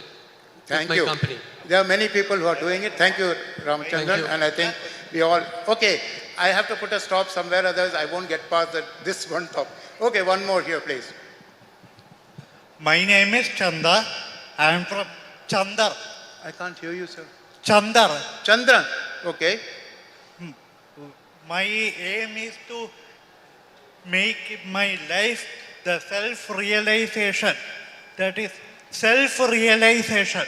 Okay. Through the Vedic studies and chantings. Okay. All the things. So my mission is to share the knowledge which I have acquired from the acharyas and make the things make all the things happen in my life, and the successful, that is sorrows, success, weakness, happiness, all the things.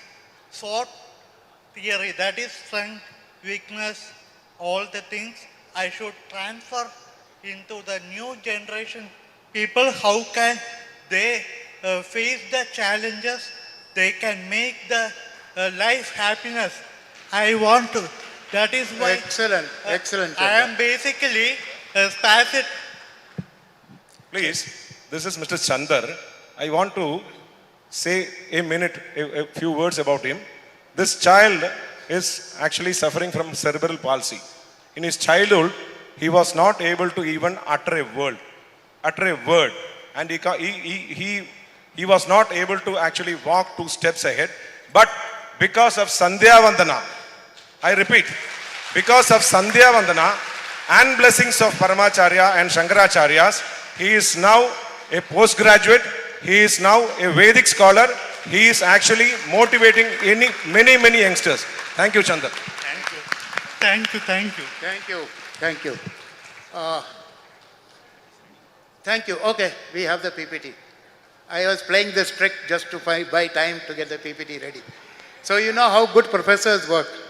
We are lost without our PPT, and I've got it in time. I'll go through that in a minute. Okay, who has got the remote for the next slide? Oh, right here? I'll do it. Thank you.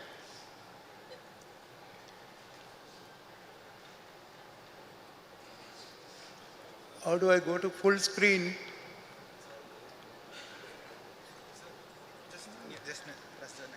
No, full screen? Oh, there, okay. This is just this one? Yes, you have to press this. Okay. Yeah, all right, fine. Yeah, thank you. Question session after this session is over. Sure, sure. So if you interact with me with questions, the whole thing get delayed. Thank you, thank you. Yeah, I got a very polite warning not to have this interaction session because the session is going to get delayed. I have to respect my organizers, but I'll promise you one thing, and I'll promise it publicly on the floor of this house, that I'm very keen to conduct such sessions in person, voluntarily, free of cost to the organizers and to the participants, anywhere in Kerala, anywhere in India, at any time. All I am requesting Karimpura Raman and the organizers, please do the groundwork, please do the homework, get the participants, call me, I shall come and conduct the sessions, not only on skill development or milestones, I can do sessions on entrepreneurship. In fact, Chris Gopalakrishnan and I have done such sessions together. I can do sessions on strategy management for corporates. I can do sessions on project management, which is my specialization. So I'm offering my skills to the Brahmin community, and indeed, actually I'm very agnostic. And sometimes I ask me questions, Enge Brahmanan. I don't know where the Brahmanan is. I don't know if I am a Brahmanan in the true sense, but I'll offer it to this community. Anytime you feel it's necessary, I'll leave my contacts with the organizers. Do the organization. Mr. H. Ganesh is here from Karamana, Tirunandapuram. Please stand up, Mr. Ganesh. He is one of the chief architects of this movement, and he's the person who has brought me to this forum. He came to my house one day and said, Anna, I want you to come and give a talk. He's my cousin brother. He's my mama's son. I told him, yes, Babu. I call him Babu. I said, Babu, I'll do it. So we'll do this more interactive session over a day, over 2 days. I cannot do it in 20 minutes, but you see the style. You see what I'm getting at. This kind of a seminar, this kind of a conference, this kind of a workshop is participative. I want everybody to be involved. I'm happy a person like Chandan who never spoke, stood up and spoke today. That's the power of Paramacharya. And that's the power we all have. We all have it in us. We need to reach out to people. So let me now continue with this topic. I'm sorry, Raman. This is what I told you about. I'll talk about skills development, which I did in a minute back. And this is what I was talking about. Vision. What do we see ourselves in 1 year, 5 years, 10 years from now? Personal vision, professional vision. Vision with the family, vision with the society. Mission. The French people use the word raison d'etre. What is the sole purpose of our existence? I often ask myself, why am I here? And sometimes I think my life is a dream. I don't know if I'm real or virtual. And in today's world, virtual things seem more real than real things. You agree? What is the purpose of our existence? We need to keep asking that question. It's not an answer that is cast in stone. You have one answer today, you'll have another answer 1 month from now, 1 year from now. From the mission and vision, we can derive our objectives. The long-term objectives, the medium-term objectives, the short-term objectives. These are goals which can be measured, which can be tracked, which can be monitored, and which can be assessed like milestones. We can see how far we are moving along these goals. If you're not making progress, this is what I teach in project management. There are measures like schedule performance index, cost performance index, and so on, which will tell you how well you're going towards these goals. Strategies, a huge subject. I won't be able to talk much about it, but strategy comes from the military word strategia, which is just the art of warfare. Strategy actually came from the military. How does a commander of a force plan out his activities, use the resources, send out his men to win a war? Strategy is long-term, strategy has a big impact. So whatever you plan, my strategy is to become the CEO of Carborundum Universal by the age of 35. I think my friend Anant is here. He would agree with that, right Anant? And he succeeded. He achieved that strategy. He has retired as the managing director of Carborundum Universal. Somebody else will have a strategy. I want to be able to educate 5,000 people before I retire. Wonderful. I come up from a family of teachers. My maternal grandfather was a teacher. My uncle was a teacher. My mama was a teacher. I also became a teacher. Then you come down to a roadmap. It's simple. If I start from Bangalore and I have to go to Chennai, I prepare a roadmap. This is where I am now. This is where I want to be in 5 hours or 7 hours. How do I make my chart? How do I chart out my route? And that's what we do. I think some examples we also already got of vision and other activities.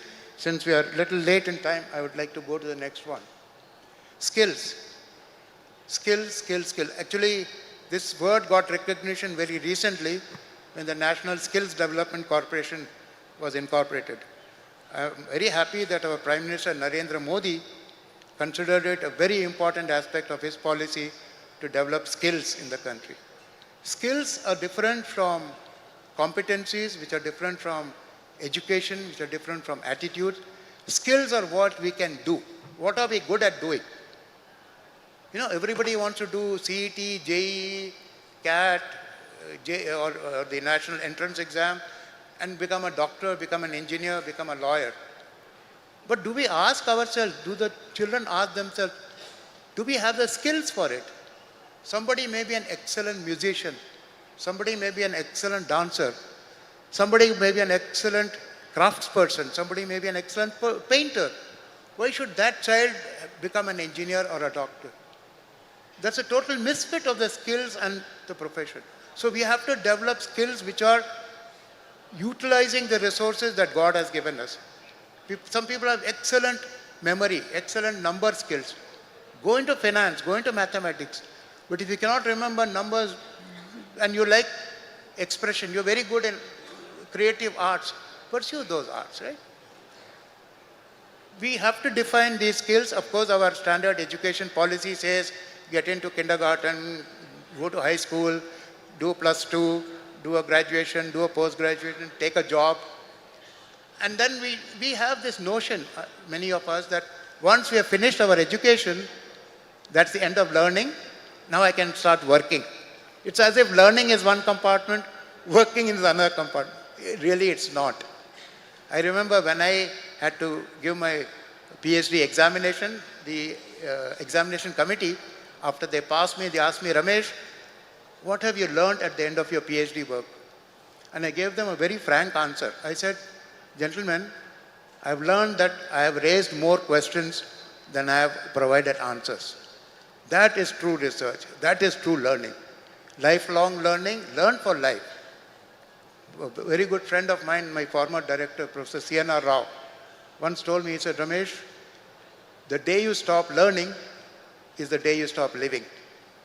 You live only as long as you learn. So let the youngsters here develop this culture. It's not a question of getting a computer science degree, joining Infosys and saying, now I'll stop learning. Sorry, then you're going to stop living. You need to synthesize your education, your skills, your attitude, and ultimately all of this with a purpose. And the purpose that I feel the Kerala Brahmana Samaj is really equipped to provide is service to society. In fact, I like the logo of the Canara Bank. I'm not a promoter for Canara Bank, but I like the logo which says, serving to grow and growing to serve. That should be our mission in life. We should try to imbibe our education and skills so that we can serve others. You can develop skills for your own development, right? So you want to get a master's, PhD, double PhD, whatever, you are developing. But learn to develop skills for the development of others. One You know, they say that one lamp can light 1,000 lamps and not lose its intensity. Similarly, one teacher can educate 1,000 children. She would only get wiser. She would not lose any of her education in doing that. That should be the spirit of culture. That should be the spirit of learning. And traditionally, let me say, I'm not a true Brahmin, but let me say that Brahmins have been scholars from ages, from the time humanity has existed. We are basically very good scholars, Vedic scholars. We are very good in mathematics. We are very good in learning, memory. I was barely 5 years old when my grandfather would make me recite tables, Kanam Padam, tables to 16. I could say 16 into 16 is 256, and only then Babu knows, because Babu and I share the same grandfather, right? H. Ganesh. Unless I gave the tables right, I would not get my glass of milk. That's how memory comes. That's how the mind is developed. We need to reinvent these skills. Today, I'm sorry to say, with the mobile phone and the laptop and the iPad and all these devices, my students in my courses cannot do mental arithmetic. When I teach project management, I teach earliest time, latest time, I teach them how to calculate slack in a network. They cannot do addition, subtraction or multiplication. I'm sorry, that's a very sad state of affairs. Keep your mind alert, keep practicing, keep doing Wordle, Quaddle, keep doing Sudoku, do something, keep your mind alert. Otherwise, you're going to be decaying. Okay? Sorry, I think I lost my presentation somewhere.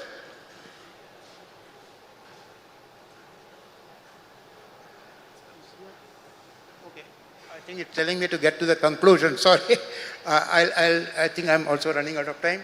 So what I've been trying to tell you is very important for all of us to develop personality skills through education, through our attitude, through continuing education and through service to society. It's very important also to create impacts. We need to know, everything starts out of curiosity. I think somebody mentioned it in the morning. Without curiosity, they say that curiosity killed the cat.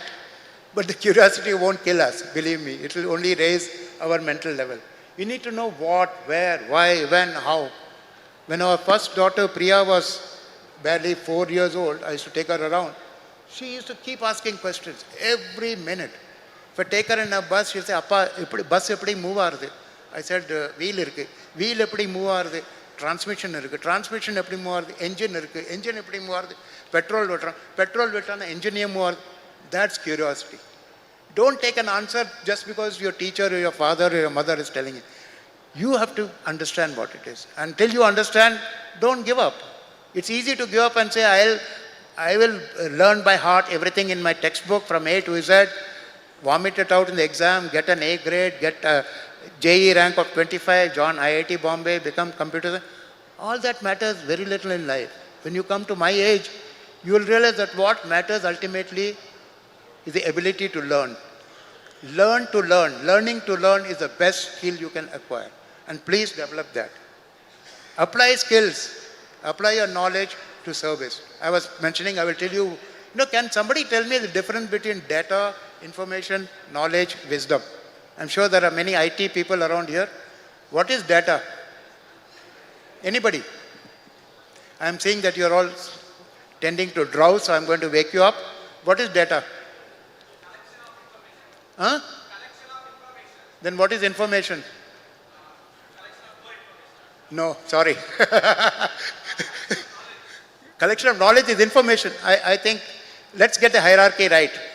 The lowest point of this series is called data. Data is just a bunch of numbers or a bunch of letters or a bunch of alphanumerics, whatever. I put out some symbols, that data. What is information? Collection of data. No, if I give you 100 pages of data, does it become information? Sorted, good.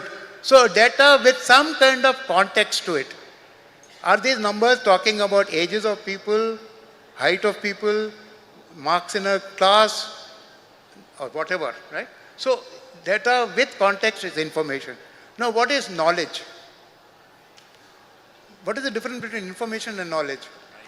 Yes, Raman, I'm done. Last question. What is knowledge? Application, very good. Actionable information is knowledge. Unless you apply information, it's useless. It can lie in a library, it can lie in a server, it can lie in a data center. It has to be applied. Finally, what is wisdom?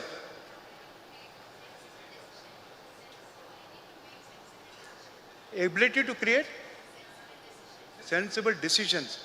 Partly true.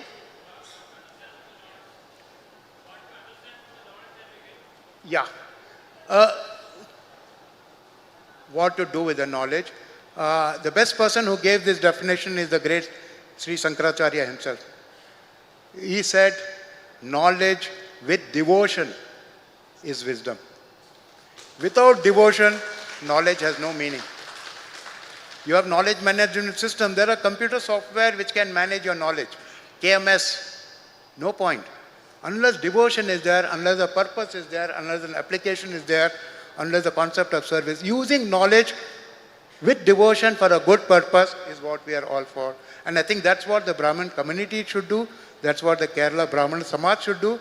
I thank Raman and the organizers so much for the time and for your patience. Thank you very much. Thank you.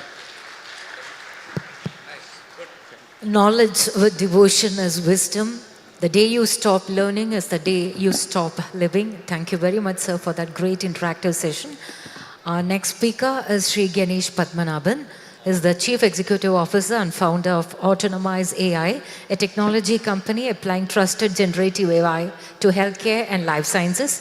Ganesh is an accomplished business executive, entrepreneur and investor with deep expertise in data and artificial intelligence related businesses. He is passionate about using technology to solve the biggest challenges for humankind. He is an advocate for ethical use of data and AI and using technology as a global equalizer to create opportunities for all. He is also the founder and chief creator of Stories in AI. Ganesh holds a bachelor's degree in mechanical engineering from University of Calicut and an MBA from the University of Texas, Austin. Over to you, sir. Thank you. Thank you. It's thank you to Karimpura Ramanji, Kerala Brahmins Sabha for inviting me here. And like Shefali ji said in the beginning of her talk,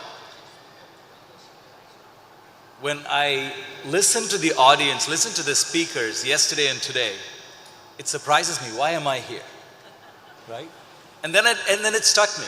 It struck me because Mr. Karimpura Ramanji called me because so I can learn from everybody that I'm hearing here. So I am extremely humbled and excited to be here and to share some of my thoughts around this topic of creating milestones through individual development. So I am a product of Palakkad and Chatapuram and Kalpati. I grew up in Chatapuram. You know, I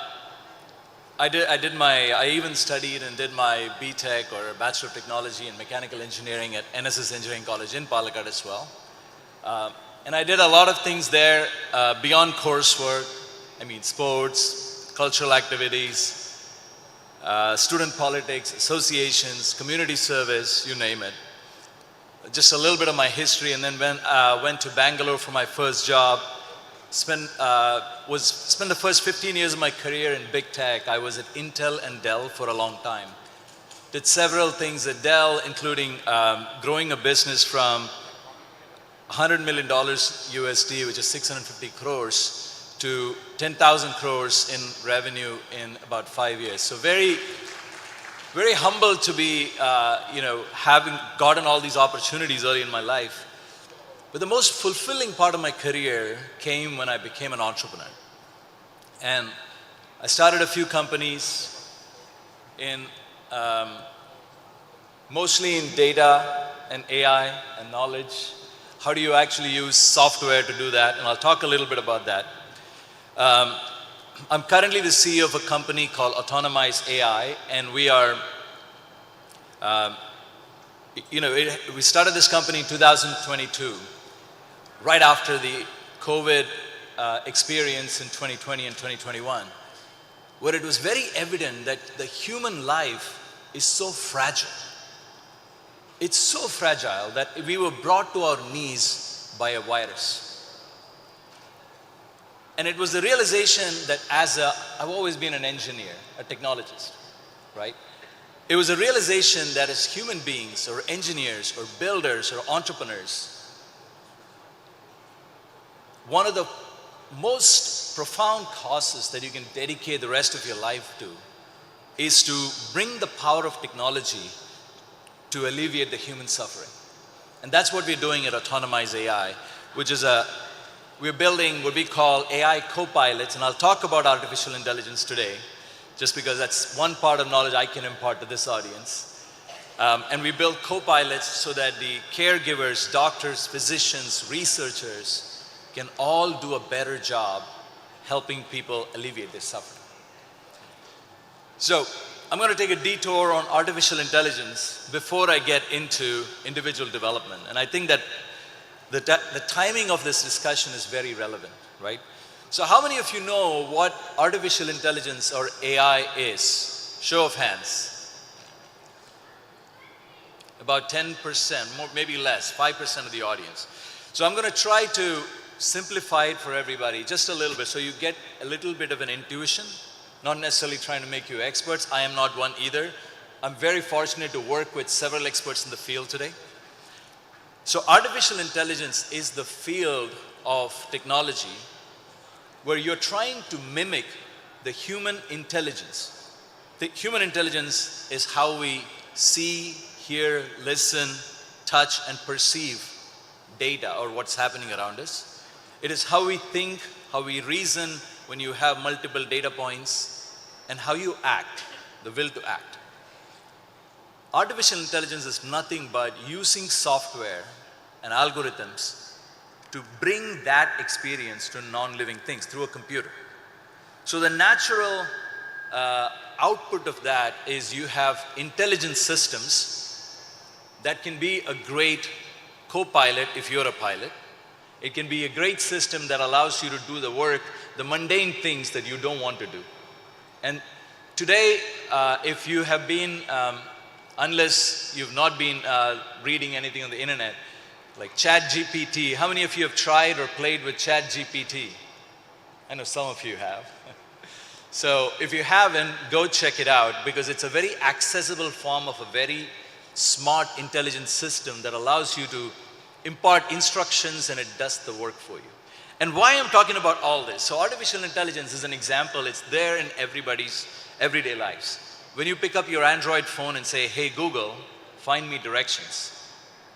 Your voice is being interpreted, understood, your words are then translated to what the action, what they need to look for, and the system goes, picks that particular map, layers into that information, gives you the direction to go from point A to point B. That is a form of artificial intelligence that's happening, right? And what is profound about this is the fact that it is becoming a core building block of computing, right?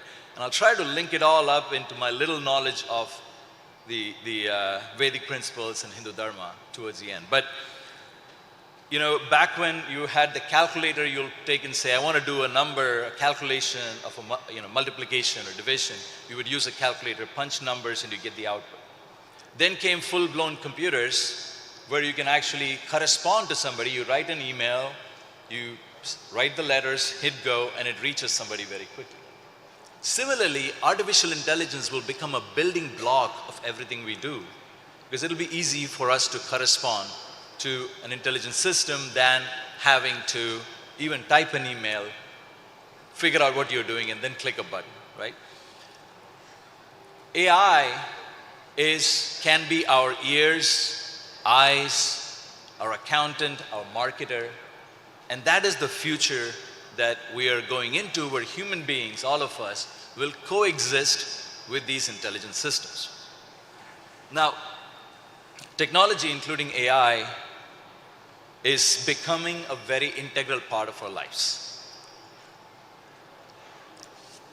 But technology amplifies what humans already do, both positive and negative things, right? For example, if somebody decides to, in 20 years ago, if somebody wanted to spread religious hatred and they would record a talk or they would just talk about this, 30 years ago, the only option they had, the reach for them was just their local community, physically who they can get in front of and have and impart that message.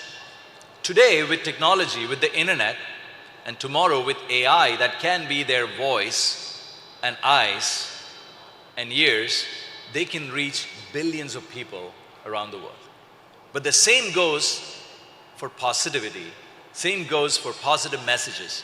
And more than anything, I would encourage everybody in the audience to embrace technology so you can spread this goodwill to the rest of the world that needs it. At this time, there needs to be a moral compass that leads us through this transition, through this Kali Yuga, which is now going to be intertwined with technology. And the Vedic principles has passed the test of time and will show us the path. And I'll try to pull it together. AI, the latest innovation in AI is called generative AI, which is basically how do you use these algorithms and intelligence systems to mimic human creativity. And it's fascinating. ChatGPT is an example. You can go to chat.openai.com or autonomize.ai. And you can go and ask a question saying, write me a poem about Kalpati, and give some instructions. It'll generate content that is as good as a human being has actually developed. Similarly, you can go to another tool called DALL-E and say, draw me a picture that looks like this, and describe the picture in words. It can then be translated into a picture by this artificial intelligence. But I had this opportunistic, very wonderful meeting with Dr. Deepak Chopra, who is a world-renowned expert in human consciousness and and an alternative medicine propagandist and supporter, brilliant man. And we were talking about creativity and how AI can now impart or almost mimic human creativity. And he mentioned a very interesting thing, which is like, he pointed back to the Vedas and how the Vedic principles actually conveyed this in the fact that if you look at the creativity that you see from an artificial intelligence system like ChatGPT or something, it is trained, and how these systems work is they're trained on massive amount of data of past history, and then it's made to mimic that. So you get the illusion of intelligence, but true intelligence comes from the Brahman, which is the source of all intelligence, and it's a reservoir of creativity. So in a world where you are in the midst of AI, I think it becomes all the more critical and to understand the relevance of where the source of intelligence comes through. And then it comes from the Brahman to the Atman and us, which is just a ripple of the reservoir of intelligence that is the universe. Now, I personally am on a personal mission to re-win this Vedic principles like ahimsa, satya, into AI. So my team builds artificial intelligence systems, and you can program these things in. I'll give you a few examples. There was all these, like we talked about the hatred. AI now has the ability to spread hatred massively. But you can train the system to identify. The same system that can actually mimic and understand words can understand when you're saying something that is wrong, is morally wrong. And you can put guardrails on it so those words does not get amplified, right? There's so many different examples like that. And then, so I think, we're, there as technologists, and I'm sure there is a lot of younger folks hidden somewhere in the audience. And I encourage you, if you take technology as a path, take on this mission of how do we take, and I'm walking away, very humbled and completely enlightened in a lot of different ways after this weekend here, just understanding the relevance and how our forefathers and the Vedas already had all the mysteries of the universe very well articulated. It just took me 43 years to figure that out. I mean, I still haven't figured it out, on a journey. So let me draw the attention back to the topic around individual development. And I'm going to try to talk about this from my perspective and my personal experience. And if it helps the younger folks understand or relate to, because I grew up here, and I, like many of you, right, this is where I'm from. We live in this changing world where technology and distractions are all over. Focusing on personal and individual growth is actually three things for me. One is setting intention or knowing where you want to go. And we talked about milestones, Professor talked about it, and many folks talked about this, and it was being there in the Vedic principles as well, which I am learning recently. But setting intention is one, and knowing where you're going. Number two is putting in the hard work, right? Putting in the work that is needed to be done. And then lastly, being open to the possibilities and the opportunities that the universe is going to hand to you. And I'll try to, I'll take this in a couple of, I'll give you an example from my career, short story. I was working for this company called Intel Computers. Intel Corporation, Intel makes chips or electronic chips that goes into every phone, every computer that we all have used. It's one of those they call Intel Inside. Is there a little sticker on your old computers? So we were making chips, or electronic chips to do different things. And one of the projects that I was part of was a project that we were working to sell a design to Dell Computers, which later on became my employer. And this is the story how that happened. And I was at Intel, and Intel is the epitome of technical culture and engineer culture. And I always wanted to be, my intention at the time was, I wanted to be a distinguished engineer at Intel. Okay. And I put in all the hard work, I was doing all of this stuff in there. And then Intel lost that design win with Dell, which took all of the group that was working on it in mid-air, that we had to go find other jobs within Intel or outside. Now an example where I set the intention, wanted to do something, and then I was putting in the hard work. I got lucky. The universe handed the opportunity to me, where Dell called me and said, would you like to come here and drive that project? Because of the fact that you put in the effort to understand the systems and the principles of actually doing this, you could be useful in this other setting. So which was opportunistic, and embracing that was the outcome. It actually turned out to be a great one. So with just five minutes remaining, I'll try to actually bring in a few different perspectives here. We need, I'm going to skip through towards the end.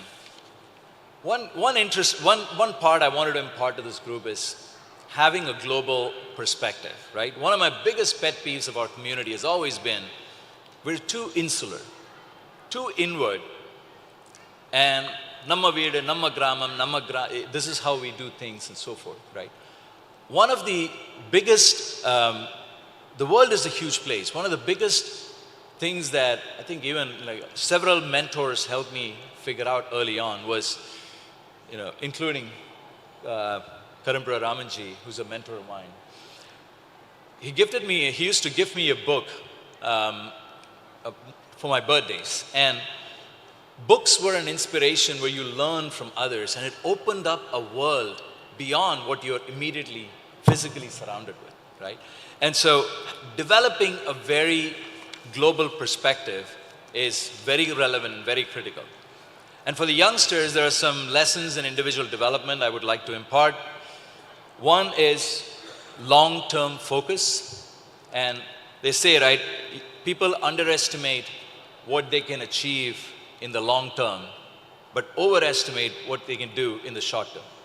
And it's so true, right? It will be a competitive differentiator if you are in the race, if you have the longer term objective, longer term goals, and you optimize for that, you'll be running a very different race than your competitors. The power of intention, the power of visualization, is something that I learned honestly later on in life. But making the universe manifest itself at your service, and it happens. And this is also very much the Vedic teachings and teachings from our forefathers. The third thing is, there's no shortcuts for hard work. I like to think of it like having an athlete's mindset, right? You have to train every day as an athlete. And I used to play competitive sports. And you have to keep doing it. It's the same way, the sadhana that we do, the Sandhya Vandanam that we do, it is about trying to put in the work every day. And that's important for doing that, right? And then lastly, I would say to have a very strong moral compass. It's like I mentioned, in this world where things are moving at a pace of light, what do you actually center yourself with is very important and very critical, right? And especially in the world of, and the Vedic literature has all the secrets that we all have to. So all have to imbibe to ensure that we live a very fulfilling life. Now, with just 5 minutes left, I'm actually concluding here, but one of the things that I'm really humbled and honored that I was invited for this discussion and this meeting in this community, because it opened my eyes. And I wish I can actually also, I hope that I can impart that same opening of eyes to others, inviting more people, making this event, the next event, a much larger success, if you will. And I want to congratulate the Kerala Brahmana Sabha and the community here to actually pull this meeting together and this community together, and really humbled and honored to be a part of this. I'll leave with his last words from Frost. The words are lovely, dark, and deep, but I have promises to keep. Miles to go before I sleep. Miles to go before I sleep. Thank you. Setting up intentions, putting in a lot of hard work, and being open to opportunities that the world offers. Thank you, Sri Ganesh Padmanabhan, for sharing your perspectives on the topic. Before I invite the next speaker, ladies and gentlemen, here's a small announcement. Lifeline Hospital, Chennai has set up a health checkup facility using a specially developed app called Trust App. You can visit their facility here. Kindly make use of the facility. Our next speaker is Srimati Rama Bharadwaj. She's a celebrated dancer, choreographer, storyteller, humorist, educator, playwright, author, and arts advisor. She hails from a family of illustrious philosophers and scholars like Kadalangudi Natesha Shastrigal and Sengalipuram Anantarama Dikshidhar. She was the recipient of multiple Lester Houghton Awards for her choreographies, and she is the only performing artist to receive California Arts Council's coveted Director's Award for her exemplary contributions to the arts in California. She was selected as one of the 21 exceptional South Asian women living in US whose life stories were presented in the book Spices in the Melting Pot. She was also the first Indian dancer in over 45 years to be featured on the cover of the prestigious dance magazine of New York. Ladies and gentlemen, Srimati Rama Bharadwaj. Thank you. Namaskaram. Firstly, I thank my friend and my soul sister, Ananda Shankar Jayant, who you will be hearing in the next session, for bringing Mr. Raman and me together.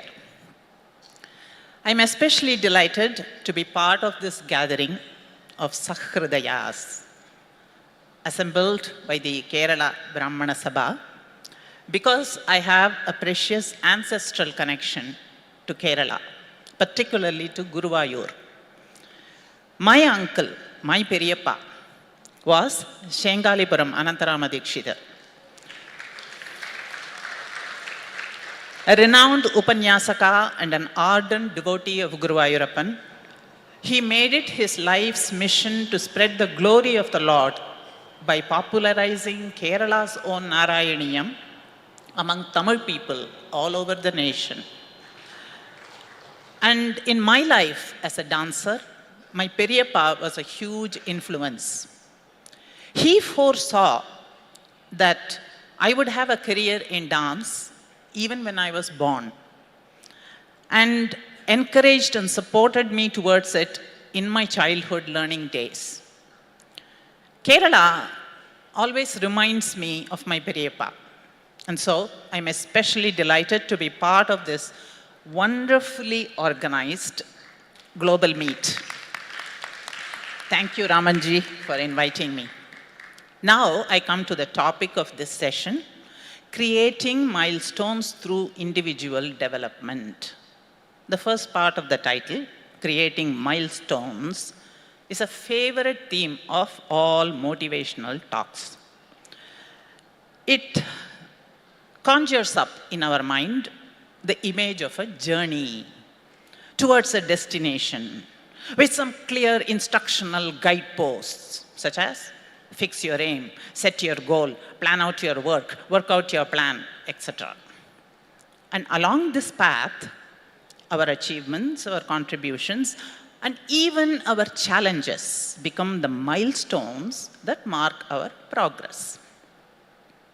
And if you look at someone like me, who has lived a life spanning 6 decades, straddling 2 countries, India, US, and back to India, with a colorful professional career as a dancer, actor, choreographer, educator, writer, author, researcher, scholar, arts advisor, and more. Recently, my new avatar as a storyteller.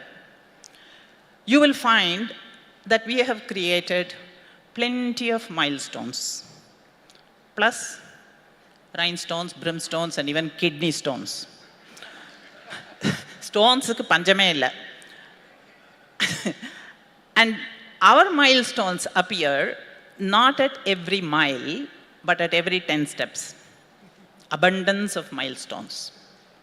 But what elevates today's topic above and beyond this motivational category and takes it into the realm of profoundness is the second part of the title, individual development. Creating milestones through individual development. Aha!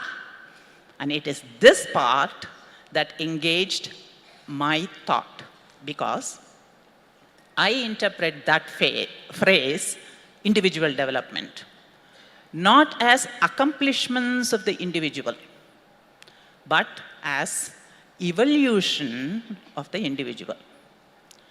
And what I mean by that is, for every 100 steps that we take on the outward path of action and aspiration for creating milestones, there must be at least 1 step on the inward path of reflection and introspection. And why is this crucial? Self-development speaker Wayne Dyer gives us the answer. He says, when you squeeze an orange, you will always get only orange juice. What comes out is what is inside. So, in order to change your life, change what is inside. That is why the journey on the outward path of action must be complemented by an inner pilgrimage, so that we juice ourselves up with the right fuel: patience, faith, integrity, humility, loyalty, and gratitude, to take on the squeezings that we will encounter on that outward journey. And therein lies the holistic, balanced approach to our pursuits. Otherwise, we can get carried away by the goal-oriented maxim, the ends justify means. It is the inward gaze which anchors us in a moral responsibility that reminds us, hey, the means must justify the end too. That is individual development. which should become the key that opens the gate to the path of creating milestones. And now, I'd like to share with you what I consider to be significant milestone stories in my life. And these are not about career accomplishments, artistic innovations, academic achievements, honors, awards, accolades, empires that I have built, kingdoms I have conquered, nothing like that. You can Google me for all that. That is what internet is for. And I assure you, you will get enough information to satisfy the most curious cat. But what I wish to share are the inner milestones that Google does not have access to. Inner milestones that have shaped, molded me into who I am, and has guided me in my conviction and in my path throughout my life. These are like mini mantras, and I call them antaryamis, my inner witnesses, my inner tweets. I have several of them, but today I will share just one. And how that single one, antaryami, sculpted and contoured my life in 3 different milestone events. First, a personal one that helped me to find myself. Second, a professional one that awakened me to the fact that I am part of a larger whole. And third, a transformative one that propelled me to reinvent myself into a neo avatar. And that single antaryami mantra is F-A-I-T-H, faith. The question now arises, what faith? Faith in myself, like grit, determination, conviction, etc. Or faith in something other than myself? What faith? To define this inner tweet, I had an aphorism, and it came from Swami Tejomayananda of the Chinmaya Mission. He says, in the achievement of everything, there are 2 parts. One part is in our hands, and we should make it happen. The other part is not in our hands, and we should allow it to happen. So, when it is in your hands to make it happen, it is faith in yourself. And when it is not in your hands, and you have to allow it to happen, it is faith in something higher than yourself. Both these aspects of faith, of making it happen and allowing it to happen, have played an important role in my life. So now, event number 1, a personal one that helped me find myself. The shaping of this thought happened very early in my life, and this is my first story of faith. I was 23 years old, and my daughter was a 3-month-old baby. I developed a strange fever that lasted unabated for several days, escalating into a bone-crunching pain in my spine. One day, as if someone unscrewed my legs from under me, I lost all sensation in my legs and collapsed. At first, I thought I had fainted, but I was conscious. I couldn't understand what had just happened. I was admitted to the hospital and diagnosed with an unusual spinal infection that was intercepting messages from my brain to my legs, so I felt paralyzed. After pumping me with cortisone injections for several months, the doctors got me to a walking stage with a warning that I might not be able to dance again confidently because the message from the brain to the legs can get intercepted at the spine any time, and I can fall flat on my face. 7 months later, we came to India. We were living in the US then. We came to India to celebrate my daughter's first birthday.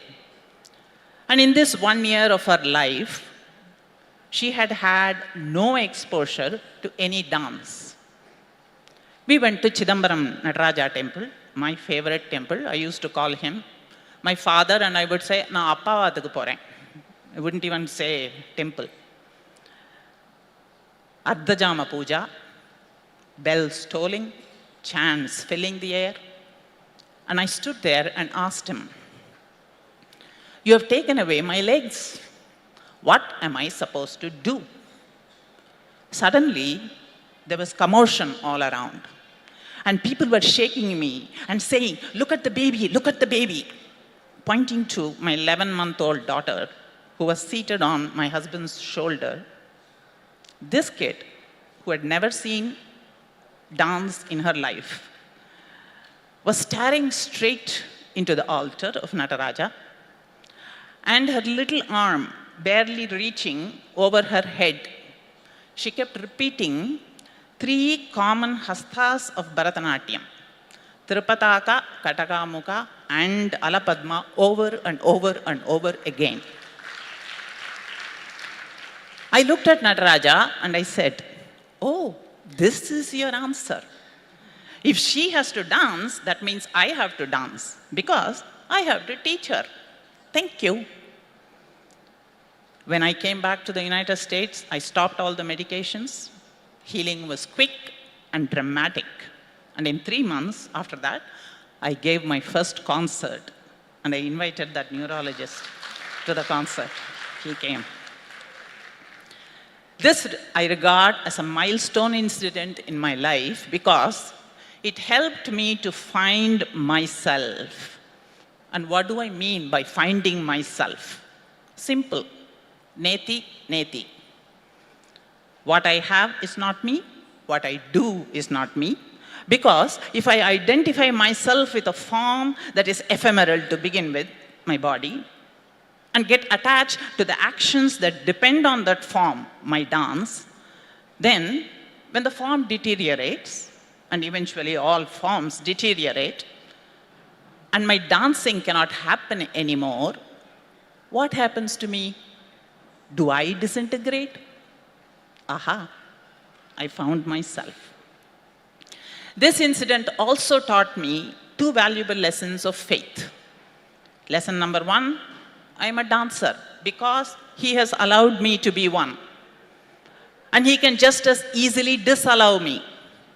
So, this realization erased the idea that through my determination alone I can make anything happen, and instead sharpened my sense of faith, as Swamiji said, allowing things to happen. Lesson number 2. If by chance he decided to take it away, I still don't have to worry, because that means he has other plans for me, and he will show that path either directly or through a guru. This is the first milestone incident that shaped my life to follow the path of faith. Next, milestone incident number 2. A professional one that awakened me to the fact that I am part of a larger whole, and taught me the lesson of having faith in myself to make things happen when I have to. Here is that story. 2003. There was a huge budget crisis in the state of California. The politicians were looking to see what governmental agencies could be slashed, and the California Arts Council, the government funding agency for the artists in the state of California, was the first to appear on the butcher's block. When we got the news, artists, there were just 2 weeks before the legislators met to do the slashing. And we had practically 2 weeks. The news reached the arts community and everybody panicked. The only source of substantial arts grants was going to disappear. I called the dance critic of Los Angeles Times and asked, "Louis, can you please do a story about this and help us raise awareness?" And he snapped back at me. He said, "You dancers are always whining and crying. You first give me something to write about. Do something." then I will write. The wise man spoke the truth. Something clicked. If this crisis had to be averted, then I have to do something about it. And I had 2 weeks to do it. However, I had no money, no resources, except my faith in what I believed in. That cultural richness was an essential aspect of California's community. So I became the spokesperson for artists in the entire state. I strategized, created, and led a powerful grassroots movement and mobilized the entire California arts community, dancers, musicians, actors, presenters, arts administrators, and of course, media by the galore. And we created a humongous rally in Southern California, and we bombarded the legislators with letters and daily phone calls. I named it the Arts Alive Rally. I went on talk shows on National Public Radio, and I had every talking point at the tips of my fingers. And finally, the news came that the legislators had backed off because the arts community demonstrated why the Arts Council is needed. A year later, I received the highest award from the Arts Council, the Director's Award, for my contribution to the arts in California. And that award is mostly given to arts administrators. And I was the first performing artist to receive it. And I went to Sacramento, the state capital, dressed in Indian clothes with a pottu to receive that award. Even today, the California Arts Council exists, and it was because of that grassroots movements that we artists created, which I had the privilege of initiating 20 years ago. Now, having grown up in a protected South Indian, Tamil, Brahmin family environment, I had never even imagined I was capable of anything like this. So, how did I become the spokesperson for such a large cause? How did I do it? Because, like Swamiji said, this part was in my hand, and I had to make it happen. This is my second story of faith, faith in myself. In a practical way, it reiterated the need to integrate ourselves into the community in which we live. That we cannot exist in a cocoon of our own making. We all have the inner capacity to be spokespeople for causes that are larger than our puny personal agendas. We must develop a mindset for it. And the final and third story of faith is a transformative one that propelled me to reinvent myself into a neo avatar. This happened when we decided to move back to India. My origins. I left a thriving career in the United States that took 30 years to build. I walked away from my children, students, friends, and even my freedom to some extent because of my faith in Swami Tejomayananda. And his vision for me, he suggested that I return to India to direct the dance program of Chinmayanada Bindu, a Gurukul of performing arts that was being established in Pune. I joined the Gurukul. I co-founded the Nada Bindu Festival in 2011. Ananda has performed for us over there, and headed its dance program very successfully for 10 years before I decided to find my path in different direction. So, from having been a pioneering artist in the US, to returning back to India to questions like, Rama, who? The challenge was to find ways to completely reinvent myself.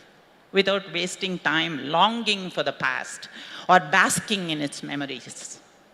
So I decided to do something original.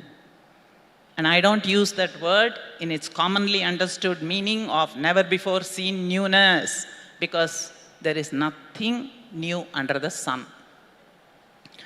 What the word original really means to me is to return to the origins and resurfacing with linking thoughts and experiences and harmonizing them into an avatar of your own. Because after all, the arts themselves are about reimagining the inherited traditions from which we draw our inspiration and technique. So that's what I did. Using my skills as a dancer, scriptwriter, editor, and actor, I developed my own signature style of narrating stories from Indic as well as global cultures with wit, wisdom, and humor.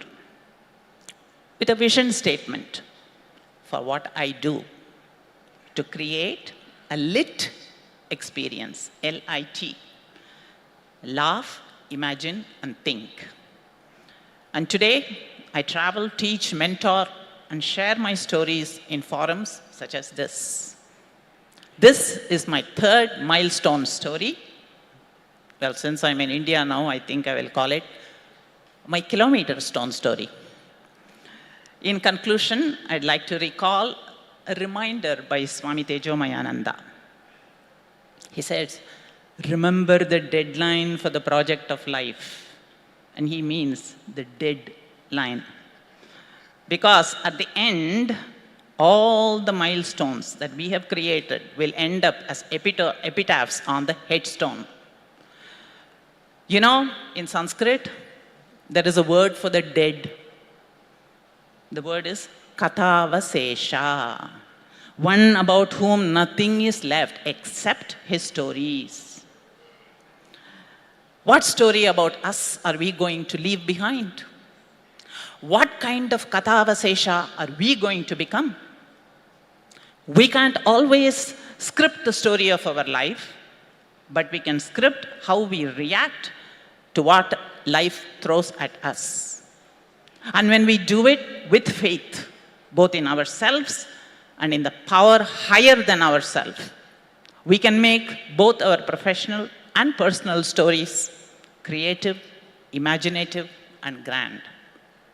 And on that cheerful note, I shall end, and I hope to see at least some of you again with another story on another stage somewhere in a city, town, village, country. Until then, imagine your life into a beautiful story, and may our personal antaryamis guide us all on our path. Nandri, vanakkam. Outward journey fueled by our inner pilgrimage. Thank you, madam. The floor is now open for questions. Just 3 questions. Please make it simple and short. Hello. Sir, my question is to Ganesh ji. Namaskarams. Sir, could you explain from your experience the relevance of AI for the youngsters in another coming 2 years? Why? Because how fast should we get groomed and aligned to it? Should it be over and above all the other knowledge forms that we have so far? Along with, could you advise a good platform and learning site for the youngsters so that we can browse and learn ourselves? Thank you. Thank you for that question. Thank you.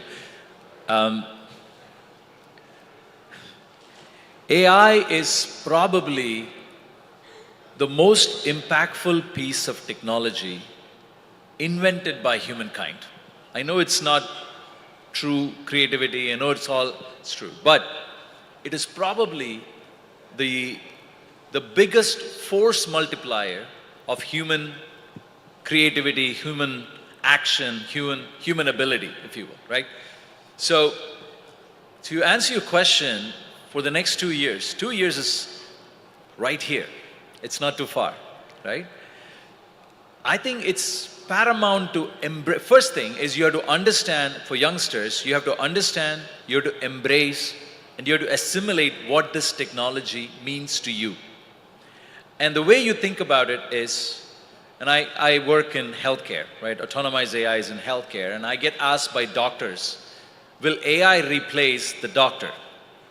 And my answer is always, AI will not replace the doctor anytime soon, but a doctor who uses AI will replace the doctor who does not use the AI, right? And that is the sense of urgency you need to have to learn about it. So I think I was talking to Dr. Shankar, the youth president, earlier today, and I was telling him, right, as a physician, right, how do you actually do? How do you get started with this? First, get comfortable. I think, you know, OpenAI did a service to the world by enabling ChatGPT. It's available in limited capacity for free, and you can get a membership and stuff too, because it allows you to start, and in what it is, for the audience, it's an intelligent system with a very simple text interface. You ask a question, it gives you an answer. You give a math problem, it solves the problem and explains to you how that problem was solved. You don't have time to write a long email or an essay. You ask the question, can you write an essay of 1,000 words with covering these 5 topics, and it'll actually go auto-generate that in human-like content. Now, the reality is, me being really close to the space, I know that AI is still not even close to the human quality of things. But it gives you a perception, gives you an understanding. It's got the Maya to make you believe that it is actually that good. So as an individual, as a professional, if you know how to leverage it, then you can improve your productivity to a whole new level, right? So that is the reason why you should think of AI or parts of these kind of intelligence systems as a way to improve your own, what is truly yours, what is truly your capability. You can improve the productivity. Where do you get started? What do you get started with? First off, I think there is a lot of, massive open courses, MOOC things that are there. I wouldn't ask you to go and pick up a Coursera course on, or Byju's course on machine learning, right? If you're not an engineer, you're not going to build that thing, that is not useful for you, right? But figure out what is your profession. If you are, let's say, a civil engineer, and you design buildings, well, how can you bring AI to use during that time? So major in what your core competency is, and use AI to accelerate or improve your own productivity, right? And the way you do it is play with it, learn from it, use it. And then you'll start learning it more. There are enough courses out there, there is enough YouTube videos you can talk to, but focus on your core competency and then expand that with AI. Okay? Thank you.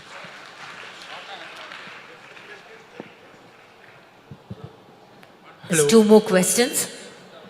Can I ask a question, please? I'm Nitya Gopalakrishnan. I'm running a special school. Can you show some light on what can we do with artificial intelligence? This is the area nobody had ever done it, especially in India. Very few people have done it. So I'm running a special school. Okay. So I heard so much about art. Will it help them? Yes. I want to show a little more light on that. So I think, from a educating the children perspective, I think even now, I want to say the government of India in CBSE syllabus have already added the requirement for doing artificial intelligence. And actually it is very advanced level. When I reviewed the coursework for somebody, it was for the 9th standard, 10th standard courses on artificial intelligence is as good as something that is taught in undergraduate courses in the United States. So just to give you an idea. So one is, I think, the same answer that I was telling him, right? How do you get them exposure to this? Not so much to build AI, to do artificial intelligence, but if you're special children, for example, is there an AI today can actually be the eyes, ears, voice, anything what they don't have, right? There's a few different examples. There's actually Microsoft launched a a research project on this, which is basically headphones, and I think Google had done something similar too. So kids who cannot, it started with, if you're conversing in a language that you don't understand, this headphone can translate it in real time in the language you do understand, right? Similarly, if you don't, hear certain words or tones, if you have a hearing disability, this can augment that to go do that, right? So artificial intelligence is getting slowly penetrated into all of these spaces. So, I think my advice would be to engage with research communities, because none of these is really commercialized yet. It's not available, right? So it's very difficult to find this. I'm keen on introducing that in my school, so which way should I progress? Can you throw some light on that also? Thank you. No, absolutely. I didn't understand the question. I want to introduce more of artificial intelligence, but will it help them to improve their skill development? No. Absolutely. No, I think it will. And I don't know the special situation in your school, what's... No, sorry, we have all kind of SEP, Down syndrome, hyperactivity, all. So I just want to know that more of skill development, will that help? Yes. That's just all. Yes. So you can use AI as an aid to improve the way they actually do it. There's a few different ways to do it. I would love to talk offline with you and see if we can, do something. And absolutely, I work in AI in healthcare. So thank you. Hi all, I am Sri Ignesh. First I would like to address myself. As I said, I am Sri Ignesh and I am from Guruvayur. I am a JF scholar. So am I audible? Yes. Okay. As it's a question answer session, I am entering into my question, and the question is towards Professor Parameswaran sir, former faculty of ISD Bangalore. So you have asked, what's your mission? What's your vision? Unfortunately, I could not answer to that, but I think it's more better to answer it now. What's my mission? So as I said earlier, and all other might think so, as he said, my mission is also to be happy. And I have currently qualified UGC NET JRF examination by securing 99.96% marks. And my mission, within 4 years, so if all things going well, I could complete my PhD, and I am planning to do my research at Central University of Kerala, Kasaragod. And that's my vision. And for what thing I am doing my PhD? Here comes to my vision. So I am a person who I completed my SLG and +2. So am I audible? Yeah, go ahead. Okay. So I have completed my SLG and +2 from Kerala syllabus, state syllabus. Make it short here. Yeah. Yes, please. Yeah. Please come to the question. I'm still waiting for the question. Sir, just give me 2 minutes. ചോദ്യം എന്താണ്? 2 minutes. ചോദ്യത്തിലേക്ക് വരാം. പറയണം. Okay. So ഞാൻ എൻ്റെ 10ാം ക്ലാസ്സും +2 ഒക്കെ complete ചെയ്തത് സാധാരണ മലയാളം മീഡിയം സ്കൂളിലാണ്. എന്നാൽ ഈ എൻ്റെ കൂടെ പഠിച്ച 10ാം ക്ലാസ്സിൽ പഠിച്ച പല വിദ്യാർത്ഥികളെക്കാളും ഇന്ന് ഞാൻ എത്തി നിൽക്കുന്ന ആളുകളുടെ എണ്ണം എന്ന് പറയുന്നത് വളരെ കുറവാണ്. അപ്പം ഞാൻ ഈ പ്രൊഫസർ ആവണമെന്ന് പറയുന്നത് ആ ഒരു മിഷനിലേക്ക് ഞാൻ എത്താൻ ആഗ്രഹിക്കുന്നത് എന്തിനാണെന്ന് ചോദിച്ചാൽ, it's not only for my individual development, എൻ്റെ ഒരു ഇൻഡിവിജ്വൽ ആയിട്ടുള്ള ഡെവലപ്മെൻറ്റിന് വേണ്ടിയിട്ടല്ല. ഈ സെഷൻ്റെ ഹെഡിങ്ങിൽ കൊടുത്ത പോലെ തന്നെ ഫോർ ക്രിയേറ്റിംഗ് മൈൽ സ്റ്റോൺസ്. എന്താണ് ആ മൈൽ സ്റ്റോൺ? സോ ഒരുപാട് ഫാക്കൽറ്റീസ് ഉണ്ട്, എന്നെ പഠിപ്പിച്ച ഒരുപാട് ഫാക്കൽറ്റീസ് ഉണ്ട്. അവരെല്ലാവരും ട്രൈ ചെയ്തിട്ടുണ്ട്, അവരെല്ലാവരും എന്നെ പോലത്തെ ബാക്ക്ഗ്രൗണ്ടിൽ നിന്നാണ് വന്നിട്ടുള്ളത്. പക്ഷെ അവരെല്ലാവരും ഫെയിൽ ചെയ്ത് പോയൊരു പോയിന്റ് ഉണ്ട്. ഇപ്പോഴും ഇന്നും നമ്മുടെ സംസ്ഥാനത്താണെങ്കിൽ നമ്മുടെ രാജ്യത്താണെങ്കിൽ ഈ 10ാം ക്ലാസ് വരെ +2 വരെ അതിന് ശേഷമുള്ളിടത്താണെങ്കിലും ഏതൊരു വ്യക്തിക്കും ഏതൊരു സിറ്റിസണും യൂണിഫോം ആയിട്ട് കിട്ടേണ്ടത്, ഒരു ഡിസ്ക്രിമിനേഷനും ഇല്ലാതെ കിട്ടേണ്ട പ്രധാനപ്പെട്ട 2 മേഖലകളാണ് വിദ്യാഭ്യാസവും ആരോഗ്യവും. ഈ ഡിസ്ക്രിമിനേഷൻ, ഈ ഒരു വേരിയസ് ലെവൽസ് ഓഫ് ക്വാളിറ്റി, അത് കാരണം ഇന്നും ഒരു വലിയൊരു സമൂഹം ഇന്ന് ഈ പറയുന്ന ലെവലിലേക്ക് എത്താൻ കഴിയാത്തതായിട്ടുണ്ട്. അപ്പം ഞാൻ ചോദിച്ചു വരുന്ന ചോദ്യം എന്താണെന്ന് ചോദിച്ചു കഴിഞ്ഞാൽ, സാറ് ഈ പറയുന്ന വിഷയം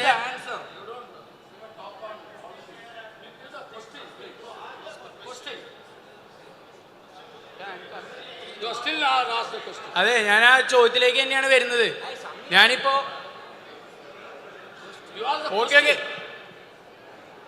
I think we'll invite you as a speaker for the next meet. You can give the talk, I will ask you the questions. 1 minute. ഞാൻ ചോദ്യത്തിലേക്ക് എല്ലാവരും ഇങ്ങനെ പറഞ്ഞു കഴിഞ്ഞാൽ എങ്ങനെ ഞാൻ ചോദ്യത്തിലേക്കാണ് വരുന്നത്. ഞാനിപ്പോൾ സാറിൻ്റെ അടുത്ത് പറഞ്ഞ പോലെ തന്നെ ഒരുപാട് വെല്ലുവിളികൾ, ഒരുപാട് ചലഞ്ചസ് നേടിയിട്ടാണ് എന്നെ പോലത്തെ ആളുകൾ ഈ ഒരു നേട്ടത്തിലേക്ക് എത്തുന്നത്. എൻ്റെ ആഗ്രഹം എന്താണെന്ന് ചോദിച്ചു കഴിഞ്ഞാൽ ഈ വെല്ലുവിളികളൊന്നുമില്ലാതെ തന്നെ ഇന്ത്യയിലും കേരളത്തിലുമുള്ള എല്ലാ സിറ്റിസൺസിനും യാതൊരു ഈ വേരിയസ് ലെവൽസ് ഓഫ് ക്വാളിറ്റി ഇല്ലാതെ, ഡിസ്ക്രിമിനേഷൻ ഇല്ലാതെ യൂണിഫോം ആയിട്ടുള്ള ഒരു എഡ്യൂക്കേഷൻ അവർക്ക് അവൈലബിൾ ആവണം. അത്തരത്തിന് വേണ്ടിയിട്ട് സാറിൻ്റെ ഭാഗത്ത് നിന്ന്, സാർ ഒരു പ്രൊഫസറാണ്, IISc ബാംഗ്ലൂരിലെ ഒരു പ്രൊഫസറാണ്, സാർ അത്തരത്തിൽ എന്തെങ്കിലും ഒരു കാര്യങ്ങൾ അതിന് വേണ്ടി ചെയ്തിട്ടുണ്ടോ?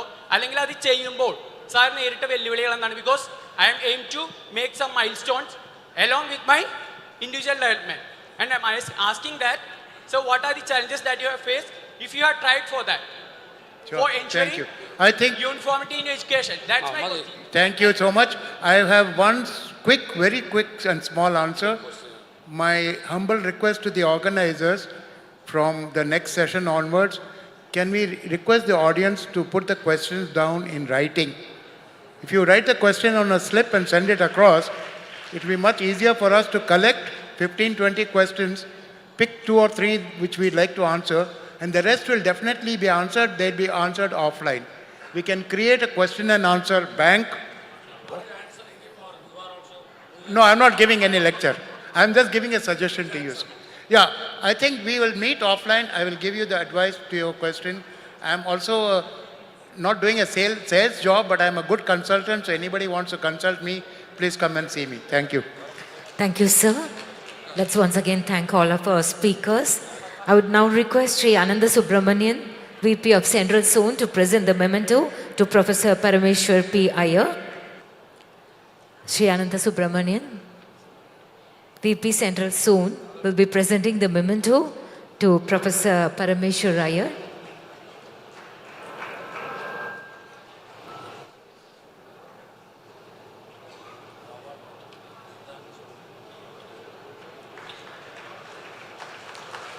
Dr. Shankar Sethuraman, President of the Youth Wing, will be presenting the memento to Sri Ganesh Padmanabhan. I would request Dr. Shankar Sethuraman to do the honors.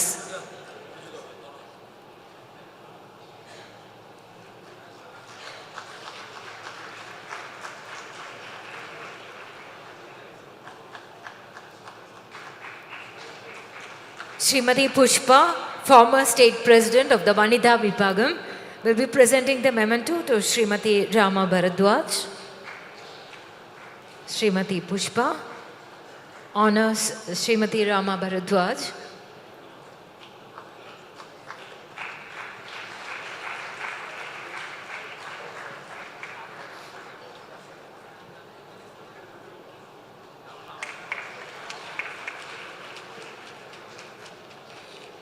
Can we have one more round of applause to these speakers? Professor Iyer, Sri Padmanabhan and Srimati Rama Bharadwaj. Thank you, madam. Thank you, sirs. Before we move on to the next session,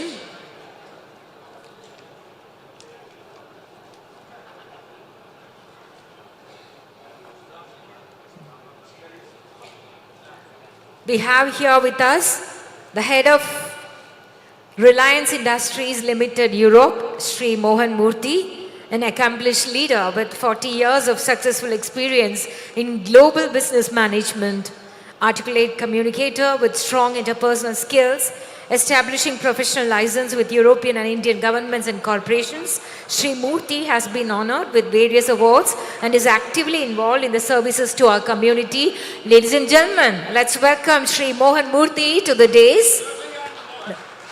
A big round of applause.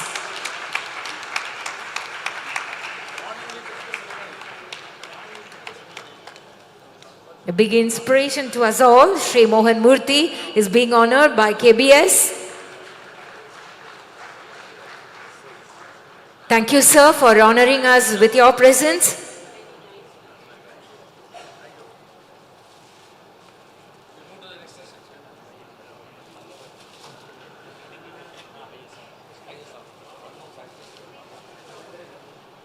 Srimati Revati Harihara Krishnan. She did her M.Tech in Control Systems from NIT Calicut and joined ISRO in 1987. In the recently successful Chandrayaan-3 mission, she has been responsible for the lander module propulsion control system for the precise soft landing. She has been actively involved in the services of her society. Ladies and gentlemen, Srimati Revati Harihara Krishnan.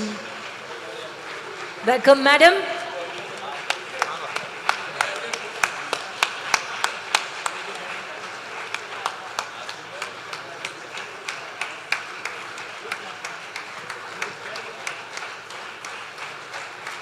A proud moment for India, a proud moment for all of us. Srimati Revati Harihara Krishnan. It's an honor to have her here. Thank you, madam.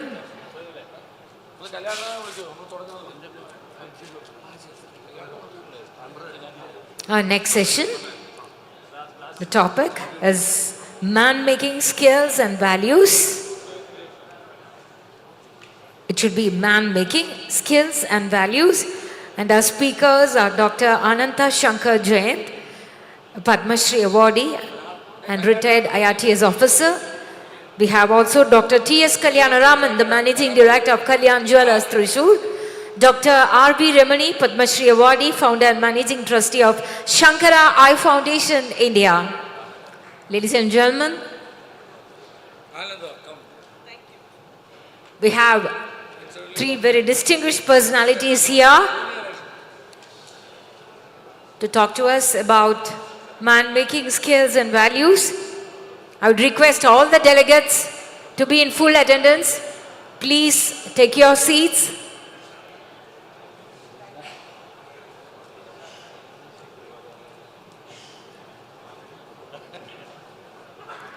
Here's a wonderful opportunity.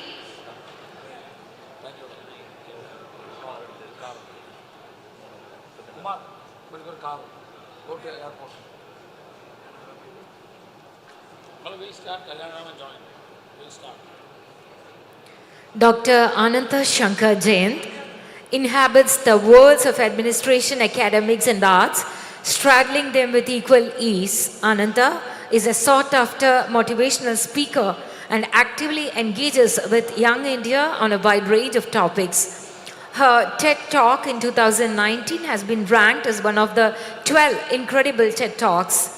Celebrated as one of India's most eminent and renowned classical dancer, choreographer and dance scholar, she is the artistic director of Shankarananta Kalakshetra. Ananta was conferred the Padma Shri in 2007 and Sangeeta Nataka Academy Puraskar in 2009.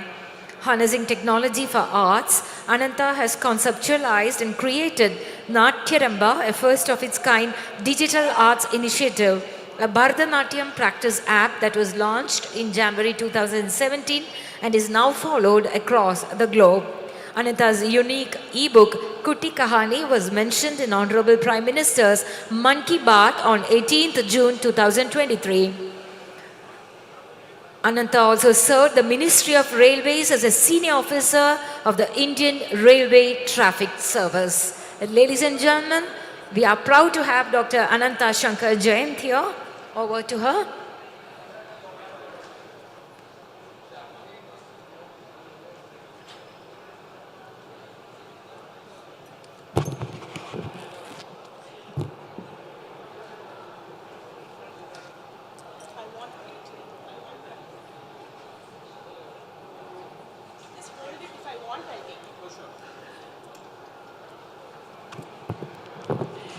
Namaskaram. For all those outside of the door, it will be nice if you all come inside or not converse there, otherwise it's very disturbing. Namaste. The last session is always the most difficult session. And nevertheless, I'm really grateful to Sri Raman, my senior by a year in the services. And a special round of thanks to my friend Padmaja, who connected me to Sri Raman and who brought me here for this wonderful event. The topic of this session is man-making, skills and values, and I thought I will reframe it as human capital. What is this human capital? Human capital is usually defined as that intangible collective resource and accumulative total of knowledge, wisdom, intellect, values, ethics, attributes, attitudes, and all this summum bonum of what human capital is all about. It's what defines not just an organization, but defines a civilization. Simply put, human capital is the largest intangible asset, the most important indice of a nation, of a civilization. And how we develop and manage this crucial asset will define a civilization staying, growing, and continuing. The key factor of any nation, of any civilization, is this concept of human capital. Today, as India literally wedges its way into the big table, into the big boys' table, and into the leadership table of the universe, what will it take to ensure civilizational mooring, even as we soar into economic wealth and grandeur? That, to me, is the essential question. What can we as society do to reclaim? What can we do to set in motion today that will deliver to us that picture seen by our ancestors and that picture that we want our grandchildren to be part of? How can we nurture and nourish our human capital to paint the picture of our dreams? That is the question. What is the civilizational awakening that is needed to achieve this dream? Some years ago, my family and I, as most of us do, I think I'll take that.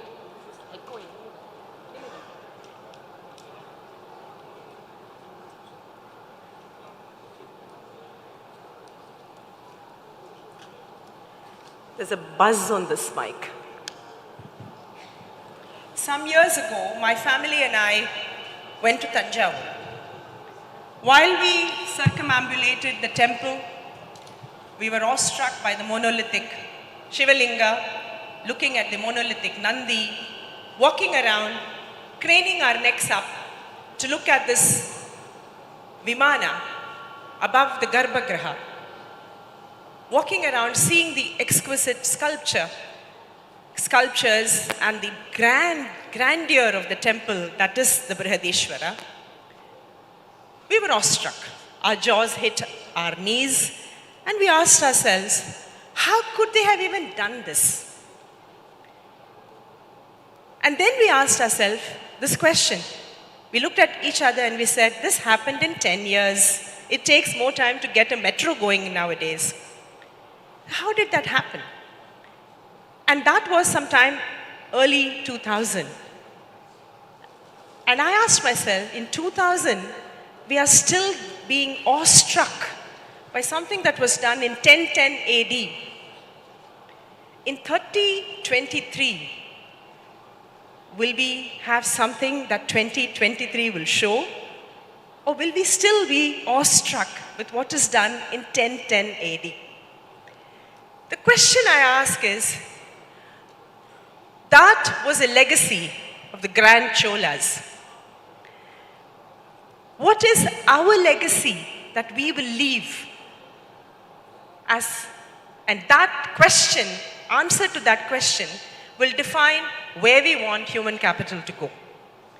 Legacy? What is this word legacy? Is it something our grandfathers hopefully leave for us? coming from the French word legare, it means something left behind. But legacy to me is to being remembered. It is not bound by age or time or space. Legacy is just yearning.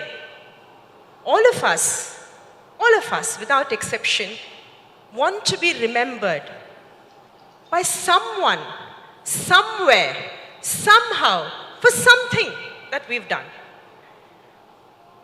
Our present times is one dominated, as you saw in the previous session, dominated by science and technology.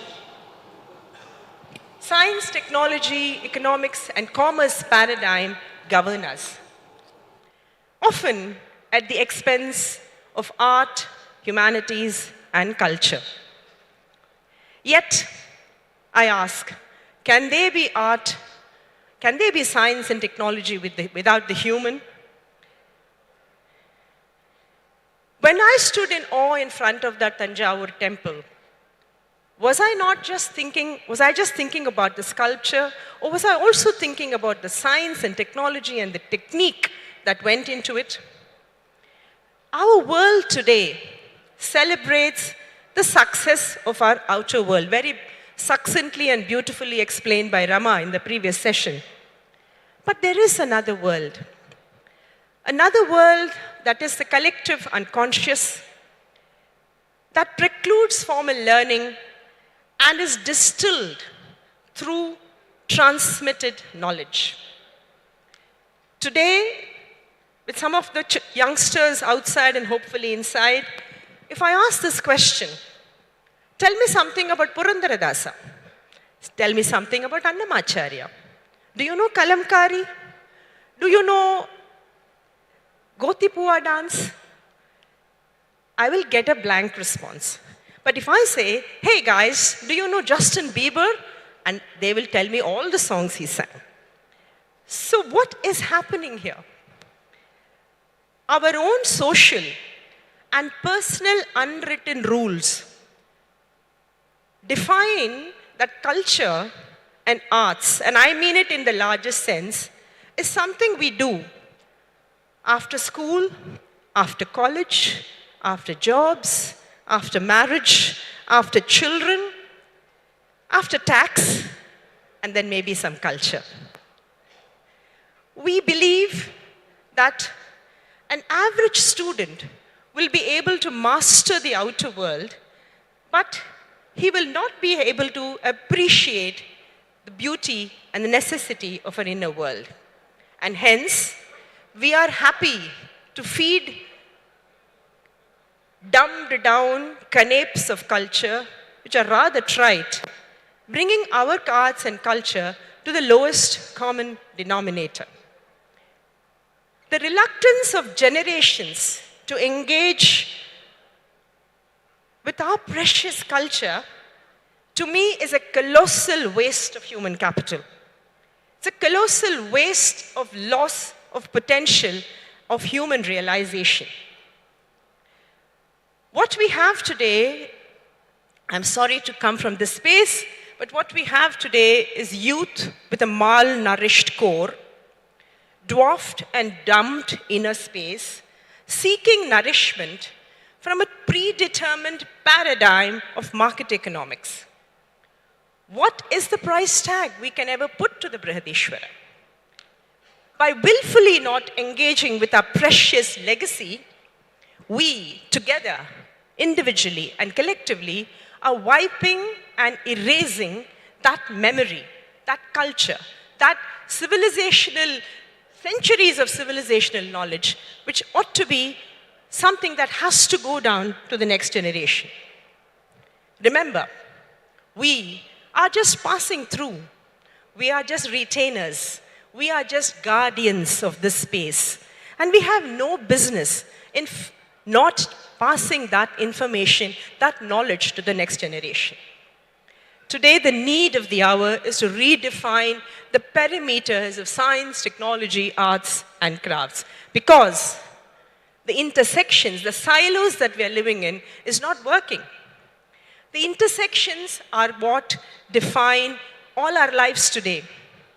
Our phones, our tablets, our laptops, everything uses science and technology. But the user interface, the design architecture, the architecture of language, the visual, everything is function, but yet come from the space of art. Steve Jobs famously said, innovation happens at the crossroads of art and technology. Our academic institutions focus on creating skilled students. They prepare you for a career, but do they prepare you for a life is a question we as society must ask. An early engagement with the arts and the humanities helps you understand the why, the wherefore, the maybe and the maybe not of life. And I call this core strength, as opposed to what we learn in college as core competency. Our academic institutions are training children in skills, not thinking.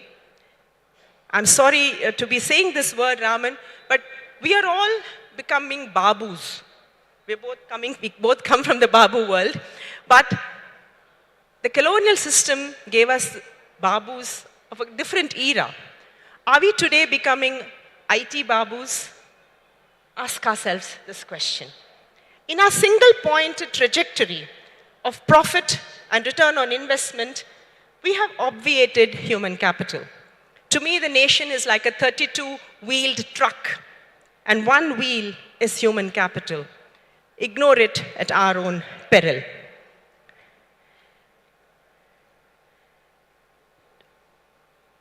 The necessity to develop a core strength cannot be overemphasized. Let me tell you a small story. I was introduced into the world of dance at the age of 4. A temple visit that my mother dragged me to, saw a senior lady look at me and told my mother, this child has big eyes, teach her how to dance. And my mother said, we are from Chennai and there's nobody in Hyderabad. So this lady said, I'll teach her.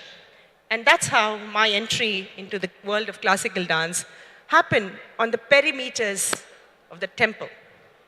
Soon, like all good children, getting awards and little medals here, I was invited on a scholarship to Kalakshetra, Chennai, where as an 11-year-old, I decided I will join Kalakshetra.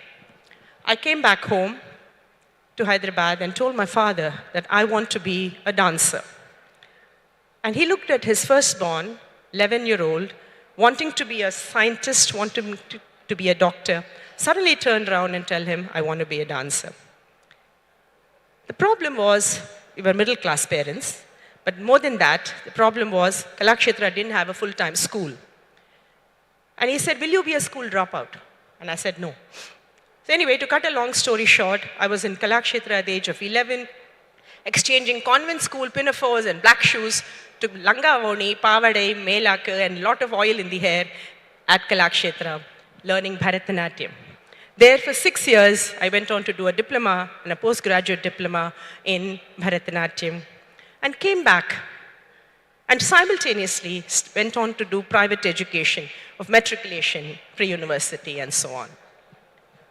Once back home in Hyderabad, I found that the return on investment in dance is not great and went on to upscale my studies to do a master's, MPhil, and that path. There on the campus, there were a few people taking the exams, and I sat for the UPSC exams and went on, actually met my mother. Met a very angry mother. And she said, don't study. நீ படிச்சானா pass ஆயிடுவே ஆஃபீஸுக்கு போவே சேர்ல உட்காருவே bell அடிப்பே peon வருவான் file தள்ளுவே that will be the end of your dance. I said, no, I will not give up my dance. So I cleared the exams, went on to join the Indian Railway Traffic Service, becoming the first lady officer of that service in South Central Railway, bursting through a very, very, very macho, male, mustachioed, male bastion. They said, sir, to me for 2 months because they didn't know what to do with me. Soon, bureaucracy had me in its thrall. Hierarchy, decision-making, power play, loading, unloading, control room chaos, accidents even, night duties, Naxal movement, all kinds of things. And then I ran into another problem. Well-meaning colleagues came up to me and said, "Ab bas bhi karo." Enough. They said it in Telugu, "Inka chalu, happy ending." Enough. Why? I said, what enough? They said, no, now you've arrived, All India services, now why do you need to dance? But they ran into me and I said, no, I've made a promise to myself that I will be a bureaucrat serving the Indian nation, and I will also be one string in that cultural thread of Bharatiya culture and continue my dance. It wasn't easy. I navigated and negotiated with bosses and leave and all that. And that decision was quite some 3 decades ago. Through it all, like a good railway officer, I tread 2 tracks of both dance and railways, not allowing them to meet. Went on, as she kindly shared, went on to do a lot of work in the world of dance, went on to grow in the world of railways, in bureaucracy, and also in the world of entrepreneurship. 2008, life threw me a curveball. On 1st of July 2008, as I returned from America after a conference, I was sitting at my doctor's chambers suddenly, and I heard words. I heard the word carcinoma.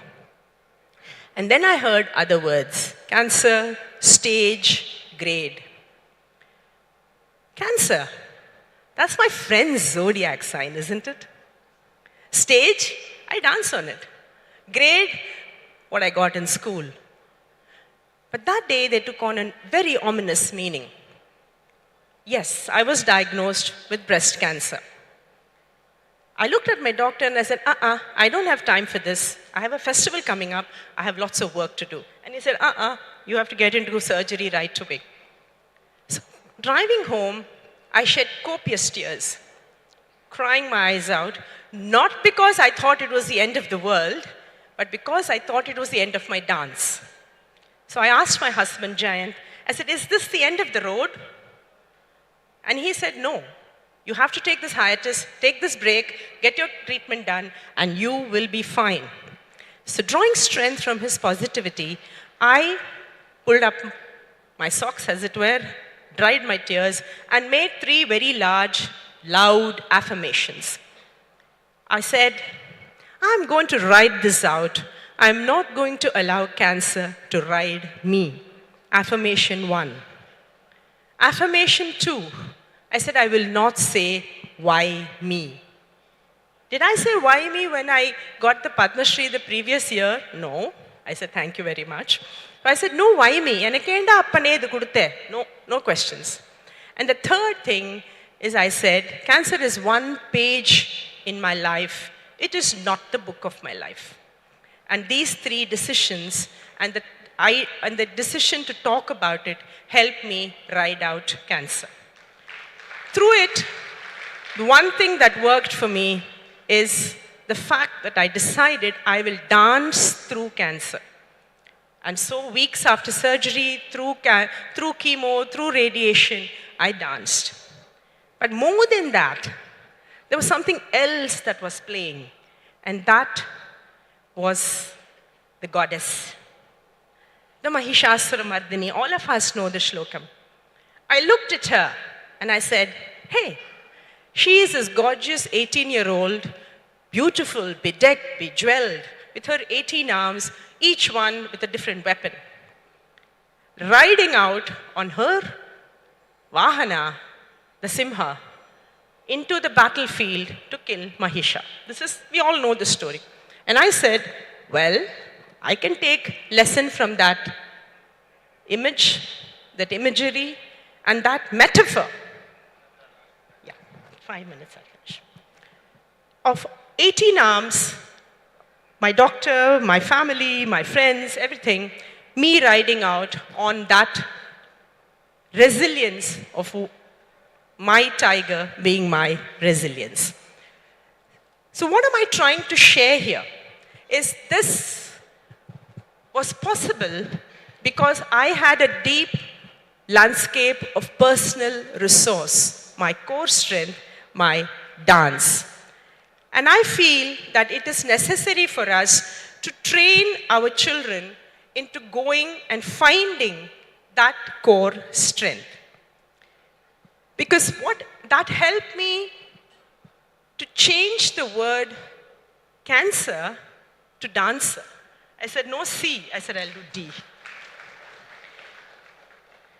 Today, our youth are overwhelmed by a whole lot of pressures. And I feel pressure to succeed. You heard this, many of them speaking, lack of a safety net, increasing negativity, and so on.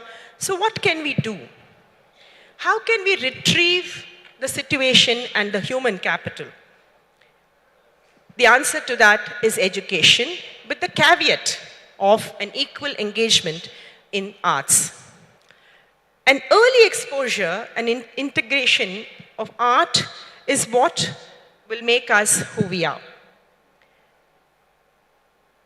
It is an essential tenet of human capital because a deep landscape of personal resource ensures, opens curiosity, ensures a magic key, and improves self-esteem. The shortest cut to growing as a civilization, to continuing as a civilization, to holding on to your civilization is through the arts. Simply put, I'm sure all dance gurus here will agree, all music gurus here will agree. If I teach Krishnani Begane Baro to my student, if I don't teach anything about Krishna, how will she express it? So without any கஷ்டமே இல்லாம நம்மளோட கதையெல்லாம் வாழ்க்கை போயிடும். The cultural transmission is easiest through arts. And hence I feel that now, since we're all talking of India at inflection point, now is the time to create and invent an interest in the arts. Some years ago, I was at a conference where a pharma major was telling us on the conference that they wanted ethics as a subject. I'm asking, pharma and ethics have to go together, but the education system doesn't think so. So what I'm trying to say here is, as society, as industry, we need to arm twist the education juggernaut to ensure that our cultural ethos, our cultural, these silos are not working. That's my limited point, that we have to bring back arts into education. How will it be? Will it not be possible to teach math, for example, through small child, early math, through mnemonics, for example? Jam takadit jam takadiku dit jam tatikitatum tatikitatum tatikitatum tatikitatum tatikitatum tatikitatum tatikitatum tatikitatum tatikitatum 1 2 3 4 5 6 7 1 2 3 1 2 1 2 3 4 5 6 7 1 2 3 1 2 3 4 1 2 3 4 5 6 7 1 2 3 1 2 3 4 5 1 2 3 4 5 1 2 3 4 5 takatakita takatakita takatakita kadakadakadatum. It's so easy to teach this, and somehow we are not doing this. Yeah, I'm done. So my point is simple, that as I have learnt in life, that the business of life is to challenge us. And challenge it will, and therein lies our greatest learning. And to overcome our challenges, what we need is our core strength, our deep landscape of personal resource. Like the river. If you see a river, Shefali spoke so beautifully about Saraswat. The river has broken through rocks, boulders, through the mountain, through the gorge to emerge into the sunshine. And so it is that all of us will be challenged through all these paths.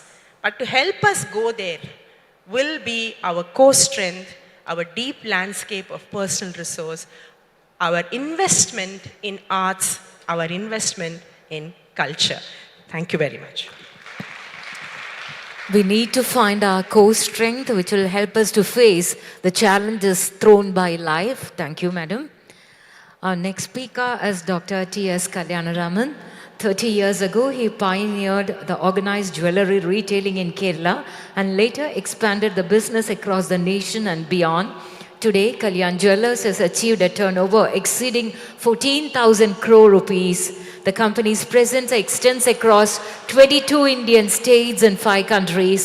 Sri Kalyanaraman set new benchmarks in the predominantly unorganized jewelry business and played a pioneering role in adopting BIS hallmark jewelry standards. He introduced rate cards detailing the making charges of jewelry, employed carat meter technology to assess gold quality, and established customer service outlets under the My Kalyan banner. Today, Kalyan Jewellers boasts over 200 large format showrooms, and the distinctive My Kalyan network includes 1,000 plus centers across India, emerging over 10 million potential customers annually. In the last decade, under T.S. Kalyanaraman's leadership, Kalyan Jewellers expanded its operations to international markets. It marked the first instance of a Kerala-based homegrown brand establishing a presence in the Middle East. Dr. T.S. Kalyanaraman. Ladies and gentlemen, let's welcome him.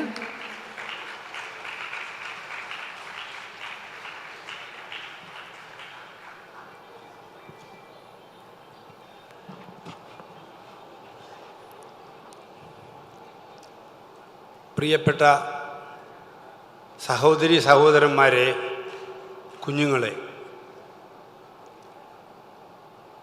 3 ദിവസം നീണ്ടു നിൽക്കുന്ന രണ്ടാം ദിവസമായ ഈ Brahmin global മീറ്റിൻ്റെ 2 സുപ്രധാന പ്രമുഖന്മാരുടെ കൂടെ, 2 പേരും Padmashri award കൂടിയാണ്. അവരുടെ കൂടെ ഈ സെഷനിൽ പങ്കെടുക്കുവാനായിട്ട് എന്നെ ക്ഷണിച്ച കേരള സംസ്ഥാന പ്രസിഡന്റ് കരിമ്പുഴ രാമൻ അവർകളെയും ബാക്കി എല്ലാ കമ്മിറ്റി അംഗങ്ങളെയും ഇതിൻ്റെ ഓർഗനൈസേഷനെയും മറ്റെല്ലാവരോടും ഞാൻ പ്രത്യേകം നന്ദി രേഖപ്പെടുത്തിക്കൊള്ളുന്നു. ഇന്നത്തെ സെഷൻ മാൻ മേക്കിംഗ് സ്കിൽ എന്നുള്ളൊരു സബ്ജക്റ്റാണ്. വളരെ പ്രധാനപ്പെട്ട, ആർക്കും അങ്ങനെ പെട്ടെന്ന് ഉദിച്ച് നോക്കുന്നതല്ലാത്ത, ഒളിഞ്ഞിരിക്കുന്ന ഒരു സബ്ജക്റ്റാണ് ഈ മാൻ making skill and it's values എന്ന് പറഞ്ഞാൽ. അത് മലയാളത്തിൽ പറയുകയാണെങ്കിൽ മനുഷ്യ നിർമ്മിത ബുദ്ധി അല്ലെങ്കിൽ മനുഷ്യൻ ഉണ്ടാക്കിയ കഴിവ് എന്ന് നമുക്ക് പറയാം. അപ്പം ഞാനത് മലയാളത്തിൽ പറയാൻ കാരണം അത് മലയാളത്തിൽ പറഞ്ഞാലേ ശരിയാവുള്ളൂ. എനിക്കും നിങ്ങൾക്കും എല്ലാവർക്കും നല്ല വ്യക്തത അത് അറിയണമെന്നുണ്ടെങ്കിൽ അത് മലയാളത്തിൽ, പച്ച മലയാളത്തിൽ പറഞ്ഞാലേ അറിയാൻ പറ്റുള്ളൂ. പിന്നെ ഇത് നമ്മൾക്ക് എല്ലാവർക്കും, എല്ലാ ഡിപ്പാർട്ട്മെൻറ്റും, അത് ബിസിനസ്സായാലും പ്രൊഫഷണൽസായാലും ഏത് വിഭാഗം, ഡാൻസേഴ്സായിട്ടുള്ള ആർട്ടിസ്റ്റായാലും, എല്ലാ നമ്മുടെ കുടുംബശ്രീകളായാലും എല്ലാവർക്കും ഈ മനുഷ്യൻ ഉണ്ടാക്കിയ കഴിവ് എന്താണ് എന്ന് അറിയണം. നമ്മളാരും അതിലേക്ക് ശ്രദ്ധ കേന്ദ്രീകരിക്കാത്തത് കൊണ്ടാണ് നമുക്ക് അധികം പേർക്ക് വിജയിക്കാൻ സാധിക്കാത്തത്. ധാരാളം പേര് നമ്മളാൾക്കാർ വിജയത്തിൻ്റെ മുൻപടിയിലുണ്ടെങ്കിലും 100% ഇത് ഇന്ന് വലിയ കൺട്രീസിലൊക്കെ ഈ മാൻമെയ്ഡ് സ്കില്ലിനെ കുറിച്ച് വളരെയധികം പ്രൊമോഷൻസ് കൊടുക്കുന്നുണ്ട്. നമ്മളതായിട്ടില്ല. എന്നിരുന്നാലും ഇവിടുത്തെ ബ്രാഹ്മിൻ അസോസിയേഷൻ ഈ സബ്ജക്റ്റ് ഇവിടെ തിരഞ്ഞെടുത്തതിൽ ഞാൻ ആദ്യമായിട്ട് അവരെ അഭിനന്ദിക്കുന്നു. കാരണം ഇപ്പം ഞങ്ങളുടെ കമ്പനിയിലൊക്കെ ഞങ്ങൾ ഇതിനെപ്പറ്റി സ്റ്റഡി ക്ലാസ് കൊടുക്കാറുണ്ട്. അപ്പം ഞാൻ അധികം ദീർഘിപ്പിക്കുന്നില്ല. അതിനെപ്പറ്റി ഒരു ഇമ്പോർട്ടൻ്റ് ആയിട്ട് നമ്മളെല്ലാവരും അറിഞ്ഞിരിക്കേണ്ടതും ദൈനംദിന നമ്മുടെ കാര്യങ്ങളിൽ അത് പ്രചോദനപ്പെടുത്തേണ്ടതുമായിട്ടുള്ള കുറച്ച് ഇമ്പോർട്ടൻ്റ് കാര്യങ്ങൾ മാത്രം പറയാം. ആദ്യമായിട്ട് ഡിസിഷൻ മേക്കിംഗ്, നമ്മളെടുക്കുന്ന തീരുമാനം, ഈ തീരുമാനം നമ്മൾ കാലത്ത് തൊട്ട് രാത്രി വരെ നമ്മൾ ഓരോ തീരുമാനങ്ങളിലേക്കും എടുത്തുകൊണ്ടിരിക്കുകയാണ്. നമ്മൾ അറിയാതെ കണ്ട് വീട്ടിലുണ്ടാക്കുന്ന ഭക്ഷണം തൊട്ട് കുട്ടികൾ സ്കൂളിലേക്ക് പറഞ്ഞയക്കുന്നത് തൊട്ട് ആർട്ടിസ്റ്റുകൾ, മ്യൂസിക് ആൾക്കാരൊക്കെ ഇന്ന് നമ്മൾ കലാകാരന്മാർ എന്തൊക്കെ ചെയ്യണം, കുട്ടികളെ എന്തൊക്കെ ഡാൻസ് എങ്ങനെയൊക്കെ പഠിപ്പിക്കണം, ഡോക്ടർമാരായിട്ടുള്ളവർ ഇന്ന് എന്തൊക്കെ നമ്മൾ അവർക്ക് സ്റ്റഡി ക്ലാസ് കൊടുക്കണം, ബിസിനസ്സുകാർ അവരുടെ സ്റ്റാഫ് അംഗങ്ങളെ, കസ്റ്റമേഴ്സിനെ എങ്ങനെ പെരുമാറാനായിട്ട് പറഞ്ഞു കൊടുക്കണം, പ്രൊഫഷണലായിട്ടുള്ള ആൾക്കാർ പല മീറ്റിങ്ങുകളിൽ പങ്കെടുക്കുമ്പോൾ അത് ഡിബേറ്റുകൾ ഉണ്ടായിരിക്കും, അല്ലെങ്കിൽ മീറ്റിങ്ങുകൾ ഉണ്ടായിരിക്കും, പ്രോജക്റ്റ് റിപ്പോർട്ടുകൾ ഉണ്ടായിരിക്കും. ഇതൊക്കെ എങ്ങനെ തീരുമാനം എടുക്കുന്നുള്ളതൊക്കെ വളരെ ശ്രദ്ധാപൂർവം ചെയ്യേണ്ട കാര്യങ്ങളാണ്. നമ്മൾ ഇന്ന് വരെ നമ്മൾ അതൊന്നും ശ്രദ്ധ തിരിച്ചിട്ടില്ല. വളരെ ശ്രദ്ധയോട് കൂടിയിട്ട് നമ്മൾ 2 പ്രാവശ്യം ആലോചിച്ചിട്ട് വേണം തീരുമാനങ്ങൾ എടുക്കാനായിട്ട്. അത് പാളിപ്പോയാൽ നമ്മളാകെ ടെൻഷനാവും, ആകെ നമുക്കൊക്കെ ഡിപ്രസ്ഡാവും നമ്മൾ. അങ്ങനെ കുറേ പേര് ഇപ്പോൾ ഡിപ്രസ്ഡ് ആവുന്നതിൻ്റെ പ്രധാന കാര്യങ്ങൾ അതൊക്കെയാണ്. മാനേജ്മെൻറ്റ് പറഞ്ഞിട്ടുള്ള കാര്യങ്ങളൊന്നും പ്രോപ്പറായിട്ട് ചെയ്യാൻ സാധിക്കില്ല, അവർക്ക് കൊടുത്തിട്ടുള്ള ആ ഒരു പ്രോജക്റ്റ് അവർക്ക് കംപ്ലീറ്റ് ചെയ്യാൻ പറ്റില്ല, ടെൻഷനായി. അതൊക്കെ വളരെ ലാഘവത്തോടെ വളരെ ഈസി ആയിട്ട് ചെയ്യുന്ന കാര്യങ്ങളേ ഉള്ളൂ. നമ്മളത് എങ്ങനെ തീരുമാനത്തിൽ എങ്ങനെയൊക്കെ ഡിസിഷൻ എടുക്കണമെന്ന് വളരെ ശ്രദ്ധാപൂർവ്വം ചെയ്താൽ വളരെ ഈസിയാണ്. വളരെ നിഷ്പ്രയാസം ചെയ്യുന്ന കാര്യങ്ങൾ നമ്മൾ സമയം കൂടുതലെടുത്ത് ടെൻഷൻ എടുക്കുകയാണ്. അപ്പോൾ തീരുമാനങ്ങൾ പാളിപ്പോവാം, ചിലപ്പോൾ തെറ്റുപറ്റാം, പക്ഷേ നമ്മളതിൽ ഡിപ്രസ്ഡ് ആവരുത്. അത് കറക്റ്റ് ചെയ്ത് കൊണ്ടുവരാനായിട്ടുള്ളൊരു കഴിവ്, അവിടെയാണ് സ്കില്ല്. ആദ്യത്തെ സ്കില്ല് തീരുമാനം, പിന്നെ വരുന്നത് തെറ്റ് വന്നു കഴിഞ്ഞാൽ അത് കറക്റ്റ് ചെയ്യാനുള്ളൊരു സ്കില്ല്. അതിലേക്ക് നമുക്ക് പെട്ടെന്ന് തീരുമാനത്തിലെത്താൻ പറ്റണം. അത് രാത്രി കറുത്ത ഉറക്കം വരാതെ കണ്ട് നാളെ ചെയ്യാമെന്ന് പറഞ്ഞ് നിൽക്കാൻ പാടില്ല. എവിടെയാണ് സോറി പറയേണ്ട സ്ഥലത്ത് സോറി പറയണം, അതിൽ ഈഗോ ഒന്നും വേണ്ട. അല്ലെങ്കിൽ നമ്മുടെ കൂട്ടുകാരുടെ അടുത്ത് നമുക്ക് ചോദിക്കാം എന്താ ചെയ്യേണ്ടതെന്ന്. ഞങ്ങൾ മാനേജ്മെൻറ്റുകാർ തന്നെ സ്റ്റാഫ് അംഗങ്ങളോട് തീരുമാനം തെറ്റുപറ്റുമ്പോൾ ചോദിക്കാറുണ്ട്. അതിലൊന്നും നമുക്ക് ഈഗോ ഒന്നും എടുക്കേണ്ട ആവശ്യമില്ല. അപ്പം തീരുമാനത്തിലേക്ക് നമ്മൾ എടുക്കാം. പ്രോബ്ലംസ് ഇന്ന് പല കുടുംബങ്ങളിലും എന്തൊക്കെയാണ് പ്രോബ്ലംസ്?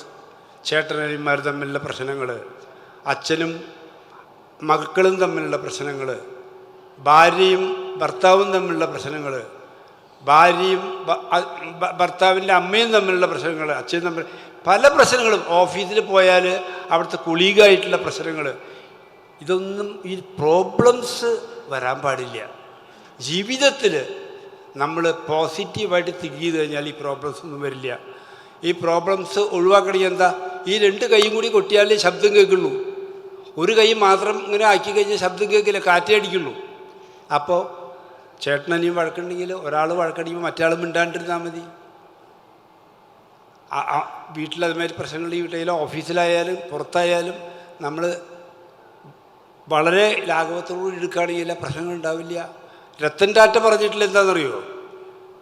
ഇന്ന് ആഗോളതലത്തിൽ മുൻപന്തിയിൽ നിൽക്കുന്ന ടാറ്റ ഗ്രൂപ്പിൻ്റെ ഓണർ രത്തൻ ടാറ്റ പറയും, I won't take a decision which have not problems. I will take the projects if there is a problem. Only the problem projects I will take and I will rectify it. I will solve it എന്നാണ് അദ്ദേഹം പറയുക. അതുപോലെ തന്നെ നമ്മളും അങ്ങനെ ചെയ്യുകയാണെങ്കിൽ ഒരു പ്രശ്നങ്ങളും ഉണ്ടാവില്ല. പിന്നെ ക്രിട്ടിക്കലായിട്ടുള്ള തിങ്കിങ് നമുക്ക് ഉണ്ടാവണം. ഇപ്പം നമ്മളൊരു പ്രോജക്റ്റ്, നമ്മൾ ഓഫീസിൻ്റെ കാര്യങ്ങൾ അല്ലെങ്കിൽ കമ്പനി കാര്യങ്ങൾ എടുത്തോളൂ, ഡിസ്കഷൻ നടന്നുകൊണ്ടിരിക്കുമ്പോൾ അവർ പറഞ്ഞ് നമുക്കത് വിപരീതമായിട്ട് ചെയ്താൽ നമുക്കത് എങ്ങനെ സക്സസ് ആക്കി എടുക്കാൻ പറ്റും? അപ്പം കമ്പനിക്കിൽ വരുന്ന കോടിക്കണക്കിന് വരുന്ന ചെലവിനെ നമുക്ക് എങ്ങനെ കുറയ്ക്കാൻ പറ്റും? കാരണം നമ്മളെ കമ്പനിയാണത്. എല്ലാവരും വിചാരിക്കണം നമ്മുടെ കമ്പനിയാണത്. എന്നാലേ വളർച്ചയുള്ളൂ. അവരുടെ വളർച്ചയുണ്ടെങ്കിൽ നമുക്കും വളർച്ചയുള്ളൂ. അത് എങ്ങനെയാണ് നമ്മൾ ക്രിട്ടിക്കലായിട്ട് ചെയ്യുക? നെഗറ്റീവായിട്ട് ചെയ്യാൻ പാടില്ല. സൂര്യനാന്ന് പറഞ്ഞാൽ ചന്ദ്രനാന്ന് പറയുന്ന വഴക്കല്ല ഞാൻ പറഞ്ഞത്. പോസിറ്റീവായിട്ട് ക്രിട്ടിക്കൽ തിങ്കിങ്. അതിനൊരു എക്സാമ്പിൾ ഞാൻ പറയാം. ഒരാൾ അയാളുടെ കൊളീഗ്സുമായിട്ട് ഒരു കോഫി ഷോപ്പിലിരുന്നിട്ട് കോഫി കഴിക്കാൻ പോയി. ഒരു ഡിസ്കഷനും അതിൻ്റെ ഒപ്പം നടത്തി. അരമണിക്കൂറായി, കോഫി കുടിച്ചിട്ട് ഡിസ്കഷൻ തുടരുകയാണ്. മാനേജർ പറഞ്ഞു, sir, will be happy if you leave the place because others are waiting out side എന്ന് പറഞ്ഞു. അയാൾ വളരെ സന്തോഷത്തോടുകൂടി ഒന്നും പറയാതെ കണ്ട് അയാൾ ഇറങ്ങിപ്പോയി. അന്ന് രാത്രി അയാൾ ചിന്തിച്ചു, എന്തുകൊണ്ട് നമുക്ക് ഒരു കോഫി ഷോപ്പ്, ഒരു റെസ്റ്റോറൻറ്റ് തുടങ്ങിക്കൂടാ? അവിടെ ഇഷ്ടംപോലെ സമയം ഒരു സംസാരിച്ചിരിക്കാനായിട്ടുള്ള സമയം കൊടുക്കുക. കുറേ സ്നാക്സൊക്കെ ഉണ്ടാക്കി കഴിഞ്ഞാൽ നമുക്ക് അത് കൂടെ ലാഭം കൂടുതലുണ്ടാക്കാം. കുറേ ന്യൂസ് പേപ്പേഴ്സൊക്കെ വയ്ക്കുക, വായിക്കാനായിട്ട് സൗകര്യം ചെയ്ത് കൊടുക്കുക. അപ്പോൾ ലീഡിങ് ന്യൂസ് പേപ്പേഴ്സിനൊക്കെ അവിടെ വെച്ച് അയാൾ ഇന്നമാതിരി എത്ര നേരം വേണമെങ്കിൽ സംസാരിക്കാം, നിങ്ങൾക്ക് അവിടെ ഇരിക്കാം, കാപ്പി കുടിക്കാമെന്നൊക്കെ പറഞ്ഞിട്ട് ഒരു ചെറിയൊരു പരസ്യം കൊടുത്ത് അയാൾ തുടങ്ങി. അത് തിരക്ക് വന്നിട്ട് ഗ്രാൻഡ് സക്സസ്സായി. തിരക്ക് വന്നിട്ട് ആൾക്ക് കൺട്രോൾ ചെയ്യാൻ പറ്റാണ്ടായി. അയാൾ എന്ത് ചെയ്തു, അടുത്ത് വേറൊരെണ്ണം തുടങ്ങി. അങ്ങനെ തുടങ്ങി ഇന്ന് ലോകരാഷ്ട്രങ്ങളിൽ മുഴുവനും അയാളുടെ കോഫി ഷോപ്പുണ്ട്. 5000-ന് മീതെ ഷോപ്പായി. അതാണ് ഈ സ്റ്റാർബക്സ് എന്നുള്ള ആ റെസ്റ്റോറൻറ്റ്. എല്ലാവരും കേട്ടിരിക്കും സ്റ്റാർബക്സ് എന്നുള്ള റെസ്റ്റോറൻറ്റ്. അപ്പോൾ ആ ക്രിട്ടിക്കൽ വേ ഓഫ് തിങ്കിങ്ങിൽ അയാളിന്ന് ഏറ്റവും വലിയൊരു മില്യണറായിട്ട് മാറി എന്നുള്ളതാണ്. അതുപോലെ തന്നെ ക്രിയേറ്റീവായിട്ടുള്ള തിങ്കിങ്, ക്രിയേറ്റീവായിട്ട് നമ്മൾ തിങ്ക് ചെയ്യുകയാണെങ്കിലോ, ഇപ്പോൾ നമ്മുടെ വീട്ടിലത്തെ ഗാർഡൻ നമ്മൾ തന്നെ സ്വയം ആ ഗാർഡനായിട്ട് എന്തിനും നമ്മൾ ഈ മറ്റേ ഈ ലാൻഡ്സ്കേപ്പിൻ്റെ എൻജിനീയേഴ്സിനൊക്കെ വിളിച്ച് ചെയ്യണേ, അതിൻ്റെ കാശ് അവരൊക്കെ ഇങ്ങനെ ആയതാണ്. ആ ഗാർഡൻ എങ്ങനെ സെറ്റ് ചെയ്യാൻ സാധിക്കും, അതെങ്ങനെ മനോഹരമാക്കി തീർക്കാൻ സാധിക്കും, ക്രിയേറ്റീവായിട്ട് തിങ്ക് ചെയ്യുക. അതുമാതിരി വീട്ടിലത്തെ നമ്മുടെ ലിവിങ് റൂം, കിച്ചൺ, അങ്ങനെ ഓരോ ഭാഗങ്ങളും നമുക്ക് എങ്ങനെ ക്രിയേറ്റീവായിട്ട് ചെയ്യാൻ പറ്റും.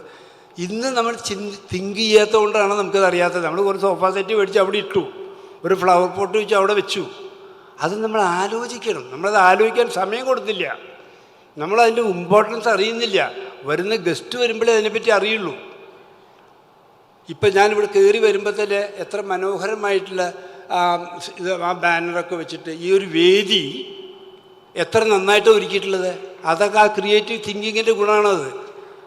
അതിന് നമ്മളിവർ അപ്രീഷിയേറ്റ് ചെയ്തില്ല. ഇതിൻ്റെ ഓർഗനൈസേഴ്സിനെ അപ്രീഷിയേറ്റ് ചെയ്യണം. ഞാൻ വരുമ്പോൾ അവിടെ നിന്ന് നോക്കി വരായിരുന്നു. അതിന് ഞാനൊരു എക്സാമ്പിൾ പറഞ്ഞു. ഞാൻ ഈ എക്സാമ്പിളുകൾ എല്ലാത്തിനും പറയാൻ കാരണം, ഇത് വെറുതെ ഒരു തിയററ്റിക്കലായിട്ട് നിങ്ങളാരും വിചാരിക്കാൻ പാടില്ല. പ്രാക്ടിക്കലായിട്ട് നമ്മളെല്ലാവരും ഇതേ പ്രകാരം കൊണ്ടുപോവുകയാണെങ്കിൽ നമ്മളെല്ലാവരും 100% വിജയിക്കും. അതിൽ സംശയിക്കേ വേണ്ട. നിങ്ങൾ ക്രിയേറ്റീവ് തിങ്കിങ് ഞാനൊരു എക്സാമ്പിൾ പറയാം. നൈക്ക് ഷോറൂമിൻ്റെ കഥ നിങ്ങൾ കേട്ടിരിക്കും. നൈക്ക് കമ്പനി, അഡിഡാസ് കമ്പനിയിൽ നിന്നും വേർതിരിഞ്ഞു പോയ ഒരാൾ നൈക്ക് എന്നുള്ള പേരിൽ ഒരു ഷൂ കമ്പനി തുടങ്ങി. അഡിഡാസ് ഷൂ കമ്പനിയാണല്ലോ. അപ്പോൾ അയാൾക്ക് ഷൂ കമ്പനിയുടെ എല്ലാ കാര്യങ്ങളും അറിയാം. അത് തുടങ്ങി. അപ്പോൾ അയാൾക്ക് ഒരു ഐഡൻറ്റിഫിക്കേഷൻ വേണം. ഐഡൻറ്റിഫിക്കേഷൻ എന്ന് പറഞ്ഞാൽ ലോഗോ. അപ്പോൾ ലോഗോ കൂടിയ ആ സ്ഥാപനത്തിനെ, ആ കമ്പനിയെ ഐഡൻറ്റിഫൈ ചെയ്യാനായിട്ട് ഏറ്റവും വലിയ ഒരു കാര്യമാണ് ഈ ലോഗോ. അത് എത്രത്തോളം എത്ര ആൾക്കാർ മനസ്സിലാക്കിയിട്ടുണ്ടെന്ന് എനിക്കറിയില്ല. അങ്ങനെ ആൾ റൈറ്റ് മാർക്കാണ് ഈ നൈക്കിൻ്റെ ലോഗോ ആയിട്ട് തിരഞ്ഞെടുത്തത്. റൈറ്റ് എന്ന് പറഞ്ഞാൽ എന്താണ്? ശരി, കറക്റ്റ്. അപ്പോൾ ഈ റൈറ്റ് അർത്ഥമെല്ലാം ഒന്നാണ്. റൈറ്റ്, കറക്റ്റ്, ശരിയെല്ലാം അർത്ഥം ഒന്നാണ്. ആ ലോഗോയിൽ കൂടി ഇന്ന് ആൾക്ക് വളരെയധികം ആയിരക്കണക്കിന് ഷോറൂമിൻ്റെ മുമ്പിലൊക്കെ അയാളുടെ സൈൻ ബോർഡ് വെറും റൈറ്റ് മാർക്കാണ്. ഒരു LKG പഠിക്കുന്ന കുട്ടികളോട് ചോദിച്ചാൽ അറിയാം അത് ഏത് കടയാണ്, അത് നൈക്ക് ഷോറൂമാണെന്ന് അറിയാൻ പറ്റും. അപ്പോൾ അയാളുടെ ക്രിയേറ്റീവ് ബുദ്ധി, അയാൾ ഉണ്ടാക്കിയ കഴിവ്, മലയാളത്തിൽ പറയണമെങ്കിൽ എത്രത്തോളം ഉണ്ട് നിങ്ങൾ മനസ്സിലാക്കണം. അതെന്തുകൊണ്ട് നമുക്കും അങ്ങനെ ചിന്തിച്ചുകൂടാ? നമ്മളും അതുമാതിരി ആയി മാറണം. പിന്നെ നമ്മുടെ സ്വന്തമായിട്ടുള്ള നമ്മുടെ കഴിവ് നമുക്ക് ആർക്കും അറിയില്ല. ഹനുമാൻ്റെ കഴിവ് അറിഞ്ഞത് വേറെ ആൾ പറഞ്ഞു കൊടുത്തുള്ള വിശ്വരൂപത്ത് എടുക്കാൻ പറ്റിയേ, അല്ലെങ്കിൽ പറക്കാൻ പറ്റിയത്. വായുപുത്രനാണ്, പറന്നോ എന്ന് പറഞ്ഞപ്പോഴാണ് പറത്ത്. അതുപോലെ നമ്മളെ ഓരോരുത്തരുടെയും കഴിവ് നമ്മൾ അറിയുന്നില്ല. നമുക്കെല്ലാവർക്കും നല്ല ബുദ്ധിയുണ്ട്, കഴിവുണ്ട്, സംശയിക്കൊന്നും വേണ്ട, എല്ലാവർക്കും ഉണ്ട്. ആ കഴിവുകൾ എന്താണ് എന്ന് നമ്മൾ ജനിക്കുമ്പോൾ തന്നെ നമ്മുടെ എല്ലാവരും കഴിവോടുകൂടിയാണ് ജനിക്കണേ. പക്ഷേ അത് പല തരത്തിലായിരിക്കും കഴിവ്. ചില പേർക്ക്, ഇപ്പം ഞാൻ പറഞ്ഞില്ലേ, ചില പേർക്ക് വീക്ക്നെസ് ആയിട്ടുള്ള ഭാഗങ്ങൾ നമ്മൾ ഉപേക്ഷിക്കണം, വീക്ക് പോയിൻ്റ് ഉപേക്ഷിക്കണം. നമ്മൾ സ്കൂള് കോളേജ് പഠിക്കുന്ന സമയത്ത് സ്പോർട്സ് ഗെയിംസിൽ എല്ലാവർക്കും എൻഗേജ് ചെയ്യുന്ന സമയത്ത് ഫുട്ബോളിലാണ് നമുക്ക് താല്പര്യം എന്നുണ്ടെങ്കിൽ നമ്മൾ ഫുട്ബോൾ തിരഞ്ഞെടുക്കണം. ക്രിക്കറ്റിലേക്ക് പോകാൻ പാടില്ല. ക്രിക്കറ്റിൽ കാശ് കൂടുതൽ കിട്ടും വലിയ ആളായ എന്ന് വിചാരിച്ചാൽ ക്രിക്കറ്റും ഇല്ല ഫുട്ബോളും ഇല്ല ഉണ്ടാവും. പിന്നെ എഡ്യൂക്കേഷൻ ഫീൽഡിലാണ് എനിക്ക് ഏറ്റവും വേദനിക്കുന്ന ഒരു കാര്യം എനിക്ക് പറയാനുള്ളത്. എഡ്യൂക്കേഷൻ ഫീൽഡിലാണ് പല കുട്ടികളും കോമേഴ്സ്, എൻജിനീയറിങ്, ഡോക്ടർ, IAS അങ്ങനെ പല വിധത്തിലുള്ള കോഴ്സുകളുമുണ്ടെങ്കിലും കോമേഴ്സിൽ അതിവിദഗ്ധനായിട്ടുള്ള ഒരു കുട്ടീനെ എനിക്കറിയുന്ന എത്രയോ പാരൻസ് താൻ ഡോക്ടറാവണം, താൻ കോമേഴ്സ് അവിടെ അടച്ചു വെക്കണോ, ഡോക്ടർക്ക് ആവാൻ പരിശ്രമിക്കാമെന്ന് പറയും. ആ പാവം ഡോക്ടർ പഠിച്ച് തോറ്റു, കോമേഴ്സിലേക്ക് വരില്ല. നമ്മൾക്ക് എല്ലാവർക്കും ഓർമ്മയുണ്ട്, എത്ര പേർക്ക് സിനിമയിൽ താല്പര്യമെന്ന് എനിക്കറിയില്ല. സ്ഫടികം സിനിമ, അത് ഞങ്ങളുടെ കുട്ടിക്കാലത്ത് സ്കൂളിൽ പഠിക്കുന്ന ഒരു കഥ എൻ്റെ കസിൻ ബ്രദർ മോഹൻ തിരഞ്ഞെടുത്താണ് ആ കഥ. അത് കുറേ കഥ, ആ കഥ ശരിക്കും നടന്ന ഒരു കഥയായിട്ട് രൂപപ്പെടുത്താം. സ്ഫടികം സിനിമയിൽ മോഹൻലാൽ അഭിനയിച്ച എന്താണ്, അയാൾ നല്ലൊരു സയൻസുകാരനാണ്, സയൻസിൽ അതിവിദഗ്ധൻ. സ്കൂളിൽ അടിക്കുന്ന മണി അയാൾ കണ്ടുപിടിച്ചു. അവിടെ ഒരാളിൽ മണി അടിക്കുമ്പോൾ അയാൾ സ്വന്തം കണ്ടുപിടിച്ചു. അയാളുടെ അച്ഛനാണെങ്കിൽ മാത്തമാറ്റിക്സിൻ്റെ മാഷാണ്, പ്രൊഫസറാണ്. അച്ഛൻ പറയും അയാൾ കണക്കിൽ വീക്കാണ് പാവം. അച്ഛൻ പറയും ഭൂഗോളത്തിൻ്റെ ചക്രം തിരിക്കുന്നത് കണക്കാണെന്ന് പറയും. ഇയാൾ മണിയടിക്കാൻ, ഓട്ടോമാറ്റിക്കായിട്ട് മണിയടിക്കാൻ കണ്ടുപിടിച്ചിട്ടുള്ള വിദഗ്ധനാണ്. ഒടുക്കം എന്തായി, അയാൾ ഒരു ലോറി ഡ്രൈവറായിട്ട് മാറി. അങ്ങനെ ഒരു കഥ അത് നമ്മുടെ സ്കൂളിൽ പഠിക്കുമ്പോൾ ഒരു കുട്ടിക്ക് ഉണ്ടായതാണ്. എൻ്റെ ഗുഡ് നൈറ്റ് പോകാൻ എൻ്റെ കസിൻ ആ സ്റ്റോറിയാക്കി മാറ്റിയതാണത്. അതുപോലെ തന്നെ എത്രയോ കാര്യങ്ങൾ. ഇപ്പോൾ ഞാൻ പറയാം, നീരജ് ചോപ്ര കഥ, വേൾഡ് ജാവലിൻ ത്രോയിൽ വേൾഡ് റെക്കോർഡ് എടുത്ത ആളാണ് നീരജ് ചോപ്ര, എല്ലാവർക്കും അറിയാമായിരിക്കും. അയാളുടെ കഥയാണ്. അയാൾ കുട്ടിക്കാലത്ത് ഒരു ഫാറ്റി മാനായിരുന്നു. അയാളുടെ കൂട്ടുകാരൊക്കെ അയാളെ കളിയാക്കും. അയാൾക്ക് ഒന്നും ചെയ്യാൻ പറ്റില്ല. അപ്പോൾ അയാളുടെ മുത്തച്ഛിയാണെങ്കിൽ അയാൾക്ക് മധുരം ഇടയ്ക്കിടയ്ക്ക് ഓരോന്നും ഉണ്ടാക്കി കൊടുക്കുമ്പോൾ അയാൾ സുഖമായിട്ടിരുന്ന് ഭക്ഷണം കഴിക്കും. അച്ഛൻ കൃഷിക്കാരൻ. അച്ഛൻ പറഞ്ഞു, നിൻ്റെ കൂട്ടുകാരൻ നിന്നെ കളിയാക്കി, നീ വിഷം വിചാരിച്ചിട്ട് കാര്യമില്ല, ഞാൻ നിന്നെ ജിമ്മിൽ കൊണ്ട് ചേർത്താം എന്ന് പറഞ്ഞ് ജിമ്മിൽ കൊണ്ട് ചേർത്തി. അയാൾ ജിമ്മിൽ ചേർന്ന് തടിയൊക്കെ നന്നായിട്ട് കുറച്ചു. അപ്പോൾ ആ ജിമ്മിൻ്റെ മുമ്പിൽ ജാവലിൻ ത്രോ പഠിക്കുന്ന അയാളുടെ ഫ്രണ്ട്സൊക്കെ കൂടി ജാവലിൻ ത്രോ അവിടെ പഠിക്കുന്നുണ്ടായിരുന്നു. അയാൾ കുറച്ച് ഉഷാറായപ്പോൾ അവിടെ പോയിട്ട് ആ ജാവലിൻ എടുത്തിട്ടുണ്ട് എറിഞ്ഞു നോക്കിയപ്പോൾ അയാൾക്ക് വലിയ ഇൻട്രസ്റ്റ് തോന്നി. ഇത് തരക്കേടില്ല ഗെയിം എന്ന് വെച്ചിട്ട് അയാൾ ഡെയിലി പോയിട്ട് ജാവലിൻ എറിഞ്ഞു തുടങ്ങി. എറിഞ്ഞെറിഞ്ഞ് എന്തായി, ആ ഫ്രണ്ട്സിനൊക്കെ വെട്ടിക്കാൻ പറ്റിയ അയാൾക്ക്. പിന്നെ അതിലായി അയാളുടെ ജ്വരം.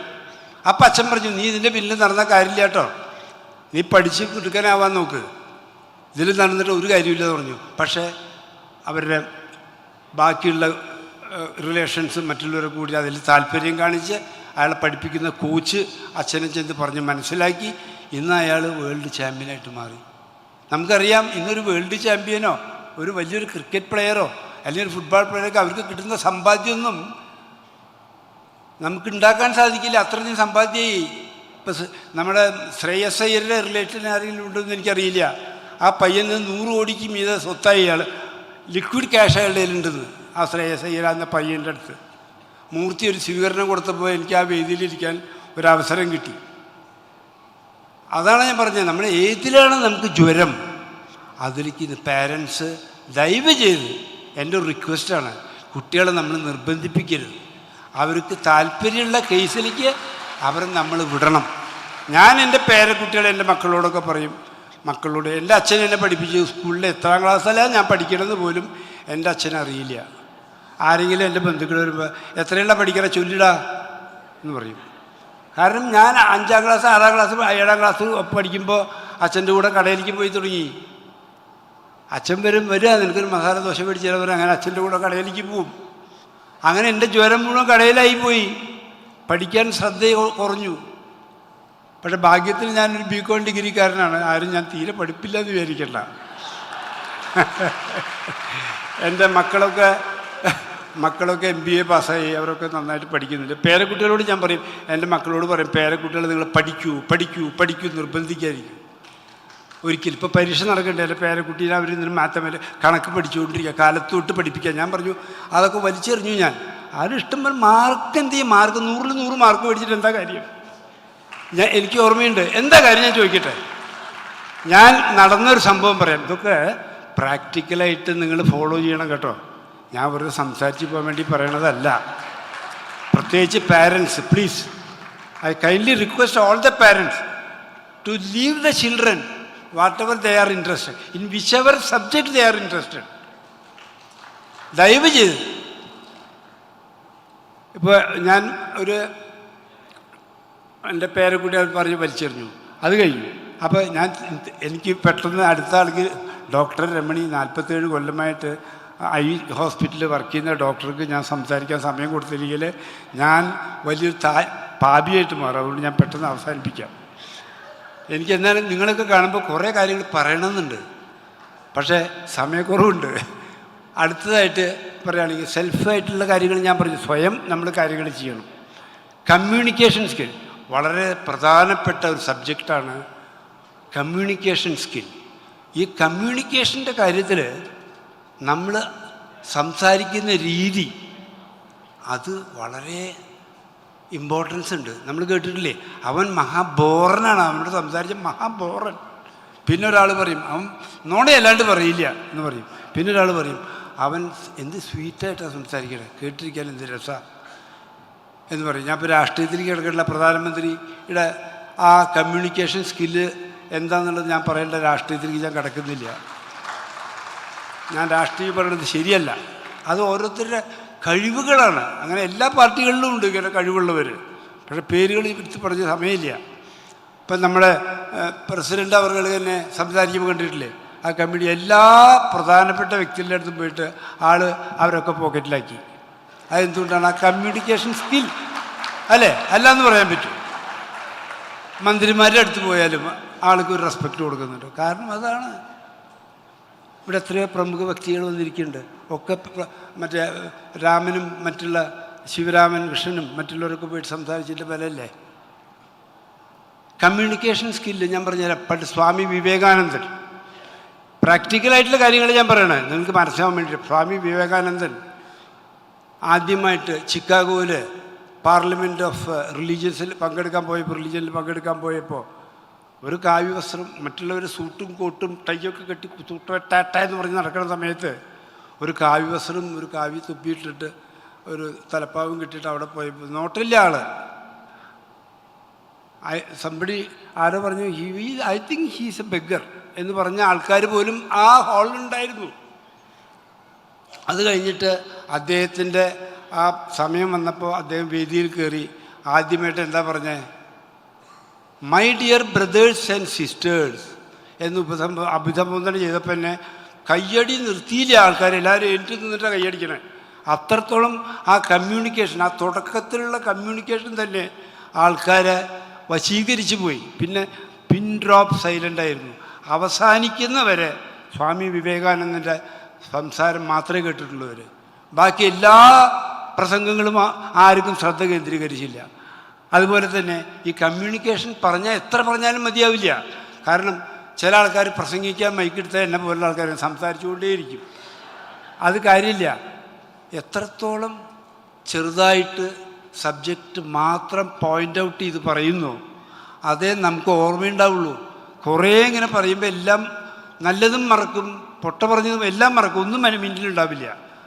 ചെറുതായിട്ട് നന്നൊരു പറഞ്ഞു കൊടുത്താൽ അത് നമ്മുടെ മൈൻഡിൽ നിൽക്കും, അത് എപ്പോഴും ഓർമ്മ വരും. അതുപോലെ തന്നെ നമ്മൾ മറ്റുള്ളവർ പറയുമ്പോൾ നമ്മൾ ശ്രദ്ധയോടെ കേൾക്കണം, അവർക്ക് പറയാൻ നമ്മൾ സമയം കൊടുക്കണം. അങ്ങനെ ഭഗവാൻ കൃഷ്ണൻ കഥ നമ്മൾ കേട്ടിരിക്കും. അത് മഹാഭാരതത്തിലാണെന്ന് വിചാരിച്ചാൽ മതി. വിവേകാനന്ദന് നടന്നതാണ്. കൃഷ്ണൻ്റെ ഒരു കാര്യം കൂടി ഞാൻ പറയാം. അതെന്താ ഉണ്ടായേ, മറ്റേ അർജുനൻ കർണൻ്റെ യുദ്ധത്തിൽ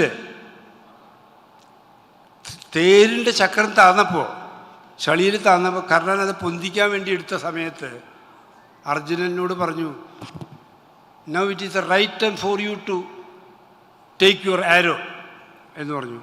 അർജുനൻ പറഞ്ഞു, ഞാൻ ചെയ്യില്ല, അത് അധർമ്മമാണ്, അധർമ്മത്തിൽ ഒരിക്കലും ഞാൻ ചെയ്യാൻ പാടില്ല. അദ്ദേഹം കയ്യിൽ ആയുധമില്ലാണ്ട് അത് ചെയ്യുന്ന സമയത്ത് നമ്മൾ ഉപദ്രവിക്കുന്നത് ശരിയല്ല എന്ന് പറഞ്ഞു. അപ്പോൾ ആ കമ്മ്യൂണിക്കേഷൻ നിങ്ങൾ നോക്കണം, അദ്ദേഹത്തിൻ്റെ ബുദ്ധി. അധർമ്മത്തിന് അധർമ്മം കൊണ്ട് നേരിടണം. ബ്രാഹ്മിൻസിന് പറഞ്ഞിട്ടില്ല കേട്ടോ, നിങ്ങളാരും തെറ്റിദ്ധരിക്കണ്ട. ഞാൻ അന്ന് പറഞ്ഞ ക്ഷത്രിയന്മാരുടെ കാര്യം പറഞ്ഞു. ബ്രാഹ്മിൻസിന് അധർമ്മത്തിനെ ധർമ്മം കൊണ്ട് നേരിടണം എന്നാണ് നമുക്കുള്ളത് കേട്ടോ. അത് ചെയ്യാൻ പറ്റും. ഈ വായുനാവ് ടങ്ങ് കൊണ്ട് നമുക്ക് ആരെ വേണി നേരിടാൻ സാധിക്കും. സത്യമായിട്ട് ഓണസ്റ്റായാൽ മതി. സത്യസന്ധതയോട് നീങ്ങി കഴിഞ്ഞാൽ നമുക്ക് ആരെയും നേരിടാം, ആരും പേടിക്കണ്ട. അപ്പോൾ അധർമ്മത്തിന് അധർമ്മം കൊണ്ട് നേരിടുമെന്ന് പറഞ്ഞപ്പോൾ എന്താണ് അധർമ്മം ചെയ്തത്? കർണൻ പാവം നല്ല മനുഷ്യനല്ലേ എന്ന് പറഞ്ഞപ്പോൾ പറയാണ്, ദ്രൗപദീനെ ദുശാസനം വസ്ത്രാക്ഷേപം നടത്തിയപ്പോൾ കർണൻ ആ വേദിയിൽ, ആ പാലസിൽ വേദിയിൽ നോക്കിക്കൊണ്ടിരുന്നു. സത്യത്തിൽ കർണൻ വളരെ വേദനയോട് കൂടിയിട്ടാണ് നോക്കിയേ. പക്ഷേ അയാൾക്ക് പറയാൻ പറ്റിയില്ല ഒന്നും. അയാളുടെ വായ മൂടിക്കെട്ടി. പക്ഷേ അത് തെറ്റായിപ്പോയി. ഒരു സ്ത്രീ എന്ന് പറയുന്നത് ദേവിയാണ്. അത്രത്തോളം നമ്മൾ ഇമ്പോർട്ടൻസ് കൊടുക്കേണ്ടതാണ് സ്ത്രീകൾക്ക്. ആ ദേവിയുടെ വസ്ത്രാക്ഷേപം നടത്തുമ്പോൾ കർണൻ നോക്കിയിരുന്ന് വലിയ ഒരു എന്താ പറയുക, വലിയൊരു അധർമ്മമാണ് അയാൾ ചെയ്തത്. അതുപോലെ തന്നെ പരശുരാമൻ്റെ അടുത്ത് ആയുധം പിടിക്കാൻ പോയപ്പോൾ ദ്രോണർ പറഞ്ഞയച്ചപ്പോൾ ആയുധം പിടിക്കാൻ പരശുരാമൻ്റെ അടുത്ത് പോയപ്പോൾ പരശുരാമൻ്റെ അടുത്ത് പറയുമ്പോൾ വേറൊരാളെ പഠിപ്പിക്കില്ല, ബ്രാഹ്മണന്മാരെ പഠിപ്പിക്കുള്ളൂ. ഞാൻ ബ്രാഹ്മണനാണെന്ന് നുണ പറഞ്ഞു. ആൾ തേരാളിയുടെ മകനാണ്, പക്ഷെ സത്യത്തിൽ ക്ഷത്രിയനായിരുന്നു. തേരാളിയുടെ മകനായിട്ടാണ് അറിയപ്പെട്ടിരുന്നത്. ആ രണ്ട് നുണ, അത് എത്രയോ നുണകൾ കർണൻ അറിഞ്ഞും അറിയാതെയും കൊണ്ട് ചെയ്ത പാപം തന്നെയാണ്. അത് അധർമ്മമാണ്. അതുകൊണ്ട് അധർമ്മത്തിന് ഇനി അധർമ്മം കൊണ്ട് നേരിടുമെന്ന് പറഞ്ഞു അലക്കി. കാരണം അത് അങ്ങനെ ഒരു കഥ, അതൊരു മഹാഭാരതത്തിലുള്ളതാണ്, വിവേകാനന്ദനൊക്കെ നടന്നതാണ്. അപ്പോൾ കമ്മ്യൂണിക്കേഷൻ അത് വലിയൊരു കഴിവാണ്. അത് നമുക്ക് പ്രത്യേകിച്ച് നമുക്ക് എല്ലാവർക്കും ആരെ വേണമെങ്കിൽ നമുക്ക് പോക്കറ്റിലാക്കാനുള്ള കഴിവുണ്ട്. അപ്പോൾ നമ്മൾ ഓരോ വാക്കുകളും നമ്മൾ വളരെ ശ്രദ്ധയോടുകൂടി നമ്മൾ ചെയ്യുകയാണെങ്കിൽ നമുക്ക് സാധിക്കും. അതുപോലെ തന്നെ നമ്മൾ എവിടെ പോയാലും, ഒരു കല്യാണത്തിന് പോയാലും ഈ ഹാളിലിരിക്കുന്ന എത്രയോ പേര് അങ്ങോട്ട് അടുത്തടുത്തിരിക്കുന്നുണ്ട്. അടുത്തുള്ളവരായിട്ട് ബന്ധപ്പെടണം, സംസാരിക്കണം, അവരായിട്ടൊരു ഫ്രണ്ട്ഷിപ്പ് ക്രിയേറ്റ് ചെയ്യാൻ നമുക്ക് സാധിക്കും. റെയിൽവേയിൽ പോകുമ്പോഴോ അതെ, ഫ്ലൈറ്റിൽ പോകുമ്പോഴോ അതെ, എവിടെ പോയാലും അടുത്തുള്ളവരുമായി സമ്പർക്കം പുലർത്തുകയാണെങ്കിൽ എനിക്കിപ്പോൾ ഞാനിപ്പോൾ ഇവിടെ വന്ന വഴിക്ക് ഡോക്ടർ രമണിയായിട്ട് സംസാരിച്ചു. ഇനിയിപ്പോൾ എനിക്ക് ധൈര്യമായിട്ട് ശങ്കരാൻ എത്രയായാലും പോയാൽ ഒരു VIP ട്രീറ്റ്മെൻറ്റ് അദ്ദേഹം തരില്ലേ? ഞാൻ അറിയാതെ കൊണ്ട് ചോദിക്കുക. പക്ഷേ എൻ്റെ കഷ്ടകാലത്തിന് ഞാൻ വരുന്നതിന് മുമ്പ് മറ്റേ മാഡം ഇവിടെ സംസാരിച്ചു കൊടുക്കുക, എനിക്ക് പരിചയപ്പെടാൻ പറ്റിയില്ല. എന്നാൽ അവരും ഇതേമാതിരി VIP ട്രീറ്റ്മെൻറ്റ് തന്നെ. അതാണ് അടുത്തുള്ളവരുമായിട്ട് പെരുമാറുമ്പോൾ നമുക്ക് അങ്ങനെ വളരെയധികം ഫ്രണ്ട്ഷിപ്പ് ക്രിയേറ്റ് ചെയ്യാൻ പറ്റും. ഇന്നത്തെ യുവതലമുറ അതിൽ തീർച്ചയായിട്ടും അതിന് മുൻകൈ എടുക്കണം.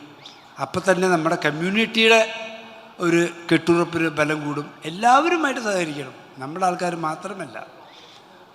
പിന്നെ ഇങ്ങനെ ഞാൻ കുറച്ച് ഇമ്പോർട്ടൻ്റ് കാര്യങ്ങൾ മാത്രമേ പറയുന്നുള്ളൂ, എനിക്ക് 5 മിനിറ്റ് കൂടിയേ ഉള്ളൂ. പിന്നെ വരുന്നത് ഈ കമ്മ്യൂണിക്കേഷൻ സ്കില്ല് ഇൻ്റർപേഴ്സണൽ കഴിഞ്ഞു. ഇനി നമ്മുടെ സ്വയം നമ്മളെടുക്കുന്ന തീരുമാനങ്ങളുണ്ടാവും. നമ്മൾ മറ്റുള്ളവരുമായിട്ട് സഹകരിച്ച് പെരുമാറുമ്പോൾ നമ്മൾ എപ്പോഴും പോസിറ്റീവായിട്ട് തിങ്ക് ചെയ്യാൻ പാടുള്ളൂ. വെറുതെ ഒരു നെഗറ്റീവ് വാർത്തകളിലേക്ക് നമ്മൾ സ്വയം പോകാൻ പാടില്ല. എപ്പോഴും ഇപ്പോൾ നമ്മളൊരു ഹോസ്പിറ്റലിൽ ഒരു പേഷ്യൻറ്റിനെ കാണാൻ പോകുമ്പോൾ പല ആൾക്കാരും പല വിധത്തിലാണ് സംസാരിക്കുക. ആ പേഷ്യൻ്റ് ആകെ പേടിച്ച് പോകും. നമ്മൾ ആ തരത്തിലൊന്നും ചെയ്യാതെ കണ്ട് എപ്പോഴും പോസിറ്റീവായിട്ട് വളരെ മര്യാദ കൂടിയിട്ട് വിനയത്വത്തോടു കൂടിയിട്ട് നമ്മൾ ഓരോ പെരുമാറ്റങ്ങളും ഉണ്ടാവണം. അത് പ്രത്യേകം ശ്രദ്ധ വേണം. ട്രസ്റ്റ് ആൻഡ് ട്രാൻസ്പെറൻസി, നമ്മളെപ്പോഴും ഓണസ്റ്റായിരിക്കണം. സത്യസന്ധമായിട്ടുള്ള ആൾക്കാർ നിലനിൽക്കുള്ളൂ. സത്യം ഓയവ വിജയതേ കേട്ടിട്ടില്ലേ? സത്യമേ വിജയിക്കുള്ളൂ. നമ്മൾ നുണ പറഞ്ഞിട്ടൊന്നും ഒരു കാര്യവും നമ്മൾ നേടിയെടുക്കേണ്ട ആവശ്യമില്ല. നമുക്ക് ആരെയും പേടിക്കണ്ടേ? സത്യസന്ധന്മാരായിട്ട് നമ്മുടെ കമ്പനിയിലായാലും ഓഫീസിലായാലും നമ്മൾ പല വിധത്തിലുള്ള കളവുകളും ചതിയിലും ഒന്നും പോയി പെടാൻ പാടില്ല. അത് നാളെ അല്ലെങ്കിൽ മറ്റന്നാൾ പിടിക്കപ്പെട്ടാൽ നമ്മുടെ ജോലി പോകുന്നത് മാത്രമല്ല, വേറെ സ്ഥലത്ത് പോയാൽ ജോലിയും കിട്ടില്ല. മാത്രമല്ല നമുക്ക് നാട്ടിലിറങ്ങി നടക്കാനും ഭയങ്കര ബുദ്ധിമുട്ടാവും. പോലീസും പട്ടാളവുമായിട്ടുള്ള കാര്യങ്ങളൊന്നും വേണ്ട. പൊതുവെ നമ്മുടെ കമ്മ്യൂണിറ്റിയിൽ അങ്ങനത്തെ കാര്യങ്ങളൊന്നുമില്ല. സത്യസന്ധത മാത്രം നമ്മുടെ കയ്യിൽ മുതലാക്കുക. ഓണസ്റ്റ് എപ്പോഴായിട്ട് നിൽക്കണം. എവിടെ പോയാലും നമുക്കൊരു അങ്ങനൊരു പേര് നമ്മൾ ഉണ്ടാക്കണം. പിന്നെ ഒരിക്കലും സ്ട്രെസ്സ് ജീവിതത്തിൽ നമ്മൾ ഒരിക്കലും നിരാശരാകരുത്. ടെൻഷൻ, വറീസ് ഇതിൽ നിന്നൊക്കെ മാറ്റിയെടുക്കുക. ഞാൻ നേരത്തെ പറഞ്ഞ പല കാര്യങ്ങളിലും നമ്മൾ ശ്രദ്ധ കേന്ദ്രീകരിച്ചാൽ വഴക്കും വക്കാണവും ബ്രദേഴ്സ് തമ്മിലുള്ള വഴക്കും ഇതെല്ലാം ഒഴിവാക്കി കഴിഞ്ഞാൽ പിന്നെ കളവും ചതിയും ഒക്കെ ഒഴിവാക്കി എല്ലാം പോയാൽ നമുക്ക് ഈ സ്ട്രെസ്സൊന്നും ജീവിതത്തിൽ ഉണ്ടാവില്ല. നമ്മൾ വാട്ടെവർ എന്ത് നമ്മൾ ചെയ്യുകയാണെങ്കിലും take it as a pleasure, not as a pressure. അപ്പോൾ നമ്മൾ സ്ട്രെസ്സ് ഉണ്ടാവില്ല. അങ്ങനെ എങ്ങാനും നമുക്ക് സ്ട്രെസ്സ് വരാതിരിക്കണം എന്നുണ്ടെങ്കിൽ നമ്മൾ ചെയ്യുന്ന സന്ധ്യാവന്ദനം, ഗായത്രി മന്ത്രം, ഇതൊക്കെ പഴയ കാലത്ത് തന്നിട്ടുള്ളതൊക്കെ ഒരു അനുഗ്രഹമായിട്ട് കണക്കാക്കുക. പിന്നെ ഇന്നിപ്പോൾ നമുക്ക് ബ്രീതിങ് എക്സസൈസ് അങ്ങനെ പല വഴികളുമുണ്ട്. ഇതൊക്കെ നമ്മൾ ഫോളോ ചെയ്യുക, സത്യസന്ധരോട് പെരുമാറുക. എനിക്ക് കുറച്ച് ഇമ്പോർട്ടൻറ്റ് പോയിൻറ്റുകൾ ഞാൻ പറഞ്ഞത് എല്ലാവരും പ്രാക്ടിക്കൽ ലൈഫിലാക്കുക. ഞാൻ എവിടെ പോയാലും ഇന്നത്തെ ഈ അവസരം എനിക്കൊരു പ്രയോജനം കിട്ടിയെന്നല്ലാതെ കണ്ട് എവിടെ പോയാലും ഞാൻ എല്ലാവരും പറഞ്ഞതാണ്, മാൻ മേക്കിംഗ് സ്കില്ല് അത് വളരെ ഇമ്പോർട്ടൻ്റ് ആണ്. നിങ്ങളത് ഞാൻ പറഞ്ഞു തന്നത് മനസ്സായോ ഇല്ലയോ എന്ന് എനിക്കറിയില്ല. അത് നമ്മളും നമ്മുടെ കുട്ടികളും ബാക്കിയുള്ളവർക്ക് പറഞ്ഞു കൊടുത്ത് അതിൽ ശ്രദ്ധ കേന്ദ്രീകരിച്ചാൽ ഇതൊക്കെ നിഷ്പ്രയാസം ചെയ്യേണ്ട കാര്യങ്ങളേ ഉള്ളൂ. അതിൽ നിങ്ങളെല്ലാവരും ശ്രദ്ധ കേന്ദ്രീകരിക്കുക. ഒരിക്കൽ കൂടി ഞാൻ നിങ്ങൾക്ക് എല്ലാവരും നന്ദി രേഖപ്പെടുത്തിക്കൊണ്ട് എൻ്റെ ഈ 2 വാക്കുകൾ കേൾക്കാനായിട്ട് നിങ്ങൾ ക്ഷമയോടെ നിന്നതിൽ ഞാൻ സന്തോഷം രേഖപ്പെടുത്തി. നന്ദി, നമസ്കാരം. ജീവിത വിജയത്തിനായുള്ള വഴികൾ ഏറെ സരളമായി മനോഹരമായി നമുക്ക് പറഞ്ഞു തന്ന ഡോക്ടർ കല്യാണരാമൻ അവർക്ക് നന്ദി. Our next speaker is Padma Shri Dr. R.V. Remini. He had his early education at Adaspuram Municipal Boys High School, Coimbatore, and his medical education from Kasturba Medical College, Manipal and Mangalore, where he was adjudged as the best outgoing student. Realizing the need for voluntary initiatives in the field of healthcare, Dr. R.V. Remini and his wife Dr. Radha, blessed by the Shankaracharyas of Kanchi, established the Shankara movement 46 years ago. He is the founder and managing trustee of Shankara Eye Foundation, India. Having chosen community eye care, he has over the decades successfully established a world-class eye care with a social impact. Shankara has so far touched over 10 million lives, examined over 6 million rural patients, and performed over 2 million free eye surgeries. Every day, around 720 free eye surgeries are performed and has so far screened over 6 million school children for undetected visual defects. Ladies and gentlemen, Padma Shri Dr. R.V. Remini.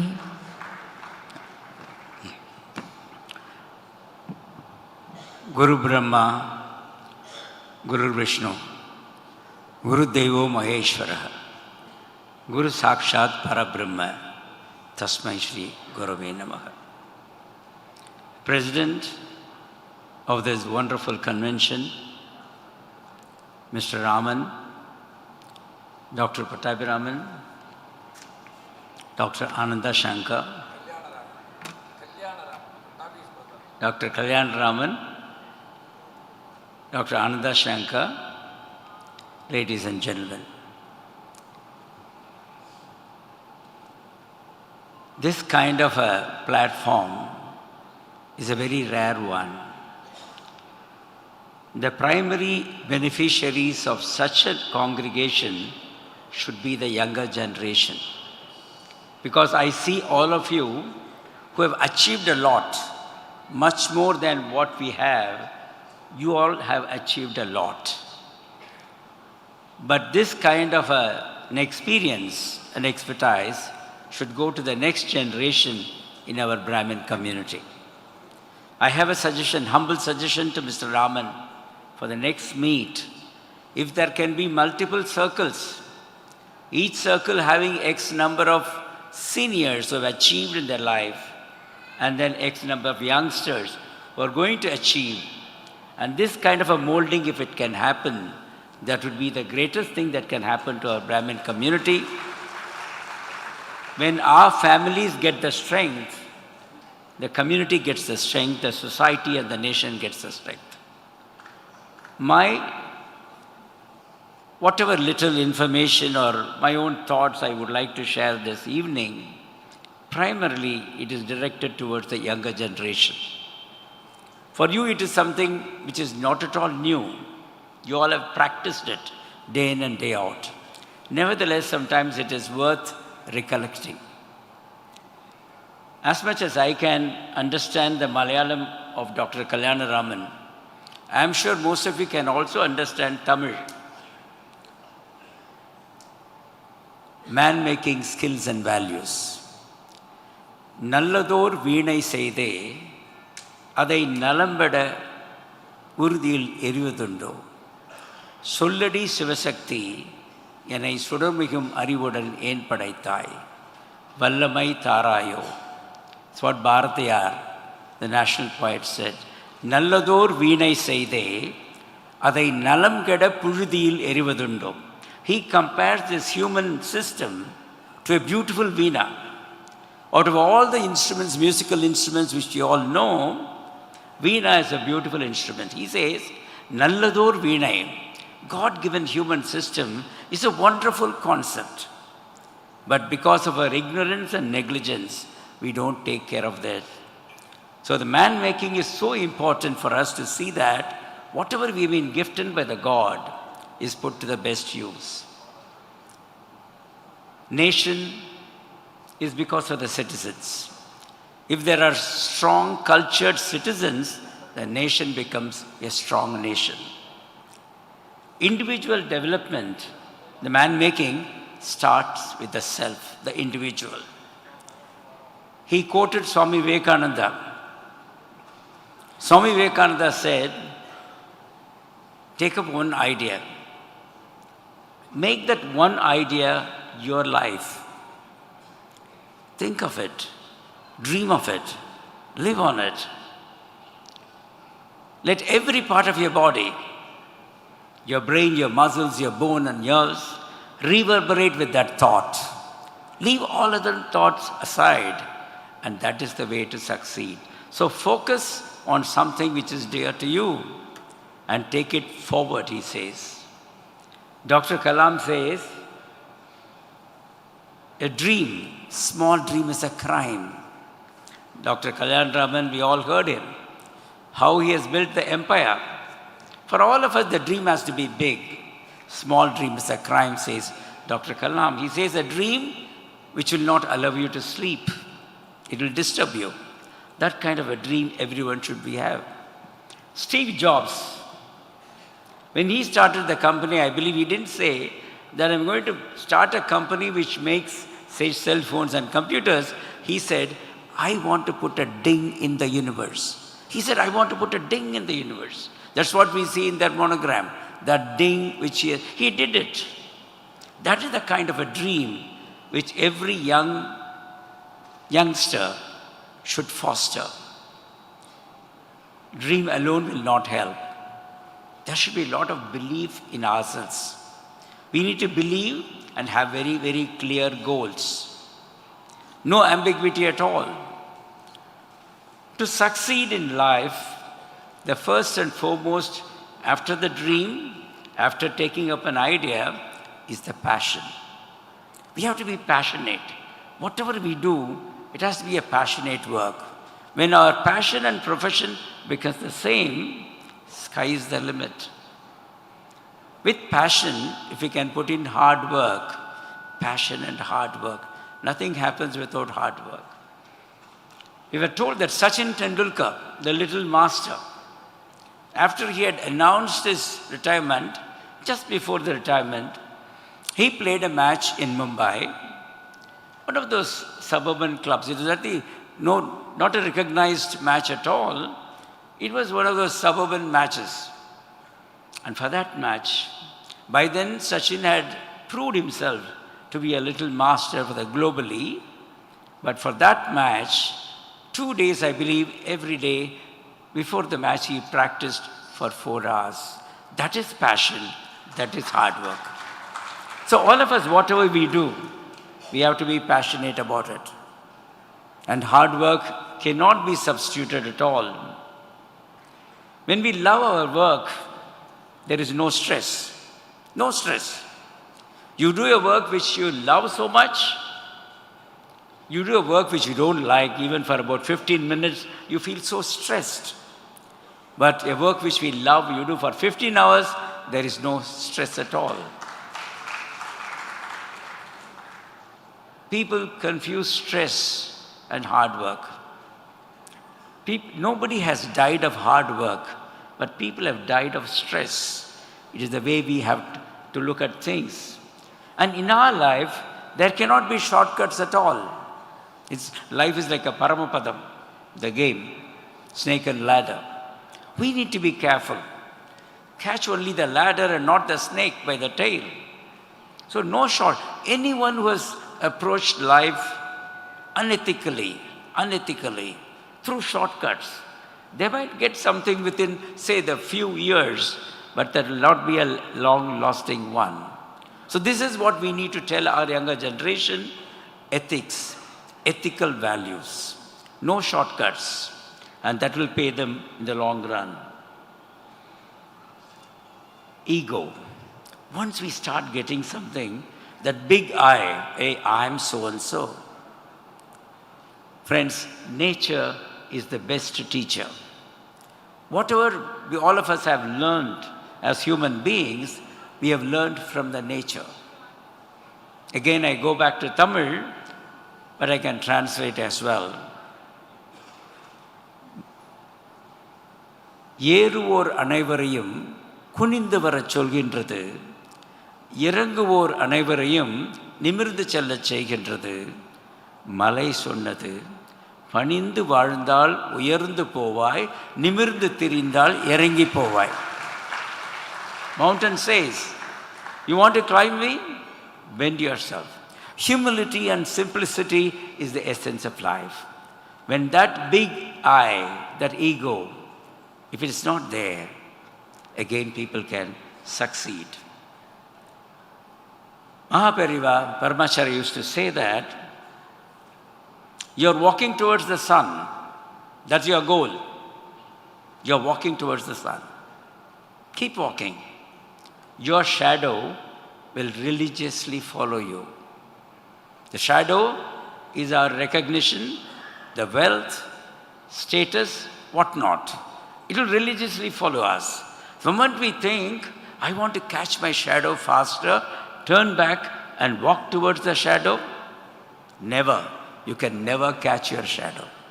So in life, when we keep moving towards our goal, when the goal is very, very clear, well, our shadow will follow.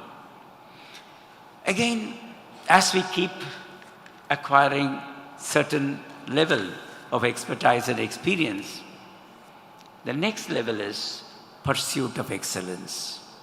Excellence is such a wonderful thing. It is not a goal, it's a pursuit. The word excels comes from a Latin word called excelsus. It means beyond the high.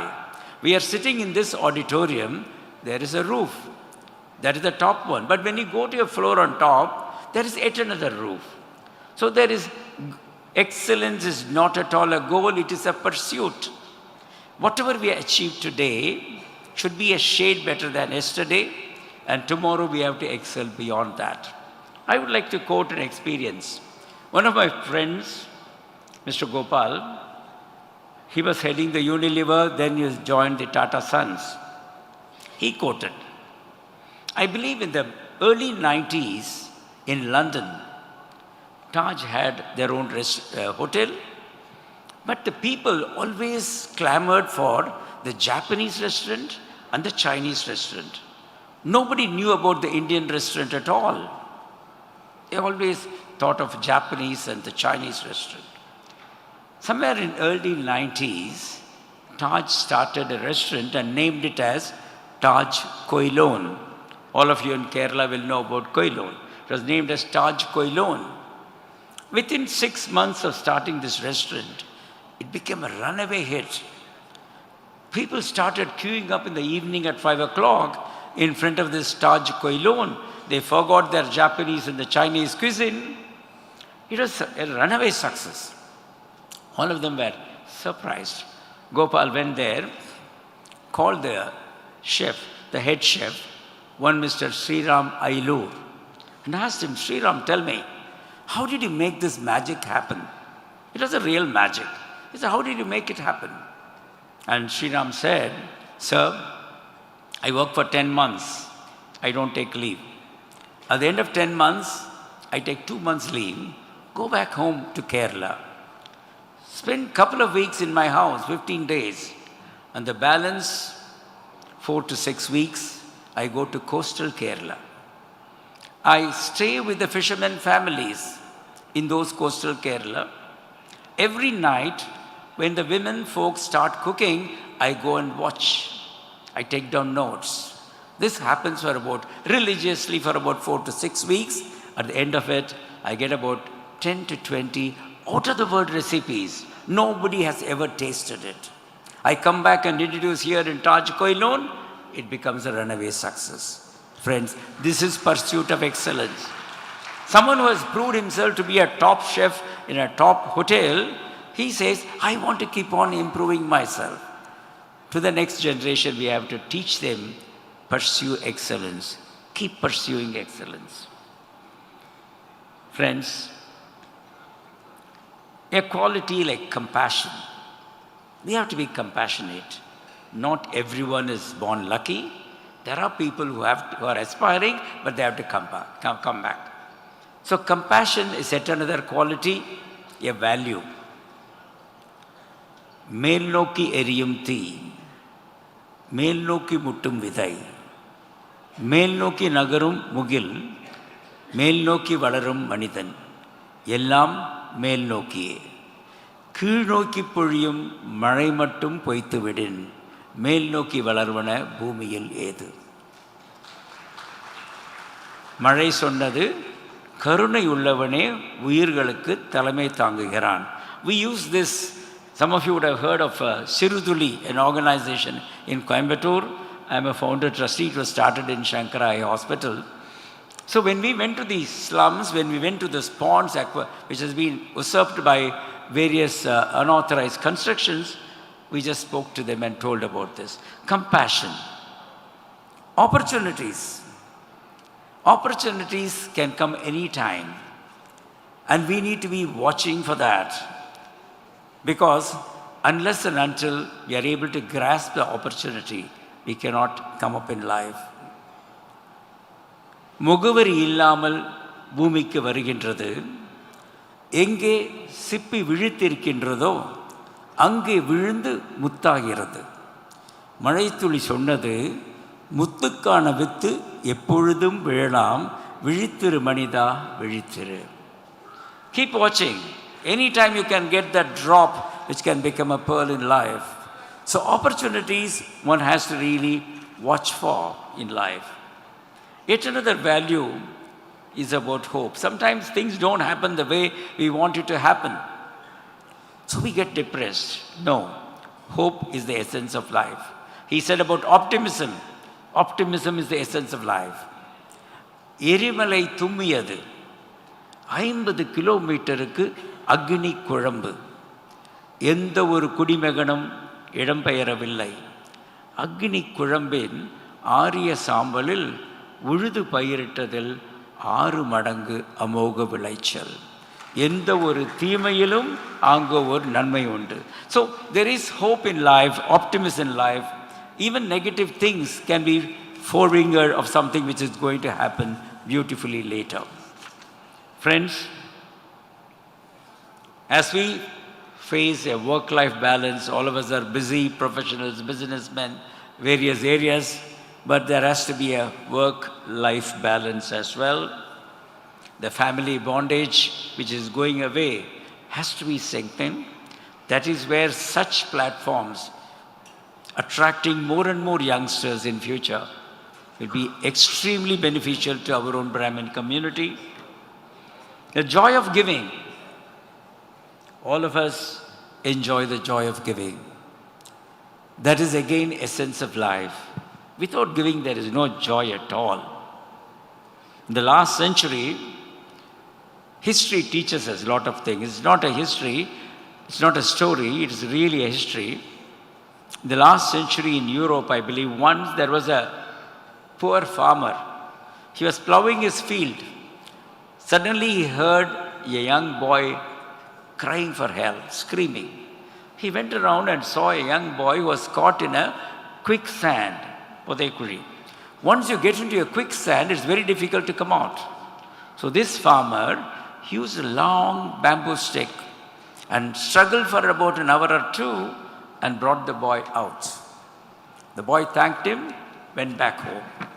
The next day, the boy's father, a millionaire, he came on a huge limousine and came and met the farmer and said, "You saved my son yesterday.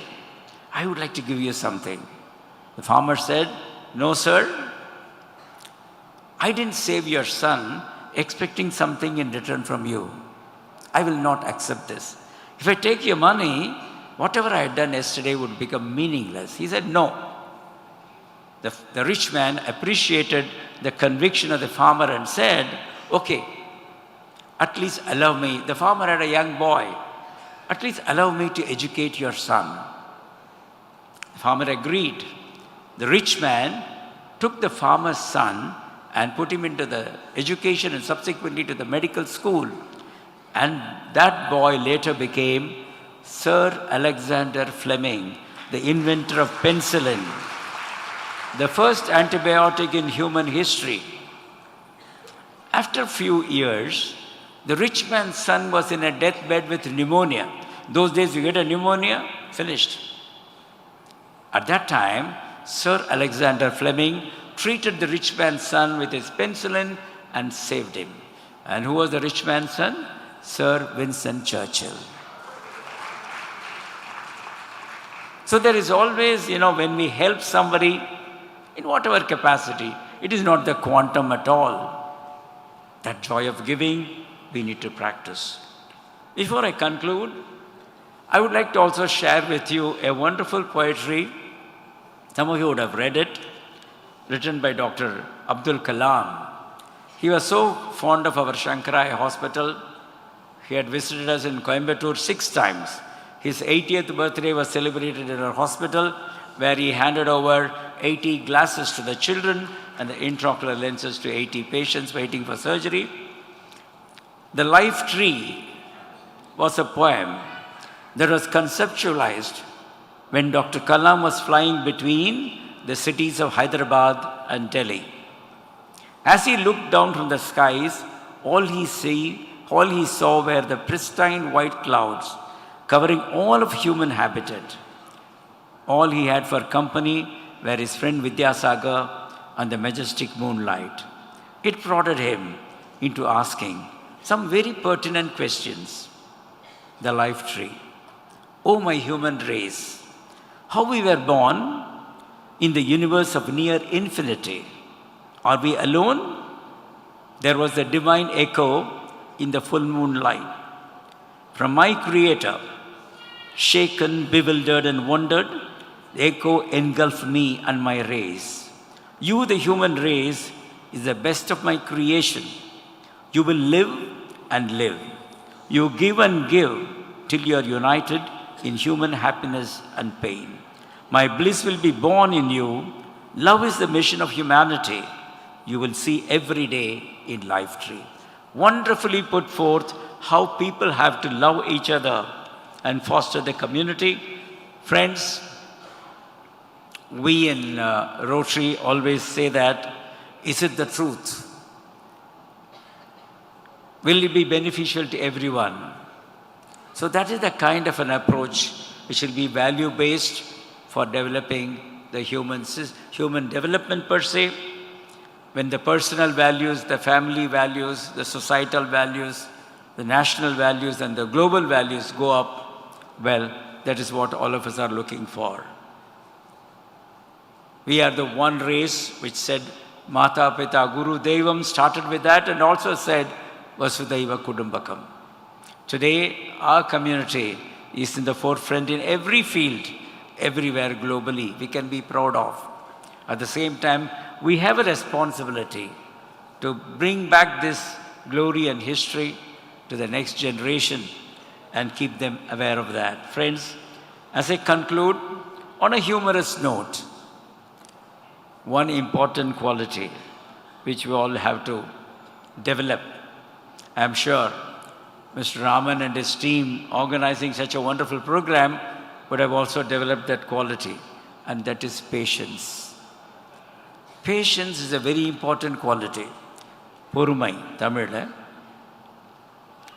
Just as a humorous anecdote, the other day, a friend of mine, he had a small cut injury in the finger. It was bleeding. He looked around. There is a doctor's clinic. A lot of people are sitting.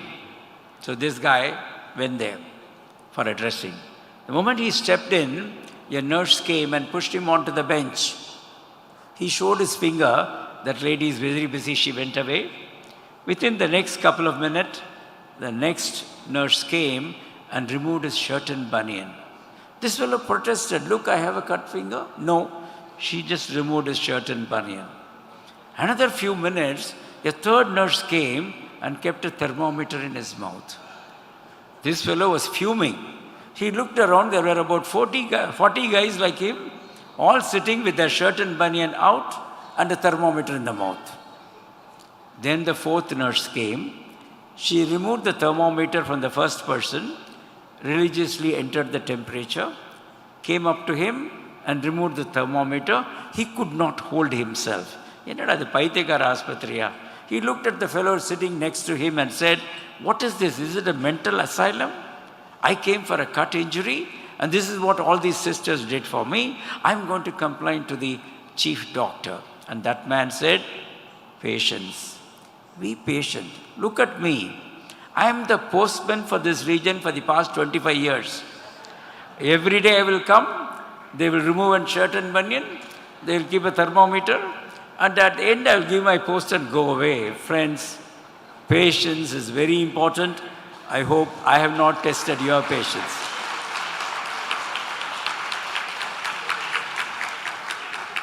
I can understand the kind of efforts Mr. Raman, Karimbura, and the entire team have put in making this convention a reality.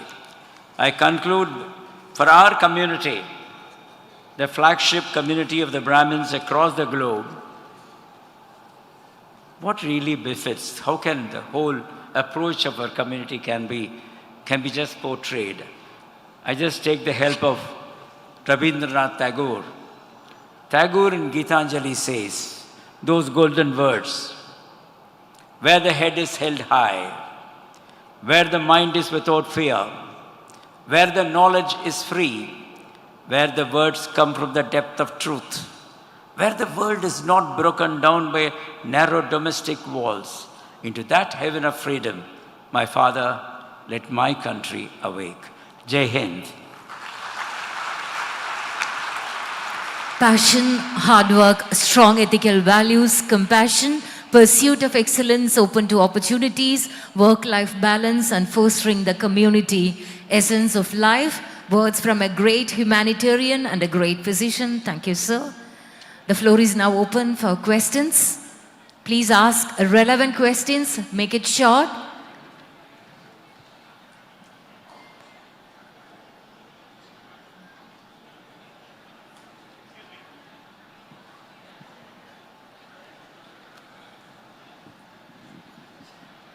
Good evening, sir.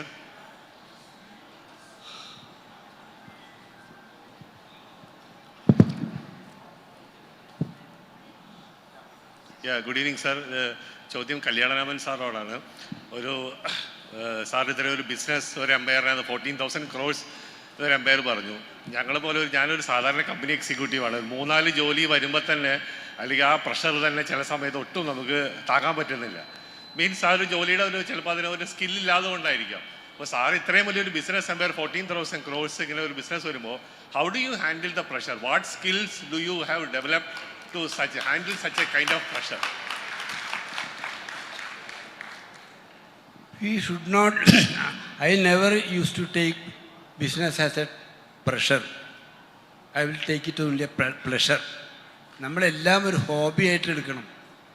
നമ്മൾ business ചെയ്യുമ്പോൾ അത് ലാഭം വല്ലാണ്ട് മോഹിച്ചിട്ട് ചെയ്യുമ്പോഴാണ് നമുക്ക് ഈ സ്ട്രെസ്സും പ്രഷറൊക്കെ വരുന്നത്. നമ്മളത് ചെയ്യാൻ പാടില്ല. ജനങ്ങളെ സേവിക്കുന്ന ഒരു രീതിയായിട്ട് മാറ്റണം. നമ്മൾ ഇൻവെസ്റ്റ് ചെയ്യുന്ന പൈസ വളരെ കെയർഫുള്ളായിട്ട് ഡീൽ ചെയ്യുക, അനാവശ്യമായിട്ടുള്ള ചിലവുകൾ വരാണ്ട് നോക്കുക, കസ്റ്റമേഴ്സിനെ ഹാപ്പിയാക്കി ഏറ്റവും നല്ല ക്വാളിറ്റി സാധനങ്ങൾ, ഏത് ബിസിനസ്സാണെങ്കിലും ഞങ്ങളെന്നല്ല പറയുന്നത്, ഏതാണെങ്കിലും ഏറ്റവും നല്ല ക്വാളിറ്റി സാധനങ്ങൾ റീസണബിൾ വിലയ്ക്ക് നല്ല ഫിനിഷിങ്ങോടുകൂടി കൊടുത്താൽ ഓട്ടോമാറ്റിക്കായിട്ട് കസ്റ്റമേഴ്സ് വരും. അല്ലാണ്ട് അൺഹെൽത്തി കോമ്പറ്റീഷനിൽ പെട്ടെന്ന് പൈസ കൂടുതൽ ഉണ്ടാക്കണം എന്ന് താല്പര്യമുള്ളവർക്കാണ് ഈ പ്രഷർ വരിക. അല്ലാണ്ട് പൈസ ഉണ്ടാക്കണം എന്ന് പറഞ്ഞ് കച്ചവടം ചെയ്ത് കഴിഞ്ഞാൽ അത് പ്രഷറല്ല, അത് ഉദ്ദേശിക്കാൻ പാടില്ല. അത് താനേ വന്നുകൊള്ളും. It will take its own time. Unhealthy കോമ്പറ്റീഷനിൽ പോയി പെടാൻ പാടില്ല. അൺനെസസറി എക്സ്പെൻസിൽ ഒഴിവാക്കണം. അപ്പോൾ നമുക്ക് പ്രശ്നമൊന്നും വരില്ല. You try in that way, definitely you will win the game.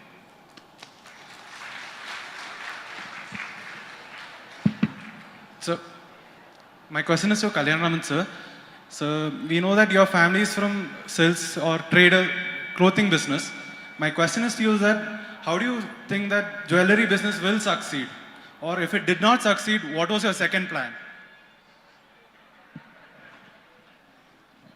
See, I have been doing textile business. Still I am in business in a small scale. My brothers are doing very well. As per Kalyan Silk is my brother, he has developed very well. The spark I got it from my customers only. I used to talk to all the customers while I was sitting in the textile field and made all of them as my own close friends. And the spark got, they would always ask me, why don't you start a jewelry shop also, so that we can buy both textile and jewelry under one roof with trust and transparency. We do business with trust and transparency only. That is the way we are doing from the very long time onwards. Thank you, sir. Sir, I am coming from Akila Karnataka Brahmana Sabha as organizing secretary. So I want to ask Kalyan Raman sir, because I am seeing this jewelries, this Joya Lucas or even Kalyan Jewelers or Malabar, all are from Kerala only. Even I go to Dubai also, Dubai Chowk, same from Kerala only. So what is the secret, what is the USP here, sir, in Kerala for jewelry business? So you are from which place? I am from Bangalore, sir. I am from Akila Karnataka Brahmana Sabha. Yeah, so Karnataka, you would have heard about Bhima. He is from Karnataka only. He is doing very well in Karnataka. In almost all the states, the regional players are there. They are all doing very well. But Jaya Lucas, Kalyan Jewelers, we go there only, sir. Yeah, actually. Pan India, we have started in other places, that's all. They have also started in almost all places like North India and all. God is great. We should believe God. We are blessing the blessings from the God and the acceptance from the customers. So we are able to develop. There is no secret at all. And I don't know why all are starting, or the Kerala people are starting all the places in India. There is no answer for that.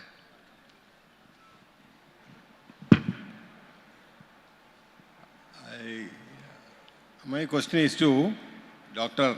Shankaranarayathilale from Lulu.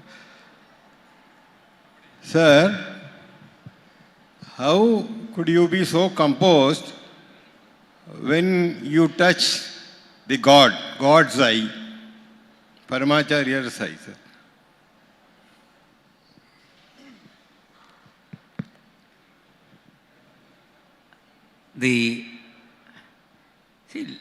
In life, rarely we get certain opportunities.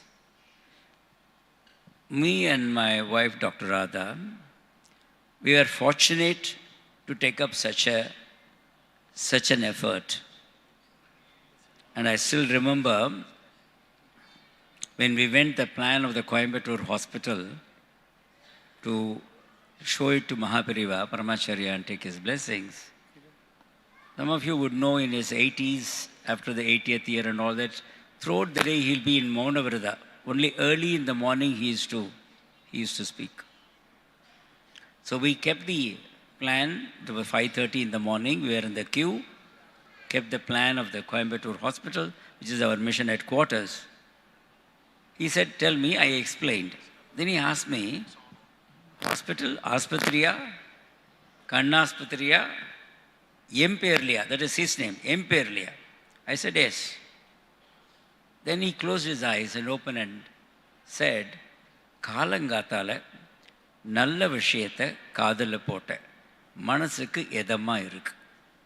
He took the plan, kept it on his head, kept it down with a fruit, asked me to take it. This is how the whole thing started. Again, in any work, the composed approach or the success depends on the reward. Any work you do, you always know what is the reward, what is it I'm going to. 1 minute, it's okay, Raman? Okay. You always think, what is the reward, what am I going to get back? I'll give you one example which really happened in 1996. We are the Shankara Eye Bank is the model eye bank for the country. We get a pair of eyes every day as donation, every day. Now, in 1996, there was a girl from United States by name Jennifer Travis. She's a Mormon. Mormon is a subsect in Christianity, where the religion says, after you qualify, you go and serve somewhere. She came working with us for 6 months. After finishing her volunteering, she took leave, and on the way to Chennai, she went to a village near Vellore to visit an orphanage. There she saw a 2-year-old blind child by name Michael. Michael's history was pathetic. He was born inside a tribal hamlet in the Bargur forest. Soon after the birth of the child, the mother died. The illiterate, ignorant villagers thought he is an evil child. They wanted to clean him, then poured a concoction all over.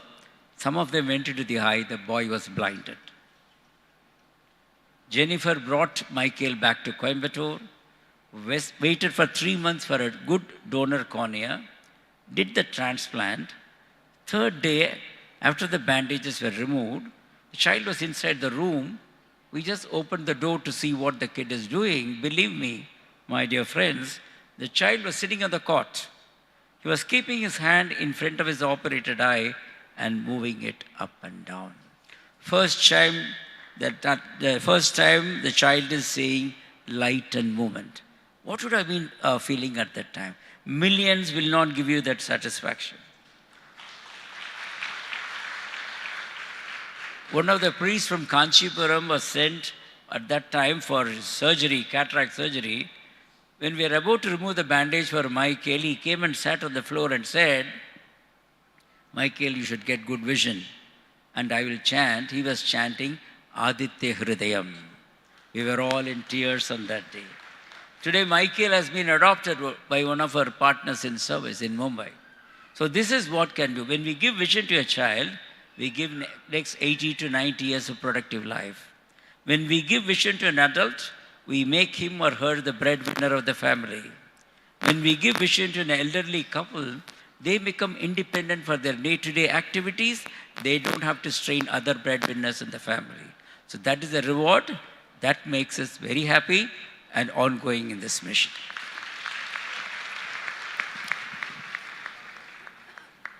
One more question, one last question perhaps. 2 more, okay, 2 more questions.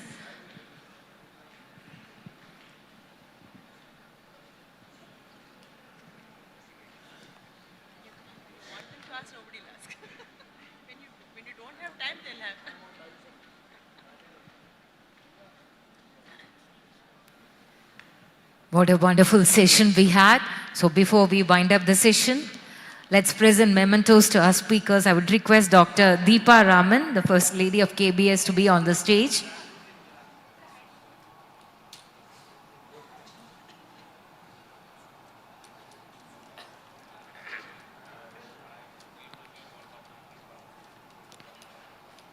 Dr. Deepa Raman and Sri Karimpura Raman will be presenting mementos to our speakers.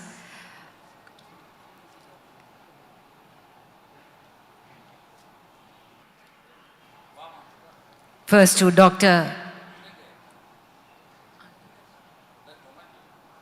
First to Dr. Ananta Shankar Jayant.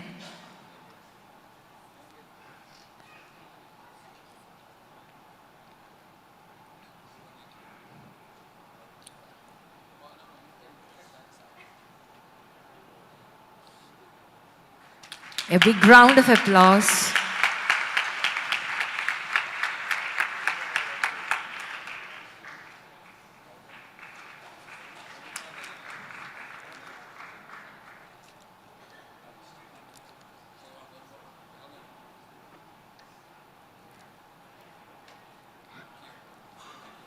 Now, memento to Dr. T.S. Kalyan Raman.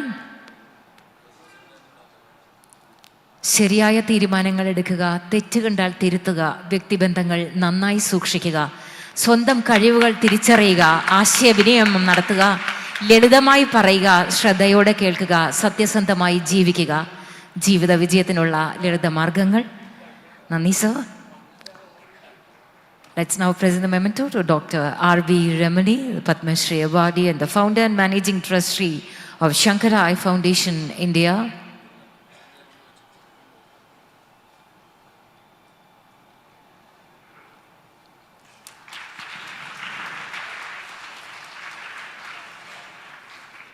He has been doing yeoman's service to the society. Once again, let's thank these brilliant speakers, Dr. Ananta Shankar, Dr. Kalyan Raman, and Dr. Remani.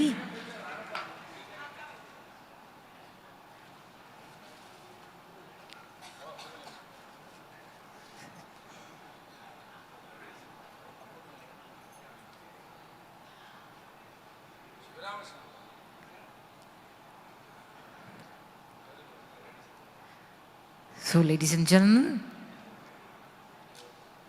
that was the final session of the day.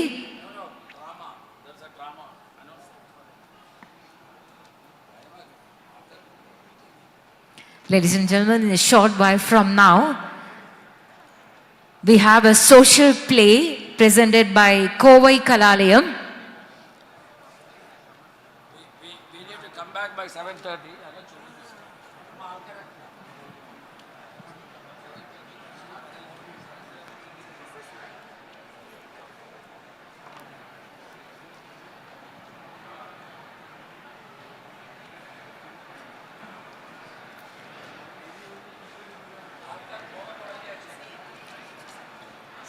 Kovai കലാലയം അവതരിപ്പിക്കുന്ന ആരാധനൈ സെയ് മനമേ എന്ന സാമൂഹ്യ പ്രസക്തിയുള്ള നാടകം കൃത്യം 7:30 മണിക്ക് ഈ വേദിയിൽ അരങ്ങേറുന്നതാണ്.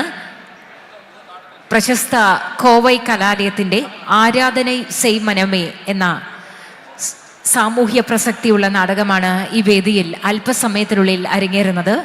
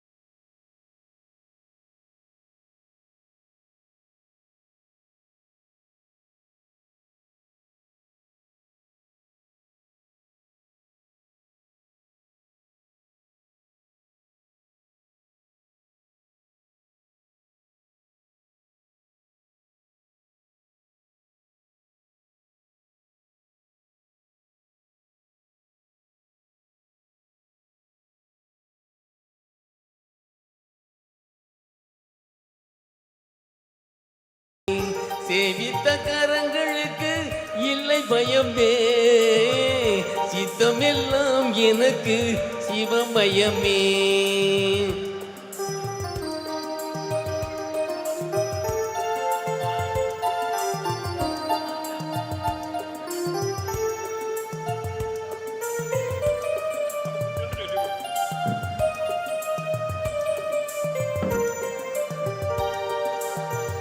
அத்தனில்லாமல் ஒரு அம்மை இல்லை, அத்தனில்லாமல் ஒரு அம்மை இல்லை, அந்த அம்மை இல்லாமல் இந்த பிள்ளை இல்லை. சித்தமெல்லாம் எனக்கு சிவமயமே.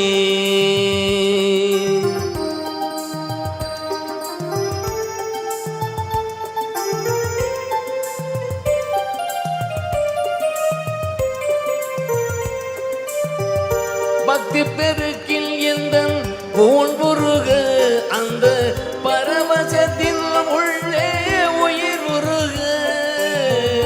பக்தி பெருக்கில் எந்த ஊன்புருக அந்த பரவசத்தின் உள்ளே உயிர் உருக. சக்தி எல்லாம் திரண்டு சிவம் பெருக, சக்தி எல்லாம் திரண்டு சிவம் பெருக.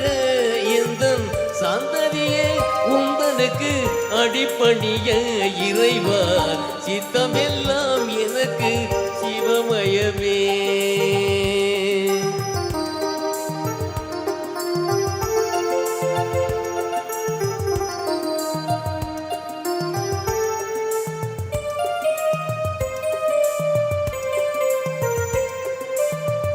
கண்ணை திறந்து வைத்த கருப்பொருளே கோவில் கதவை திறந்தழைத்த திருவருளே.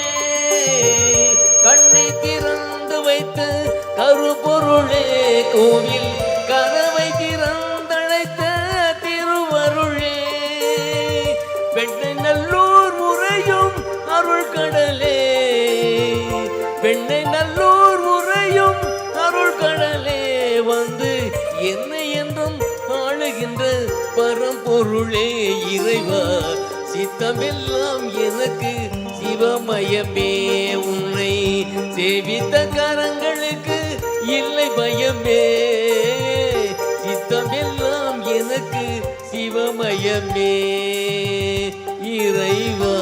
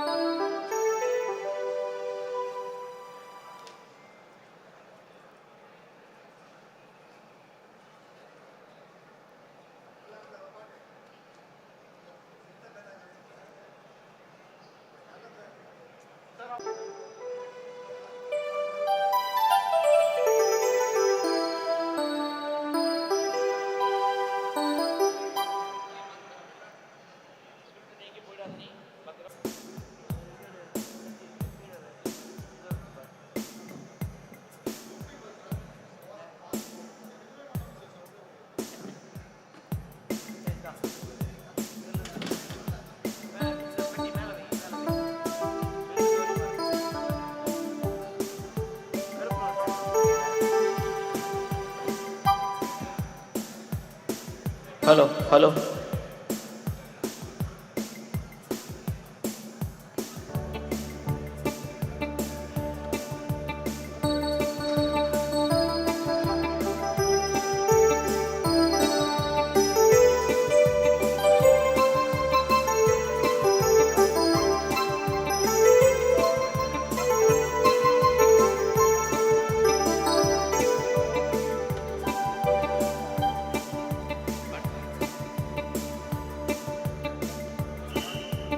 ஒளிமயமான எதிர்காலம் என் உள்ளத்தில் தெரிகிறது.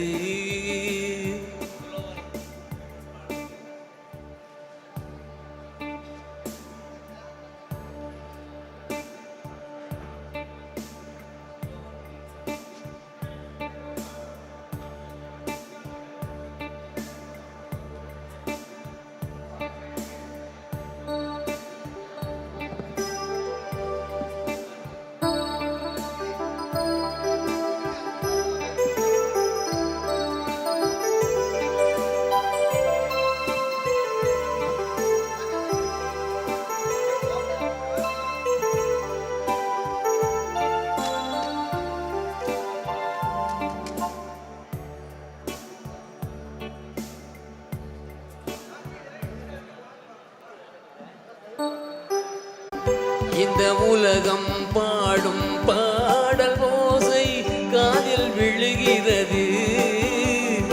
ஒளிமயமான எதிர்காலம் என் உள்ளத்தில் தெரிகிறது.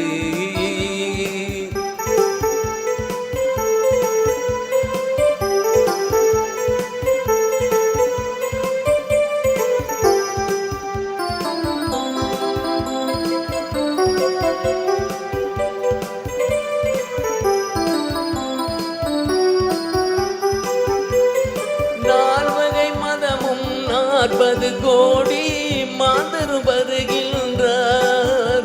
அந்த நாயகன் தானும் வானில் இருந்து பூமழை பொழிகின்றார்.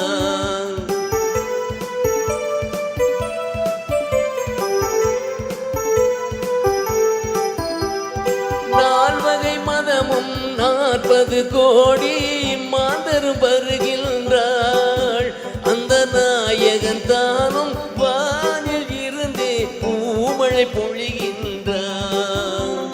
மாலை சூடி எங்கள் செல்வி ஊர்வலம் வருகின்றாள். வாழ்க வாழ்க கலைமகள் வாழ்க என்றவர் பாடுகின்றார்.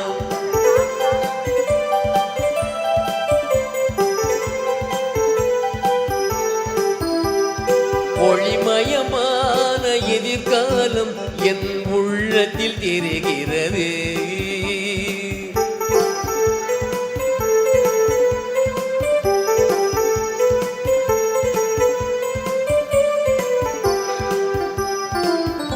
ஹலோ ஹலோ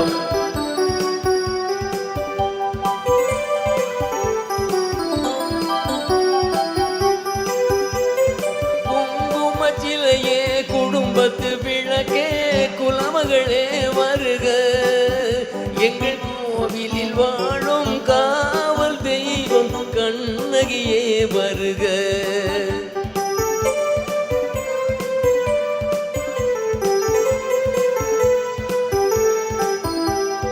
குங்குமச்சிலையே குடும்பத்து விளக்கே குலமகளே வருக எங்கள் கோவிலில் வாழும் காவல் தெய்வம் கண்ணகியே வருக மாலை சூடி எங்கள் செல்வி ஊர்வலம் வருகின்றாள் வாழும் நாடும் வளரும் வீடும் மனம் பெறவே வருக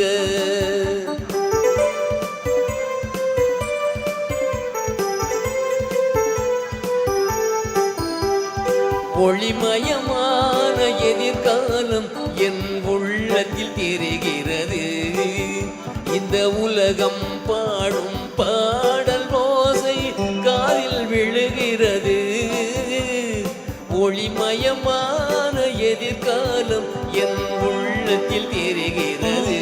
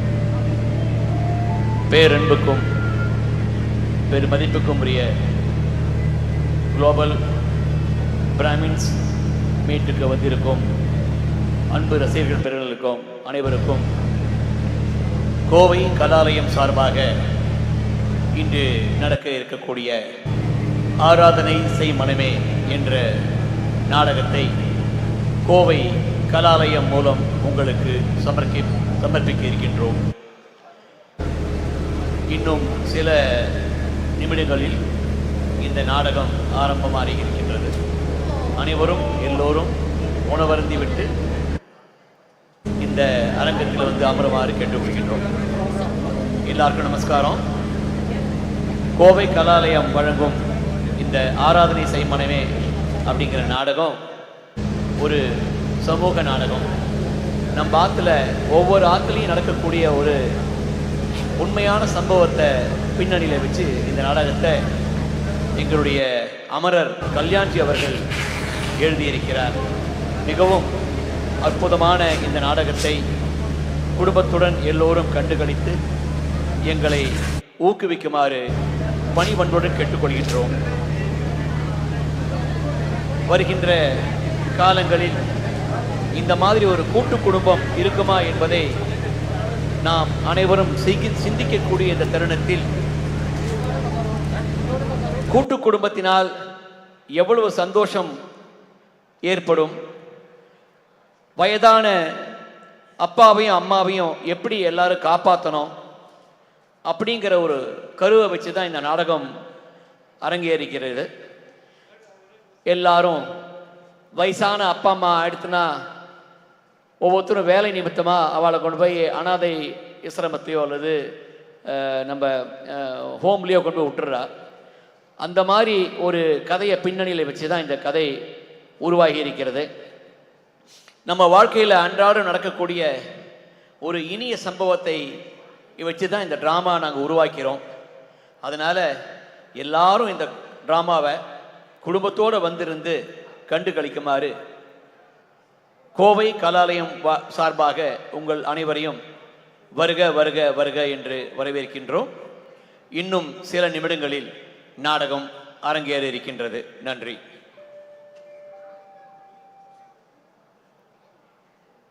கிருபாகரன் மியூசிக் வாசிக்கலாம் நீங்கள்.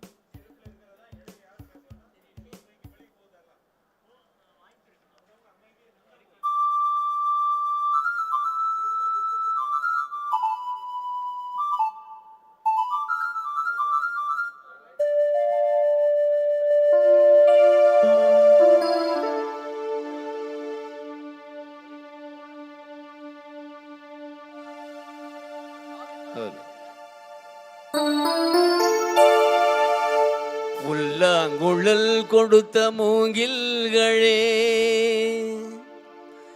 எங்கள் புருஷோத்தமன் புகழ் பாடுங்களே.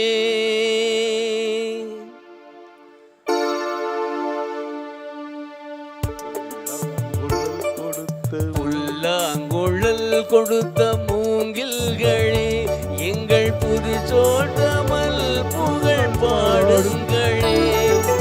பண்டாடும் கங்கை மலர் தோட்டங்களே, எங்கள் மதுசூதனல் புகழ் பாடுங்களே. பண்டாடும் கங்கை மலர் தோட்டங்களே, எங்கள் மதுசூதனல் புகழ் பாடுங்களே. உள்ளாங்குழல் கொடுத்த மூங்கில்களே, எங்கள் புருஷோத்தமன் புகழ் பாடுங்களே.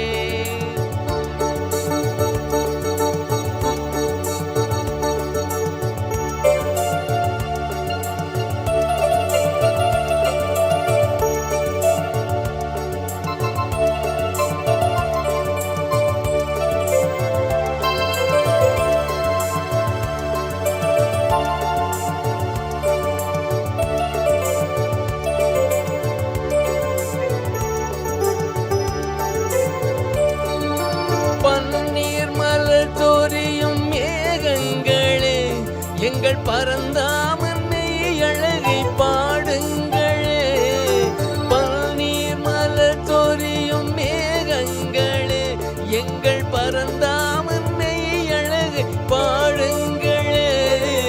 தென்கோடி தென்றல் தரும் ராகங்களே, எங்கள் ஸ்ரீ கிருஷ்ணன் மூர்த்தி புகழ் பாடுங்களே.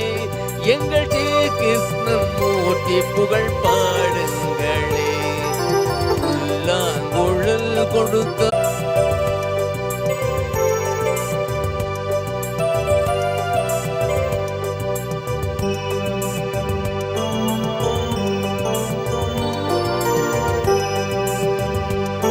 தவழ்கின்றவன் ஒரு கொடியோடும் மதுராவை ஆழ்கின்றவன்.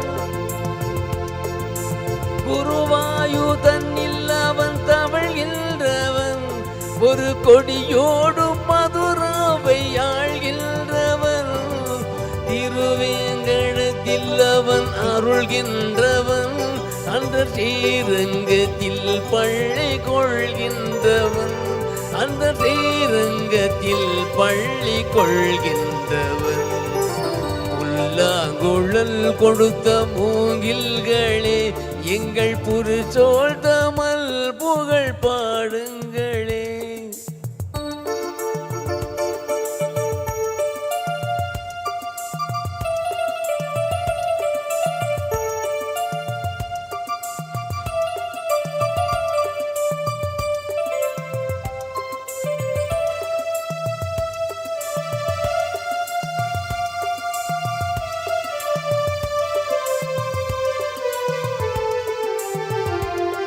அனைவருக்கும் வணக்கம்.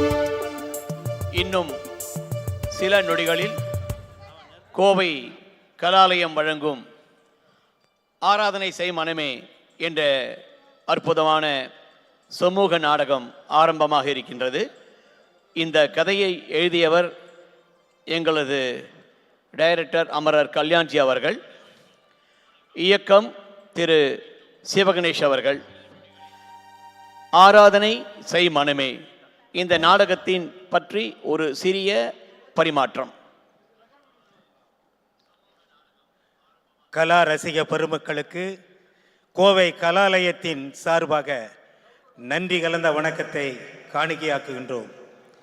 இந்த சமூக நாடகமானது உண்மையான வாழ்க்கையில் தற்பொழுது நடந்து கொண்டிருக்கின்ற நிலைமையை வெளிப்படையாக எடுத்து கூறும் வகையில் எங்களது கதாசிரியர் அமரர் கல்யாண்ஜி அவர்கள் சித்தரித்திருக்கிறார்கள்.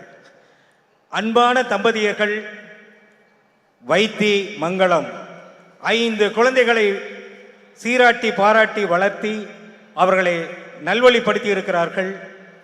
அந்த நேரத்தில் ஆனந்தியின் வாழ்க்கையில் விதி விளையாட ஆரம்பிக்கிறது. ஆனந்தியை திருமணம் செய்து கொண்ட மாப்பிள்ளை சீர்சனத்தை செய்யாமல் வந்ததால் படுபாடான கொடுமைக்கு ஆளாக்கி பெற்ற தாய் தந்தையரை கூட பார்க்க அனுமதிக்குவதில்லை. அதேபோல கோபியின் மாமா தண்டுவும் ஆனந்தியின் மாமா பிச்சுமணியும் தாங்கள் அந்த வீட்டில் நிரந்தரமாக வாழ வேண்டும் என்பதற்காக ஆனந்தியினுடைய உதவியுடன் பெற்ற தாய் தந்தையரை அனாதை ஆசிரமத்திற்கு விரட்டி அடித்து விடுகிறார்கள். ஜோசியர் சிதம்பரத்தின் மூலமாக உண்மை தெரிந்தவுடன் மீண்டும் அனாதை ஆசிரமத்தில் இருந்த பெற்றோர்களை வீட்டுக்கு அழைத்து வருகிறான் கடைக்குட்டி கோபி. இந்த சூழ்நிலையில் செய்த தவறுகளை உணர்ந்து பெற்ற தாய் தந்தையரிடம் மன்னிப்பு கேட்டு ஆராதனை செய்கிறார்கள். சில நிமிடங்களில் உங்கள் முன் ஆராதனை செய் மனமே தொடங்குகிறது. நன்றி.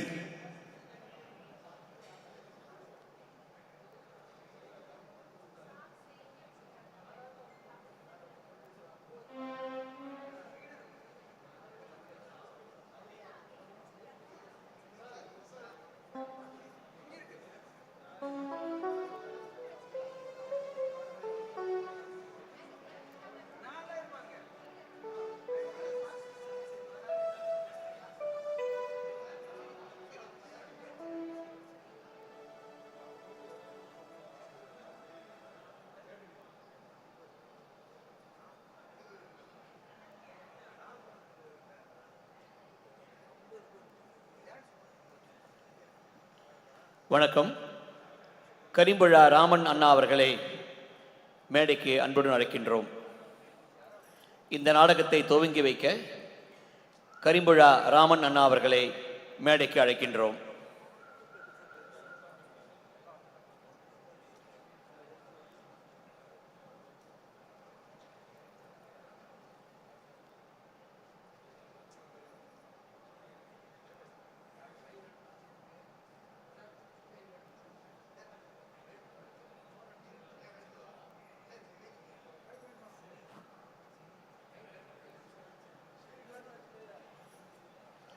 கரிம்புழா ராமன் அண்ணா அவர்களை மேடைக்கு வருமாறு அன்புடன் அழைக்கின்றோம். உங்களுக்காக காத்து கொண்டிருக்கிறோம். நாடகம் ஆரம்பிக்க வேண்டும்.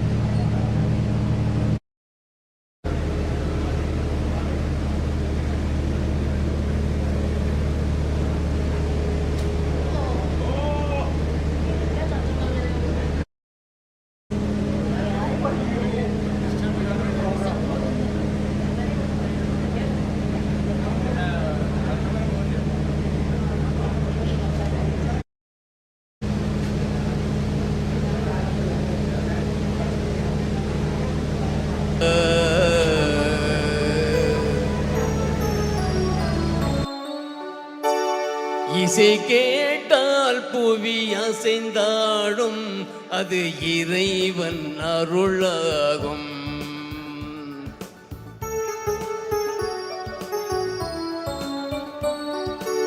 இசை கேட்டால் புவி அசைந்தாடும் அது இறைவன் அருளாகும். ஏழாம் கடலும் வானும் நிலமும் எல்லுடல் விளையாடும் இசையில் இடம் உருவாகும். இசையில் இடம் உருவாகும். இசை கேட்டால் புவி அசைந்தாடும் அது இறைவன் அருளாகும்.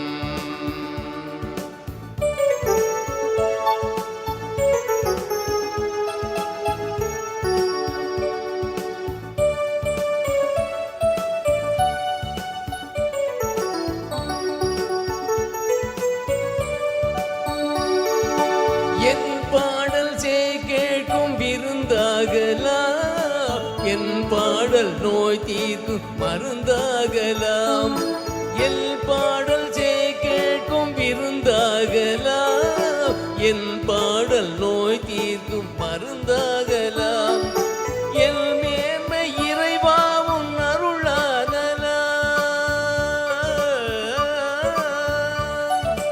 என் மேன்மை இறைவாவும் அருளாதலால் எரியாத தீபத்தில் ஒளி வேண்டினேன். எரியாத தீபத்தில் ஒளி வேண்டினேன். ஏழாம் கடலும் வானும் நிலமும் எல்லுடல் விளையாடும் இசையில் இடம் உருவாகும். இசையில் இடம் உருவாகும்.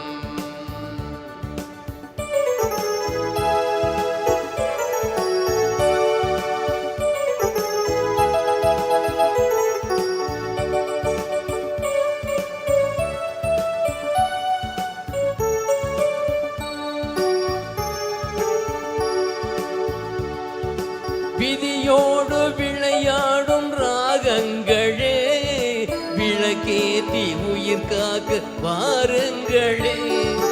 விதியோடு விளையாடும் ராகங்களே, விளக்கேற்றி உயிர் காக்க வாருங்களே.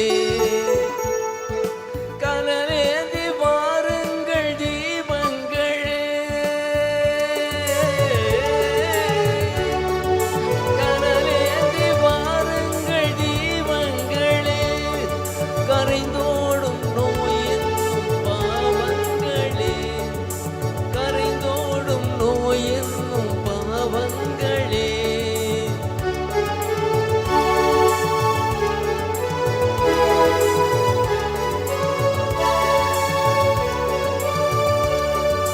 தத்தும் கடலலை ஓடி ஓடி வரும் எந்த இசையுடன் ஆடி ஆடி வரும் தீபங்களே. எந்த இசையுடன் பாடல் கேட்ட பின் இன்னும் வரவில்லை செய்த பாவமென தீபங்களே. கண்ணில் கணவர பாட வேண்டும் என்று மின்னும் ஒலியுடன் 100 பாடல் தீபங்களே. தீபங்களே. தீபங்களே. தீபங்களே.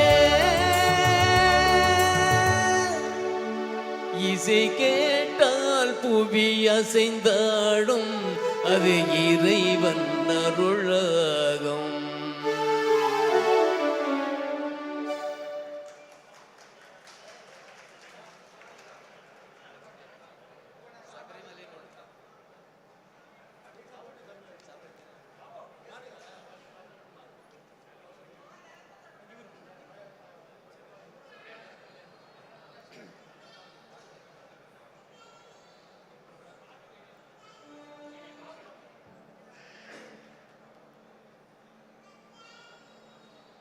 அம்மா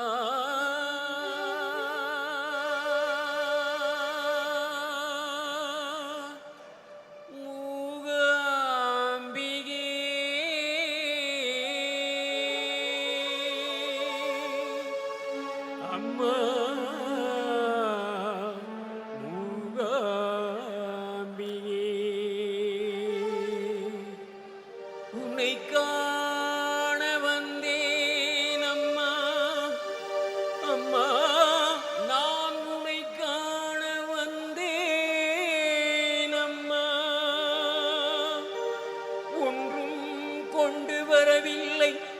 அம்மா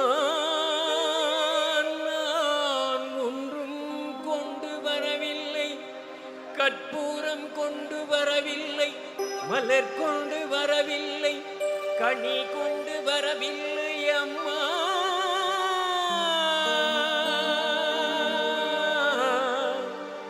ஆனாலும் கொண்டு வந்தேன், கொண்டு வந்தேன் நீ கொடுத்த சங்கீதத்தை கொண்டு வந்தேன். ராகங்களை எடுத்து ஸ்வரங்களை தொடுத்து மாலையாக நான் உனக்கு தந்தேன் அம்மா. மாலையாக நான் உனக்கு தந்தேன் அம்மா.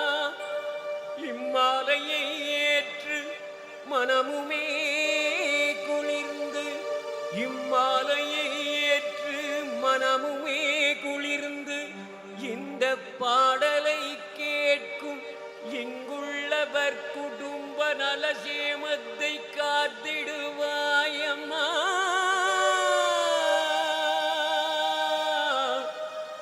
குறைவொன்றும் செய்யவில்லை, குறைவொன்றும் வைக்கவில்லை, உன் பாதம் சரணடைந்தோ. ஆனாலும் ஏன் எங்களை வாட்டுகிறாய்,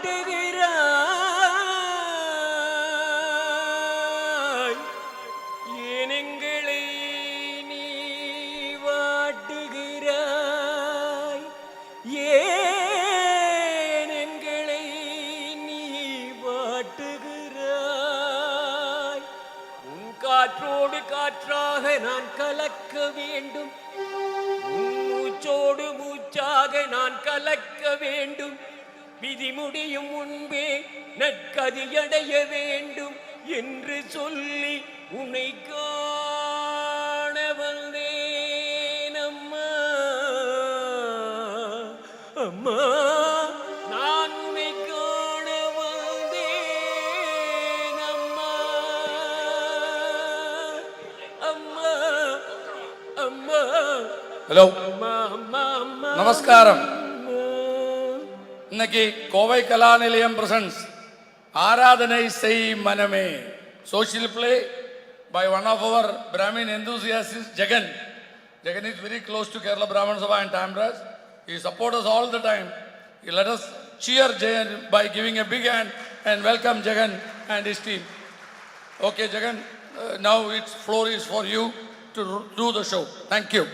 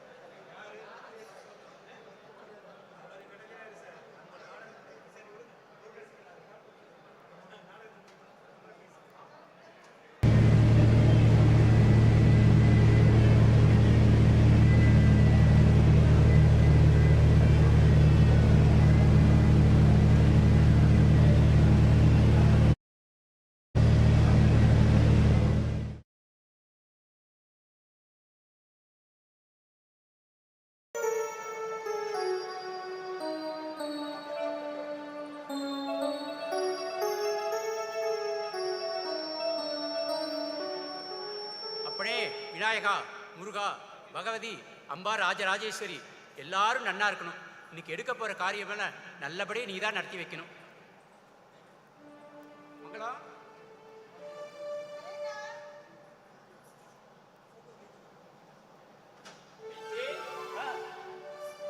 என்ன பண்ணிட்டு இருக்க? வாடா ஜோசியர் சிதம்பரம். வாங்க மாமா, வாங்க உட்காருங்க. காஃபி கொண்டு வரேன். ஒன்றும் வேண்டாம், எனக்கு நிறைய வேலை இருக்கு. வைத்தி, வர்ற புதன்கிழமை சங்கடகர சதுர்த்தி வர்றது. ஆமா, அதுக்கு ஹோமத்துக்கு சொல்லிட்டு போலாமேன்னு வந்தேன். வழக்கம் போல எல்லாம் கேட்கணுமாடா, இதெல்லாம் எல்லாம் ஏற்பாடு நீயே பண்ணிட்டுற. ரொம்ப சந்தோஷம். வெக்கேஷன் லீவ் வர்றது. உன்னோட 3 பிள்ளைரும் வந்துருவாள்ல? ஆமா, அவ வந்தா எனக்கு சொல்லி எழுது. கண்டிப்பா சொல்றடா. வட்டா? சரி, சரி மாமா, போயிட்டு வாங்க. என்ன மாசம் மாசம் கணபதி ஹோமமும் தினமும் நித்திய பூஜை பண்றதுனால மனசுக்கு எவ்வளவு நிம்மதியா இருக்கு பார்த்தல. நம்ம குழந்தைகள் எல்லாரும் ஒரு குறைவு இல்லாம சௌக்கியமா இருக்காண்ணா. ஏடி, எப்ப பாரு குழந்தைகள் குழந்தைகள் குழந்தைகள் தானா? நேக்காக அந்த பகவான் கிட்ட எதுவுமே வேண்டிக்க மாட்டியா? ஏன்னா தெய்வத்துக்காக தெய்வத்துக்கிட்டே வேண்டிக்க முடியுமாண்ணா? என்னாச்சு? புல்லரிக்கிறதுடி. ஓபி, குழந்தைகள் எல்லாம் ஸ்கூலுக்கு கிளம்பிட்டாளடா. ஆட்டம் வர நேரம் ஆயிடுச்சுடா. என்னம்மா காலங்காத்தால இவரு இந்த ஆத்துல அவ அவ அவ வேலையை பார்த்துப்பா, நீ தேவைன்னு சேசாம இரு. சரி அஸ்வி, திவ்யா, கண்ணகளா ரெடி ஆயிட்டாளா? ஆட்டம் வந்துருமா? என்னடா ஆபீஸ் கிளம்பும் போதுதான் இந்த பனியன் ஜெட்டி சாக்ஸ் மூணையும் காணோம். இப்போ சாப்பிட்டு சும்மா உட்கார்ந்து இருக்கால, எடுத்து மடிச்சு வைக்கலாம்ல. வேலைக்காரன் துவைக்கிறது, இவ துவைக்கிறா. எடுத்து மடிச்சு வைக்க தெரியாதா? ஆனந்தி, ஆனந்தி வாடிங்க, இவள சாக்ஸ் தேடி கொடு. என்ன என்ன அதிகாரம்? தினம் ஆபீஸ் கிளம்பும் போது இந்த சாக்ஸ காணோம் தேடிட்டு இருக்கேன். நீயே பார்த்துட்டே இருக்க. சாக்ஸ தேடி கூட அப்ப சம்பவம். இதுவே குழப்பா போச்சு உங்களுக்கு. சமையல் கட்ட இருக்கு, ஏகப்பட்ட வேலை இருக்கு. உங்க அம்மா நல்ல மூக்க பிடிக்க சாப்பிட்டுட்டு சும்மா தானே உட்கார்ந்துட்டு இருக்கா. அவகிட்ட சொல்லி தேடி கொடுக்க வேண்டியது தானே. ஏண்டி, அம்மா அப்பா சாக்ஸ பத்தி பேசுற சாக்குல அம்மா வம்பு கிழக்குற? அப்பப்போ ஏண்டி வம்பு கிழு, அப்பதான் ஈக்குவலா இருக்கும். இந்த வம்பு கிழக்கிறதுல உங்க குடும்பத்துக்கு தான் கை வந்த கலையாச்சே. உன் குடும்பத்தை தான் சொல்றா, என்ன சொல்லல. இதெல்லாம் அவ காதுல விழணுங்கிறதுக்காக தான் கத்தி கத்தி பேச. எங்க விழ மாட்டேங்கிறது. இருங்க வரேன். மா, நீ பாத்தியாமா? நான் பார்க்கல. நீ யார் எடுத்துக்கலாமா? நல்லா சாப்பிட்டா தூங்குறா. இந்த வேலையை பண்ண முடியாதால? நீனோ எங்க இருந்தது இந்த சாக்ஸ்? சரி சரி, அங்க தானே இருந்தது. சரி வேற வேலை தானே. எல்லாத்துக்கும் நானே வரணுமா? சரி சரி, போ போ, கத்தாத. சோ, எதுக்கு எடுத்தாலும் எரிஞ்செழி வர்றாமா. எவ்வளவு என்னமா மாறி அடிக்குது, என்ன புரியலாமா என்னால? ஓடி கிளம்பு, ஆபீஸ் போய் கிளம்பு. ஆமா, உள்ள போறேன், டைம் ஆச்சு. சாதம் போடு. நீ பேசிட்டு இருக்காத, வா சீக்கிரம் வா. நீ போ, நீ போ. பாட்டி, ஆட்டோ வந்துருச்சு. தங்கா, ஸ்கூலுக்கு போயிட்டு வரோம் தாத்தா. சமத்தா இருக்கணும், நன்னா படிக்கணும். பெரியவாகிட்ட எல்லாம் மரியாதையா பேசணும். அது எப்படி தெரியும்னா, உங்க அம்மாவை கேளு, ரொம்ப நன்னா சொல்லி தருவா. இந்த குசும்பு தானே உங்களை விட்டு போகாதா? ஏப்பா காலங்காத்தால வாய்ச்சி சும்மா இருக்க மாட்டியா? இதை கேட்டு வந்துருவா ராட்சசி மாதிரி. தேவையா? ஆமாமா, 2 ராட்சசி சேர்ந்து சண்டை போட ஆரம்பிச்சோன்னா குடும்பமே தாங்காது. தாத்தா, ராட்சசின்னு அம்மாவையும் சேர்த்து தானே சொன்னேன். பாத்தேடா பாத்தேடா, இந்த காலத்து குழந்தைகளுக்கு கம்ப்யூட்டர் மைண்டுனா. பா, ஏப்பா சும்மா இருக்க மாட்டேன் வாயை வச்சுட்டு? இது அப்படியே கேட்டுட்டு அவங்க கிட்ட சொல்லுவா. அவன் மறுபடியும் வருவா, சத்தம் போடுவா. ஆத்துல காலங்காத்தால சும்மா நிம்மதியா இருக்கவே முடியாதா? ஏப்பா அம்மா, மத நிக்காத, அப்பா கூட பேசாத. எனக்கு ஆபீஸ் நேரம் சாதம் போடுவா. சரி போட. பாட்டி, ராட்சசி வரா. ஐயோ வம்பே, கிளம்புங்க கிளம்புங்க. ஸ்கூலுக்கு கிளம்புற நேரத்துல என்னடா பேச்சு வேண்டி இருக்கு? முதல்ல இந்த புடிங்க, கிளம்புங்க. ஆட்டோ வந்துட்டல, கிளம்புங்க. போயிட்டு வரோம் தாத்தா, போயிட்டு வரோம் தாத்தா. சரி டாக்கண்ணா, சரி. வெட்டியா பேச்சு பேசுறதுக்கு வயசானா 2 ஆத்துல உட்கார்ந்து இருக்குங்க. என்ன பண்றது?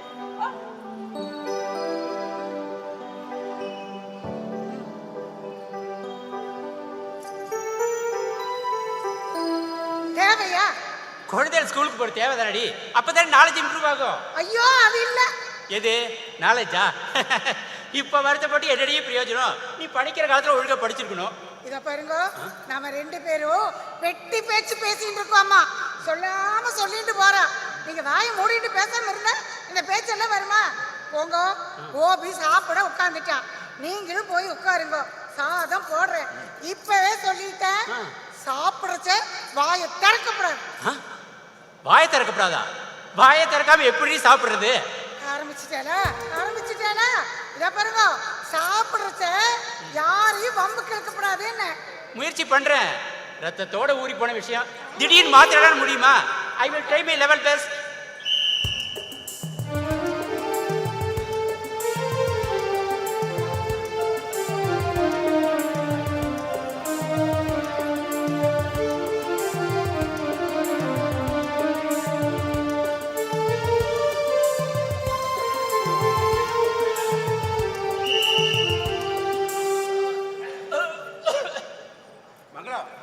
இன்னைக்கு சமையல் ஏன் உண்டி? ஆமா, யார் சமைச்சா? உன் மாட்டு பண்ண? ஆமாண்ணா, ஏன் கேட்குறேன்? இல்ல, எப்பவாவது இப்படி அத்திபூத்த மாதிரி உன் மாட்டு பொண்ணோட சமையல் நல்லா அமைஞ்சிடுறது, அதான் கேட்டேன். ஆரம்பிச்சுட்டேலா? ஆனா ஒண்ணுடி, என்ன? நீ தோசை வத்து தர மாதிரி யாராலையும் வாக்க முடியாது. என்ன, நான் நேற்று ராத்திரி தோசை வத்து தந்தனே, நன்னா இருந்ததா? ரொம்ப நல்லா இருந்தது. அது எப்படி அரைக்கரண்டி எண்ணெயில 60 பேருக்கு தோசை வத்துடுற? உங்களுக்கு இருக்கிற கொழுப்பு இருக்கு பாருங்க. என்ன என்ன என்ன இங்க ப்ராப்ளம்? அப்பா வாய் வச்சு சும்மா இருக்க மாட்டா, ஆரம்பிச்சு கலங்காத்தால. டேய், உங்க அப்பாவோட குணத்தை அவரை படைச்ச பிரம்மாவே வந்தாலும் மாற்ற முடியாது. கண்டிப்பா மாத்த முடியாது. சரி சரி, அதெல்லாம் விடு. ஏண்டா கோபி, ரமணி, வாசு, கண்ணன் 3 பேரும் நாளைக்கு தானே ஊர்ல இருந்து வரா? ஆமாம்மா, வருமா. அவ இங்க வரும்போது அவளுக்கு ஒரு குறையும் வைக்க கூடாது. அவ என்னென்ன வேணும் கேட்கறாளோ எல்லாம் சமைச்சு போடு. அவ இங்க 1 மாசம் இருக்கிறதுனால 1 மாசத்துக்கு வேணுங்கிற மளிகை சாமானா ஃபுல்லா லிஸ்ட் கொடுத்துட்டேன். பாரு, அவளுக்கு ஒரு குறைய வைக்க கூடாது. என்ன, வருஷத்துக்கு ஒரு தடவை வெக்கேஷன் லீவுக்கு வந்துட்டு போறா. ஆமா அம்மா, இந்த தடவையாவது அண்ணா குழந்தைகளோட 3 மன்னிமார்களும் வந்தா நன்னா இருக்கும்லம்மா. அவ எங்கடா கூட்டிட்டு வர போறா? கூட்டிட்டு வராததுக்கு இங்க வந்து ஏதாவது ஒரு காரணத்தை சொல்லுவா. எல்லாம் அவ பெரியபடி செய்யட்டும். பா, உங்களுக்கு தான் அவளை இங்க வரும்போது ஒரு வார்த்தை சொல்லக்கூடாது, முக்கியமா திட்டக்கூடாது. புரிஞ்சுதா? புரிஞ்சுதானே? நாங்க ஏண்டாப்பா கேட்க போறோம்? விருந்தாளியை பார்க்க வர்ற மாதிரி வருஷத்துக்கு ஒரு தடவை வந்து பார்த்துட்டு போறா. மொத்தத்துல அவளுக்கு எங்க மேல கொஞ்சம் கூட அக்கறையே இல்லடா கோபி. அதை விடப்பா. ஏம்மா, நான் உங்களை பார்த்துட்டா என்ன, அண்ணாமார்கள் பார்த்துட்டா என்ன, எல்லாம் ஒண்ணுதானம்மா. இதை போய் பெருசு பண்ணாதீங்கப்பா. நீ மட்டும் இல்லைன்னா எங்க நிலைமை என்னடா இருக்கும்? அம்மா அம்மா, செல்லம்மா, நீ பட்ட நீ அழக்கூடாதுமா. நீ அழுதா என் மனசு தாங்காது. சரி சரி, பார்க்கலாம். இல்ல, அம்மா அழமாட்டேன், அழமாட்டேன். அம்மா பா, முக்கியமா ஒண்ணு, கண்ணன் அண்ணாவை எதையும் சொல்லாதப்பா. பாவம்ப்பா, கண்ணன் அண்ணா ரொம்ப வெகுளி. டேய், இன்னொரு தடவை நன்னா சொல்லு உங்க அப்பா கிட்ட. ஏன்னா அவனை கண்டாலே ஆகாம போயிடுது. போர் நிறுத்திடு. இப்படி சொல்லி சொல்லியே நேக்கு அவனுக்கு ஜென்ம பய உண்டாக்கிடு. ஏதோ சின்ன வயசுல சரியா படிக்காம இன்னைக்கு வேலை இல்லாம சம்பாத்தியம் இல்லாம கஷ்டப்படுறானேன்னு அப்பாங்கிற உரிமையில 4 வார்த்தை சத்தம் போடுறேன். அது தப்பா? அவன் படிக்கிறப்போ இப்படிதான், பேசாதீங்கோ பேசாதீங்கோ ஏன் வாயை அடைச்ச. இன்னைக்கு அவன் கெட்டு குடிச்சவரான காரணமே நீ தாண்டி. நேக்கு என்ன, எக்கேட கெட்டு போங்க. இனிமே அவனை பத்தி ஒரு வார்த்தை பேச மாட்டேன், போருமா?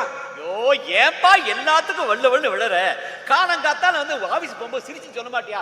சரிப்பா, இங்க பாரு, நான் வந்து லிஸ்ட் கொடுத்துருக்கேன். சரி, சாமான்லாம் வரும். எல்லா சாமானும் நிறைய இருக்கா பாரு. ஏதாவது தீர்ந்து போச்சுன்னா ஆபீஸுக்கு போன் பண்ணு, நான் வந்து வாங்கி கொடுக்குறேன். வரட்டுமா? அம்மா, மறந்துட்டேன், மளிகை சாமானத்துக்கு பணம் எல்லாம் கொடுத்தாச்சு. நீங்க கொடுத்து வச்சிடாத. வரேன்ப்பா.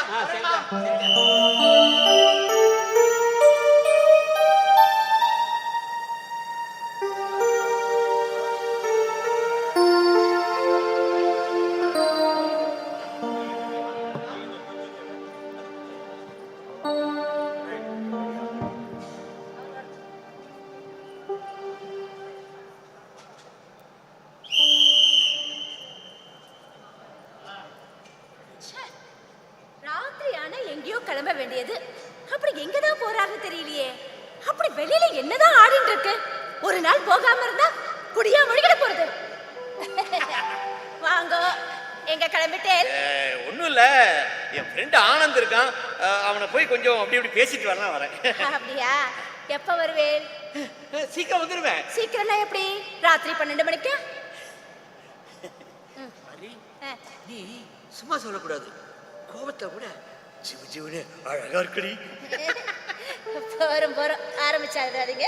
நான் வரட்டுமா? சரி, சீக்கிரம் போயிட்டு சீக்கிரமா வந்துருங்க. பாதி ராத்திரில வந்து மட்டும் கதவை தட்டிங்க, அப்புறம் எனக்கு கெட்ட கோவம் வரும். ஐயோ, என் செல்லக்குட்டி பட்டுக்குட்டி கோச்சுக்காதரி. இதுக்கெல்லாம் இப்ப கோச்சு நான் சீக்கிரம் வந்துருவேன். வரட்டுமா? சீக்கிரம் வந்துருங்க. வரேன். இங்க அப்பா, கோபி, ராத்திரி நேரத்துல எங்கடா போயிட்டு இருக்க? உனக்கும் சொல்லணுமா? என் ஃப்ரெண்டு பக்கத்துல இருக்க ஒரு முக்கியமான சமாச்சாரம் பேசணும். பேசி சீக்கிரம் வந்துருவேன்ப்பா. ராத்திரியில தூக்கம் முடிச்சு உடம்ப கெடுத்துக்காதடா.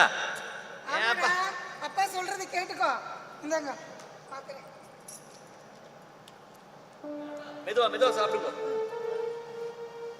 குடிங்க, தாராளமா குடிங்க. ஆமா, சேப்பு கடையில் ஒரு மாத்திரை தருவியே? அது ஆயிடுத்துண்ணா, வாங்கிட்டு வர சொல்றேன். அம்மா, மாத்திரை தீந்து போயிடுதா? ஏமா கிட்ட சொல்லல? நான் சொன்ன வாங்கிட்டு இருப்பேன்ல. கோபி, மறுபடியும் உன்னை தொந்தரவு செய்யறமோன்னு இருக்குப்பா. தொந்தரவா? வயசான அப்பா அம்மாவுக்கு பண்றது கொடுத்து வச்சிருக்கணும்ப்பா, கொடுத்து வச்சிருக்கணும். இங்க பாருங்க, நீங்க எதுக்கும் கவலைப்படக்கூடாது. நான் உங்களுக்கு இருக்கேன். பாருப்பா. சரிப்பா, பிரிஸ்கிரிப்ஷன் கிட்ட இருக்கு. நான் வரும்போது நான் வாங்கிட்டு வரேன். வரட்டுமா? வரேன்ப்பா. கோபி நில்லுடா, பணம் தரேன். இல்லப்பா, என்கிட்ட பணம் இருக்கு, நான் வாங்கிக்கிறேன். வரட்டுமா? என்னடி போகும்போது உங்ககிட்ட என்ன பணம் காசு கொட்டி கிடக்க? என்னடி பின்ன நீங்க இப்படி கவனிச்சுக்கிட்டா மட்டும் போற காலத்துல இவன் கிட்ட இருக்கிற பணம் காசு எல்லாத்தையும் உங்ககிட்ட கொடுத்துட்டு போயிட போறாளா? அப்படியே கொடுத்தாலும் உங்க அண்ணன்மார்கள்லாம் சும்மா விட்டு போறாளா? பெத்தவாளை கவனிச்சுக்கிறதுக்கு துப்பு இல்லைனாலும் வயசான காலத்துல அவளுக்கு அப்புறமா நாம எல்லாத்தையும் பிடிக்கிட்டதா அவன் நம்ம மேலதான் பழிய சுமத்துவான். உங்களுக்கு நல்ல சர்டிபிகேட் கிடைக்க போறதே இல்ல, புரிஞ்சுக்கோங்க. ஏட்டி கத்தர ராட்சசி மாதிரி. அம்மா அப்பா ஏற்கனவே பாவம், அப்பா உடம்பு சரியில்லை, பார்த்துட்டு இருக்கோம். நம்ம அவசியம் பண்ணிருக்கோம்ல. அவ காதல விழுந்துருப்போது சங்கடப்படுவாடி. ஐயோ, விழட்டோங்கிறேன். அவ காதல விழணுங்கிறதுக்காக இப்படி கத்தி கடைசாரி எதுக்கு வந்து பேசுறது? உன்னை என்ன பண்ண தெரியுமா? அடிச்சு பல்லெடுத்து தேய்ச்சிருவேன். எப்ப பார்த்தாலும் தெரிய வச்சு நான் பேசுறது. ஏன் உங்க கையை நிறுத்திட்டு அடிங்கோ, தாராளமா அடிங்கோ. இந்த தைரியத்தை உங்க ஆத்துக்கு வராரே உங்க ஆத்து மாப்பிள்ளை, அவர் உருட்டும் பெறட்டும் புரட்டும் போதும் அவகிட்ட இந்த தைரியத்தை காட்டுங்க.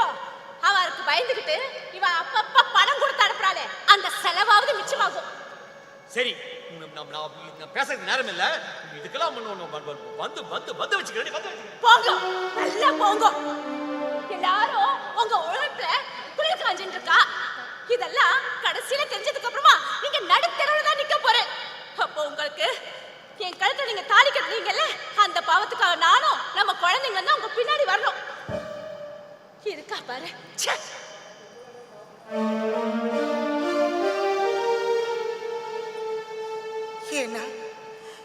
என்ன வார்த்தை பேசிட்டு போற பார்த்தேல? எல்லாம் நம்ம தலையெழுத்துடி மகளோ, தலையெழுத்து. மற்ற பிள்ளையெல்லாம் நமக்கு அனுசரியா இருந்தா இந்த பேச்சு வருமா? ஒரே பொண்ணுன்னு கல்யாணம் பண்ணி கொடுத்தோம், அவளாவது அங்கே சந்தோஷமா இருக்கடா. மாப்பிள்ளை பணம்னு அரிச்சு எடுக்கிறாண்டி. அவளுக்கு கல்யாணம் பண்ணி கொடுத்து 28 வருஷம் ஆச்சு. அவளுக்கே கல்யாண வயசுல ஒரு பொண்ணு இருக்கா. ஆனா எப்பவோ நடந்த அவ கல்யாணத்துல நம்ம சீர் செலுத்தி செய்யலன்னு ஒவ்வொரு தடவை வரும்போது குத்தி பேசிட்டு இருக்காண்டி. இதையெல்லாம் மறக்கணுங்கிறதுக்காக தான் நான் வெளியில சந்தோஷமா பேசிட்டு இருக்கேன். இத பாருங்கண்ணா, நம்ம புள்ள கோபி ஒரு வார்த்தை கூட நம்ம 2 பேரையும் கடிச்சு பேசுறது இல்லைன்னா அது போறேன்னா நமக்கு அது போறோம். கோபி தங்கடி தங்கம்.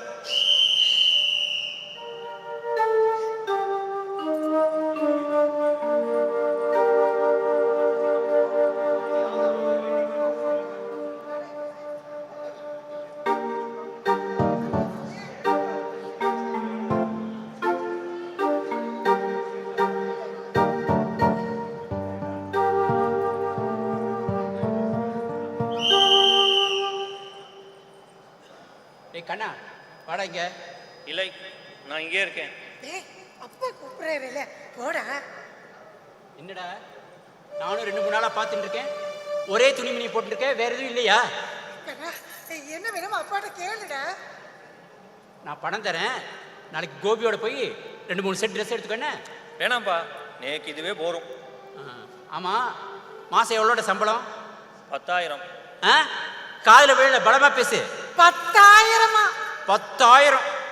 10,000 வச்சுட்டு வாடகை கொடுத்துட்டு எப்படிடா உன் அண்ணா தம்பியில எவ்வளோ சம்பாதிக்கிற தெரியுமா? மாதம் 50,000 60,000 சம்பாதிக்கிறா. நீ ஏன் சம்பாதிக்கணும் இப்போது புரிஞ்சிட்டியா? அவளை மாதிரி தான் உன்னையும் படிக்க வச்சேன். துரை படிக்கலை, வாலிப வயசு, சேர்வார் சேர்க்க பலன் இன்னைக்கு இந்த நிலைமை. படிக்கிற காலத்தில் சரியாக பிடிக்கலன்னா இப்படி தான்டா கஷ்டப்படணும். ஆமாம், ஏண்டா உன் பொண்டாட்டி கூட்டின்னு வரல? நீங்கள் 2 பேரும் அங்கே வந்தாதான் அவள் இங்கே வருவாளாம். பைத்தியக்காரா, உன் சம்பாத்தியத்தில் உன் குடும்பத்தை தாட்டுறதே கஷ்டம். எப்படிடா? நீங்கள் 2 பேரும் அங்கே வாங்கோ, மூட்டை தூக்கியாவது உங்கள் 2 பேரையும் நான் காப்பாற்றுறேன். கண்ணா, இந்த வார்த்தை நீயாவது சொல்றியடா, ரொம்ப சந்தோஷமா இருக்குடா. இதை பாருடா, நாங்கள் அங்கே வந்தா நோக்கு தாண்டா சிரமம். இருக்கிறது ஒரு ரூம், நீயும் உன் பொண்டாட்டியும் எங்கே இருப்பேன், நாங்கள் எங்கே தங்குவோம்? நிச்சயம் நீ ஒரு நல்ல நிலைமைக்கு வருவேன். அப்போ நாங்கள் வரோம். நல்ல நிலைமைக்கா? எப்போ? அடுத்த ஜென்மத்திலையா? படி படி படி தலைதலையா அடிச்சுட்டேன். அப்போ கேட்டானே இவன், பார்த்தாலே பத்திண்டு வருதுடி. படிக்கிற காலத்தில் சரியா படிக்காத வளர்க்கலாம், இதுதாண்டி தண்டனை. நான் தான் படிக்காது ஏன் தப்புன்னு சொல்லிட்டேனம்மா. பின்ன ஏமா அப்பா என்ன இப்படி பேசுறா? சரி சரி, அழாத, வா உள்ள வா.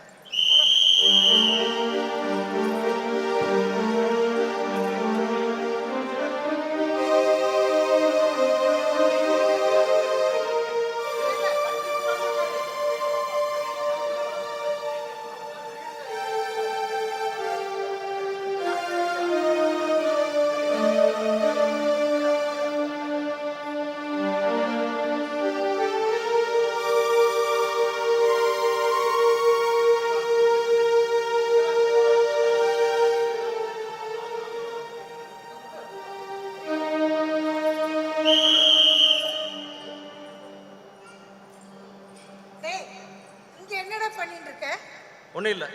என்ன ஒன்றும் இல்லை? நானும் வந்ததுலேருந்து பார்த்துட்டு தான்டா இருக்கேன். அப்பா கிட்ட மூஞ்சி கொடுத்து பேச மாட்டேங்கிற. கஷ்டப்பட்டப்ப காசு பணம் கொடுத்து உதவாதர்கிட்ட என்னம்மா பேச்சு வேண்டி கிடக்கு? டேய், அவரு அப்பாடா, விரோதி இல்ல. உன்னை படிக்க வச்சு போர் நிறுத்துமா? எப்ப பார்த்தாலும் படிக்க வச்சு அது இதுன்னு. படிக்க வைக்கிறது மட்டும் பெத்தவா கடமை இல்ல.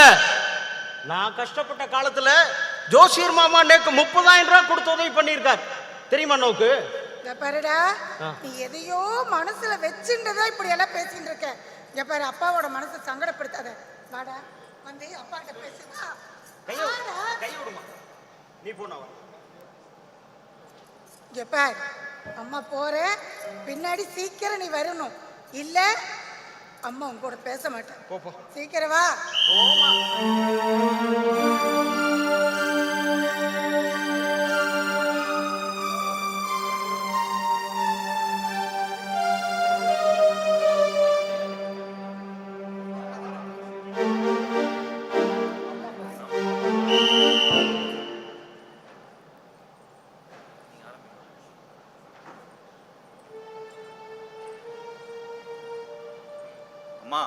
ஏண்டா கோபி ரொம்ப கொடுத்து வச்சோமா. அப்பா அம்மா கூட இருக்கிறது ரொம்ப பாக்கியம். ஆமாண்ணா. ஏண்டா, நாங்க உங்க கூட வரோன்னு தான் சொல்றோம், நீ தானே எங்களை கூட்டிட்டு போக மாட்டேங்கிற. என்ன பண்றது, எனக்குன்னு அப்படி ஒரு பொண்டாட்டியை தேடி பிடிச்சி கல்யாணம் பண்ணி வச்சிருக்கேல. ராட்சசி, அடங்காப்பிடாரி. ஒரு நிமிஷத்துல விட்டடிச்சுட்டு வந்துருவேன். குழந்தைகளுக்காக பாக்குறேன். வேண்டாடா, வேண்டாம், அப்படியெல்லாம் எதுவும் பண்ணிடாதப்பா. நாங்கெல்லாம் இன்னும் எத்தனை நாள் இருக்க போறோம்? இதை பாரு, கடைசி வரைக்கும் உன் கூட வாழ போறது அவதானே. அவளை அனுசரிச்சுட்டு போய்க்கடா. ஆனந்தி கோபியை அனுசரிச்சுட்டு போறா, அந்த மாதிரி அவ இல்லையம்மா. என்னது, ஆனந்தி அனுசரிச்சுட்டு போறாளா? இன்னும் 1 மாசம் இங்கதான் இருக்க போற. போக போக நீயே புரிஞ்சுப்ப. நானும் என் பொண்டாட்டி இவா 2 பேரையும் வாங்கன்னு தான் கூப்பிடுறோம். ஆனா இவா தான் வரமாட்டேங்கிறா. உனக்கு மனசு இருக்கு, வசதி இல்லை. ஆனா எனக்கு வசதி இருக்கு. எனக்கு அமைஞ்ச ராட்சசிக்கு மனசு இல்லையே.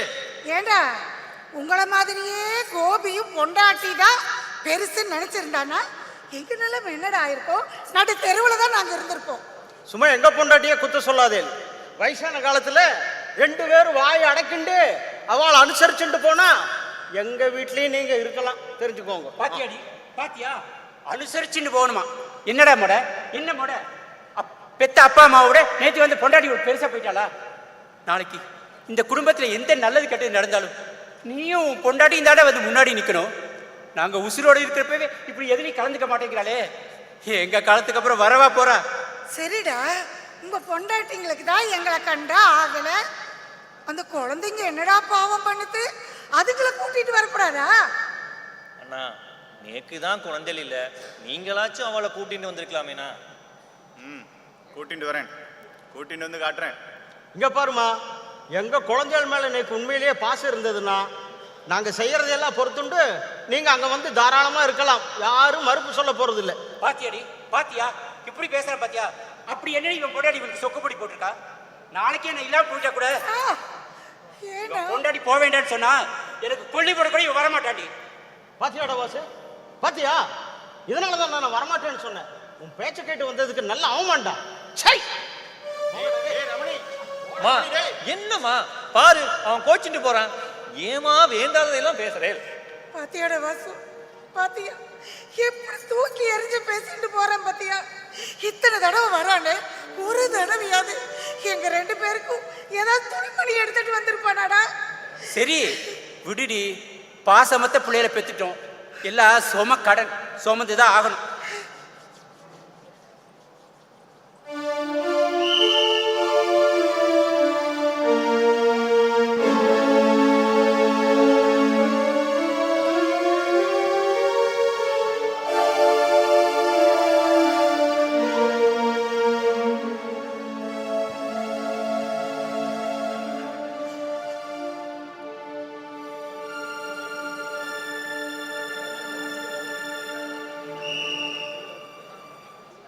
என்னடா கோபி, ஆபீஸ் இன்னைக்கு லீவா என்ன? நீங்கள்லாம் அத்திப்பத்த மாதிரி வந்திருக்கேளு, இன்னும் 1 மாசம் இருக்க போறேளு. எனக்கு ஆபீஸ் வேலை அது இதுன்னு அரைஞ்சிட்டு இருக்கேன் நான். அதனால இன்னைக்கு உங்க கூட ஜாலியா இருக்கலான்னு லீவ் போட்டேன். வரேன். திருக்கழுக்குன்ற கழுகு மாதிரி நான் இங்க இருக்கிறது இப்பதான் தெரிஞ்சது இல்லையே. வள்ளு விடறா. வரேன். என்ன அவசரம்? நான் கூப்பிடுறது உங்க காதுல விழலையா? ஐயோ வரேன்டி. அப்பா எங்க போய் தொலைஞ்சியா இருப்பா? எங்க பாருங்க, கோயிலுக்கு போற வரேன்டா. கத்திட்டே இருக்கா, கோயிலுக்கு போற நீங்க போறல. அவன் என்ன கூப்பிடுறா, என்ன கூப்பிடுறா கேட்டுட்டோமா? என்ன சொல்லுங்க. உள்ள போய் கேட்டுட்டு விட்டா வா. அப்பா, நான் வாழ்க்கையில பண்ணின பெரிய தப்பு தெரியுமில்ல, இவளை கல்யாணம் பண்ணிருந்தா. இன்னும் 4-5 குழந்தைகள் பிறக்கட்டும், அப்புறமா சொல்லு. நீங்க போயிட்டு வாங்க, கோயிலுக்கு போயிட்டு போங்க. என்ன வரல இல்லையா? வரேன்டி. ஏண்டி ஆனந்தி, இப்ப வர போறல ஏண்டி அண்ணாலாம் வந்திருக்கா, அவங்கள ஜாலியா இருக்க நீங்க 1 நாள் லீவ் போட்டேன், அதுக்குள்ள வாழ் கத்தனை என்ன வேணும் உனக்கு? இப்போ இங்க பாருங்க, இப்படி வெட்டித்தனமா பேசுறதை விட்டுட்டு உங்க அப்பாவையும் உங்க அம்மாவையும் அவளோட அனுப்புறதுக்கு வழியை பாருங்க, அதை பத்தி பேசுவோம். இதுதான் நல்ல சந்தர்ப்பம், எல்லாரும் ஒன்னா வந்திருக்கா. முடியாது, என்னால முடியாது. ஏன் எல்லாரையும் பெத்தா மாதிரி உங்களையும் பெத்தா நீங்களே மத்த அவளை வச்சுக்கணுமா? என்ன பேசிட்டு இருக்க? அம்மா அப்பா தெய்வத்துக்கு சமானம், என்னால முடியாது. அப்படியா? ஆமா. உங்க அப்பா அம்மா தெய்வத்துக்கு சமானமா? ஆமா. அப்போ ஒண்ணு பண்ணுங்க, இனிமே உங்க அப்பா அம்மாவுக்கு அர்ச்சனை பண்ணுங்க, ஆராதனை பண்ணுங்க, பூஜை பண்ணுங்க. இனிமே என்ன எதுவும் கேட்க கூடாது. இந்த ஆத்துல யாருக்கும் என்னால வலிச்சு கொட்டிட்டு இருக்க முடியாது, சொல்லிட்டேன். ஐயோ, எப்ப பார்த்தாலும் சண்டை இந்த ஆத்துல, நிம்மதியே இல்லை எனக்கு. இவ்வளவு கட்டிட்டு வச்சிருக்கு, ஏதோ பண்ணிக்கணும். சரி நான் உள்ள போறேன். சரி நீ ஏண்டி முறைக்கிற எல்லாத்துக்கும்? அவளை பார்க்கல, நான் உள்ள இருக்கேன். மெயில் பண்ணதுக்கு அப்புறம் கூப்பிடு. என்ன அப்படி பாக்குற? அவ கூட பேச போற, நான் கோயிலுக்கு போறேன், உள்ள இருக்கேன். போட கட்டிட்டு அலறது என்ன போடுறேன். கோபி, என்னடா அடங்க? கோபி, நானு கடவீதிக்கு போயிருந்தேன்டா. சரி, அங்க ஒருத்தரை பார்த்தேன். யாருன்னா? தண்டு மாமா இல்ல, தண்டு மாமா. அவர் சொல்றாரு, தண்டு மாமா நம்ம மாத்துக்கு வர போறாராம். ஐயோ, ஆமாடா, அந்த விஷயத்தை உங்ககிட்ட சொல்ல சொன்னாரு, அவ்வளவுதான். தண்டு மாமா வர போறாரு. அண்ணா, ஆமா பாத்துக்கோ. தண்டு மாமா பெரிய சவுனியாச்சே, நன்னா இருக்கிற கொண்டு வந்து பிரிச்சிருவாரே. ஐயோ, என்ன பண்ணுவே தெரியலையே. இந்த பிரச்சனை பத்தாது இவர் காலங்கத்தால் இவன் பிரச்சனை, இந்த பிரச்சனை பத்தாது இவரு வேற. ஐயோ, தண்டு மாமா வந்து டேரா போட்டா சாமானியா போக மாட்டாரே. என்ன பண்ணுவது தெரியலையே. ஐயோ, என்ன பண்ணுவது தெரியலையே.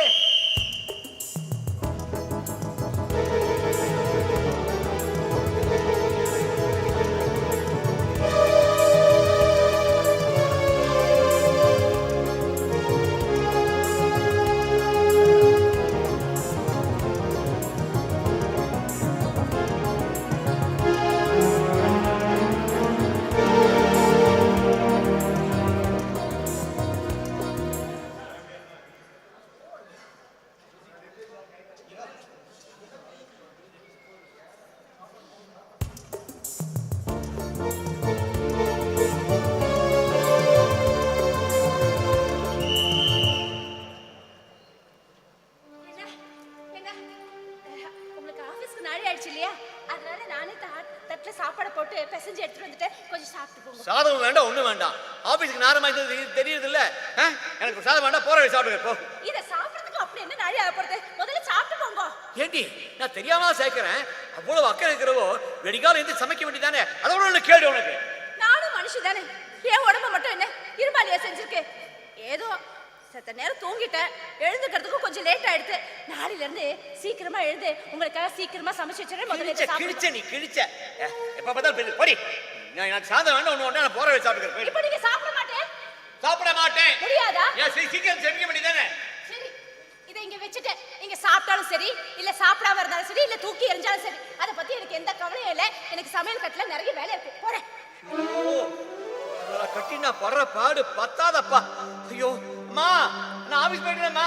நான் கிளம்புறேன். டைம் ஆச்சு. ஆமா ஆமா ஆமா ஆமா. என்னடா தட்டுல போட்டு சாதம் அப்படியே இருக்கு, ஏன் சாப்பிடலையா?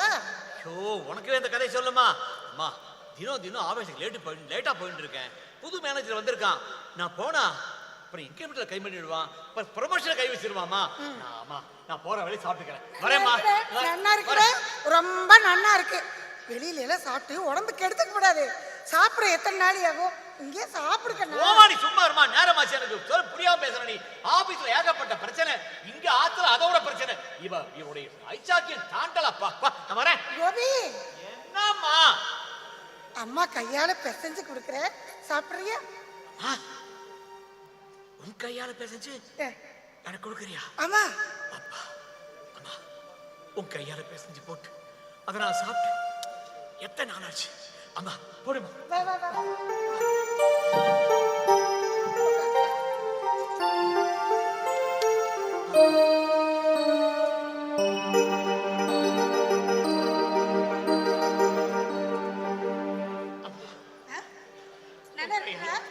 உன் கையால சாப்பிட்டு எத்தனை நாள்.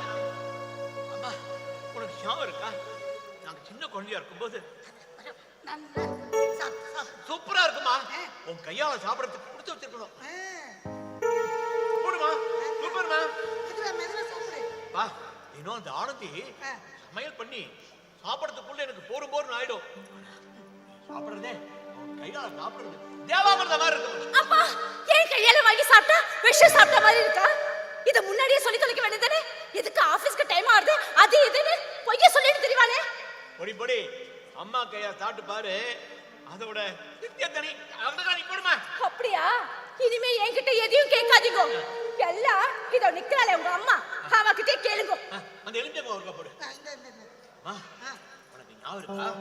நாங்கெல்லாம் சின்ன வயசுல போது கோமதிக்கா சாப்பிடு முதல்ல நீ சாப்பிடு. கோபர் தேவையாடி உனக்கு கல்யாணம் பண்ணி வச்சுட்டோன்னா ஒதுங்கிடணும். இதனாலதான் பிரச்சனையே. அவர் கிடக்கிறது இங்க போடு. இவனே இன்னும் பச்சை குழந்தையா?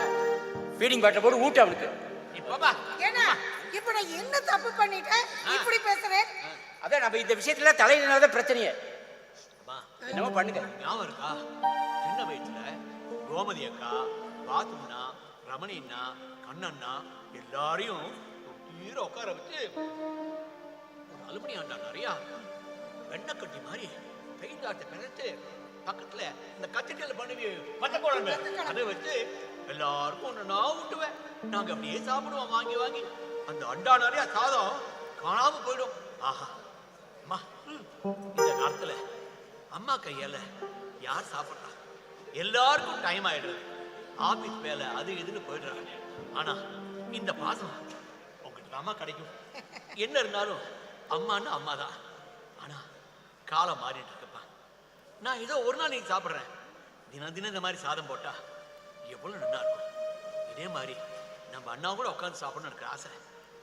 சூப்பர்மா. சரி சாப்பிடு சாப்பிடு. ஆமா ஏங்க கோபி, புதுசா வந்த மேனேஜர் அவ்வளோ சிடுமூஞ்சியா? ஐயோ சாப்பிட நேரத்தை மறந்துட்டேன்னு. நான் வரேன், நான் வரேன், நான் வரேன். கையை அலம்பிட்டு போடா. ஐயோ நல்ல புள்ள. அம்மா என்னடா கண்ணா? அம்மா கோபிக்கு சாதம் பிசைஞ்சு போட்ட மாதிரியே நேக்கும் போடுறியாம்மா? என்னடா இப்படி கேட்டுட்டு? நீயும் ஏன் புள்ள தாண்டா. இந்த சாப்பிடு சாப்பிடு சாப்பிடு, மெதுவா சாப்பிடு.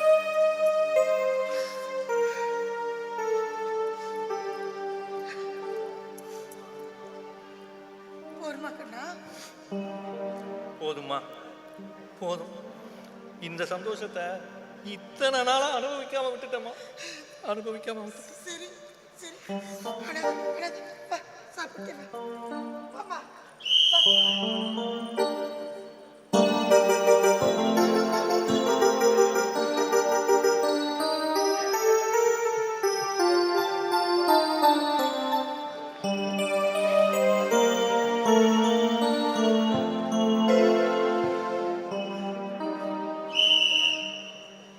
இங்க பாருங்க, உங்களுக்கு உங்க அப்பா அம்மாங்கிற பேய் தான் பிடிச்சிருக்கு.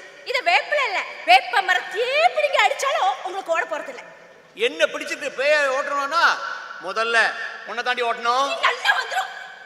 இத பாருங்க, என்ன பண்ணுவேனோ ஏது பண்ணுவேனோ எனக்கு அதெல்லாம் தெரியாது. உங்க அம்மாவும் அப்பாவும் உங்க அண்ணனோட பர்மனண்டா போய் சேரணும். இதுக்கு மேல ஒரு கெஸ்ட் வந்தா கூட இந்த குடும்ப பட்ஜெட் தாங்காது. ஐயோ ஐயோ பிரச்சனை பிரச்சனை வந்துட்டே. தண்டையார்பேட்டை தண்டு வந்திருக்கே மாமா. என்ன மாமா திடீர்னு? யாரா அது? யாரு? என் பொண்டாட்டி. அம்மா அண்ணே, இது உங்க ஆக மாதிரி யாருக்கும் பயந்துக்காத. கால் மேல கால் போட்டு உட்காந்துக்கோ. யாரா எதை கேட்டா என் பேரை சொல்லு. தண்டையார்பேட்டை தண்டு, நான் பாத்துக்கிறேன்.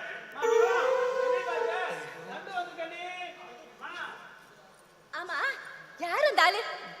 எங்க அம்மாவுக்கு தூரத்து சொந்த மாமா, எனக்கு மாமா ஆகணும். அது சரி, இது என்ன சத்திரமா இல்ல சாவடியா? கண்ட தெரு நாய்ங்கெல்லாம் இந்த வீட்டுல வந்து தங்கறதுக்கு? அதுவும் என் வீட்டுக்கே வந்து என்னையே உட்கார சொல்லி சொல்றா. இது சரிப்பட்டு வராது, கண்டிப்பா சரிப்பட்டு வராது.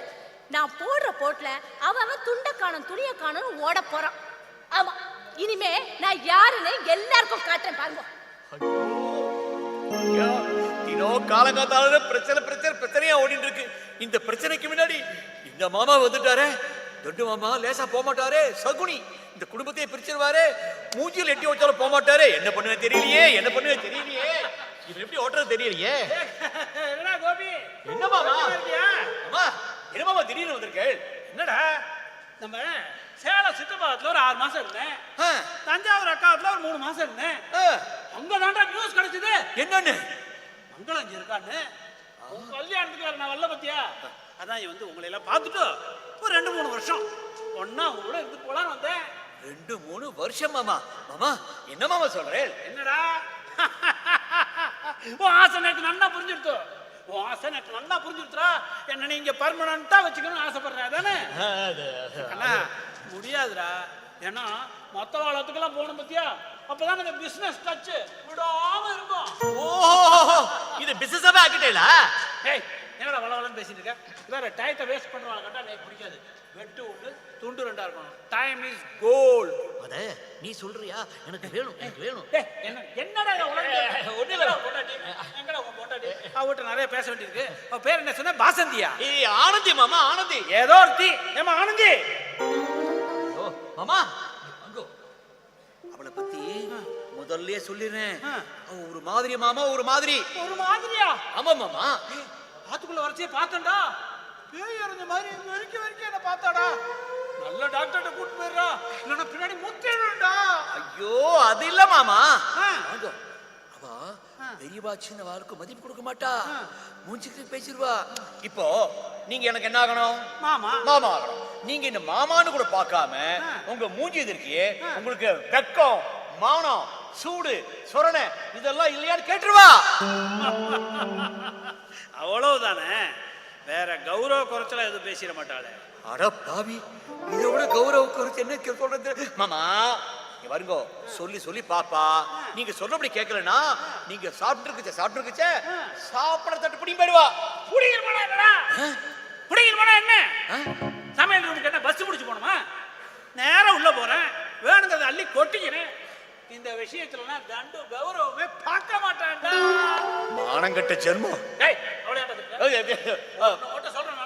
என்ன என்ன மனுஷன் எதை வேணாலும் இழந்துடலாம்டா, ஆனா இந்த மானத்தை மட்டும் இழந்துடக்கூடாது. இழந்துட்டா அவன் உயிரோட இருக்க கூடாது. ஐயோ வேணும், எனக்கு நன்னா வேணும். என்னன்னா அவசரப்பட போறேன் தெரியலையே. ஐயோ என் மாமாவோட நீங்க உள்ள பாப்போம் மாமா, கஷ்டமா இருக்கு.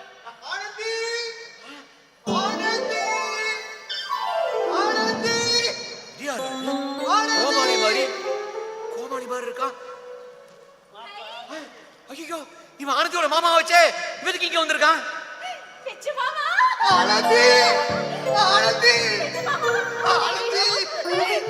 எப்படி இருக்கே மாமா? நல்லா இருக்கேடா. எப்ப வந்தே? இப்பதான் வந்துட்டே இருக்கேன். சரி, என் கடைசி காலத்தை எப்படா ஓட்டுறதுன்னு கவலைப்பட்டு இருந்தேன். சரி, என் மருமா உன்னாவ வந்தது, உடனே வந்துட்டேன். சரியான நேரத்துக்கு தான் வந்திருக்கேன். இனிமே நீங்க எங்கேயும் போக வேண்டாம். இனிமே இந்த ஆத்துல நீங்க பர்மனன்ட்டா இருக்கலாம். அறிவு கட்டவனே, என்ன விருந்தாளிக்கு நிறைய விருந்தாளி பட்ஜெட் தாக்கு மாடி. ஏன் உங்க மாமாவுக்கு ஜெட்டாங்கிற பட்ஜெட் எங்க மாமாவுக்கு தாக்காதா? அவர் இனிமே இங்க தான் இருப்பார். சாபாஸ், சரியான போட்டி. என்னது சிரிக்கிற ரெண்டு பேரும்? சந்தேகமே இல்லை, இனிமே என் பொழப்பு சிரிப்பா சிரிக்க போறது.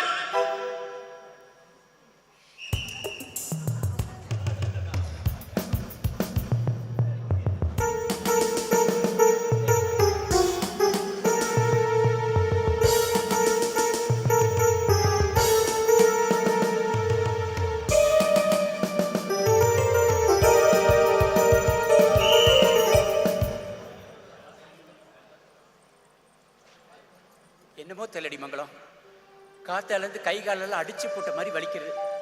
அப்படியே சித்த சாஞ்சு உட்காந்துக்கலாம் போல இருக்கு. உட்காருங்களே, ரெஸ்ட் எடுங்க. இந்த உடம்ப வச்சுட்டு காத்தால வாக்கிங் அவசியமா? நம்மளே நமக்கு வினையை தேடிக்கப்படாதுன்னா உட்காருங்க.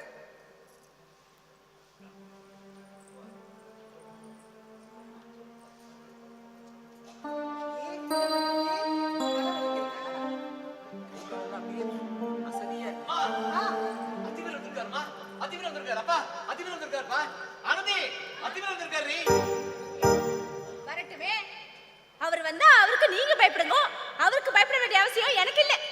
சரி சரி, நீ பேசாம இரு போ. அவளை கொஞ்சம் மெதுவா பேச சொல்லுடா, அவர் காதுல விழுந்துட போறவே. விழட்டுமே, நல்லா விழட்டும். என்ன உங்க மாப்பிள்ளை நரசிம்மன் அப்படியே நரசிம்மர் அவதாரம் எடுத்து என் கொடல உருவி தனக்கு மாலையா போடுப்பாரோ? சரி சரி, நீ உள்ள போ. உன்னை யாரும் மரியாதை சொல்லி கொடுக்க சொல்லி கேட்கல, போடி உள்ள போ. சொல்லித்தான் பாருங்களேன், நான் அவருக்கு எப்படி மரியாதை கொடுக்கறேன்னு பாருங்க. என்ன பொண்ணை கொடுத்துட்டா அவருக்கு எல்லாருமே அடிமையா இருக்கணுமா? என்கிட்ட இதெல்லாம் நடக்காது. இதெல்லாம் நீங்க கொடுக்கிற இடம். ஏய் போடி. அத்திமே வாங்க, அத்திமே வாங்க மாப்ள, வாங்க வாங்க. உட்காருங்க அத்திமே. ஏ மாப்ள, மாலதி நல்லா இருக்காளா? உண்மையா? யாரு? அடடே, உங்க பொண்ணு கேக்குறா? என்னவள ஞாபகம் வச்சுட்டு தொலைணும். என்ன திம்பே இப்படி பேசு? உங்களையும் கோமதி அக்காவு மேலையும் எங்களுக்கு என்னைக்கும் மதிப்பு மரியாதை உண்டு திம்பே. மரியாதையா? மரியாதை பத்தி பேசுறதுக்கு இந்த ஆத்துல யாருக்குமே யோக்கியதை இல்ல. மரியாதை கட்ட குடும்பம். நான் வந்து இத்தனை நாள் ஆச்சே, உன் பொண்டாட்டி வந்து என்ன வாடி கூப்பிட்டுருக்காளா? மரியாதை பத்தி பேசிட்டு இருக்க. இந்த ஆத்து மாப்பிள்ளைங்கிற மரியாதை இருந்தா ஏதோ ஈசி சேர்ல ஹாயா உட்காந்துட்டு எனக்கு ஒரு சேரை போட்டிருக்காரு. நீ மரியாதை பத்தி பேசிட்டு இருக்க. இல்ல மாப்பிள்ள, காலையில இருந்து செத்த உடம்பு சரியில்லை, அதுதான் அசதியில் அப்படியே செத்த உட்காந்துட்டேன். ஆமா ஆமா ஆமா, 28 வருஷத்துக்கு முன்னால ஊரையே கூட்டி அமர்க்களமா கல்யாணம் பண்ணினாலே. அந்த அசதியே என்ன தீர்ந்திருக்காது. காலமிக்கு விடட்டுமா? கல்யாணம் பண்ணினால கல்யாணம், இப்படி கேவலமான ஒரு கல்யாணத்தை இது வரைக்கும் யாரும் பண்ணலன்னு இன்னும் ஊர்ல பேசிக்கிறா. என்ன மாப்பிள்ளை இது? அப்ப ஏதோ எங்க சக்திக்கு ஏத்த மாதிரி பண்ணினோம். இத்தனை வருஷம் ஆயும் அதையே குத்தி குத்தி பேசிட்டு இருக்கல மாப்பிள்ள. பேசுவேன், நன்னா பேசுவேன். 50 வருஷம் ஆனாலும் பேசுவேன். என்னோட வயிற்றுச்சல் என்ன சொன்னேன்? நேக்கு இப்ப வசதிப்படல, போக போக ஒண்ணு செய்யறேன்னு சொன்னேளே, என்னத்தை செஞ்சாளு? இதெல்லாம் கேட்கறதுக்காக இந்த ஆத்துக்கு வந்தா உங்க பொண்ணு இதோ நிக்கிறானே, இவன் முன்னாடிய உலக மகா பேரழகின்னு தலையில தூக்கி ஆடின்னு இருக்கானே, அந்த புண்ணியவதி சொல்லிவிட்டா ஆத்துக்குள்ள வரக்கூடாதுன்னு. இந்த ஆத்து பொண்ணவா? அவ கண்களுங்களாமா? இல்ல அவ கண்களுங்களா? இந்த குடும்பம் தான் உருப்படுமா? இந்த குடும்பமே நிர்மூலமாகி நீங்க நடுத்தருக்கு வரல. போரு மாப்பிள்ள, போரு. வார்த்தையால கொல்லாதீங்க. ஏற்கனவே இங்க சண்டைக்கு சச்சரவுமா இருக்கு, நீங்க வேற சாபம் கொடுக்காதீங்க. மாப்பிள்ள, அப்ப ஏதோ எங்க சக்திக்கு ஏற்ற மாதிரி செஞ்சோம். நீங்க கேட்ட மாதிரி நகை பண்ணி போட முடியல. அதனாலதான் இன்னும் இது வரைக்கும் மாசம் உங்களுக்கு பணம் கொடுத்துட்டு இருக்கோமே. இருங்கோ மங்களம், இந்த மாசம் பணம் வச்சிருக்கேன், இந்த பீரோல எடுத்துட்டு வா. அம்மா, இந்த ஷெல்ஃப்ல வச்சிருக்காரு நீங்க பாரு, உள் ஷெல்ஃப்ல கீழே வச்சிருப்பா பாரு.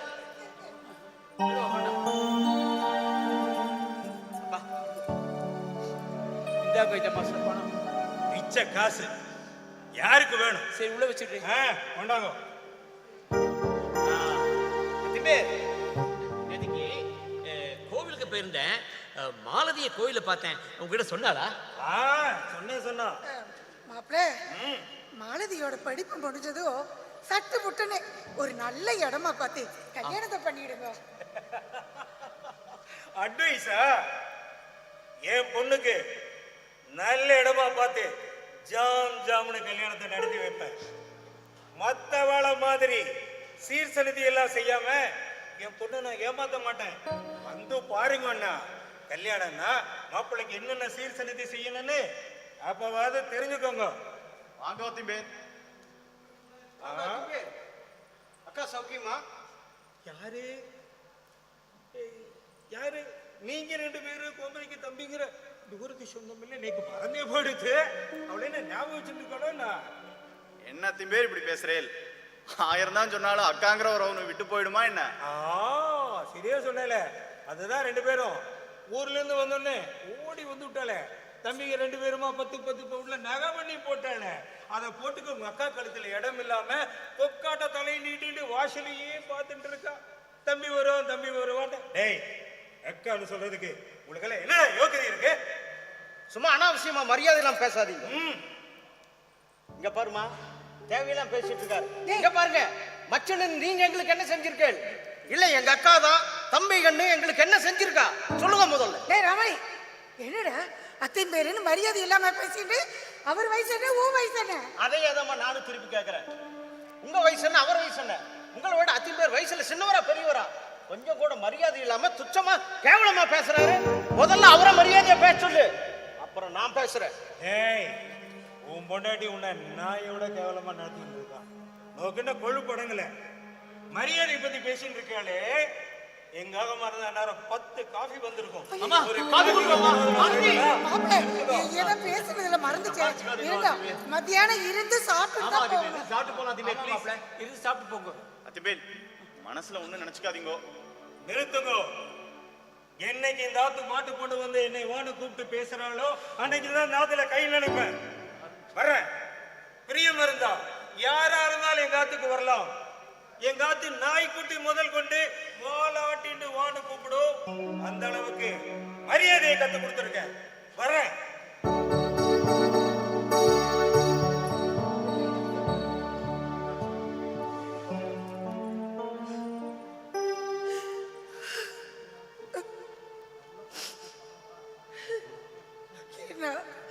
கால் வலிக்கிறதுன்னு சொன்னேன், உட்காந்துக்கோ. கோமதி சொல்லுங்க, கோமதியோட போட்டு கோமதி நானே பாழு கிணத்துல தள்ளி டேட்டி பங்களா, பாழு கிணத்துல தள்ளி டேட்டி. ஒன்னே ஒண்ணு கண்ணே கண்ணுன்னு கருவேப்பிலை குத்தாட்ட என் குழந்தை கோமதியை பெத்து அவளை எவ்வளவு செல்லமா வளர்த்து காத்தால ஸ்கூலுக்கு அனுப்பிட்டு சாயந்தரம் வர்றதுக்குள்ள அவளை பார்க்காம தவியா தவிச்சிடுவேன். ஆனா இன்னைக்கு நம்ம குழந்தை கோமதியை பார்த்து எத்தனை மாசமாச்சுன்னா கோமதியை பார்க்காம என்னால இருக்க முடியலன்னா அம்மா ஈஸ்வரி, ராஜா ராஜேஸ்வரி, எனக்கு ஏமா இந்த தண்டனை, எனக்கு ஏன் இந்த தண்டனை?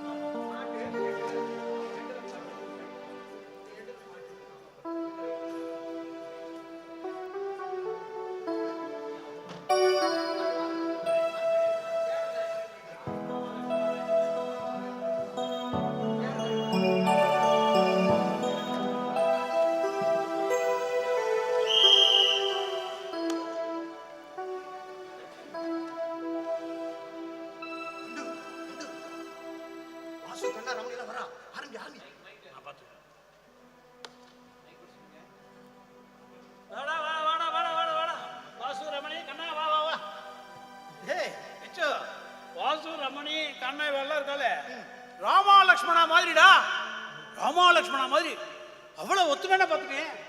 சொல்லி வச்ச மாதிரி அவ ஆத்துக்காரியெல்லாம் ஊர்லேயே விட்டுட்டு வந்திருக்கான்னு பார்த்துக்கோ. என்னடா நினைச்சிட்டு இருக்க? ஆமா, இந்த விருந்துக்குன்னு வந்தோன்னு வச்சுக்கோ. விருந்துக்கு சட்டு புட்டுன்னு காரியத்தை முடிச்சுட்டு கிளம்பிட்டே இருக்கணும். விலைவாசி என்ன விற்கிறது தெரியுமா? சொல்லண்டா பிச்சோ. விஷம் போல எறின்னு இருக்கு. ஆமா, எப்ப கிளம்புறதா உத்தேசம்? யாரை பார்த்து என்ன கேள்வி கேட்கணுங்கிற விவசாயம் போயிடுது. ஆமா, எங்கடா போயிட்டு வர? அப்பா மருந்து வாங்கிட்டு வர சொன்னார் மாமா, வாங்க போயிருந்தோம். ஏய், மிச்சம் 100 ரூபா இருந்தது, அப்பா கிட்ட திருப்பி கொடுத்தோம். நீ ஏன் வச்சுக்கோடான்னு சொல்லிட்ட? 100 ரூபா பெரிய அமௌண்டா? நேர ஊருக்கு போகும்போது அந்த 100 ரூபாய் எடுத்துட்டு போய் உங்க அப்பா ஞாபகமா ஏதாவது பிளாட்டு கிட்ட கிடைச்சுன்னா வாங்கி போடு. அபிஷ்டு 100 ரூபாய் கொடுத்தாரு. என்ன கிண்டலா? ஏய், பின் என்னடா 100 ரூபா கொடுத்தாரா? 100 ரூபா அத பெருமையா சொல்லிட்டு இருக்க. டேய், உங்களுக்கு சேர வேண்டிய உங்க அப்பாவுடைய ஆயிரக்கணக்கான பணம் வேற ரூட்ல போயிட்டு இருக்குடா. டேய், உங்க அப்பா எவ்வளவு பென்ஷன் வாங்குறாங்க தெரியுமா? தெரியாது. பென்ஷன் வாங்குறாரு, அதுவாவது தெரியுமா? அதையெல்லாம் தெரிஞ்சுக்கிற அவசியம் எங்களுக்கு தேவையில்லை. மண்டு உங்க அப்பாவோட பென்ஷன் காசுல கோபியும் அத்திம்பேரும் தான் என்ஜாய் பண்ணணுமா? டேய், ஆனந்தியா மர்மாதா ஏன் உங்களுக்கு நாங்க சப்போர்ட் பண்றோம்?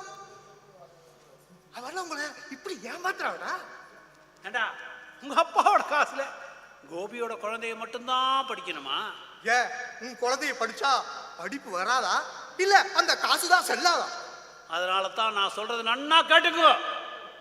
இது வரைக்கும் உங்க அப்பா வாங்கின பென்ஷன் காசுக்கு கணக்கு கேளு.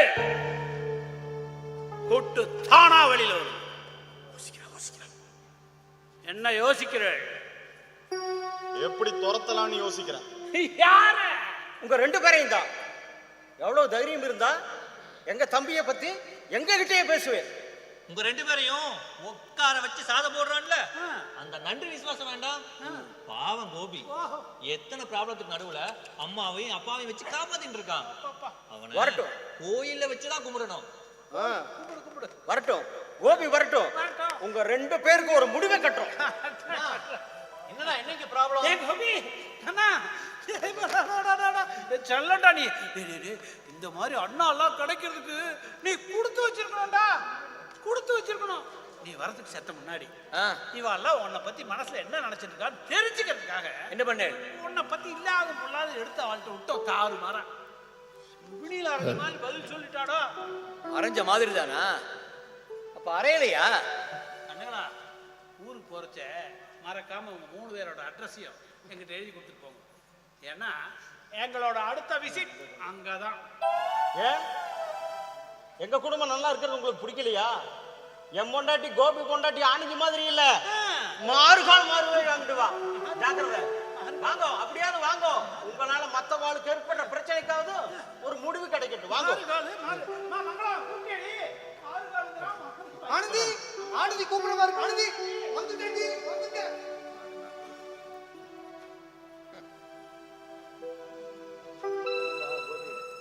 கோபி நம்ம எல்லாத்தையும் பிரிக்க பார்க்கறான். கோபி கோபி இவாளை நம்பாத, நம்ம 4 பேத்தையும் பிரிக்க பார்க்கறான்.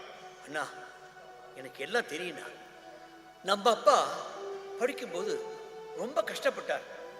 அந்த காலத்தில் தண்டுமாமாவோட அப்பா தான் நம்ம அப்பா படிக்கிறதுக்கு உதவி பண்ணார். அந்த நன்றிக்காக தான் நான் எல்லாத்தையும் பொறுத்துட்டு இருக்கேன். அவரை வீட்டை விட்டு போக சொல்றதுக்கு ஒரு நிமிஷம் போயிடும். ஆனா நன்றியா இருக்கணும். அப்பா கஷ்டப்படும் போது தண்டுமாமாவோட அப்பா நம்ம குடும்பத்தை காப்பாத்திருக்கார். அதோட நன்றிக்கடனுக்காக தான் நான் இதெல்லாம் பொறுத்துன்னு இருக்கேன். ஆனந்தி, உங்களுக்கு தெரியும் எத்தனையோ பிரச்சனை. அந்த பிரச்சனை சொல்ல விரும்பல. ஆனா நம்ம குடும்பத்துல அமைதியா இருக்கணும், நாமெல்லாம் ஒத்துமையா இருக்கணும் அப்படின்னு நான் தினம் ஆண்டவனை வேண்டாத நாளில் அண்ணா ஒண்ணு மாத்திரம் சொல்றேன் கேட்கணும். நம்மளுக்குள்ள நல்ல ஒரு அண்டர்ஸ்டாண்டிங் இருந்தா நம்மள எந்த சக்தினாலும் பிரிக்க முடியாது, எந்த சக்தினாலும் பிரிக்க முடியாதுன்னா.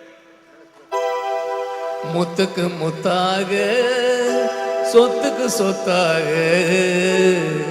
அண்ணன் தம்பி பிறந்து வந்தோம் கண்ணுக்கு கண்ணாக. அன்பாலே இணைந்து வந்தோம் ஒண்ணுக்குள் ஒண்ணாக. முத்துக்கு முத்தாக சொத்துக்கு சொத்தாக அண்ணன் தம்பி பிறந்து வந்தோம் கண்ணுக்கு கண்ணாக. அன்பாலே இணைந்து வந்தோம் ஒண்ணுக்குள் ஒண்ணாக.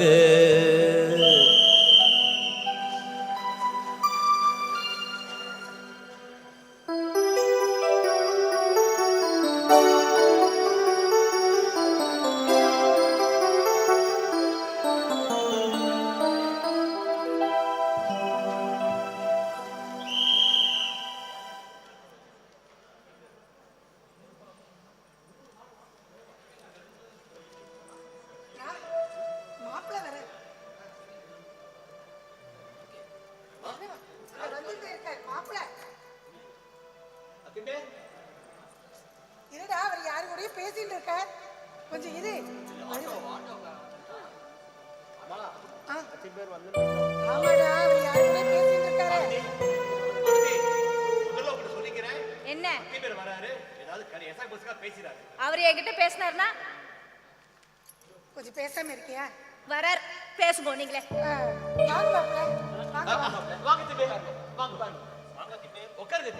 என்னடா 1ஆம் தேதிக்கு 1ஆம் தேதி வர்றவன் இப்படி நடுவில் வந்திருக்கானேன்னு பாக்குறா? மாப்பிள்ள, நீங்க தினமும் வரணும் தான் நாங்க ஆசைப்படுறோம். வரலனாதான் வருத்தமா இருக்கு. ஒவ்வொரு மாசமும் வந்து உங்களை தொந்தரவு பண்றது எனக்கு மனசுக்கு கஷ்டமா இருக்கு. அதனால ஒட்டுமொத்தமா ஒரு தொகையை கொடுத்துட்டேன்னா உங்களுக்கு பிரச்சனை எல்லாம் போயிடும். என்ன சொல்றேன்? அப்படி ஒரு படம் இருந்துட்டா என்னைக்கோ உங்ககிட்ட கொடுத்துட்டு போவே மாப்பிள்ள. அப்பா கிட்ட ஏதத்தின் பேர் அவ்வளவு பணம். பாருங்க, உங்களையோடைய அக்காவுடைய எங்களுக்கு ஒன்றும் பணம் பெருசு இல்லை. பேர் பாசம் தான் பெருசு. அப்படின்னா உங்க அப்பா டெபாசிட் பண்ணியிருந்தாருன்னா அந்த பணத்தை நான் வாங்கிக்கிறது இல்ல. உங்களுக்கு யாருக்கு ஆட்சேபணம் இல்லையே. என்ன சொல்றேன்? பணம் இருந்தா தாராளமா வாங்கிக்கோங்க. என்ன சொல்றேன்? டெபாசிட் பண்ணுமா? என்ன சொல்றேன்? அத்துமேர், எங்களுக்கு தெரியாம டெபாசிட் பண்ணுமா? என்ன அத்துமேர் சொல்றேன்? இருந்தோம். அப்படி உங்க அப்பா டெபாசிட் பண்ணி இருந்தாருன்னா அந்த பணத்தை நான் வாங்கிக்கிறதுல உங்களுக்கு யாருக்கு ஆட்சேபணம் இல்லைன்னா மாமா அந்த டெபாசிட் எடுத்து எனக்கு கொடுத்துருங்களே. என்னப்பா சொல்ற? அப்பா என்னப்பா ஏதோ டெபாசிட் கிபாசிட் அப்படிங்கிறாரு, நீ அதெல்லாம் கேட்டு அமைதியா இருக்கே. சொல்லுங்கப்பா, என்னப்பா? இல்லைன்னு சொல்லட்டும், நிரூபிச்சு காட்டுறேன். ஏ மாமா, அவர் சொல்றதெல்லாம் உண்மையா? எங்க எப்போ எவ்வளவு டெபாசிட் பண்ணிருக்கிறாங்க டீடைல்ஸ் என் கையில வச்சுட்டு இருக்கேன். அப்பா என்னப்பா உங்களுக்காக நான் எவ்வளவு கஷ்டப்பட்டு எத்தனையோ பிரச்சனைகளை பணம் வாங்கி கடன் வாங்கி இந்த குடும்பத்தை நடத்திட்டு இருக்கேன். எனக்கு தெரியாம நீங்க பேங்க்ல டெபாசிட் பண்ணிருக்கடா. நீங்க எங்களுக்கு தெரியாம இப்படி பண்ணுவேன்னு நான் நினைச்சே பார்க்கலப்பா. ஆமா ஆமா ஆமா டெபாசிட் பண்ணியிருக்கேன். அதை சொல்றதுக்கு நான் யாருக்கும் பயப்படணுங்கிற அவசியம் இல்லை. நீங்க பயப்பட சொல்லலை. 28 வருஷத்துக்கு முன்னால வாக்கு கொடுத்திருக்காளே அதுக்கு பயப்படுங்கன்னா அப்பா நீங்க இப்படி பண்ணுவேன்னு நான் கொஞ்சம் கூட நினைக்கலப்பா. ஏப்பா பணகாசு இல்லாம நான் எவ்வளவு கஷ்டப்பட்டுட்டு இருந்தேன். அப்ப கையிலேயே பணத்தை வச்சுட்டு எனக்கு கொடுக்காம இப்படி ஏமாத்திட்டீங்களேப்பா. நேத்து உங்க பணகாசு தேவையில்லப்பா.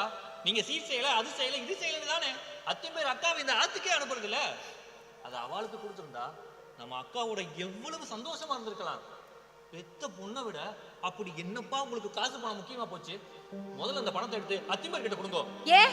எதுக்கு அவர்கிட்ட கொடுக்கணும்? உங்க ஆத்து பணத்தை உங்க பொண்ணு சாப்பிடுறதுக்கு யோகியது இல்லையா? கண்ட நாய்கள் எல்லாம் திங்கிறச்ச எங்களை பத்தி பேசுறதுக்கு உங்களுக்கு எந்த யோகியதையும் கிடையாது. இந்த உருட்டல் மிரட்டல்லாம் அவ கிட்ட வச்சுக்கோங்க, என்கிட்ட வேண்டாம். ஆனந்தி நீங்க பேசாம இருங்க. அவளெல்லாம் வைக்க வேண்டிய இடத்துல வச்சாதான் அவர் சரிப்பட்டு வருவார். டேய் என்ன கேள்வி கேட்கறதுக்கு இந்த குடும்பத்துல உனக்கு எந்த யோகியதையும் இல்லடி. அப்படியா? இந்த வீட்டு வாசப்படி மிதிக்கணும்னா என்கிட்ட பர்மிஷன் வாங்கிக்கிறதா உள்ள நுழையணும். ஜாக்கிரதை. என்னடி சொன்ன? போது நிறுத்துங்கோ, போது நிறுத்துங்கோ. இனிமே இந்த பிரச்சனையை இந்த ஆத்துல யாரும் பேசக்கூடாது. அந்த பணம் நான் சுயமா கஷ்டப்பட்டு சம்பாதிச்ச பணம். அதை நான் யாருக்கு வேணா கொடுப்பேன். ஏன் குப்பை தொட்டியில கூட வீசி எறிவேன். அந்த பணத்துக்காக இனிமே யாரும் உரிமை கொண்டாட வேண்டாம். நீங்க போலாம். ஓ அப்படியா? இனிமே இந்த குடும்பத்துக்கும் எனக்கும் எந்த சம்மந்தம் இல்லை. வாக்கு கட்ட குடும்பம். சீ.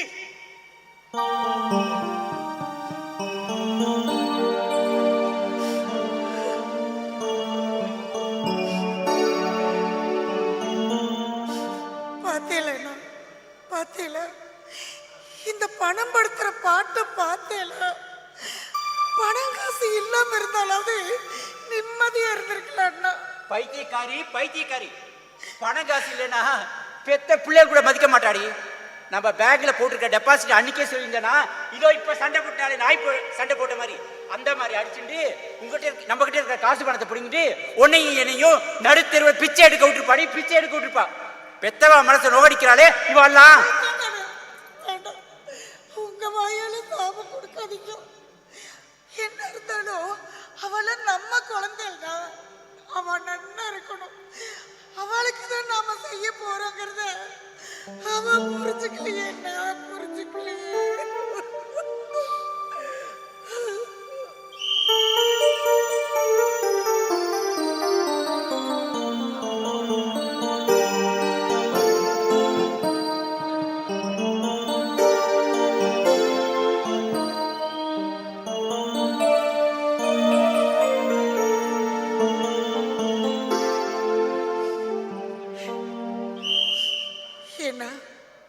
இத்தனை நாள் நம்ம மாப்பிள்ள தான் நம்மளை பேசிட்டு இருந்தார். ஆனா இப்போ நம்ம குழந்தையில பேச ஆரம்பிச்சுட்டாலேன்னா. சரி சரி சும்மா அதே பேசிட்டு இருக்க கூடாது. சரி வா கோயிலுக்கு போயிட்டு வரலாம். மனசு கொஞ்சம் நிம்மதியா இருக்கும்.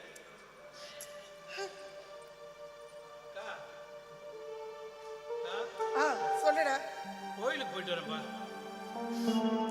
அம்பாளுக்கு என்னமா அலங்காரம் பண்ணியிருக்கா தெரியுமா? இந்த குங்குமம் எடுத்துக்கோ.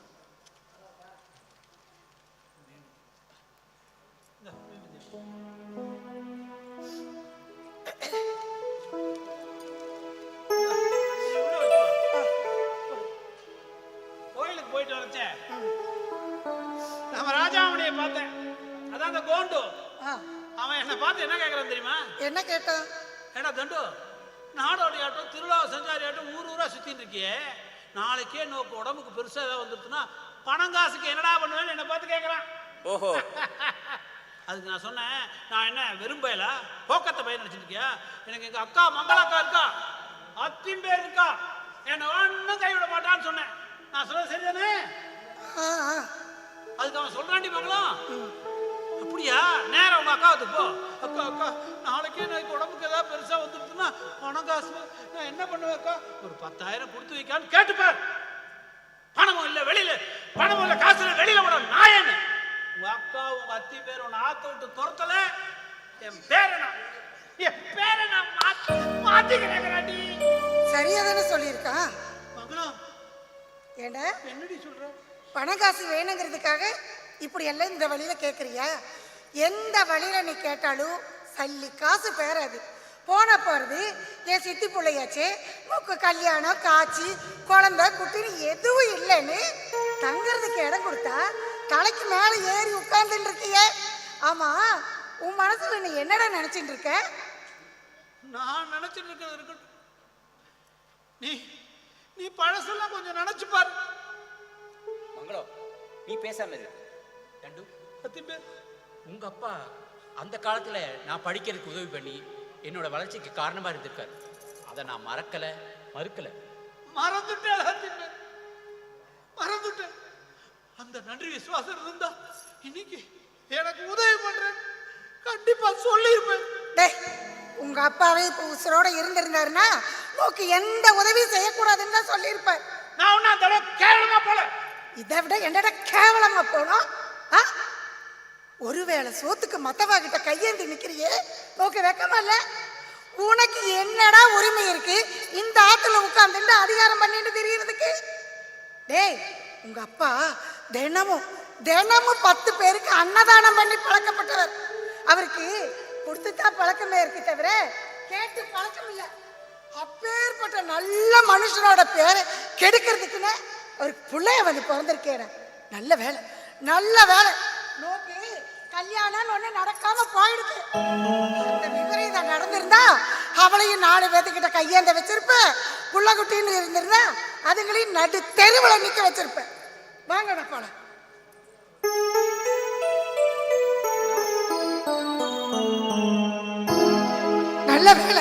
நல்ல வேலை நோக்கி கல்யாணம் ஒண்ணு நடக்காம போயிடுச்சு.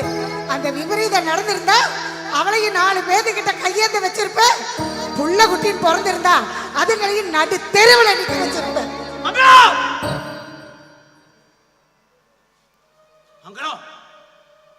உன்னை 4 பேர்த்த கையேந்தி வைக்கிறேன்.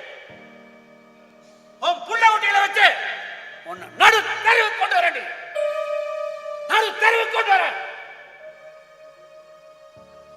தண்டு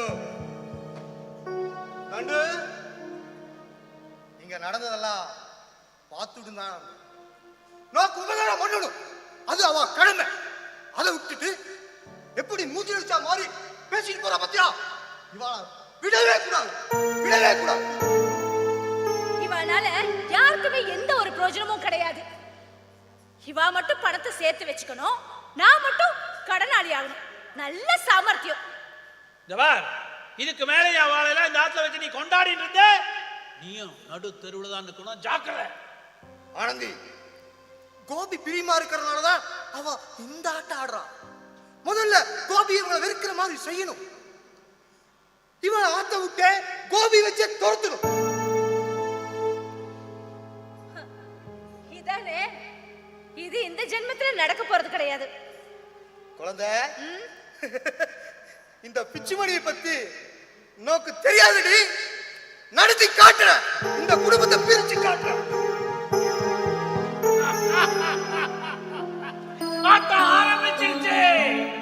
ஆட்டம் ஆரம்பமாயிடுத்து. மங்களம், நோக்கு கெட்ட காலம் ஆரம்பிச்சிருச்சு.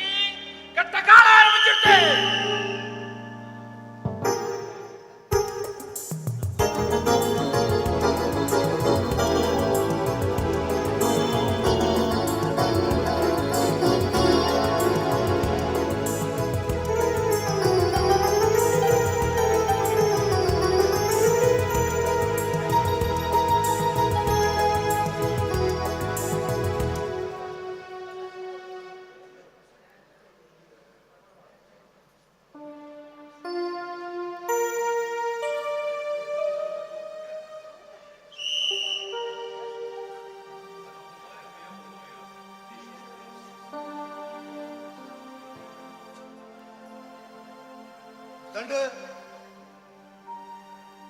நம்ம நினைச்ச மாதிரியே எல்லாம் நமக்கு சாதகமா அமைஞ்சிருச்சு. இங்க பா, கோபிக்கு அவங்க அம்மா அப்பா மேல ஒரு கரும்புடி விழுந்துருக்கு. அதை நம்ம டெவலப் செய்யணும். ஆனந்தி, நான் சொன்ன மாதிரி டிஃபன் ரெடி பண்ணிட்டீல? நீங்க சொன்ன மாதிரியே அவளுக்கு கொடுக்கிற டிஃபன்ல அதிகமான காரத்தையும் சட்னிலையும் காரத்தை கலந்துட்டேன். போதுமா? இங்க பா, தண்டு மாமனார் டிஃபன் கேட்டா தண்டு விட்டு கொடுக்க சொல்லு. சரி, அதான் சந்தேகம் வராது. சரி சரி சரி, உள்ள போங்க உள்ள போங்க. கோபி வர நேரம் எடுத்து உள்ள போங்க.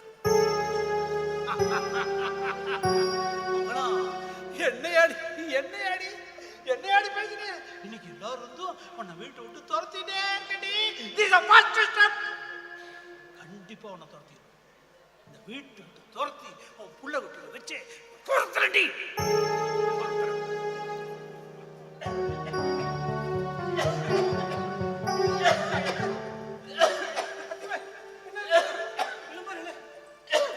என்னமோ தெரியல தண்டு, காத்தால இருந்து இரும்பின்னே இருக்க.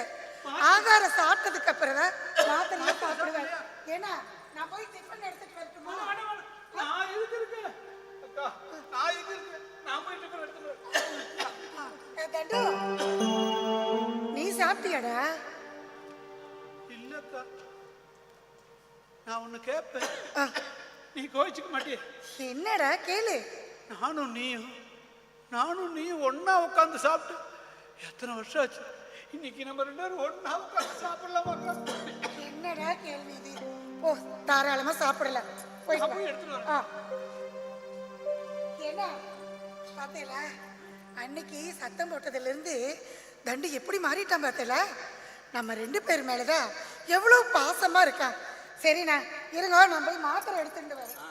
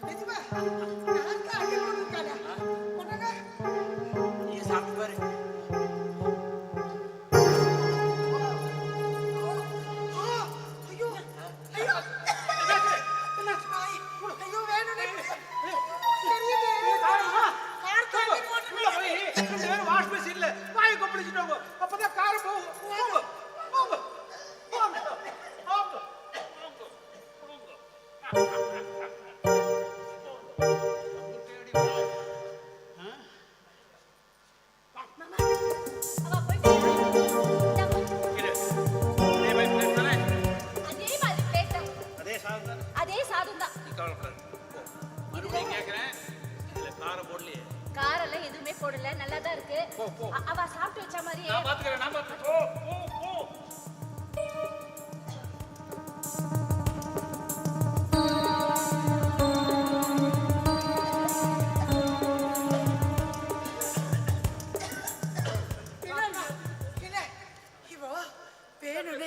வேணும்னு காரத்தை அள்ளி போட்டிருக்கான்னா அள்ளி போட்டிருக்கா.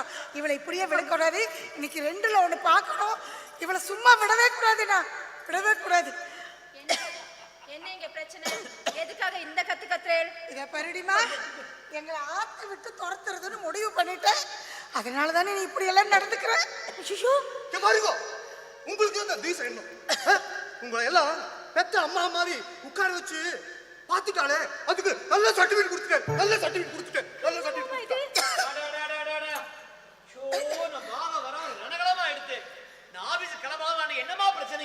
கோபி, கோபி இங்க பாருடா, வேணும்னு காரத்தை டிஃபன்ல அள்ளி போட்டிருக்காடா. உங்க அப்பா சாப்பிட்டதுக்கு அப்புறம் தான் ஏதாவது மாத்திரை சாப்பிடுவேன். வேணும்னு இவ காரத்தை அள்ளி போட்டிருக்கா. ஏன்னா நாங்க இந்த ஆத்துல இருக்கக்கூடாது இல்லையா, அதனால இப்படி எல்லாம் பண்ணிக்கிட்டா. இந்த டிஃபனை சாப்பிட்டு அப்பா துடியா துடிச்சுட்டாருடா. ஏடி பண்ற உனக்கு எத்தனை தெரியும்? உன்னை யாரு கேட்கணும்னு சொல்லிருக்கா? உன்னை கொண்டாதான் நிம்மதி எனக்கு. ஏடி இப்படி பண்ற? எப்படியாவது நிறுத்துக்கோ. உங்க அம்மாவுக்கு என்ன ஏதாவது ஒரு சொல்லிட்டே இருக்கணும். இந்த ஆத்த விட்டு என்ன துரத்தணும். அதனாலதான் அவ இந்த மாதிரிலாம் பண்ணிட்டு இருக்கா. அப்படி உங்களுக்கு சந்தேகமா இருந்தா இருக்கும். என்னமா இப்படி பண்ற? ஏமா அவ என்ன சாப்பிட்டு பாருங்க. இத பாருடா கோபி, இந்த டிஃபனை நீயே சாப்பிட்டு பாரு. காரத்தை அள்ளி போட்டிருக்காடா. எங்க மேல உனக்கு காலங்காத்தால தினோரு ப்ராப்ளம், தினோரு பிரச்சனை, நிம்மதியே இல்ல. ஏமா என்னமா நடக்குது? என்னமா இதுல ப்ராப்ளம்? காரத்தை அள்ளி போட்டிருக்காடா. சாப்பிட்டு பாருடா. நீயே சாப்பிட்டு பாரு. பாத்து பாத்து. ஆமா ரொம்ப காரமா இருக்குடா கண்ணா ராஜா. பாத்து.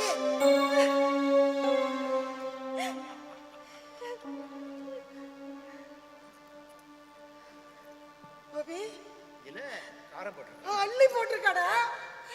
உங்களுக்கு பைத்தியம் பிடிச்சிருக்கா? பைத்தியம் பிடிச்சிருக்கான்னு இதுல சுத்தமா காரமே இல்ல. சாப்பிட்டு பாருங்க. என்னது காரம் இல்லையா? நீ சொல்றா காரமே இல்லையா? ஆமாண்ணா, இதுல காரமே இல்லைன்னா கோபி அப்பா சாப்பிட்ட டிஃபன்ல காரம் இருந்ததுண்ணா. காரம் இருந்தது. ஏண்டா எங்க பேச்சுல நோக்கு நம்பிக்கை இல்லையாடா கண்ணா? இருந்ததுமா, நம்பிக்கை இருந்தது. என்னைக்கு பேங்க்ல போட்ட டெபாசிட் பணத்தை எங்கிட்ட இருந்து மறைச்சாலோ அடியோட போயிடுச்சு. இப்போ பொய்ய சொல்லி ஒரு நாடகம் ஆடுறாரு, அடியோட போயிடுச்சு. என்னைக்காவது உங்களுக்கு குறை வச்சிருக்காளமா? என்னைக்காவது ஒரு குறை வச்சிருக்காளா? உங்களுக்கு வேணுங்கிறதா பண்ணி கொடுக்குறா. எல்லாம் ஆளை கண்ட ஆடுமா, ஆலங்காட்டு பேசாச்சு. குறை உங்க நாக்குல இல்ல, உங்க மனதில தான் இருக்கு. கோபி நீ யாடா இப்படி பேசுற? என்னப்பா வயசான காலத்துல போட்டதை தின்னுட்டு மூலையில கிடக்காம ஏன்பா இந்த சகுனி வேலை? ஏமா உங்களுக்கு நான் ஏதாவது குறை வச்சிருக்கேனா? எத்தனமோ கஷ்டமான சூழ்நிலையும் அம்மா அப்பாவை காப்பாத்தணுங்கிற இன்னும் நல்ல எண்ணத்துல எத்தனை கஷ்டப்பட்டு உங்களுக்கு வேணுங்கிறதெல்லாம் பண்றோம். என் புத்திய செருப்பால் அடிக்கிறோம். எங்களை பிரிக்க நினைக்கிறீங்களே, நீங்க நன்னா இருப்பா? கோபி கண்ணா ராஜா, நீயுமாடா எங்களை பேசுற? போருமா போரும். இப்படி அழுது அழுது பாசாங்கு பண்ணி நடிச்சதெல்லாம் போருமா போரும். வேண்டாம் வேண்டாம், எனக்கு நிம்மதி இல்லை, நிம்மதி இல்லை. எல்லாம் என்ன தனியா இருக்கும், எல்லாம் கிட்ட போயிடுங்கோ போயிடுங்கோ. இல்லைன்னா அவளுக்கு என்ன சுத்தமா பிடிக்காம போயிடுது. அவளுக்கு நான் என்ன குறை வச்சேன்? பெத்த அப்பா அம்மாவை கவனிச்சுக்கிற மாதிரி என்னமா கவனிச்சுக்கிட்டேன். ஆனா என்னையே குறை சொல்லிட்டு இருக்கா. இதுக்கெல்லாம் காரணம் நான் எந்த ஒரு சீர்சனத்தையும் இல்லாம இந்த ஆத்துக்கு வந்துட்டேன்ல. அதான் அவன் இப்படி எல்லாம் பேசுறான். அவன் பேச்சு நம்பாதடா, பேச்சு கேப்பார் பேச்ச கேட்டுட்டு இப்படி எல்லாம் நடிக்கிறாடா. இப்படிப்பட்டவ நாளைக்கு நாங்க சாப்பிடுற சாப்பாட்டுல வெஸ்த வச்சு எங்களை கொண்டாடுவாடா. நிறுத்துங்க. இனிமே இவளை பத்தி ஏதாவது தப்பா பேசினேன், அம்மா அப்பாங்கிற மரியாதை கோபி சாரிடி. அழுதி இவா பேச்சு கேட்டு ஒன்னு அடிச்சுட்டேடி. சாரிடி, சாரி. வேண்டாம் வேண்டாம், எல்லாம் இங்கேருந்து போயிடுங்க, இங்கேருந்து போயிடுங்க. நிம்மதியா இருக்கணும், நிம்மதியா இருக்கணும். விட்டு போயிடலாம் வாங்க. வேண்டாம், நாங்க இந்த ஆத்துல இருக்கோம் இல்ல வெளில போறோம். நீங்க இந்த ஆத்துல இருக்கோ, கிளம்புங்க.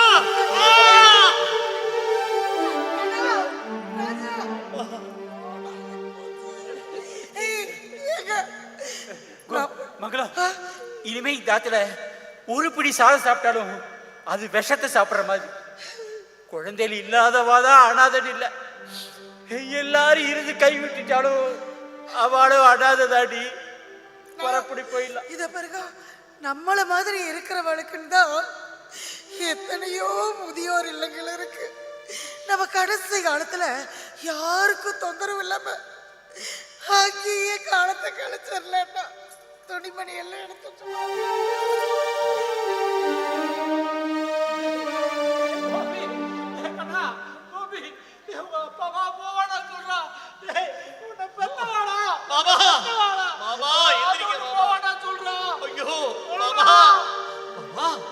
என்ன பண்றது தெரியல மாமா, என்ன பண்றது தெரியல. ஒரே பிரச்சனையா இருக்கு. மனசு குழம்புறது. அம்மா யாரோ ஒருத்தர் பிரிஞ்சிருந்தா மற்றவன் நல்லா இருக்கனாலதே, அதனாலதான் நாங்க தான் இந்த ஆத்து விட்டு போற சொன்னோம். ஆமா போய் சொல்லு. ஆமா போய் சொல்லுங்க மாமா. அவ வெளியே போனாதான் நம்மளோட அருமை என்னன்னு அவளுக்கு புரியும். பேசாம இருக்கும். அப்பா அம்மா கிளம்புறேன்டா.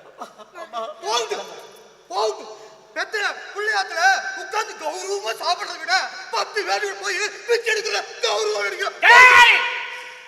யார பத்தி யாருடா பேசுற? பிச்சை எடுக்க தோணும்.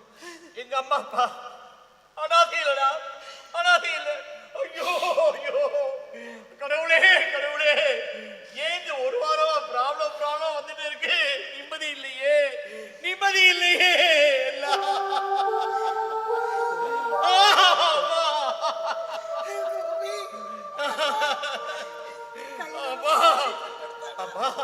தப்பா சொல்லு, இந்த ஆத்து விட்டு போயிடாதீங்கம்மா. கெட்டி கேட்டுக்கிறேம்மா. அப்பா அப்பா தப்பு பண்ணிட்டப்பா, ஆத்து விட்டு போயிடாதீங்கம்மா. இப்ப தாங்காதம்மா. வேண்டாமா வேண்டாமா, போகாதம்மா போகாதா. ஆனந்தி அம்மா, தப்பு பண்ணிட்டே தப்பு பண்ணிட்டே. ஆனந்தி அம்மா அப்பா ஆத்து விட்டு போறாடி.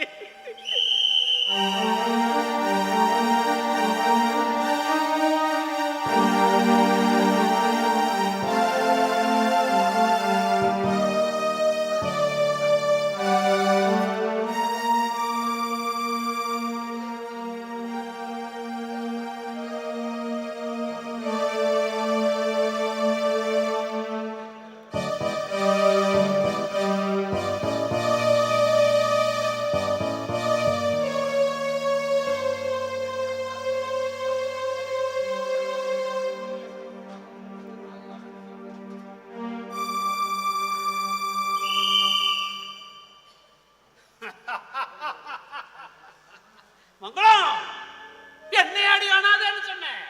என்னையும் அனாதைன்னு சொன்னேன். இன்னைக்கு எல்லாரும் இருந்தோம் ஒன்ன புள்ள புள்ள வச்சு தெருவில் அனாதையா அனுப்பிச்சிட்டேன். நான் நினைச்சதை சாதிச்சுட்டேன். நினைச்சதை சாதிச்சது முக்கியம் இல்ல, மறுபடியும் இந்த ஆத்துக்கு வந்துடப்படாது. அப்படி வந்துட்டா அது நமக்கு தான் ஆபத்து. நான் இருக்கிற வைக்க அந்த மாதிரி சம்பவம் நடக்கிறதுக்கு சான்ஸே இல்லடா. ஒருவேளை கோபி ஆனந்தி சொல்ற பேச்ச கேட்கறோட சூழ்நிலை வந்துட்டா, அவ ரெண்டு பேரையும் ஆத்த விட்டு துரத்தினதே நாம இங்க பர்மனண்டா செட்டில் ஆகத்துக்காகத்தான்றது அவளுக்கு தெரியலடா.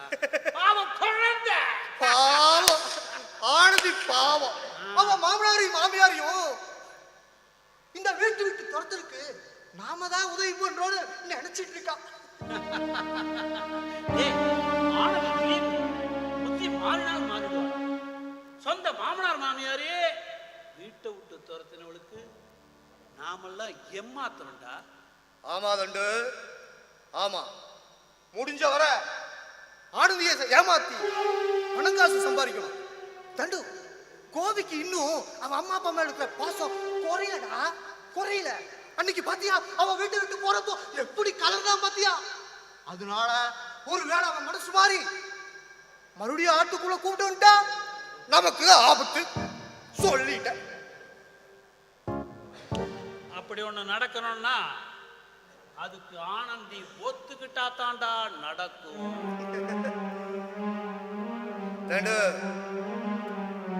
ஆனந்தி என்ன மழை மூல நம்பி இருக்கா, என்ன மழை மாறி நம்பி இருக்கா. நான் எதை சொன்னாலும் கேட்பா. அவளை அப்படி கேட்கிற மாதிரி நான் மாத்தி காட்டுறேன். கோவி கிட்ட இருந்து அவளை பிரிச்சு காட்டுறேன். ஆனந்தி, ஆனந்தி, அட பாவிகளா, நன்றி கிட்ட நாய்களா, என் வீட்டு சாப்பாடு சாப்பிட்டுட்டு எனக்கே துரோகம் பண்ணணும்னு நினைக்கிறேனா? என் புருஷனை என்கிட்ட இருந்து பறிக்கணும்னு பாக்குறீங்களா? அவரை என்கிட்ட இருந்து பிரிக்கணும்னு பாக்குறீங்களா? நடக்காது, நடக்கவே நடக்காது. நல்ல வேலை நீங்க ரெண்டு பேரும் பேசிட்டு இருந்ததை நான் கேட்டுட்டேன். இல்லைன்னா என் வாழ்க்கையே பாழா போயிருக்கும். ஆனந்தி, ஆனந்தி,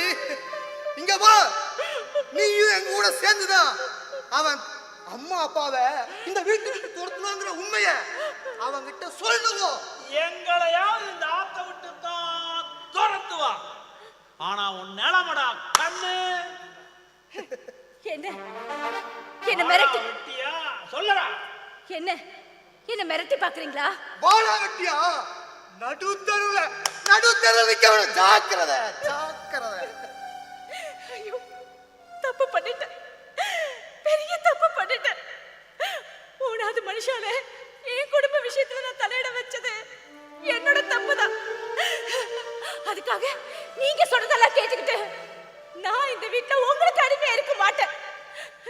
நடந்த விஷயங்கள் எல்லாத்தையும் என் புருஷன்கிட்ட நானே சொல்ல போறேன். அவர் என்ன மன்னிச்சாலும் சரி, இல்ல அவர் எனக்கு என்ன தண்டனை கொடுத்தாலும் சரி, அதை நான் ஏத்துக்க தயாரா இருக்கேன்.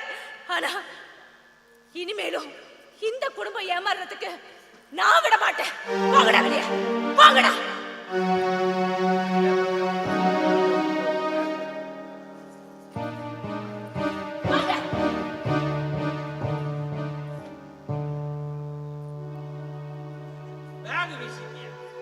கண்டிப்பா போறோம்.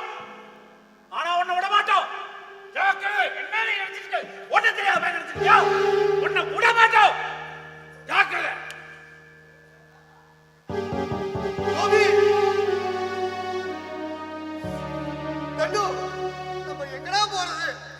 இந்த வீடுல என்னடா 1000 அட்ரஸ் எங்கிட்ட இருக்குடா.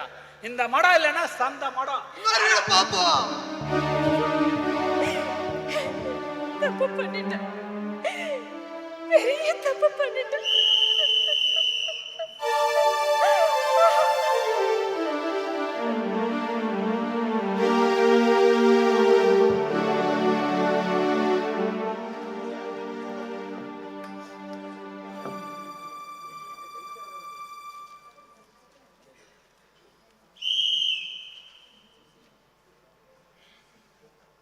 அண்ணா, அம்மா அப்பா விஷயத்துல நாம எடுத்த முடிவு தப்போன்னு எனக்கு தோன்றது. கோபி, நீ எடுத்த முடிவு சரிதான். பெத்த குழந்தைகளுக்கு உபயோகப்படாத அவளை அம்மா அப்பான்னு சொல்றக்க வெக்கமா இருக்குடா கோபி. தப்பு ரமணி, தப்பு. அப்படி பேசப்படாது. பணங்காசுக்காக அப்பா அம்மாவை எடை போடக்கூடாது. ஆமா, அம்மாவும் அப்பாவும் இந்த ஆத்துல இல்லாதது ஏதோ ஒரு கல்யாண மண்டபத்துல கல்யாணம் முடிஞ்சதுக்கு அப்புறம் வெறிச்சோன்னு இருக்குமே, அந்த மாதிரி இருக்கு. எனக்கு மனசே சரியில்லை. எனக்கும் மனசே சரியில்லை. நாம போய் ஜோசியர் மாமாவை பார்த்துட்டு வந்துடலாமா? சொல்ல ஜோசியர் மாமா வராளே. மாமா வாங்க வாங்க, உங்களுக்கு 100 ஆயுசு. வாங்க மாமா. பெத்த அம்மா அப்பாவை துரத்தி விட்ட உங்க வாயால எனக்கு 100 ஆயுசுன்னு சொல்லாதே. அல்பாயுசுல போயிடுவேன். என்ன மாமா சொல்றேன்?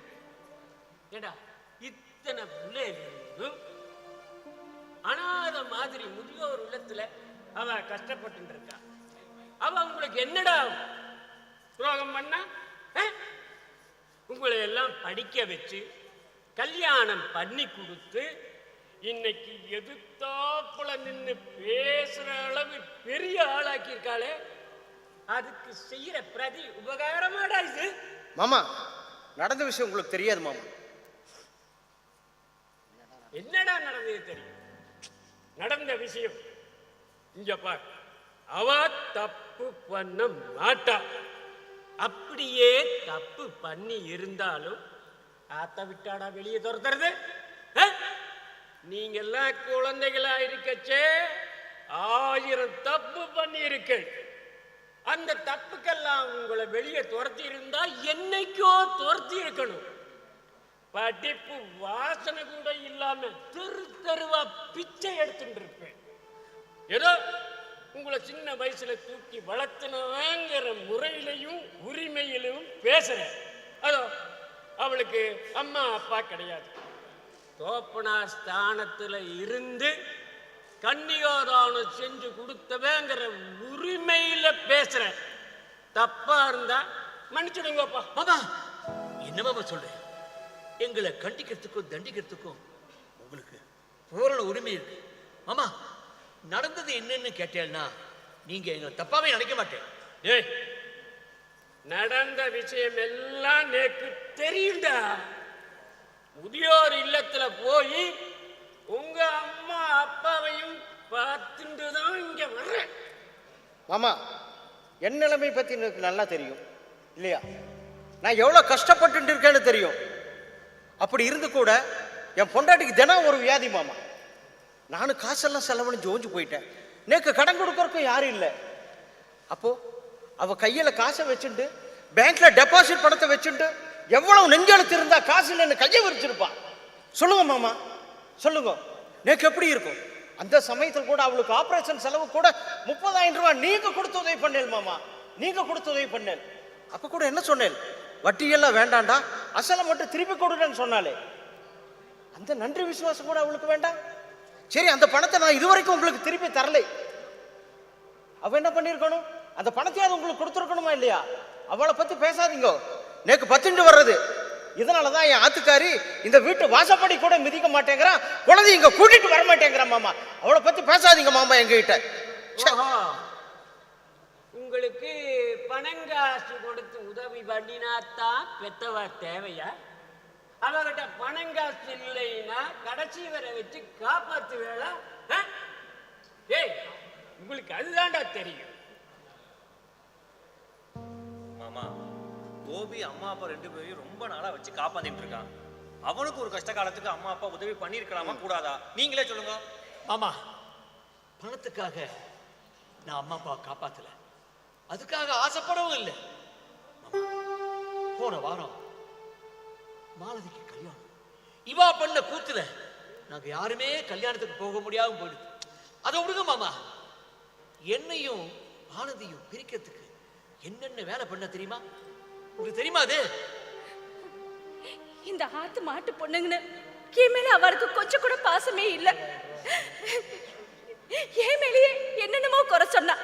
அவளுக்கு நான் என்ன குறை வச்சேன்? என் அப்பா அம்மாவை பாத்துக்கிற மாதிரி அவளையும் நான் பாத்துக்கிட்டேன். ஆனா என் வயிற்றுச்சல் கொட்டிக்கிட்டான்னா அவ நிச்சயமா எங்கேயுமே நல்லா இருக்க மாட்டான். ஏய் ரமணி, சொல்லுங்க மாமா. உனக்கு 30,000 ரூபாய் பணம் நான் கொடுத்தேன்னு சொன்னீலே? ஆமா, நீங்க தானே கொடுத்தேன். அந்த பணம் நான் கொடுத்த பணம் இல்லடா. உங்க அம்மாவும் உங்க அப்பாவும் உனக்கு கொடுக்க சொல்லி கொடுத்தது. என்ன மாமா சொல்றேன்? ஏய், நீ அப்ப ரொம்ப சிரமப்பட்டுட்டு இருந்த. அப்பதான் உன் பொண்டாட்டி உடம்பு சரியில்லைன்னு ஆஸ்பத்திரியில அட்மிட் பண்ணினா. அப்ப உங்க அப்பா என்கிட்ட கூப்பிட்டு, ரமணிக்கு ரொம்ப கஷ்டமா இருக்கான், அவனால வட்டி வாசி பணம் வாங்கி குடும்பம் தாட்ட முடியாது, அதனால இந்த 2 பசங்களுக்கும் பின்னாடி நான் எல்லாம் செஞ்சிடறேன், அதனால இந்த 30,000 ரூபாய் பணத்தை நீங்க கொடுத்ததா சொல்லி கொடுத்துடுங்கன்னு என்கிட்ட கொடுத்தா. அது மாத்திரம் இல்லை, அந்த பணத்தை நாங்க கொடுத்தோம்னு சொல்ல வேண்டாம்னு சொல்லிட்டா. அப்பேற்பட்ட உங்க அப்பாவையும் உங்க அம்மாவையும் தப்பா புரிஞ்சுண்டு இந்த ஆத்து வாசப்படியே மிதிக்க மாட்டேன்னு வைராக்கியமா இருக்காளே உன் பொண்டாட்டி, அவகிட்ட போய் இதையெல்லாம் எடுத்து சொல்லு. சொல்லிண்டு குழந்தை குட்டிகளோட உங்க அப்பா அம்மா காலில் விழுந்து மன்னிப்பு கேளு. மாமா, என்ன மன்னிச்சுடுங்க மாமா. தெரியாம தப்பு பண்ணிட்டேன் மாமா, தெரியாம தப்பு பண்ணிட்டேன். என் மாமா அப்பா எவ்வளவு உபகாரம் எனக்கு பண்ணிருக்கா, அது தெரியாம ஏதேதோ பேசிட்டு மாமா. நீங்க எல்லாம் செய்யறேன்னு சொல்லுவேன், ஆனா செய்ய மாட்டேன். ஆனா பெரியவ எல்லாம் செய்யறேன்னு சொல்லிட்டு இருக்க மாட்டா, ஆனா செய்வா. ஆனந்தி, நீங்களே சொல்லுங்க, அவளை நான் நல்லபடியா தானே பாத்துக்கிட்டேன். ஏன் அவ இப்படி என் மேல பழிய சுமத்தணும்? நிஜமா சொல்றேன், என் வயிற்றுச்சல் அவளை சும்மா விடவே விடாது. போதும் இழுத்துமா. நீ போன ஜென்மால என்ன பாவம் பண்ணினியோ அதான் இந்த ஜென்மால உனக்கு அப்பா அம்மா அரவணை நினைப்பே இல்லாம போச்சு. அவ உனக்காக என்னெல்லாம் செஞ்சிருக்கா தெரியுமோ? உங்க மாமனாரும் மாமியாரும் உனக்காக என்னெல்லாம் செஞ்சிருக்காங்க தெரியுமா? மாமா, நீங்க நீங்க என்ன சொல்றீங்க? உங்க மாமனாரும் உங்க மாமியாரும் உங்க எல்லார் ஜாதகத்தை எடுத்துட்டு என்கிட்ட வந்தா. அப்ப நான் சொன்னேன், ஆனந்திக்கு இப்ப நேரம் சரியில்லை, அவ உயிருக்கு ஆபத்து வரக்கூடிய சூழ்நிலை உருவாகும்னு சொன்னேன். அதை கேட்டதும் அவ துடிதுடிச்சு போயிட்டா. அவளுக்கு ஒன்றும் ஆகக்கூடாது, என்ன பரிகாரம் செய்யணுமோ சொல்லுங்க, என்ன பணம் செலவானாலும் நான் பண்ணிடுறேன்னு சொன்னான். உனக்காக ஆயிரக்கணக்கான ரூபாய் செலவு பண்ணி பரிகாரமும் பண்ணினான். அந்த பரிகாரத்திலிருந்து தான் நீ தப்பிச்ச. அந்த கண்டத்திலே இருந்து நீ தப்பிச்சு இப்ப என் முன்னாடி வந்து நின்று பேசிட்டு இருக்க. அவளை உன்னை அம்மா இல்லாத பொண்ணுன்னு சொல்லாதீங்க. அவளுக்கு இனிமே நாங்க தான் அம்மாவும் அப்பாவும் சொல்லுவாங்களே. அந்த தெய்வங்களை ஆட்ட விட்டே துரத்திட்டியவா, ஆட்ட விட்டே துரத்திட்டியவா. மாமா, நீங்க என்ன மாமா சொல்றேன்? ஐயோ நான் தப்பு பண்ணிட்டேன், நான் பெரிய தப்பு பண்ணிட்டேன். ஆமா, தயவு செஞ்சு என்ன மன்னிச்சுடுங்க. அன்னைக்கு அவளுக்கு கொடுத்த டிஃபன்ல நான் தான் அதிகமான காரத்தை கலந்தேன். நீங்க பார்க்கும்போது தட்டை மாத்தி வச்சு உங்களையே நான் ஏமாத்திட்டேன். தயவு செஞ்சு என்ன மன்னிச்சுடுங்க. நான் ஏதோ தெரியாம தப்பு பண்ணிட்டேன், அடி பாவி, அடி பாவி, என்ன காரியடி பண்ணின, என்ன காரியடி பண்ணின. ஐயோ, இது வரைக்கும் எங்க அம்மா என்ன ஒரு வார்த்தை ஏசி பேசிருப்பாளா? அப்படிப்பட்ட தெய்வங்களை இந்த ஆத்த விட்டு போகும்போது கண்டபடியும் பேசிட்டேனே. எங்க அம்மா எனக்கு ஒரு தலைவலி வந்து அவனை தாக்க மாட்டா. கண்ணா ராஜா, நீ கோபி தலைவலிக்கு தானே துணியா குடிச்சு போயிடுவாளே. இந்த ஆத்த விட்டு போகும்போது என் கையில் அடிபட்டது. அப்ப கூட கண்ணா ராஜா வலிக்கதான்னு கேட்டாலே. அப்படி ஒன்று தெய்வத்தை இந்த ஆத்த விட்டு துரத்திட்டேனே. வேண்டாம் வேண்டாம், நீ இந்த கண்ணாடி நிக்காது, என் கண்ணாடி நிக்காது. முழிக்குது, மூஞ்சில முழிக்குது, மகா பாவம். போடிங்கிறது வேண்டாம். அப்படிலாம் சொல்லாதீங்க, நான் தெரியாம தப்பு பண்ணிட்டேன். இனிமே இந்த மாதிரி தப்பெல்லாம் நான் பண்ண மாட்டேன். இனிமே நீ பெத்த அப்பா அம்மா மாதிரி நான் அவளை பாத்துக்கிறேன். தயவு செஞ்சு என்ன மன்னிச்சிடுங்க. ஏய் கோபி, அவ தெரியாம தப்பு பண்ணிட்டாடா, அவளை மன்னிச்சுடுறா. என்ன மாமா சொல்றேன்? நாங்கெல்லாம் இந்த அளவுக்கு இருக்கும்போது எங்க அம்மாவையும் அப்பாவையும் ஒரு அனாத மாதிரி அனாத ஆசிரமத்தை கையெழுந்து வச்சுட்டேனே. எங்க அம்மா எனக்கு ஒரு குறை வச்சிருக்காளா? அப்பேற்பட்ட தெய்வத்தை இந்த ஆட்டோடு துரத்திட்டேனே, இவன் பேச்சு கேட்டு துரத்திட்டேனே. அம்மா வேண்டாம், நீங்கள் இல்லாம இந்த ஆக இல்லை. நான் வந்துடுறேன், இப்ப வந்துடுறேன். எனக்கு நிம்மதி இல்லை. அம்மா வரேம்மா, உன்னை பார்க்க வரேம்மா. கண்ணா ராஜா கோபின்னு கட்டிக்கமா, மன்னிக்கமா. வரேம்மா.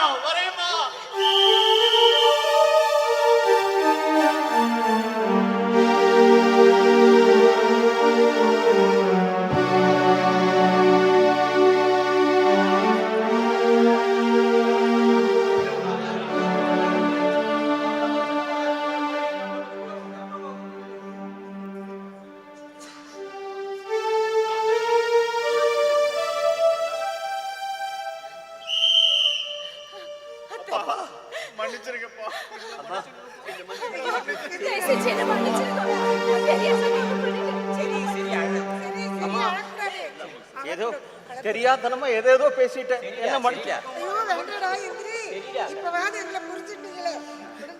மங்களம், பேங்க்ல இருக்கிற டெபாசிட் பணத்தை கொஞ்சம் முதியோர் எடுத்து கொடுத்துட்டு மீதியை நம்ம எல்லா குழந்தைகள் பெரிய சமமா பிரிச்சிடலாம். வேண்டாம், பணத்தினால ஏற்பட்ட பிரச்சனைகளா போறோம். எங்களுக்கு பணம் பெருசு இல்லை, நீங்க தான் எனக்கு சொத்து, நீங்க தான் எனக்கு தெய்வம், நீங்க தான் இருக்கணும். பணங்காசு எங்களுக்கு வேண்டாம். உங்க அன்பும் ஆதரவும் உங்க ஆசீர்வாதம் இருந்தா அதுவே போருமா, அதுவே போரும். கேட்கவே எவ்வளவு சந்தோஷமா இருக்கு. முதியோர் இல்லத்துல சொந்த பந்தங்களா இருந்தும் எவ்வளோ பெரியவா இராதவா வாழ்ந்துட்டு இருக்கா தெரியுமா? பெரியவாளை பார்த்துக்க முடியலன்னு சொல்லி கொண்டு வந்து விட்டுறா. அது மகா தப்பு. நீங்க குழந்தையில இருக்கச்சே உங்களை பார்த்துக்க முடியலன்னு அவா விட்டுருந்தா உங்க நிலைமை என்ன ஆயிருக்கும்? குழந்தையிலும் பெரியவாளும் ஒண்ணுதான். குழந்தைகளுக்கு நட வர வரைக்கும் அரவணைப்பு தேவை, பெரியவாளுக்கு நட போனதுக்கு அப்புறம் தான் அரவணைப்பு தேவை.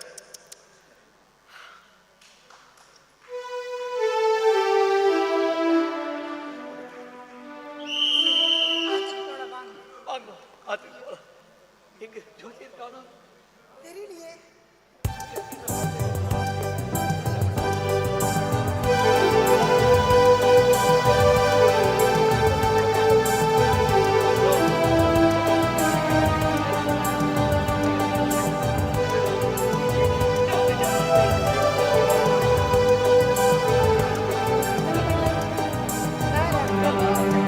லைட் போடுங்க.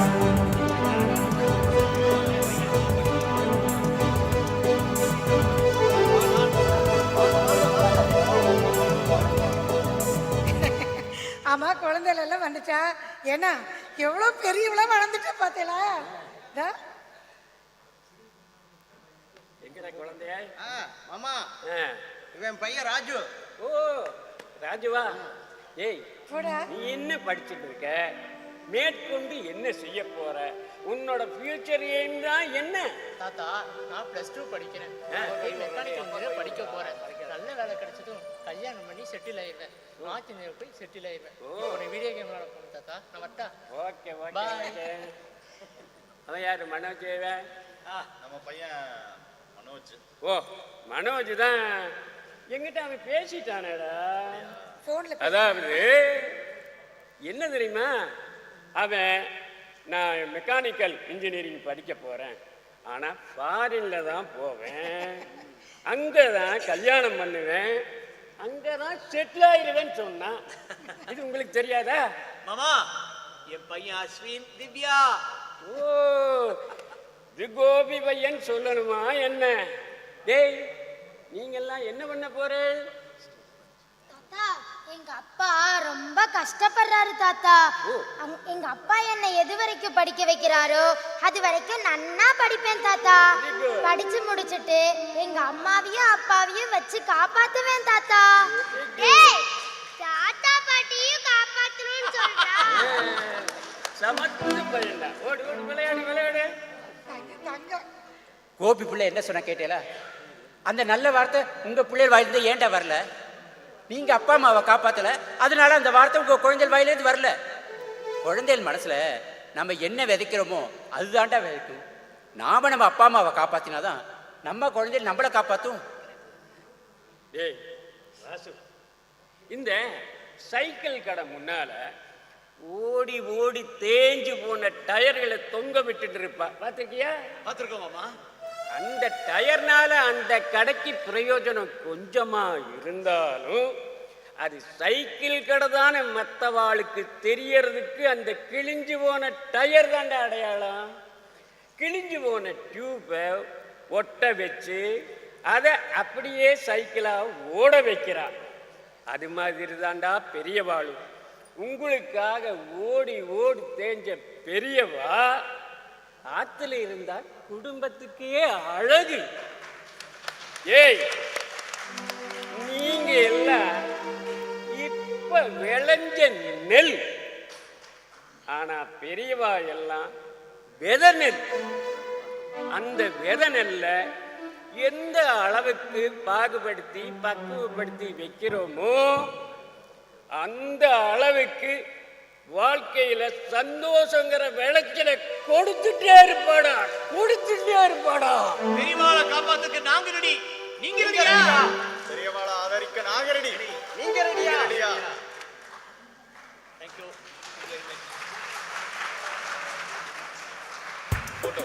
இந்த நிகழ்ச்சிக்கு டிராமாக்கு எங்களுக்கு சந்தர்ப்பம் கொடுத்த கரிம்புழா ராமன் அண்ணாக்கும் மற்றும் இந்த குளோபல் மீட் பிராமின்ஸ் மீட் உடைய அங்கத்தினர்களுக்கும் நிர்வாக குழுவினருக்கும் என்னுடைய மனமார்ந்த நன்றியை தெரிவித்துக் கொள்கிறோம். இந்த ட்ராமா சென்னையில் ஒரு 26 ட்ராமா போட்டியில் முதல் 6-8 பரிசு வந்தது. எனக்கு பெஸ்ட் ஆக்டர், பெஸ்ட்டு டைரக்ஷன், அப்புறம் பெஸ்ட்டு கதை வசனம், அந்த மாதிரி 7-8 பிரைஸு கிடச்சிது. ரொம்ப அருமையான நாடகம். இந்த நாடகம் வந்து டெல்லி கணேஷ் வச்சு ஒரு சினிமாவும் பண்ணியிருக்கோம். அது தூர்தர்ஷனில் ரெடி ஆகிடுது. சரியாக அங்கே பப்ளிசிட்டி ஆகிருக்காது. இந்த நாடகத்தை வந்து ஒரு ஒரு தத்துருவமான உண்மை. எங்கள் ட்ராமாவில் எல்லாத்தையுமே ஒரு மெசேஜ் இருக்கும். இந்த சும்மா எல்லாம் அப்படி போட்டு போகிறதில்ல. இதில் வந்து நம்ம வந்து ஒவ்வொரு நாடகத்தையும் எங்கள் ட்ராமா பார்த்தீங்கன்னா ஒரு 22 ட்ராமா இருக்குது. எல்லா ட்ராமாலையும் ஒரு பப்ளிக்கு வந்து ஒரு நல்ல ஒரு மெசேஜ் சொல்கிறக்கூடிய ட்ராமா. இந்த நாடகத்தை வந்து உங்கள் முன்னாடி அரங்கேற்றி நீங்கள் எல்லாம் உட்காந்துருந்து இங்கே பார்த்து எங்களை ரசித்து ஆரவாரம் பண்ணி பாராட்டினதுக்கு கோவை கலாலயம் சார்பால் உங்களுக்கு எல்லாருக்கும் மனமார்ந்த நன்றி தெரிவிச்சுக்கிறோம். நன்றி. இதில் பேசுங்க.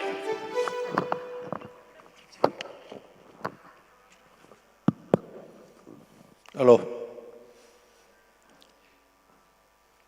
கேரளா பிராமண சங்கத்தின் அழைப்பை ஏற்று கோவை கலாலயம்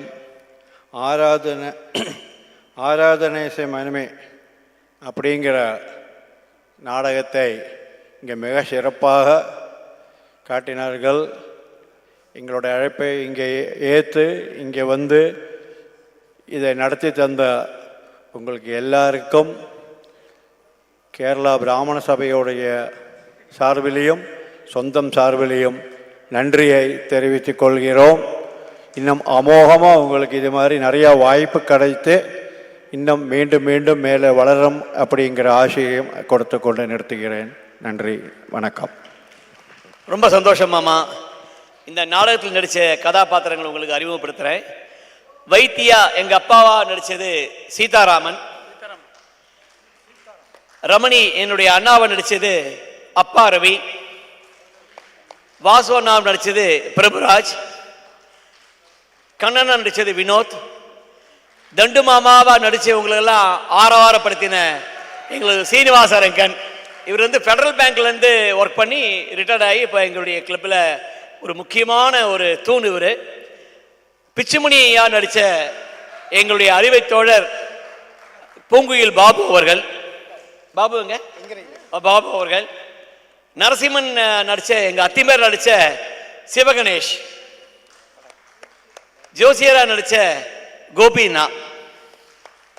மங்களமாக நடித்த சாந்தி அவர்கள். சாந்தி அவர்களை சொல்ல போனால் கிட்டத்தட்ட ஒரு 3500 4000 ட்ராமா நடிச்சிருக்காவா. அது நிறைய நாடகத்தில் வந்து நிறைய ப்ரைஸ் வாங்கியிருக்காங்க. அவங்களுக்கெல்லாம் ஒரு பலத்தை கைதட்டுங்க, உங்களுடைய ஆசீர்வாதம். என்னுடைய மனைவியாக நடித்த ஆனந்தியாக நடித்த நம்ம லக்ஷ்மி. லக்ஷ்மி வந்து கால்ஷீட் கிடைக்கிறது ரொம்ப கஷ்டம். சென்னையிலேருந்து வந்திருக்கா. லக்ஷ்மி வந்து நம்ம வரதராஜன் இருக்கார் இல்லையா, அவர் ட்ராமா ட்ரூப்பில் நிரந்தரமாக நடிக்கக்கூடியவது. நான் கேட்டதுக்காக எனக்காக சென்னையிலேருந்து வந்து இந்த ட்ராமாவை வந்து சிறப்பித்து பிரமாதமாக நடிச்சு கொடுத்துருக்கா. இவங்களும் கிட்டத்தட்ட 3000 ட்ராமா பக்கம் நடிச்சிருக்கா. அதனால் இந்த ட்ரூப்பில் எல்லாரும் வந்து சேர்ந்துருந்து உங்கள் முன்னாடி நாங்கள் வந்து இந்த பிராமின் மீட்டில் குளோபல் பிராமின் மீட்டிங்கில் எங்களுக்கு ஆதரவு கொடுத்தீங்க. குழந்தையா நடித்தது தருண். அப்புறம் என்னுடைய பொண்ணா நடித்தது சீனிவாசன், பூங்குயில் சீனிவாசன். இவர் வந்து நிர்வாக அரங்கம் மேடை அரங்கம் பார்த்தாரு. அகல்யா என்னுடைய பொண்ணா நடிச்சது, திவ்யா பொண்ணா நடிச்சது. மியூசிக் மிஸ்டர் கிருபா, அவர் வந்து கோயம்புத்தூரில் வந்து இதில் போத்தனூர் ரயில்வேயில் ஒர்க் பண்ணுறாரு. பிரபு எல்லாருக்கும் நன்றி. ஜோசியர் ஒப்பனைங்கிறதா மெயின். அதாவது இந்த ட்ராமாலையும் ஒரு மேக்கப் இல்லாமல் சிறப்பாக இருக்காது. குட்டி என்கிற தியாகராஜன் ஒப்பனை மேக்கப் மேன். எல்லாரும் இந்த ட்ராமாவை கண்டு கழிச்சேல கடைசியாக கோபியாக நடித்த அடியேன் ஜெகன். நன்றி.